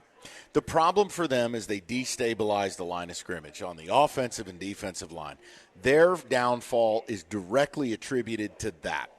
Bad cap management, bad use of picks, and you end up here. They have a bye week on November 23rd, so we'll see what happens in about a month. Thanksgiving. You know what? It'll truly be Black Friday for him. It will be. And let's get to this team because, the Chargers, I like their yellow jerseys yesterday. I like the script in the end zone, but not their play. Do they need, or not do they need? They need to make a move on the offensive line or their playoff chances are dead. But, okay, that's easy to say it, but they're playing without Joe Alt and without Trey Pipkins. Here's your problem. You're not going to go on the trade market and find an NFL caliber starting tackle. It's not going to happen. The only tackle that's moved this year is Cam Robinson. And he sucks. Yeah. So, I think if their tackles had stayed healthy, the Chargers were going to threaten in the AFC. Yeah. And without them, they can't win a game. I think the Packers are just going to have to put some of their other guys, some of their depth. Chargers. Chargers. And they're going to have to just see who rises to the top. Because you're right. You're not going to go out there unless you're going to make a major trade. This is all you got. So you're looking at your second and third stringers and like, okay, who wants to rise to the occasion? If you want to add a wide receiver, if you want to add a pass rusher, if you want to add a running back, hell, you want to add secondary help, you can make those types of moves. There might be 5 in the history of this league quality O-linemen dealt at the deadline. It just doesn't happen. No. And then let's close it out with this here because I have to say something to you, Mike. Is Shane Bowen still employed at 340? He is still employed. The Giants aren't a serious organization. Correct. But I have to say this to you. You were right. Commanders, something's going on, and they're not going to make the playoffs. Yeah, well, they lost. The quarterback went down. They were already looking bad all year. Yeah, dude, they were already getting blown out. Now, hold on. Here's all I'll tell you. We've seen this movie with Cliff Kingsbury before. The league figures him out. Yes. Now, and again, we learned a lesson last year with the Texans. Year 2 and development of young quarterbacks is not linear. So it's the oldest team in the league. We didn't love their offseason. You had Scary Terry hold out, then he got hurt. Yeah, look, man, I just don't think a lot of the Commanders. And that's back-to-back, Rico. The Bears with a comeback victory, and then you roll down to Dallas. Dallas could have put 60 if they tried. Sure could have. Dallas shut it down, Rico. Yeah, you can't score against Dallas. That's a problem because everybody scores against Dallas. That is in football today. All right, we'll get you set up for the game tonight. Hungry Howie's has got you covered. Detroit-style pizza, but the whole menu for Monday Night Football. You're getting the best ingredients. You're getting the highest caliber toppings, in-house made dough, and it's Hungry Howie's. Competitively priced. Their Detroit-style pizza, $12.99. All you need to do, go to hungryhowies.com. Get set up for the game tonight, unless you're coming down here, of course, and get your game time order done. It is hungryhowies.com.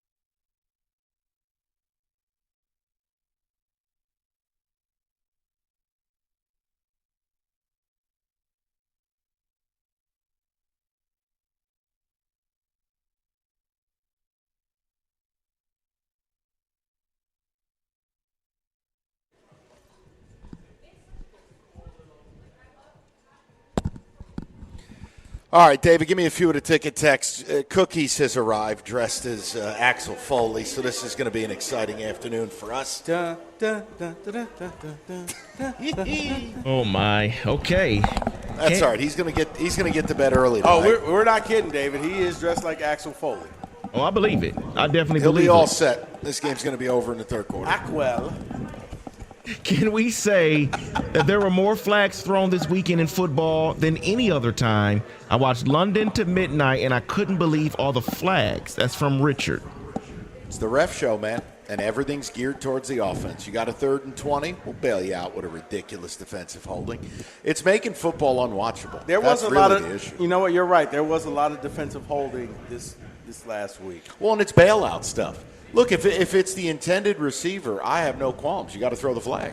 But when it's a guy across the field, not in the quarterback's line of sight, just because you can throw a flag doesn't mean you should. You're right, Mike. When it's on the other side of the field, right? Yeah, it's like he's not even looking that way, and it happens so early in the play. Man, let that go. Pick up the flag.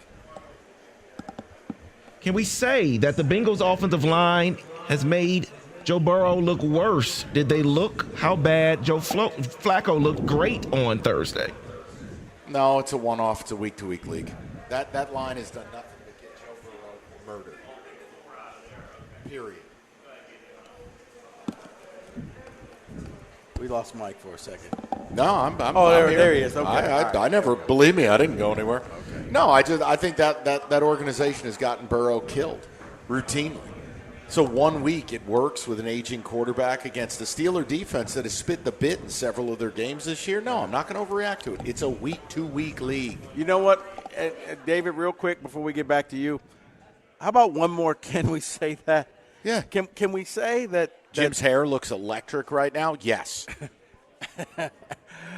That it kind of like what happened with James Franklin in Penn State, there may be a divorce happening in Clemson soon. Well, it has to, but your problem is going to be the same. The buyout is $70 million. Clemson is not that type of money program, and is the appetite there for them to buy out $70 million, then it'd probably be 85 if you factor in the staff, then buy a new coach. I mean, you're talking about a $150 million decision. Now, think fast. Can you name the billionaire alums of Clemson? Good, because there aren't any. So I just don't know if you can do it. I just figured it was the South and, some the South car dealership. Oh, okay, right. No, look, should it happen? Of course it should. The whole folly in all of this is the way these contracts are designed. It's really one of the greatest grifts in the world. Hey, we want to pay you $70 million just to not show up to work. Huh? Trust me, I'm Ed Orgeron if that ever happened to me. Just show me the door. Oh, I thought you were bringing your side piece to practice. Tell him about it, JoJo. Side piece to show prep. I love that. Can we say that Georgia is going to win the SEC? No, but I was proud of them for covering 7.5 and hitting the over. Shout out Kenny and Delta Airlines headsets. It was tremendous. I wasn't. I was hoping that Lane could do something. I'd still take Alabama head up against them. Did you see Lane joking with the ref about him clapping instead of calling his timeout during the game? Yeah. Well, you're going to see Lane in Gainesville soon enough. He'll be doing that same thing in Gainesville. Yeah, pretty much. David, nobody has fallen up better than Lane Kiffin. Truth. I think Matt Rule is in the running if he gets this Penn State gig. Wow. You know what? You may win. I mean, think about it. Jim, you feeling good, buddy? Yeah, do you want to participate? Yeah. What's going on here? My mic's not on. There we go. Oh, if you have something I was just to add, waiting for 4 o'clock. You cool. look tremendous. Well, You're thank excited. You. I'm pumped. Let's do this. How loaded you getting at the game tonight? Let's talk about it. What's the story? I got to drive home, so not too loaded. Okay. I was about to say, Can't have the missus the drive? logo on his jacket. You're dressed like this. You're dressed like they're going to win by 30, and you're going to be bombed on the air tomorrow. True or false? False. Took me a second. As he's shaking his head, yes. You should probably answer false. Are our bosses listening? No. No. I'll be a professional. Sober. Okay. Just had to ask. Not a drop. All right. So we're about to go Yeah, we don't over want you in the to heather The in whole news Lions deal, huh? yeah. So I'm following the lead here. Now, everybody's feeling good. It's not just me, right? I know you've been very I'm irrationally confident. Enrico? Sequins, yes? No, I'm not. All right, we'll get Rico on our side by the end of the day. I think much like last week, you were set up to lose, and, you're a hater. No, I'm not. I just know football. This week, you're set up to win. And the Bucs have regression coming for them. You're not going to keep winning on the last drive of the game. You're coming to Ford Field against the best team in the NFC. I think their injuries are more impactful than yours, and I think the Lions are pissed. And Dan Campbell does not allow nonsense 2 games in a row. And I guess I just need to see what's going to go on with their receivers. I guess the game time decision. If I don't think Emeka Egbuka will be there, but if Mike Evans is out there against that secondary, he's a savvy vet. He will take advantage of that, Mike, and that's where it could be problematic. I think he's going to play. I don't know if it's all but confirmed. He's going to play. You can bet on his props. He was full participant on Saturday's practice for Tampa. He'll play. I just don't know if anybody else is. And it might be one of those deals where he gets his. Well, they had, was it Tez Johnson, the Oregon guy? Yes. Look, if anything, Baker has shown me he's one of those guys that could take just local gym class hero and say, okay, you know what? Write the plays in the sand and go out and do it. Sure. You do this, you do that, and it works for them. So, but zoom out. We live in Detroit. We're doing a show for Detroiters. But if I tasked you with doing this ask me the question. I'm just asking you an exercise. If you think about it from Tampa's perspective, wouldn't you look at it and go, boy, guys, this is probably one we're not going to get. We're banged up. We got no running back. We're down to our third-string right guard, our backup right tackle. They got Aiden Hutchinson and Aleem McNeil back. We got maybe one receiver. If there was ever a loss for us, it's going to be hitting the road in a loud, hostile environment with the Lions on a bounce back. If you were doing Tampa radio, you would be telling people we're losing tonight. I would tell Tampa radio what I told Detroit radio last week. You were set up to fail at Kansas City. Here's the thing. I disagree if I'm doing Tampa radio because you've seen this team just find ways to win. On the road, at home. But when does that run out? They've won 5 games by 14 combined points. Like, if you were ever going to get got, it would be on the road in Detroit with half a roster. You asked me the question. Okay. I didn't like your answer. Apparently you don't like the answer. I didn't like his answer. More of Mommy and Daddy fighting next. This is going to be an exciting couple hours. I'm just going to sit here and pause. Here's Heather with the news. Yeah. And actually, you're going to play the role of John and go silent, and then Jim's going to throw it over to Heather. Hey, John, how about that cheating? And here's Heather with the news. Okay, so what do I announce this as? Lions pregame is next? Yeah, we'll do Lions tailgate. We got keys to the game. TJ Lang's going to join me for the second time today as I do my third show with you. Oh, he's going to do it? TJ's going to be on with us. Oh, he said, okay. He tell you he's not? Never mind. You know more than me. Allegedly 5:30, unless I've been lied to. TJ Lang will join us in our build-up to Lions and Bucks. Monday Night Football Lions tailgate is next. It's 97.1.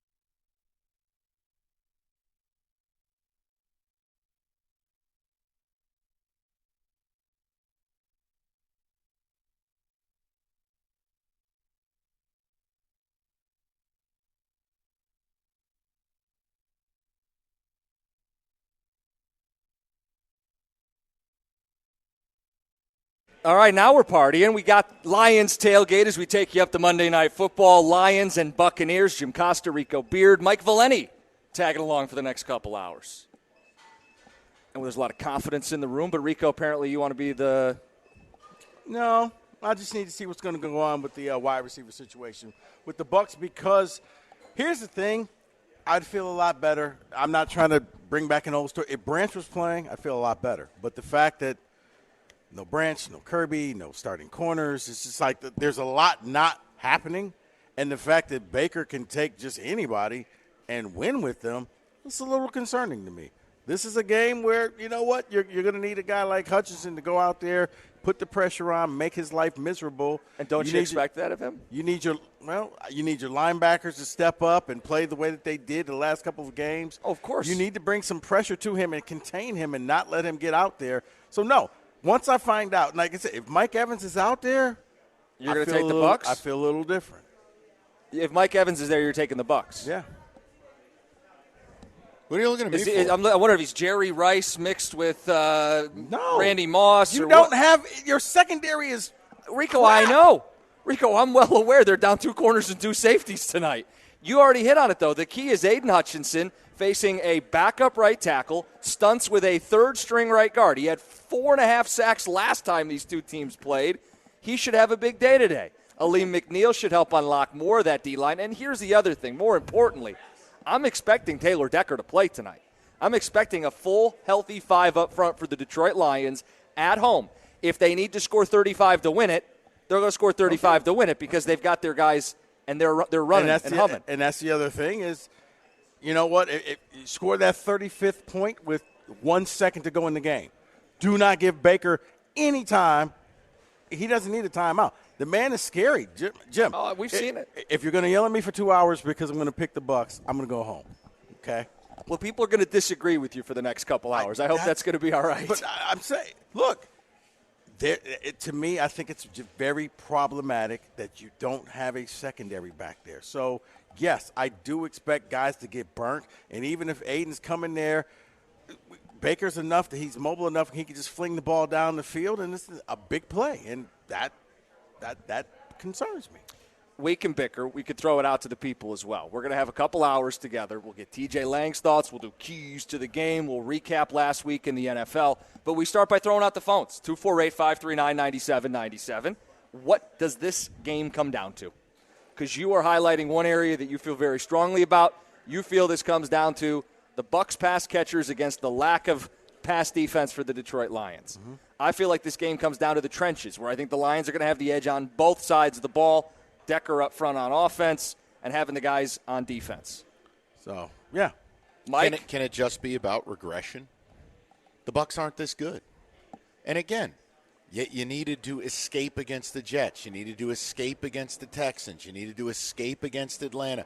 I just feel like, a lot like last week, I go, guys, it's a back-against-the-wall spot. You're on the road in primetime at Arrowhead. You're not winning the game. And it's the same thing here. The Detroit Lions do not lose back-to-back games. It's been years, and that's factual. This place is going to be an asylum tonight. And I'm with Cookies in this. If Aiden gets to face backup tackles, that's when he puts his gold jacket on. So you'll get another one of those tonight. And I just don't believe the Bucs are going to be able to run the ball worth a damn. There's no Bucky Irving. That means you're one-dimensional. Baker's got to fling it 50 times. And I'm kind of taking a liking to Kelvin Shepard here. He's the opposite of Shane Bowen. The things he does make sense. So, look, I think Rico's points are not without merit, clearly. I just feel like in this league, I also, Jim, let's tap into cash the ticket momentarily if we may. Why is the spread almost a touchdown if the Bucs are so damn sweet? They're begging you to take the Bucs. Begging. And Planet Earth is on the Bucs. And guess what? The line keeps moving. There are now 6.5s out there. Mm-hmm. I just think there are certain weeks you get set up in this league to get hit with a garbage can, and I think that's what's going to happen to the Bucs tonight. So could this be and also, Mike, could it be the get right, the league saying I'm sorry? The apology Script writers, baby. Yeah, I mean, sure, I'll go with look, it. I don't think it's like a condemnation of Baker Mayfield or the Bucs. Like, if they lose this game, I'm not telling you, they're a bunch of frauds and they got lucky in all these games and they're going to – dude, they're going to be in the mix for the 1 seed the entire way. It's part of what makes tonight such a big deal. Like, this could decide in the tiebreaker scenario who ends up with the 1 seed.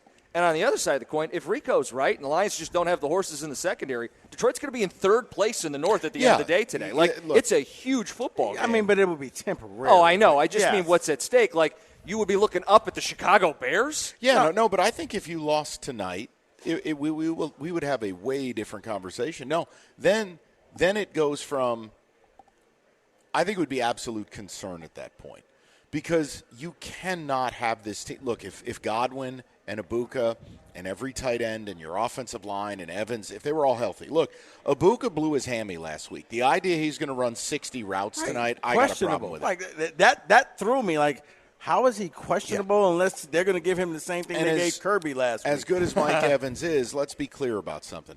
When there's only one receiving threat in this league, how many guys are in the classification of it doesn't matter, they'll still get theirs? Maybe a Justin Jefferson, maybe a Jamar Chase when Burrow's healthy. There just aren't those players. So you can take Evans away. He's not a speed burner. We know what he is. He's built like a transformer. Right. He'll high point a football. I think you can take him away. And in the absence of a running game, this is my big thing. You cannot ask Baker Mayfield to come here and throw this football 50 times tonight. So I feel like everything's going wrong for the Bucs. And look, am I happy about the Lions secondary? Do I feel this immense comp? No. I just feel like comprehensively, I've watched enough football in my life. This is set up for the Lions to demolish somebody. Script writers. I also feel like your two best players are probably pretty pissed. Aiden Hutchinson for the stupid personal foul that killed this team, and Amon-Ra dropping a ball on fourth down when he doesn't drop passes. I just think it's a bounce-back spot. And I know I can't quantify a lot of it, but it's just how I feel. Mike, you don't have to quantify it. I think the one thing that you said that I will agree with, and I cannot fault because I'm about the data, they don't lose back-to-back games. October 22. Ever. So if anything that's in the pocket of you two, sure. Now, covering, I don't know. I think it comes down to who possesses the ball the final time. You don't want the Bucs to have the ball. Yeah, see, I guess for me, I'm playing the role of cookies. I think the Lions win going away tonight. Oh, Danny Terrio. Yeah.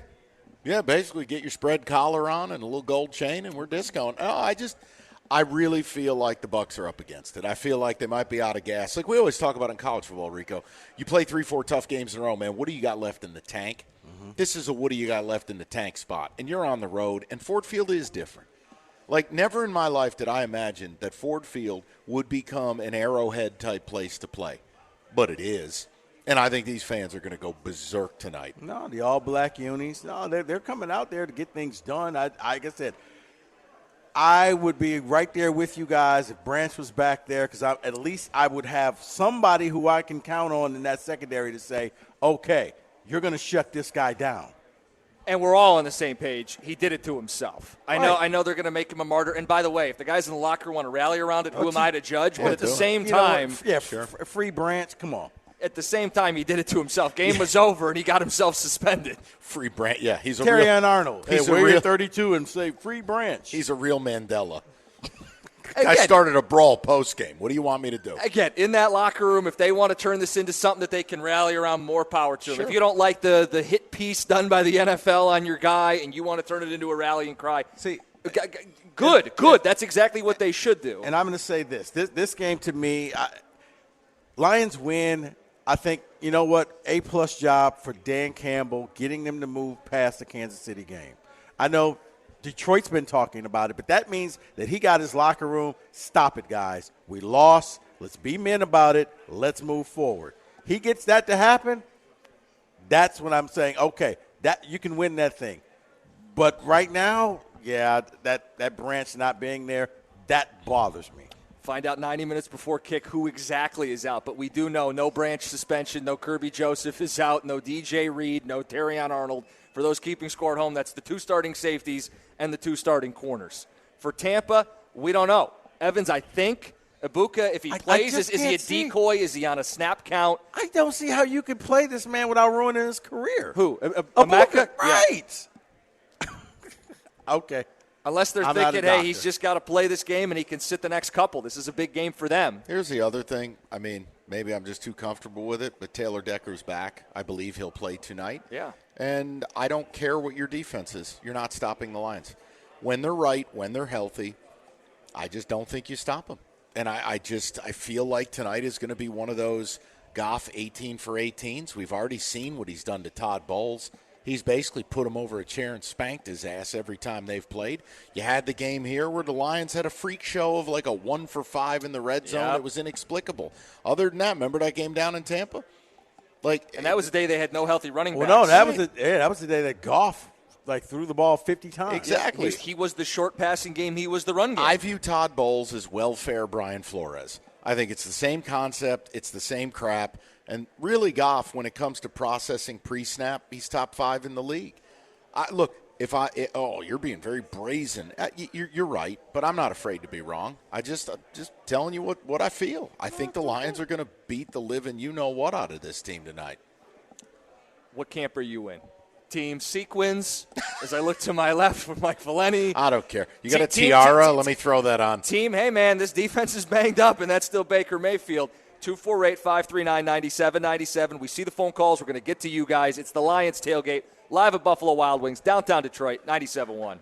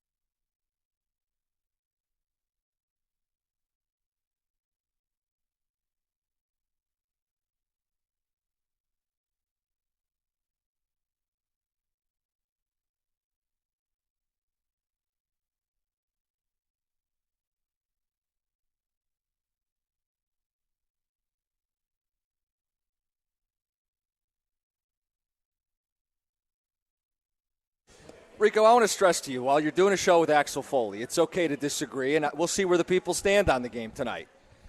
You have your concerns, and look, they may be valid.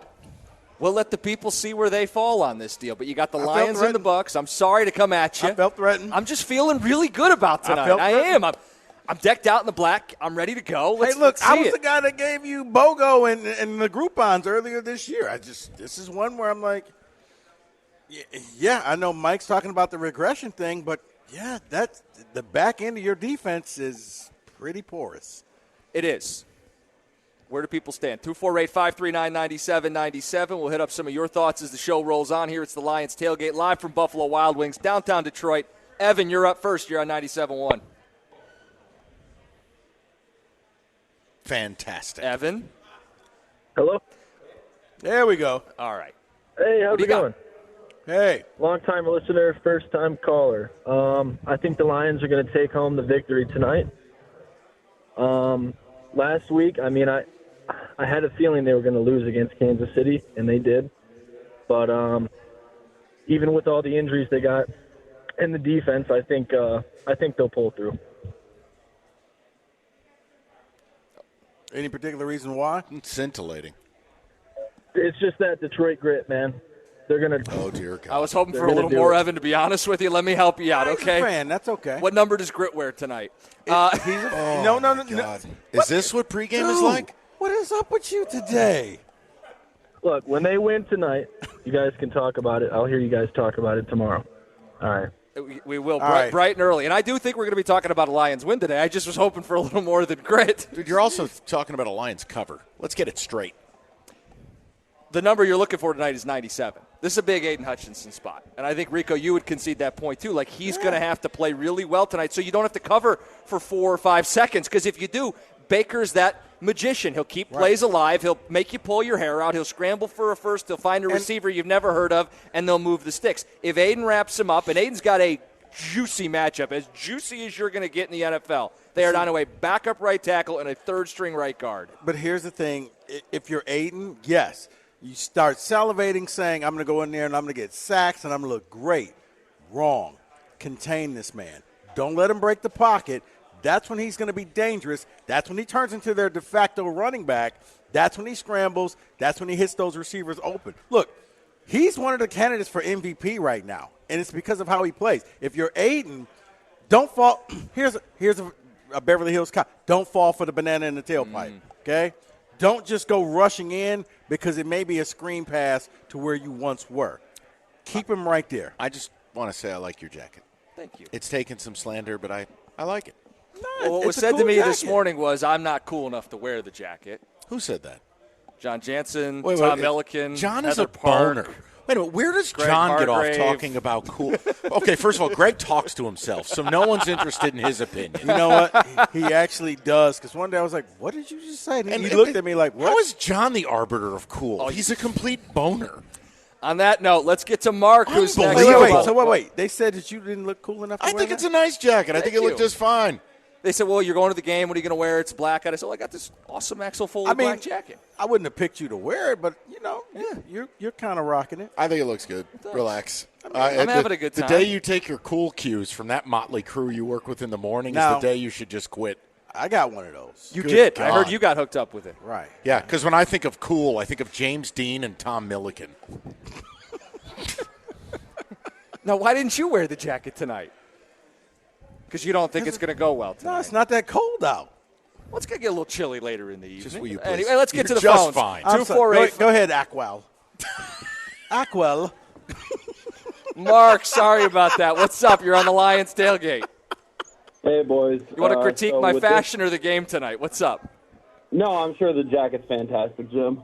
I love it. Thank you. On defense tonight, I just want to call back to that Minnesota Vikings game a couple years ago where we were out with a lot of corners, and they put Amik Robertson on Justin Jefferson one-on-one. And if I remember correctly, he shut him down. And, you got that big frame, lean, 6'4", 225, the similarities between Mike Evans and Justin Jefferson. So I could see a lot of man coverage. And maybe Amik, it's a step-up game for him, but it's going to have to come with short time for Baker to throw. So, yeah, we definitely need Hutch. On offense, the Bucs have, I think they're the 5th best rushing defense. They're letting up on average like 87 yards a game. So it's going to have to be on Jared Goff. But like you were just saying a little bit ago, Mike, I mean, he can step up to this test. He's shown he can handle blitz packages. But I do think that it's a good game to forecast the postseason and to look at Goff and be like, okay, can we win 4 games in a row? Because at some point, whether it's the NFC Championship, the Super Bowl, I don't know, but he's going to have to be that driving force guy. And I didn't put my futures money on the Lions because I don't believe in Goff. I don't want to get rid of him. I'm interested to see how he plays tonight. I think we win. Confidence is at like a 9 out of 10. But I'm curious to see how he plays. Thanks for taking the call, guys. And Rico, good luck to your boy Gino tonight with Seahawks.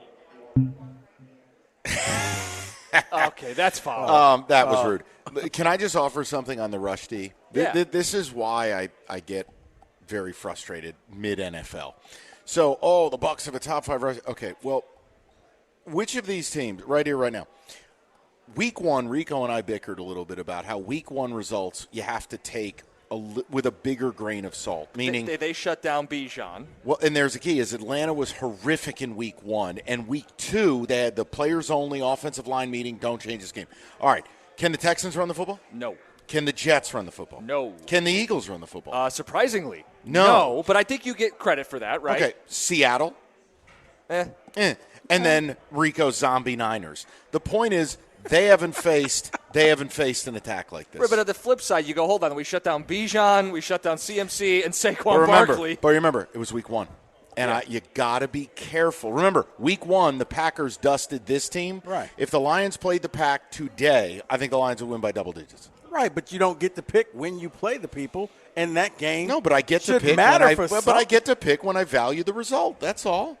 So if the Lions would have won, you would have valued the results? No, I'm making a point to you that Week 1, clearly the Lions' dress rehearsal did not go well, just like Atlanta's dress rehearsal didn't go well against the Bucs. Atlanta now, I have a bigger respect if you stop them now. No, they count, Rico. But the truth is somewhere in the middle here. Like Vita Vea is going to be a problem. They're going to have to move him. Is he?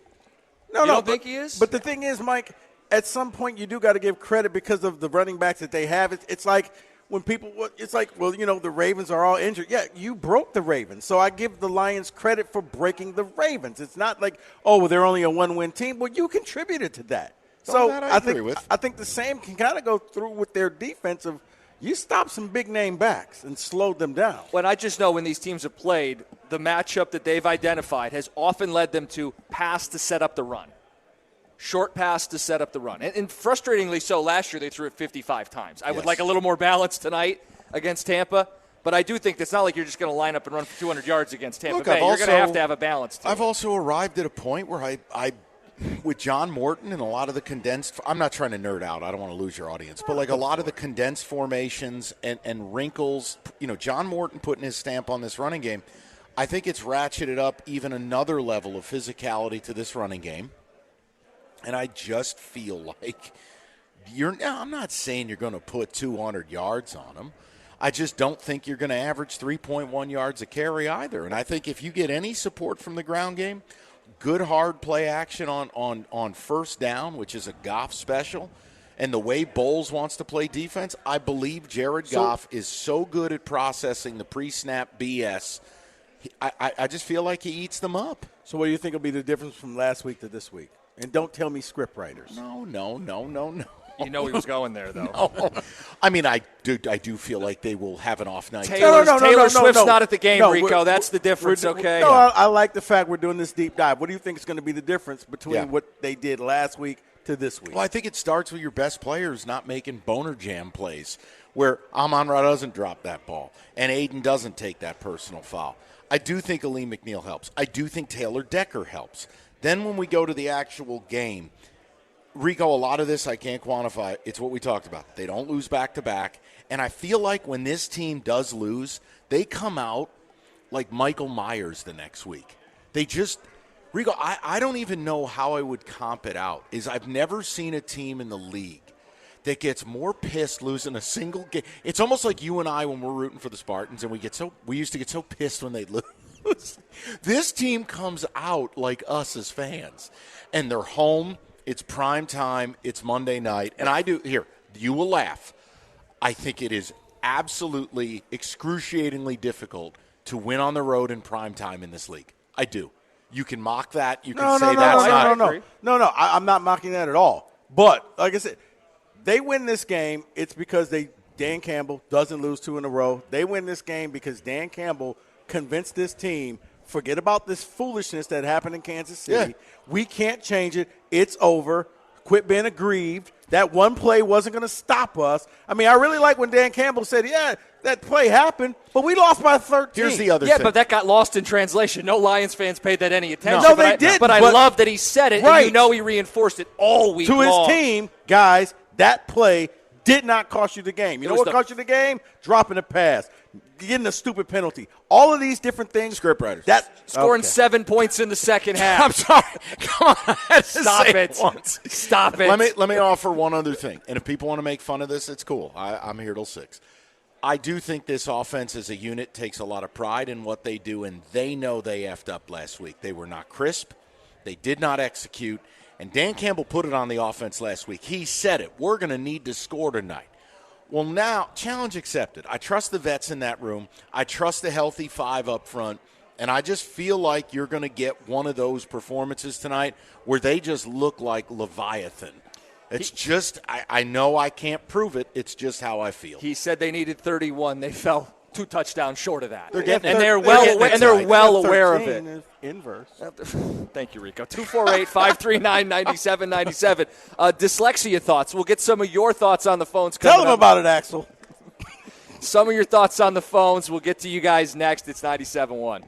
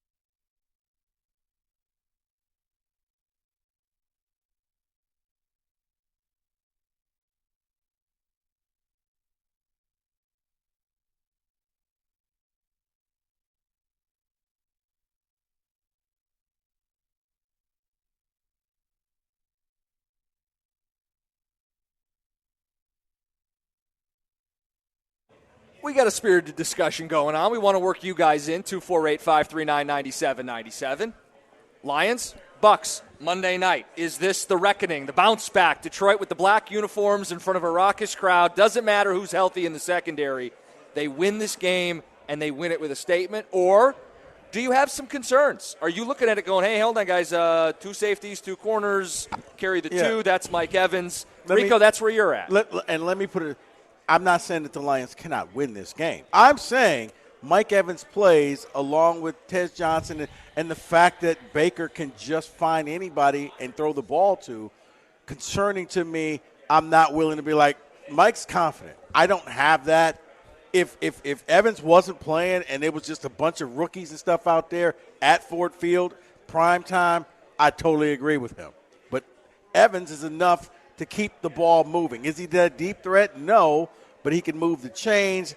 Best way to beat the Lions offense, keep him on the sideline. So let's go to the phone, see who we're fitting for an Axel Foley jacket. Jason, you're up first. Hey, gentlemen, how are you today? Great. What's up? I think the pressure's got to be there for the defense. I think it's in order to get Mayfield to basically make mistakes is to get him scrambling. But I'm going to give you one name that nobody's talking about, and that's Jack Campbell. I think he's going to have a career night tonight. He's there and do some damage, maybe get 7 or 8 solos on his own, contribute to some blitz packages. I think he's going to be the guy to watch. Well, Rico brought up earlier, if they try to screen Aiden Hutchinson, who's super important in all that. Yeah. Navigating and sifting through is Jack Campbell. And that's, I was very impressed with him in the Baltimore game where he didn't fall for the okie doke. He just made the tackles, open field tackles, because if he would have missed, it would have been big plays. He didn't. Absolutely. Here's the other thing. Look, we also have to get to a point. Look, I make the joke partially because it angers people, but partially because it's true. We got to cut the crap where Aiden's biggest games are against backups. All right, Micah Parsons went out and won a damn game yesterday for his team. He leads the NFL in pressures. He leads the NFL in 4th down pressures, and he had a 3-sack game yesterday. Now, tonight, look, Cookies is right, Rico. Like, you need Aiden. But my point is, if you want $50 million a year, I'm going to need it versus more than people are going to be working at the auto parts store next week. Now, tonight is a night you're facing a couple auto parts people. Yeah, Aiden, best be the best player on the field, or what the hell am I paying you $50 million for next year? No, and I get it, Mike. This is one where, pick your spots. I don't need you just to go full pin your ears back and try to go get Baker every down, because sometimes the win is keeping him right there in the pocket. Yes, no, I agree with you. Listen, you are 100% right, but it's even like last week. You were facing a backup tackle last week. And because we live in a highlight generation, but the forced fumble. It's like, guys, it took till the 4th quarter for me to get a play, to get something going here. I need the best defensive ends in this sport are going to flash 7-8 plays a game. Mm-hmm. I need that out of Aiden, and I need it every damn week, and it best be tonight. Because the Bucks do not have an answer for him. So if I have to hear about how he's double-teamed, I'm going to explode. No, let's paint the picture again. For as much as you guys have heard all week about Godwin's out, Bucky Irving's out, is Ibuka going to play, is Mike Evans going to play, here's who's not playing. Their starting right tackle, Luke Gedeke, is on IR. Their starting right guard, Cody Mauch, is on IR. Well, who's their backup right guard? Luke Haggard. He's got an O next to his name in red. Correct. He's not playing. So what that means is you can run twists and games and stunts and loops, and Aiden will get some favorable matchups today. And you're right. Before the 4th quarter would be preferable. Yeah, just like I want dominance. That's what – if this guy wants $250 million a year, if he wants to be Myles Garrett, then be Myles Garrett, damn it. Yeah. And try not to jump offside when the big play happens. Uh-oh. Ew. Okay, let's get to Nate. You're next up. You're on 97.1. Hey, guys. How's it going? What's up? So here's my thoughts on the game tonight. I think our secondary needs to work on containing these other backup receivers and force Mike Evans and Baker Mayfield to win the game. I don't know what your guys' thoughts are on that. Basically let him have his, but nobody else eats all day. Wait, he's saying what now? Yeah. Say that again? He's saying it's basically let Mike Evans do it all alone and challenge him to catch for 300 yards today. Exactly, because they don't have a running Rico's game terrified today. at that suggestion. I wouldn't do that at all. No. No, because Mike Evans is enough to move the chains to keep that offense on the sideline. That's a basketball strategy, what you're thinking. Yeah, Hey, let this dude get 30, lock down everybody else. Football, it's players, not plays. And I think what's more likely is you shade, you help. I'm also curious, man versus zone, right? They clearly don't have their top two corners. They played a lot of zone last week against Kansas City, and they got popped underneath. I mean, Mahomes didn't have to take any deep shots. No. Do we see them do the same umbrella coverage, or do they say, hold on, that didn't work.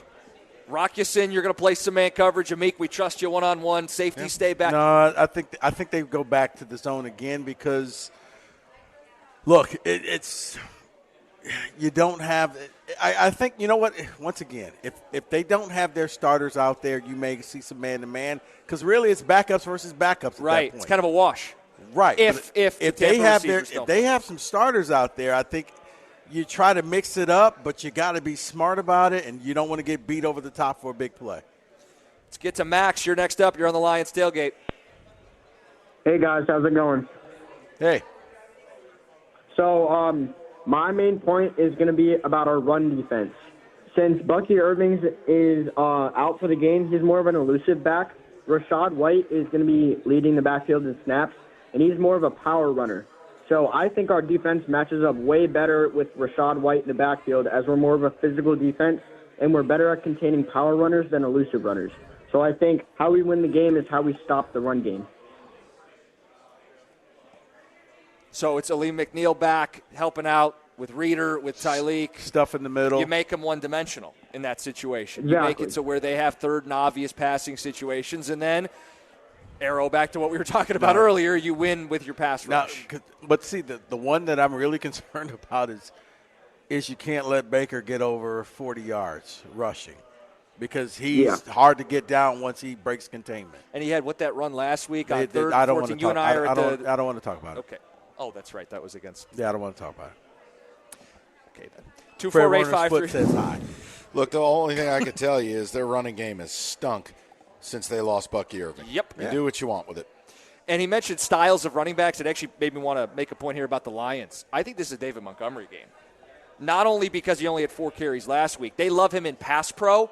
Todd Bowles is going to want to blitz. When you pick up the blitz, then Jared Goff gets to go to that open, vacated spot, the second and third level, and punish people. I think we see a bunch of David Montgomery in this game. Oh, there's the man right there. Yeah, I mean, I think I think they're certainly part of it. But, Jim, bottom line, I could make the case, okay, great. Oh, Jahmyr Gibbs terrible at pass pro. Cool, because we're running the screen. I didn't say he's terrible. No. I did. So cool, we're running the screen. Let Bowles blitz. Sure. I still want Jahmyr in space. Look, bottom line, they've got 2 really nice players, and they mix and match really well. You're probably right that if the Lions get ahead and they want to begin to churn this thing out and take their heart, you will absolutely rely on David Montgomery. There's no argument. Dude, you know, how long have we've done shows together and we do the podcast together? If I'm not confident, I tell you, I picked against him last week. If I'm confident, I'll just say it with my chest. I just feel like – no, I'm saying like when we're rolling through this – Okay, go ahead. Highlight where Rico's pointing to. No, it's just all the Lions, 6 players out, 7 players out. All on the same position group defensive backfield. So, but no, Mike, I get what you're saying, and I'm not mad at you. And once again, if we knew, we'd be rich people. If we knew who was going to win this game. Yeah, the NFL's wacky. I mean, it's a week-to-week league. There's no doubt about it. I feel like this is the Lions' week. Sure feels like the spot for them on a bounce back. If they don't, I'm going to tell you this. If you don't win tonight, you got problems. Can we say this, though, right now? We're not going to make excuses tomorrow. Well, I won't, no, but I mean, your show probably will.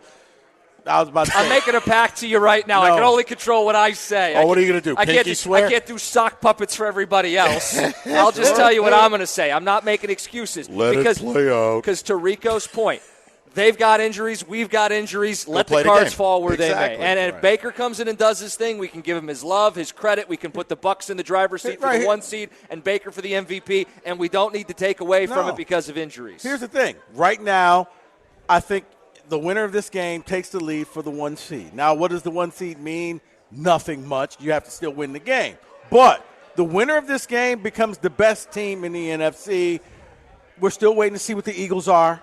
Okay, I think that's fair to say. We're still waiting to see, what about the Rams? They're like other teams that could be competing. But right now, tonight is the midseason 1-seed award, whoever wins this game. You're right. The winner of this game will confidently declare, and I don't think you could fight them, they're the best team in the NFC. If Tampa does it, they're 6-1. They just went into Detroit in prime time in a hostile crowd with 1.5 receivers. They're the number 1 team in the NFC. Flip side, so nobody goes crazy. If Detroit does what I think they're going to do, Detroit wins this football game, who could take that away from them? They have the head-to-head against them. The Eagles can't run the ball. Well, and we'll know when they play the Eagles, it'll be back on the line again. Right. It's like wrestling. All right, let's see if you want to take the belt from me. And if the Lions win, let's just say the quiet part out loud, you're going to beat a team with a winning record. Yeah. Okay? You haven't done that yet. You've beaten teams, but now you're about to beat a team with a winning record. Can I ask one question? No, hold on. Jim's about to do his routine, and then I'll ask. Go ahead. And what I need to do is make sure I'm not saying this at Rico. No, dude. I'm looking off into the bar here to a random person. This is not to you. You are full of yourself. I'm wound up. Let's do this. You are so full of yourself. The person who says they haven't played anybody is a dishonest person. They played Baltimore when Baltimore was healthy in Baltimore as underdogs. When Lamar played, when Roquan Smith played, when all their dudes played, and the Lions went in there and made a statement. So while Baltimore doesn't have a winning record and you are factually correct, you're being dishonest because you're trying to be obtuse. You're trying to deny a real legitimate win that the Lions already have this season. It's not being obtuse. Not you. I'm not talking to you. No, you are. It's not being obtuse. Oh, boy. It's not being obtuse. I'll stay out of this. But I get what you're saying. It's the same argument I was having with Mike when he was like, well, the first week, and it's the first week. I'm like, it happened. It happened. It did. So, yes, they went in there, but, yes, Jim, when you look at collectively what the records that the Bucs have beaten and what the Lions have, they've been beating teams with more W's than the Lions have. I didn't deny that. Facts. I didn't deny that. And I also wouldn't do the thing where I say, well, Green Bay's win against Detroit doesn't count because Detroit wasn't playing their best. No, it counts. That's a legit. It counts. Yeah, exactly. And you broke the Ravens. You flat out went in there and you broke that team. They never recovered. They became the NFL version of Penn State. They just collapsed. Here's what I'll do. Do you have a pre-planned segment? Forgive me. We can push it if you got something pressing. It's not pressing. No, Mike has a dandy of a topic coming up. No, next. It's a question as to whether you value something or not. Okay. Both you and Mr. Beard. I want to know if I am putting value on something that is either real or is completely stupid, and I'm willing to be called stupid. So we'll do Don't that. Don't worry, I've been called stupid today, so. I said obtuse, not stupid. We'll take your phone calls. Him and his fancy words. We'll get your phone calls. Mike's point, 5 o'clock. We're going to have to get into some of these keys to the game. We'll get to the NFL preview, TJ Lang, picks, and more. It's 97.1.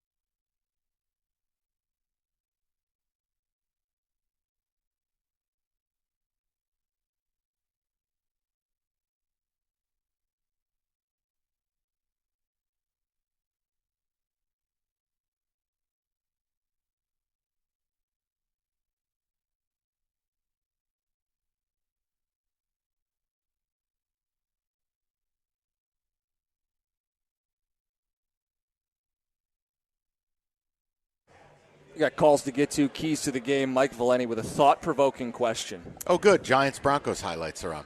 We'll get to that at 5. I'm going to step in front of a NFL trolley. review. Here's the question, and if you don't put any value in it, it's fine. I do.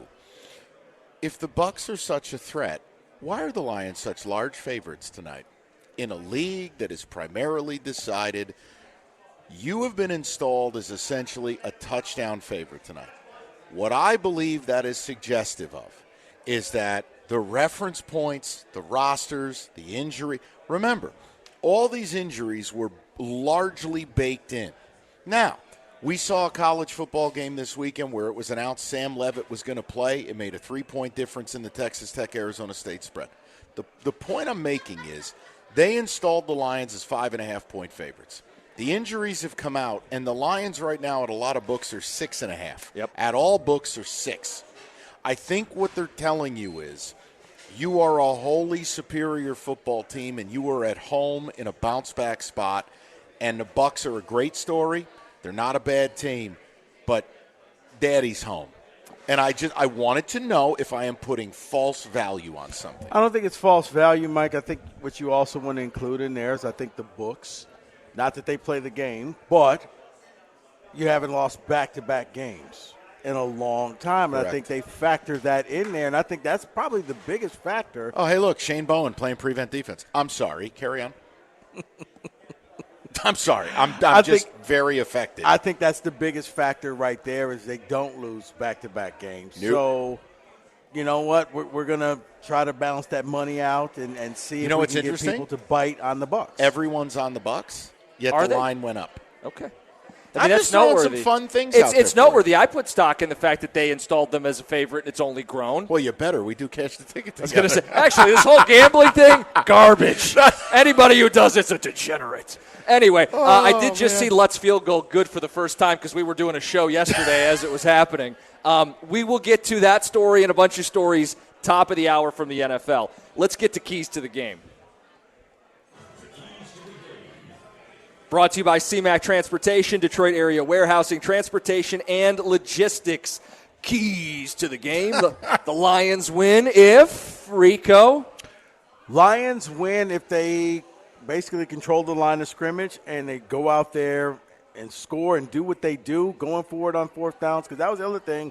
They didn't convert all their fourth downs against Kansas City. They go back to who they are, control the line of scrimmage, score touchdowns, and make the Bucs play from behind. There was a game last year against the Packers where they just said, F it, we're going for it every single time, and they won the game leaning on their offense. I think they tried to do that last week, and it didn't work out. Right. Now they're home where they did it well last year. You wouldn't think back-to-back weeks this offense goes dormant. No, I don't think you think that way at all. But, yeah, I think that you go out there, and as Mike said, Aiden Hutchinson goes out there. He puts the pressure on the quarterback, and he keeps him from breaking the pocket. And, yeah, and, you know, your offense is awful. I mean, it's awesome. I mean, they just go out there and score, and you don't know who's going to get the ball, who's going to score the touchdown. They just get it done. Mike, key to the game. Lions by 50. All right, then. I think Taylor Decker's the key to the game. Brought to you by Things. No, I'll offer you something new. How about Derek Barnes? We saw their work against Baltimore, spying and then not spying Lamar, and it caused a hesitation in Lamar attempting to extend plays. We've already seen rush lane integrity, the ability to take the mobility away from the quarterback. I think Derek Barnes not only has that role, but also a little bit as a blitzer. How about that? Something new for you. Heating them up, keeping them on their toes. Lions by 50. Joe, you're next up. All you're right, on the Lions. I'm going to take the Bucs at 49.5. Live line, 49.5. Joe, what's up? So, Rico, you keep talking about Mike Evans, which definitely if he's back, he's an impact player, but Egbuka is the one we should really be worried about. Do we have any update on his injury designation? You know, I was just watching as they did it, and I guess he was limited in practice on Saturday. Evans was full practice, so it kind of sounds like he's going to give it a try and see what happens. Ibuka's the wild one because a hammy a week later, you would think, like, there's no way that guy's out on the football field. Then again, they got $1 million doctors and facilities, so maybe they hit him up with that ooh-wee, and he'll be ready. Whatever was in that blue tent for Kirby last week, I need some of that on a Monday morning. Right. That dude went into the tent in a wheelchair Yeah, and he we came haven't out even dancing. seen Mike Evans yet this year, so we're not sure if what he looks like. So I'm not too worried about him. I think ultimately. I'm pretty sure I know what Mike Evans looks like. The dude stacks 1,000 yards every single season. No. Ibuka, though, you're right. I mean, Rico, you were talking about this off air. Boy, has he been a sensation this season. If he is legitimately playing and not on a snap count. Well, you often wonder, so Ryan Day didn't know he could do this? Uh-oh. No, I look, if Ibuka's full go and he plays 60 snaps and he's running his full route tree, I could be in some trouble, and Rico's going to look like a wise sage. I just go back to, in the history of this league, when a guy blows a hammy and he's out for the rest of the day, the idea that the next week, and Ibuka runs a ton of downfield routes, the idea that he's going to run 55, 60 of those, I would be gobsmacked. Mike, maybe they shopped it out to different doctors and they found the one doctor that says he's good. Look, if they both play and Baker's going to go bananas, you just got to score more than him. I mean, it turns into the shootout. You're going to have to blitz him, heat him up. We were talking about this and just go, you know what? I need an incomplete pass. I need a tipped ball. I need a sack. And all of a sudden, they're at third and long. When you get, if you're the Lions secondary, when you get your hands on the ball, knocking it down, good. Intercepting it, 10 times better. Yep. Because you took away a possession from Tampa. Another keys to the game. Don't give Tampa the ball back at the end of the game with a minute to go. When you're up by 17, you can. Okay. You know what? Let me do the math. You're correct. Question. Yeah. They took the ball last week. Yeah. You taking the ball this week? No. Nope. I'm at home. I don't need to do that crap. Because end of the half ended up being super critical in the Chiefs game. And I thought that was – You want a stat? I see what they tried to do, but it was just like, no. You want a fun stat? It's amazing. Do you know the Dallas Cowboys have outscored their opponent in the last minute of the first half this year 37-0? That is remarkable. What's more impressive, Rico, that stat or the Cowboys are 0-3 when they don't score 40 points? I like them both. Isn't that wild? It is. Well, no, but see, they're the ultimate video game team. I like the right before halftime because I forgot. It was a couple of coaches. They always talk about that middle eight. Yep. That when you get the ball, and especially if you're going to get it back, if you can score twice, you now add 14 points to wherever you were, and now you make the other team are playing from behind. Look, if they don't win this game tonight, all I'll tell you is they're not who we thought they were. That's it. This is a game, if you're a legitimate Super Bowl team, you win this game tonight. You're at home, off a loss, prime time. This place is going to be Arrowhead with a roof on it. Go win the damn game, period. And do you think, nobody wants all the injuries to be in one condensed area of the field, but then don't you get to build a game plan around it? Yeah. It's not like you're missing 5 guys and it's at all 3 levels of the defense. Right. It's in one area where you can say, well, we can drop backers, or we can put a specific game plan in place to help those guys. But that's what leads me to wonder, do you drop your linebackers back in coverage so that nullifies Derek Barnes and all of that? Then Aiden and McNeil and the Aquaman are going to have to win. Right, so that means it's pretty much these 4 guys, because we're going to pull the other 7 back to try to mitigate the circumstances. It's part of the strategy for tonight. The other thing, too, is just I'm showing a degree of faith in Kelvin Shepherd. Hold on, timeout. We have an update. This is from the Greater Life Church on Tyerman Avenue in Detroit. Health Risk Assessment Desk. Make sure you donate to the building fund. Brought to you by David Hall. Jeremy Fowler reports that Bucs receiver Emeka Egbuka checked out okay pregame and is considered good to go tonight versus the Lions. How? Wizardry. How? Medicine. Drugs. Witches. Witchcraft. Script writers. They scripted his hammy back together. I don't know. This is the lizard people. Mark my words. No. This is one where you know what? You may be using your Fanatics sports book because at the first half he may be out the game. How about this? No Jack Fox today. You're just going to have to go for it. If it turns into one of those games. I also look. I think that's part of the Lions' DNA as well. Just because it didn't work last week doesn't mean that you alter it. I think people have gotten very comfortable with the Lions essentially batting 75% on 4th down. I do think it's a far more 50-50 or 60-40 proposition. But they're at home. And I think the offense will be out for blood. And I think they're just going to out-execute. I mean, okay, if Ibuka's good to go, yeah, naturally I got to tone down my level of confidence about 38? No. My point is I still believe, yeah, all right, fine. Go win a game 34-27. I just still believe they're winning the game tonight. And I maybe I'm showing too much belief in what they've put on tape the last 5 weeks. If Ibuka plays, we take a few sequins off. Compromise? I like that. 248-539-9797. We're going to get to some of the big storylines in the NFL coming up next. TJ Lang at 5:30. It's Alliance Tailgate 97.1.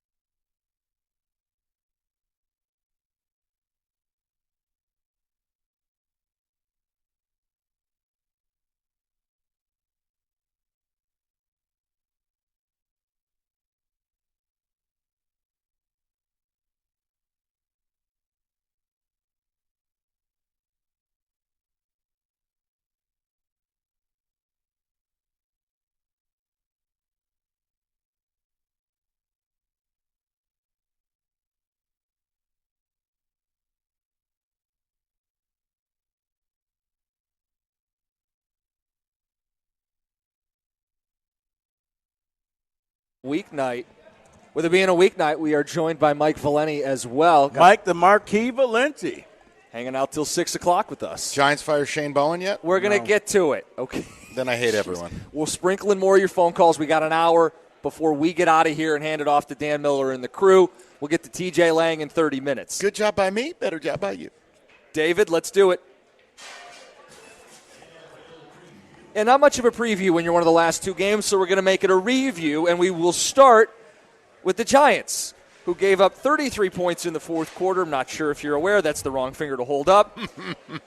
But, Mike, my question to you is a question of positivity. Okay. Did you find your quarterback? I think so. I mean, I'll give the kid credit. He went back down the field, and, yeah, there was a controversial PI call, but Jackson Dart, he doesn't have much to work with, man. Malik Neighbors is dead. Darius Slayton is dead. Yeah, I think they did. I'm just salty. And, again, how Bowen isn't fired today and that ginger idiot kicker Macadamia Nut or whatever the hell his name is isn't gone, you're a wholly unserious operation. Rico, should he be more positive? Found his quarterback. Who cares if you lose some stupid game in October? You weren't winning the Super Bowl or even making the playoffs. No, it's actually not really. It's how. Look, looking at the NFC, there are a lot of teams that can vie for a playoff spot, but losing a game like that when you were up that big, that was an historic collapse. I will allow it. He started the show. He was angry. I can't get mad because I would be angry too if the team had a double digit. What is it, 18 points? 19 points. And then he's mad correctly that they didn't kick the extra point. Wonder if that mattered later. They went for 2, didn't get it, missed 2 extra points. Look, I heard the whole routine from him earlier today on the podcast, and how many Evan, edit, not sure you can say that out loud. Whatever made the final cut, you're going to want to check it out tomorrow. I'm aware of his heat and his anger and his frustration, and you have every right to be mad when your team loses that way. You can feel that heat from my undercarriage. I'm just saying, forest through the trees. If I told you Jackson Dart was having moments, that's bigger than wins and losses for the Giants this year. They found their quarterback, yes. Okay, now my question, looking at the AFC, who's the best team? Is it the Colts or is it the resurgent Kansas City Chiefs? God help us all. Rico first. Looking at the record-wise, it's the Colts. But if I had to put the Colts and the Chiefs in an AFC Championship game, neutral site, Indianapolis or Kansas City, Scriptwriters. Patrick Mahomes is starting to look like an MVP candidate again. Chiefs. I mean, he did the whole fake where he yells at the sideline. This never works. And then, Mahomes. Scriptwriters, too. So, Okay. Chiefs. Yeah. Clean again, sweep. If the Bills' defense can gel, they've rebuilt the whole thing, and they rebuilt it to beat Kansas City. Right now, it's struggling against everybody else. I have to give respect. Unlike Jim, I'm not obtuse. I take the data. I'm obtuse. I take data as it comes in. I'm willing to change my opinion. The Lions had a chance to kill the Chiefs. They decided, no, we're going to let Jason Voorhees go on vacation. And now they're back. Rico said it like it's a name tag. Like, no, I'm obtuse. Yeah, hello, I'm obtuse. How about this for Kansas City? They're going to play both Buffalo and the Colts twice within 3 weeks in November. I dig it. So we're going to get some good football coming up Look, here. the Colts have to start being taken seriously, though. Can we be fair about this? Like, if you say Kansas City's the best team in the AFC, you have to have a conversation where the Colts are number 2. Yes. Doesn't mean you have to agree, but you got to at least respect them enough. Mike, I've said that college and pro. We need to start respecting the state of Indiana and the things that they're You're doing. right. You are right. Middle America often disrespected. I'd respect Signetti more if he would have broke his foot off in their ass and put 60 up. You know, he looked at Jonathan Smith and he saw those sad puppy dog eyes. And he looked and he went over there and goes, how could I possibly kill a Ziploc bag of Ready Whip? I don't want you to get euthanized. You know what? Go ahead and feed him. Go ahead. Gentlemen, are the Bears a playoff team? Winners of 4 in a row? Okay. Mike? Yes. No. The offensive line is gelling. The rushing game is coming along with it. Their defense decided they were going to play. And guess what? When you have comeback wins in the NFL, they matter.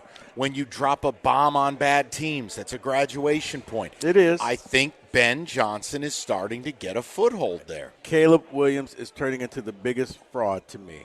I don't think that you can win with this man. They win in spite of the dumb things that he does every game. Like, Caleb, just go down, fight for it. No, let me run around and and then throw it up in the middle of the field across my body and hope for the best. Point, Rico. He's right about that. And by the way, the Bears' next game, the resurgent Baltimore Ravens. They have Ravens. With Lamar back. We talked about this. If you want to take the Bears really seriously, here's their next 3. Ravens, Bengals, Giants. If you take 2 out of 3 and you're sitting at 6-3, you're for real. Obviously, winning all 3 means, hey, we have a storyline. Anything short of 2 out of 3, they're fake, and Rico's right. Oh, then it leads all the way up to the final game of the year. Lions. How about take the playing next, in Chicago? Next 3 first, please.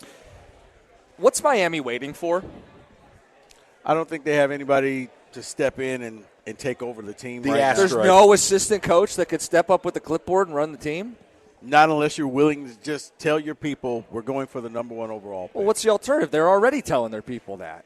No. Well, no, I think it's just a lot of infighting. I think that the players and the coaches, nobody's on the same page. Well, players only meeting, but, people were late and they showed up to the wrong spot. And then Tua said it, but then he said I shouldn't have said it. And then the coach benched him. And yeah, it's not good. The other thing, we're not even halfway through the season yet, so I know we get worn out by it as media, whatever you want to call it, whatever the hell we are. If they fire him today, they fire him in 2 weeks. Who the hell cares? Yeah. It's a lost season. But it's just offensive. I'm like, on behalf of the people of Miami, it's offensive to lose that way to a 1-5 Cleveland Brown football team. Every day, the people of Miami wake up and they have South Beach. They don't care. And they don't have Joe Rossi or Shane Bowen as their respective defensive coordinators. These are all great points. They can go to the beach. They can hop on their boat. They don't care about Once again, they don't have Shane Bowen. And Shane Bowen. The Hurricanes are back. So there you go. Shane Bowen. Are the Eagles back? No. Yes, quick answer. Yeah, no. Mike, 300 yards from Jalen Hurts. Yeah, because Brian Flores. Downfield passing game. Because Brian Flores is an idiot. They still can't run the ball. Their defense has no pass rush. I don't buy them at all. I think the Eagles are back. I think the Eagles are going to be, if you're looking at the playoffs, I don't know if they're going to be the best team in the playoffs. I think they're going to be a matchup. So if you're going to play the Eagles, you'd rather have the Eagles here in Detroit rather than playing the elements of Philadelphia come January. Lions 31, Eagles 20. Book it. Until they can run the ball, I don't think you can put them as the number 1 team in the NFC. But to Rico's point, they are in that next tier 31-20 of the NFC. 31-20. How about this question? It involves Pete Carroll. Shane Bowen. Not Shane Bowen, although. Wait, he just got an extension. Is there a quota of Shane Bowen references we got to hit? Not until that jackass is fired. Noted. Pete Carroll. True or false? Hiring him was a mistake. Hear me out. Good coach. Great coach, even. I don't think so. What were they doing hiring a 74-year-old and letting him bring his quarterback who's no good? They're a year away from being a year away, and he'll be 76 years old. No, I think what they did was they pushed all their chips in the table and said, okay, if anybody can turn this around, it's him, because he knows I'm 70 and he's not in it for the long haul, and it failed. But this was a bold move, chips in the table, and they're going to hit, they're going to bust. But I think it put them 2 steps back now. No, because in the end, we'll just go ahead, get the top quarterback, and we'll rebuild next year. And what? Have Santa Claus coach him? Listen, it was a huge mistake, and here's the thing. You made a mistake by saying he's a great coach. Pete Carroll's a gum-chewing idiot. He's a cheerleader. He's a clapper. He's basically Mel Tucker minus hotel room behavior. He's got a ring. Yeah, carried by the Legion of Boom. I don't respect Pete Carroll. I never have. I think it was a Titanic error, but they did what bad organizations do. They made bad decisions. Feel, Mike? I hate Pete Carroll. Okay. I hate him. Always have. Drives me nuts. Pete Carroll or Shane Bowen to coach your defense next week? Pete Carroll. Okay. Matt Just wanted to Patricia. see. Dude, Pete Carroll's balls over Shane Bowen. Okay. Then. Okay. Would you take Matt Patricia? Yes. Okay. Over Shane Bowen? I take Satan. Satan. I was just going to say Satan. Okay. I take Joe Rossi for sure. Wow. Yeah, how about that one? And that is your NFL review. No zombie Niners? I take that. Sure. Robert Saleh with his, hey, by the way, stop dyeing your beard, Rob. We know what you're up to. What do you mean? What's wrong with Robert Saleh? He's dyeing his beard. It's ridiculous. It's the salt from the ocean. It's They panned over there. It looked like bald Jesus. Stop dyeing your beard, Robert. It's the salt from the ocean. Okay, sure. Future MSU coach Robert Saleh? No. Well, why would you go to MSU when you can get another pro job? Okay, then. What, did Robert Saleh fall off a roof? Cookies. No. Will Mac Jones be the most highly sought-after quarterback? Yes. In Canada. Well, it's going to be the whole Sam Darnold rehabilitation routine, right? I hate the Niners. I've had enough. I know. I see what you put up with. All right, that's your NFL review. It's presented by FanDuel, official sports betting partner of the NFL. We'll make some picks. We'll talk to TJ Lang. We'll get final thoughts. Lions, Bucks, Monday Night Football, 97-1.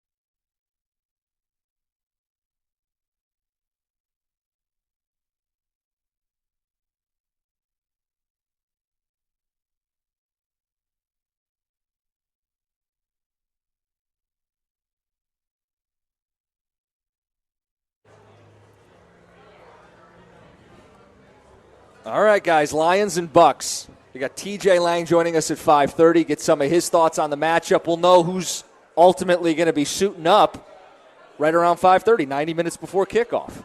Yeah. You got the positive news from Jeremy Fowler about Emeka Egbuka. Sounds like he's going to be a go. Still don't understand how that works, but I'm not a doctor. Then again, I didn't think that I didn't think Kirby was going to be able to play. Yeah. And then we saw and he went got it back out. in. But now he's out maybe it's this like game. that. Maybe it's like that where Egbuka is limited. So if that's the case, jump ahead early.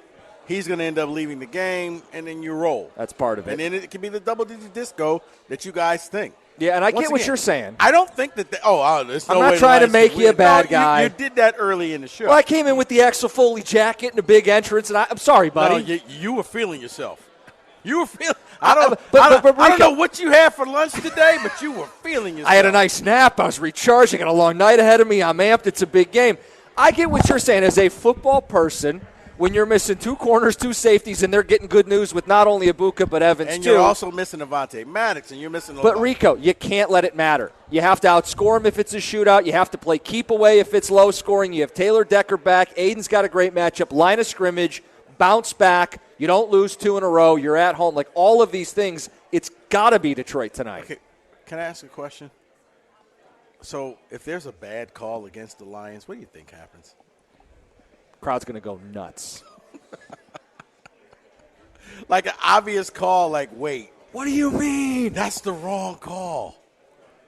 Well, certain people have talked about script writers, so it only poisons the well more. That's only Kansas City. Won't be an issue tonight. No. We're going to get to picks, guys. Let's do it. It's the picks presented by BetMGM, the sportsbook born in Vegas. Download the app. Please gamble responsibly. We also do weather every week, but the Lions are playing at home. Weather's not going to be an issue. The weather's brought to you by Bud Light. Look for Bud Light at a retailer near you.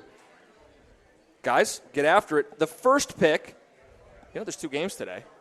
Which I hate. I don't know why you would do too much. I hate 2 Monday night games. We're just going to get it out of the way. Seahawks laying 3.5 against the Texans. Where's it? At Texas? At Houston? Seattle. Well, it's Seattle for me. That offensive line of Houston, traveling on the road, it's one of the hardest places to play in football. And Mike McDonald deserves Coach of the Year consideration, man. He's done a hell of a nice job, and I think Seattle's in a good spot here. Like I don't mind Houston at home, and that's why I asked, where's the game? Yeah, Seattle. Yeah, Seattle. I'll go Seattle as well. And you're right. I mean, what are they working with when you talk Coach of the Year? Do they have an elite quarterback? No. Do they have elite skill weapons? I know JSN's having a big year, but they've got one. I'll tell you who looks really good is Barm, the former tight end from U of M. Yeah. AJ Barm. He's turned into a big play guy for them. My point is, on paper, they don't have all pros and superstars, yet here they are. Go Blue. I just wanted to shout out a Wolverine. I'm feeling nice this week. This week's your week to be a Wolverine. To attend an execution. Hit the button. Okay, next. Well, hold on. Please. Producer slot. David, you want to make the pick? Yeah, Houston's a tough spot to play in, so I'll go with Houston. Most rushing yards tonight. We'll focus on the Lions, and we'll focus on Tampa. Most rushing yards. Gibbs, White, Montgomery. Rico, you want to start us off? Gibbs, White, Montgomery. Who leads the game in rushing? I'm going to go Gibbs. Okay. Gibbs for me. His explosiveness, his ability to get to the edge, especially against a Bulls defense that usually is hyper-focused on the interior pressure. I'll always go Gibbs. But I like your point about Montgomery being a pacemaker. Pro, blitz pickup, on the field more. Or you know what? You just give it to Gibbs, say, go do your thing, SEC speed, score touchdowns. There we go. Run really fast. Yeah. I'm going to go Montgomery. David, pick a back. Going to go White, attacking Lee McNeil in his first game back. Aiden, over under 1.5 sacks. He's facing backups. Over. 1.5 sacks. Under. I'm going to go over. We've been detailing it, man. Juicy matchup here. I know you're more on the contain train. Right, and I think he sets up his teammates that they get the sacks, and he doesn't. So, David? He'll get 3 half sacks. Over. 3 half sacks. David, you said over? Over, yes. Mike Evans to score a touchdown is plus 110, so it's a yes or no question. Assuming he's playing, yes or no, scores a touchdown, Rico. Yes. Mike?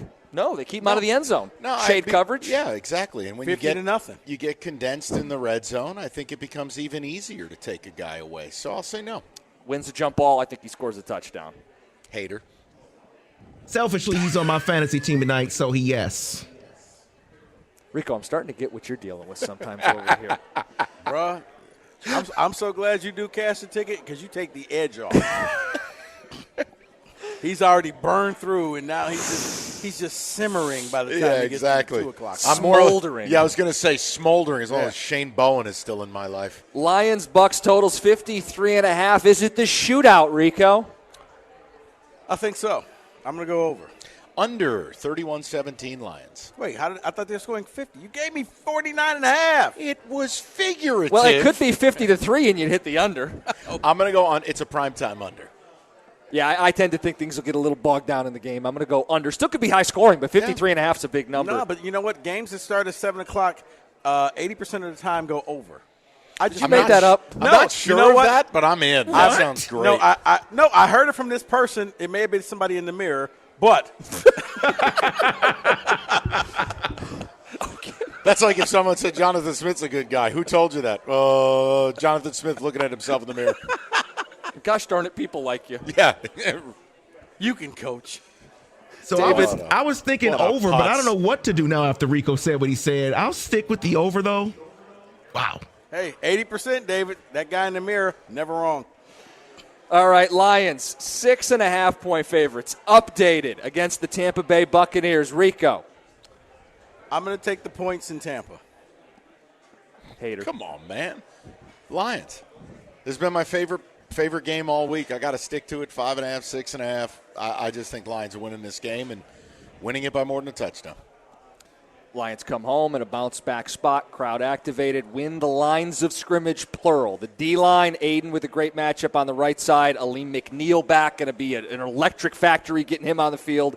And then, yes, Taylor Decker, ball control. If it needs to be a grinded-out game, you lean on your O-line. If it needs to be a shootout, you protect Goff, you pick up blitzes, you let him dice this defense up.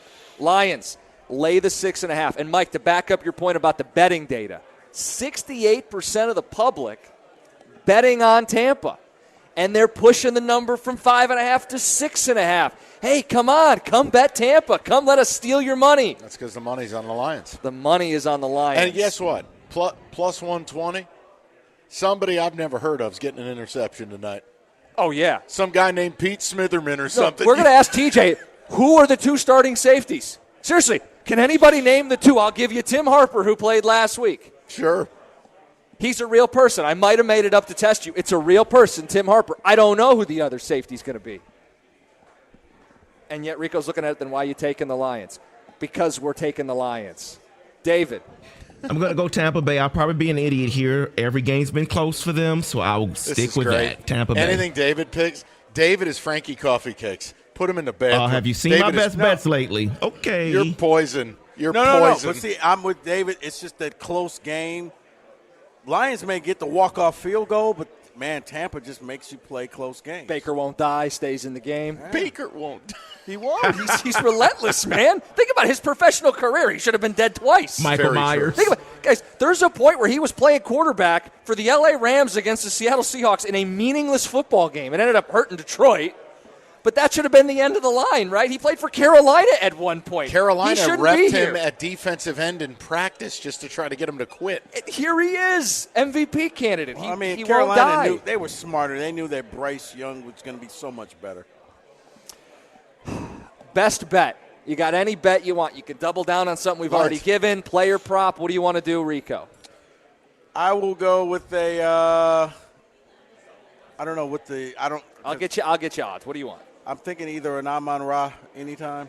That's what I wanted. Minus 120. I think it's fair game. That's fair game? Lions minus 6.5. I'm not qualified to do the player prop stuff. That's for Cookie's department. Lions minus 6.5. David? Evans, anytime touchdown. That is at plus 110. Doubling down. All right, TJ Lang will join us next, get his thoughts. He'll be part of the broadcast tonight. Lions and Bucks, 7 o'clock kick tonight. We'll take you another half hour. It's 97.1.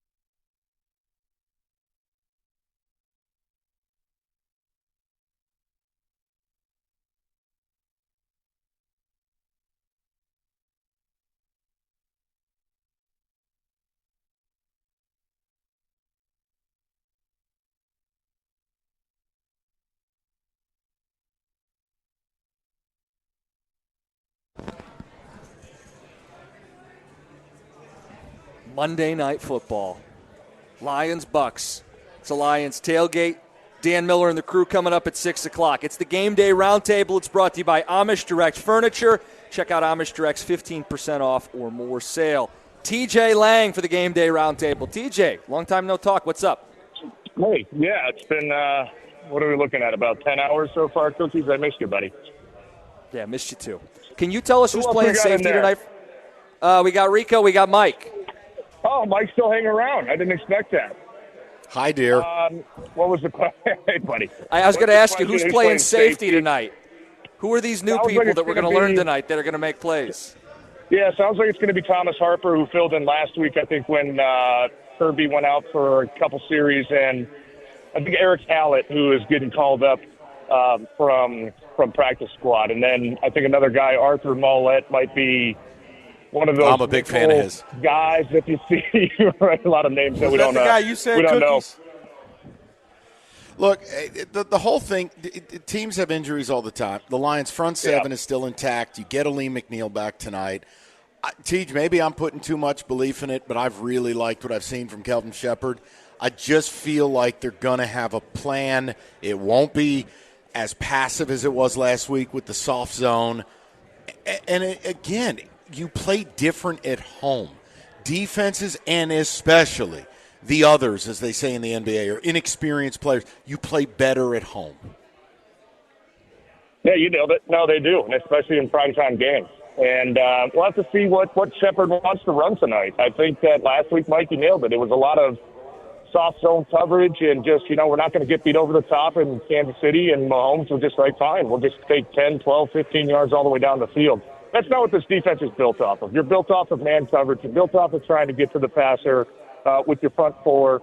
Now, the problem is you're playing with a complete new secondary, and Baker Mayfield, although he struggles passing the ball against man coverage, that's where a lot of his big plays come when he uses his legs and gets outside the pocket. So we talked about it a little bit this morning with Costa and Jansen is this more of a Baltimore plan where you use, instead of using a linebacker to spy, do you use one of your defensive linemen, meaning Trevor Nowoski or Derek Barnes when he lines up on that D line to kind of contain Baker a little bit so you can still keep 7 guys in coverage. I think that might be the way that we see it go tonight, but I think a big key let's see how the first third down goes. If Shepard's going to bring a lot of pressure, if he's going to play a little bit more man coverage and spy Baker a little bit, usually that's a good key on how defensive coordinators want to call the rest of the game.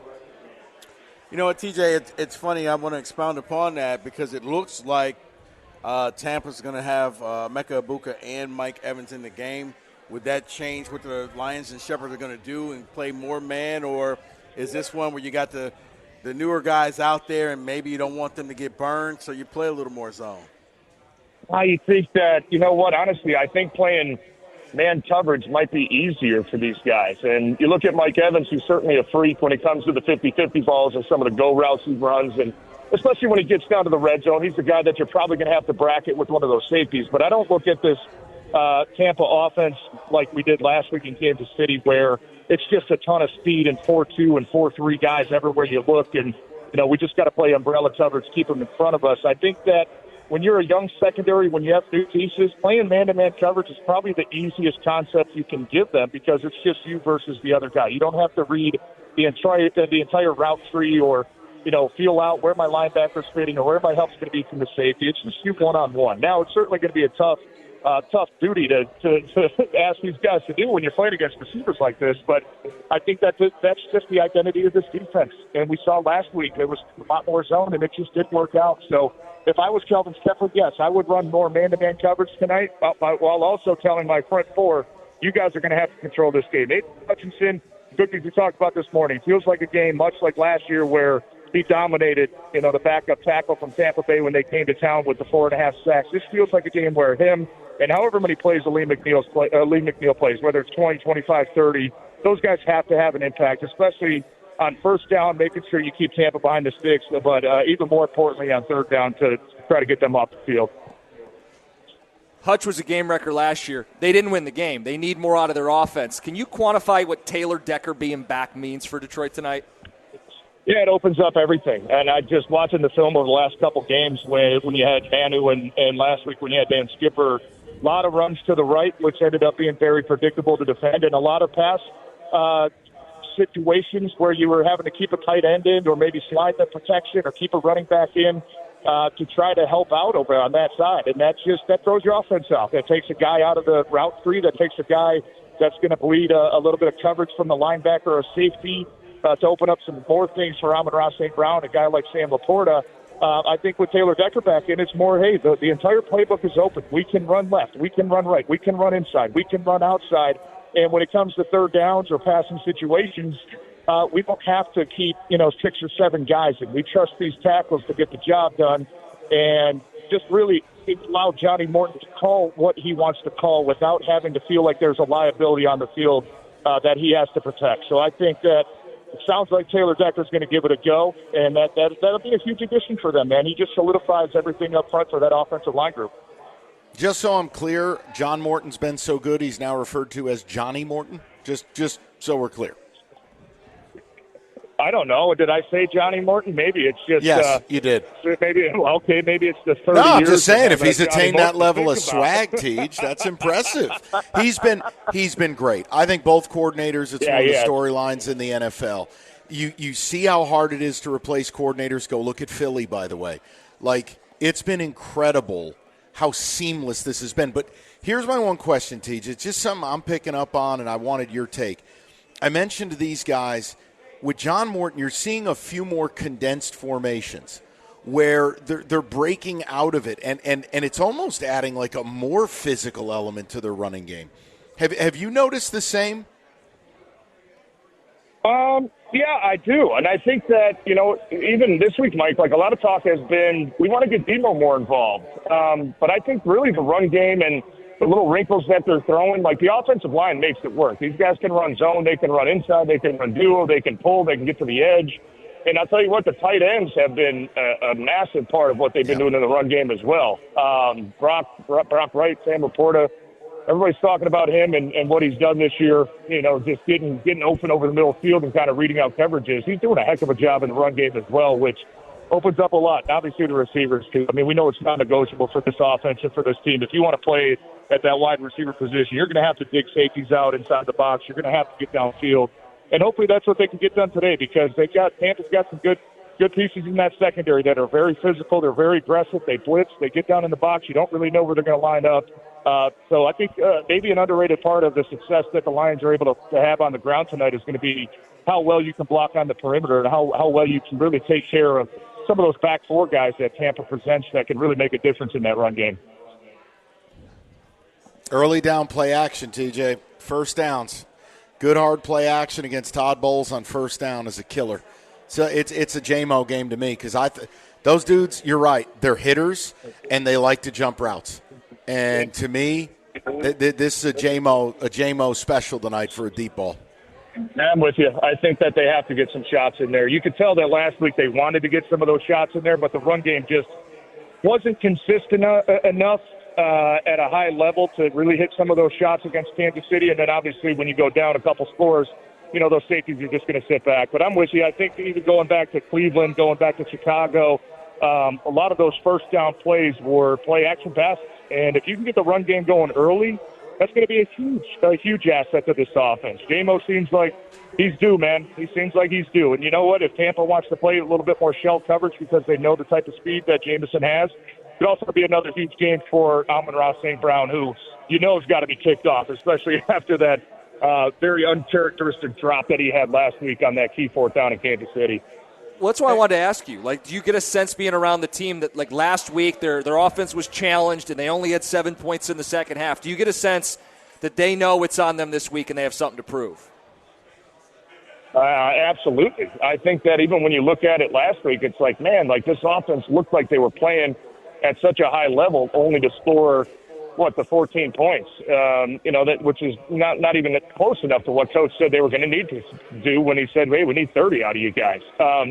I don't think that they had any issues moving the ball last week. It was just it's all situational football, right? How well can you be on third down? How good can you be on first and second down to set up some of those easy third down conversions and not let Tampa get comfortable in the pass rush with Diaby and with Reddick and Vita Vea, who can still be a monster there in the middle.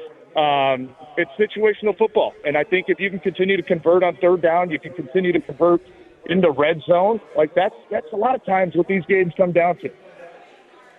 And TJ, is this going to be another game where to basically help out the defense, you're going to see the Lions go for it a lot more on fourth down just to keep that offense on the field and not have Tampa test that secondary?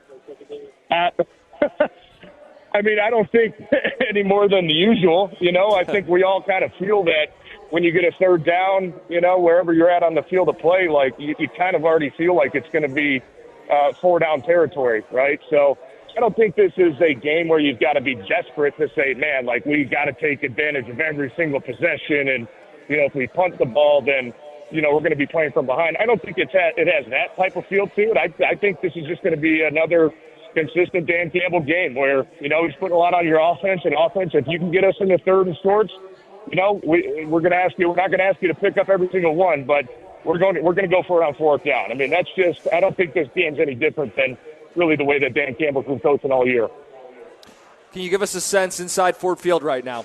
We've been talking about it. It's going to be an asylum, I think was Mike's word. It's going to be a madhouse. What are you picking up from the energy inside the building? Yeah, it will be. I mean, it's starting to fill up a little bit. I know, obviously, we got, a little hour and a half or so until kickoff, but good crowd in here so far. I mean, I don't feel any nervous energy, which is always good, but I think the fan base know this is going to be a big game, and these are always the games that you look back on, when it's week 16, week 17, week 18, and you're like, man, if we could have gotten that one, or if we find a way to win, where you're looking at it saying, hey, man, that was really the win that propelled us, to get the hot there in the middle of the season. Doesn't feel like that in the moment, but these are ones that you're going to look back on in, 7-8 weeks and say, man, that one really had a lot of implications for us, either good or bad. TJ, how is Shane Bowen still employed? And Mike, I don't know about that, but I was listening to you a little bit earlier. I can't believe that you said you liked James Franklin interview on College Game Day. That was like the biggest tough PR piece I've ever seen. Oh, it was unfair, Coach. What happened to you? You only got 12 years and never won anything. I don't know how you guys still have a job. Man. Hey, listen, it beats the bag of Ready Whip that coaches my school. Or TJ. Maybe he does the full turnaround the way Andy Reid did. He used to be the coach who couldn't win anything. Yeah, it could happen. I'm not betting. No, I wouldn't bet on it either, brother. No. I'm not betting on that, boys. TJ, appreciate the double dip. We'll listen to you tonight on the broadcast, all right? All right, fellas. Enjoy the game. I'll talk to you guys soon. See you, buddy. We'll wrap up our final thoughts next, 97.1.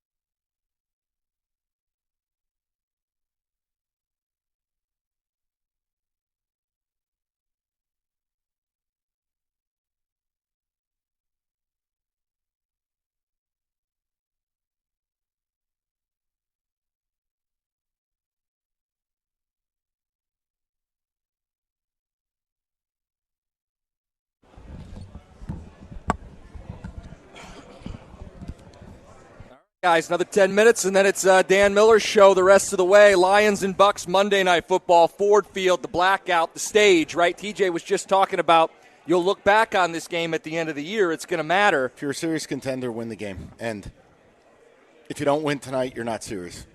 But they're going to win because they're the best team in the NFC. I agree they're going to win tonight. Now, Rico's got his concerns, and with Ibuka playing, I know there's even more. Yeah, they got 2 of their 3 best receivers are going to be playing. It's just no Godwin.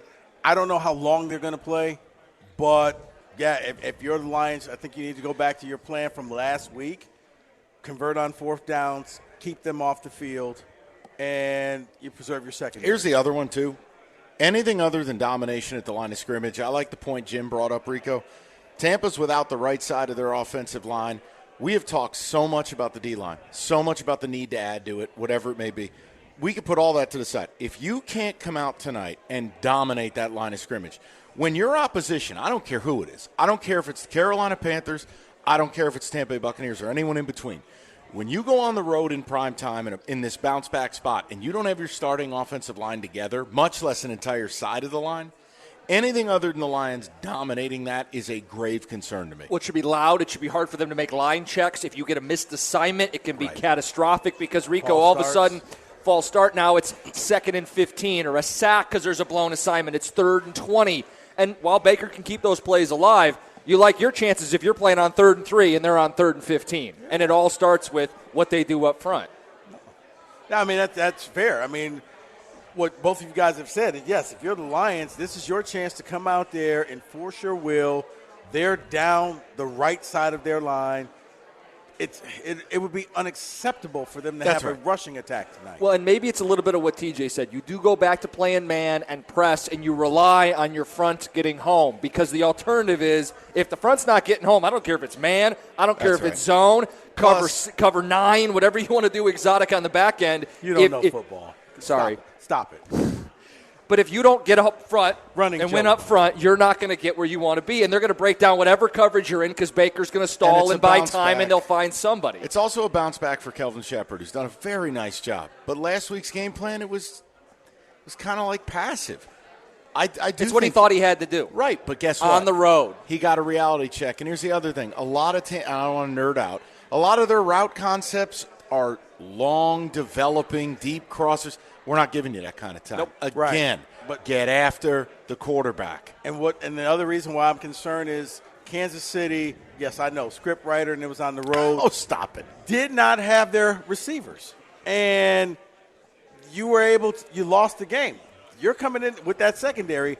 Now you're down Branch and you're down Kirby, and they somehow miraculously added 2 receivers tonight. Right. So, again, the other thing is going to be communication for the Lions defense. You're at home, so you should be able to get the checks. What you can't have is, I thought that was your guy.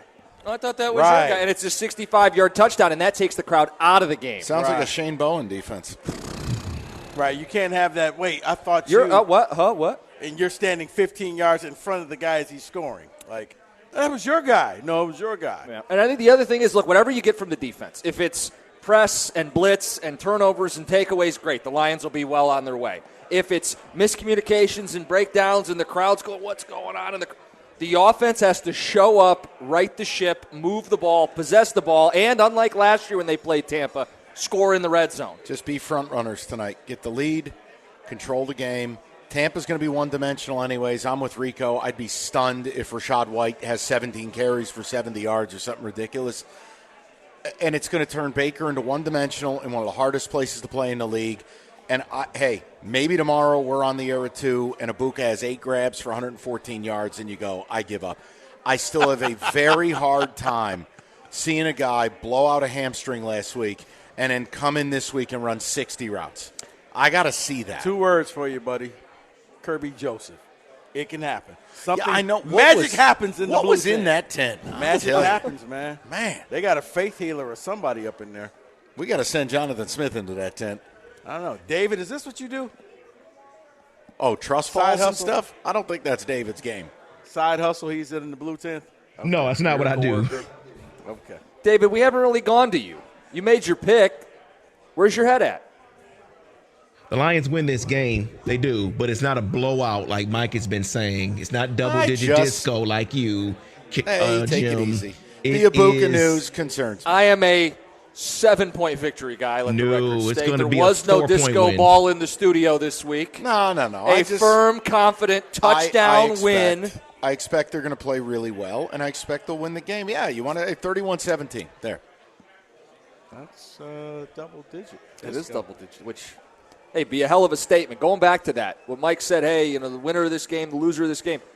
Winner of this game is the number one team in the NFC. You're in the driver's seat to have the 1 seed. I know in this city there are some who say, well, we had the 1 seed last year. And you still rather get the 1 seed. It's one less game you got to play in the playoffs, one less game you could lose. Until they win that game, people are going to keep bringing that up. Okay. So actually, we want the 2 seed. So go out and lose tonight. That way you could be. You can't think like that. People or something. And for Tampa, it's huge. 15 games, and what did it get us? Think about Tampa. Their schedule is incredibly soft. They're off to a hot start. If they go into Detroit, win today, it's a huge signature win for them. They're the best team in the NFC. They'll be on the fast track. They could win 13 or 14 games and have the 1 seed. That's what's at stake. And the other reality, you talk about doing the show tomorrow at 2, or for us at 6. If the Lions lose, and I don't think it's happening, but if the Lions lose, you're going to take a look at that standings tomorrow, and you're going to see Green Bay in first, and you're going to see Chicago in second, and then you're going to see Detroit in third. Yeah. And again, there's a lot of season to go, but that's a hell of a statement when you get to your bye week and you're in third place in the division. Well, the other statement's going to be you don't beat good teams. That you lost to the Pack, you lost to the Chiefs, and you lost to the Bucs. You're being obtuse. No, I'm not being obtuse. I'm making a point. No, I'm joking. Oh. That's what I said. Yeah. Rico's obtuse. No, but he's right. Who's on first? If you drop this game, you will have fulfilled a lot of that self-doubt and negative talk. And they'll have to pick themselves up. You're feeding a narrative of, who did we beat? Because Right. I've heard that already. I know. Who do we beat? And Well, you'll get to that point where, the spin will be, I got to get my safeties back. I got to get my corners back. There's still a second half of the season. I ain't trying to hear that. Nope. That's why I said let's snuff out the excuses right now. It shouldn't matter because they'll win the game. Right. But it's not like if Tampa loses, they're going to go, well, the loss doesn't really count because we're missing our right guard and our right tackle. We didn't have Godwin or Bucky Irving. The NFL, nobody cares about your problems. Yep. No one cares. You play every week. Everyone's hurt. Do I wish this game was full tilt? That the Lions were totally healthy that would be a and the fun Bucs game. are totally healthy? We may get that. Whoa, but this may decide where that game's played. I agree. You know what I'm saying? Yep. And I think Rico made a great point earlier. And all jokes about you being negative aside, if the Lions are going to win this game, it starts from the messaging of Dan Campbell. You lose the way you lose in Kansas City, and everybody's making it about the conspiracy. Right. You said at the podium Free after Brian the Branch, yeah. You said after the game to your team, no bearing on the result. Whether fans believe it or not, he made that statement immediately following the game. That call had no bearing. We lost by 13 points. They punted one time. We scored one time in the second half. If the Lions win today, it's what Rico said.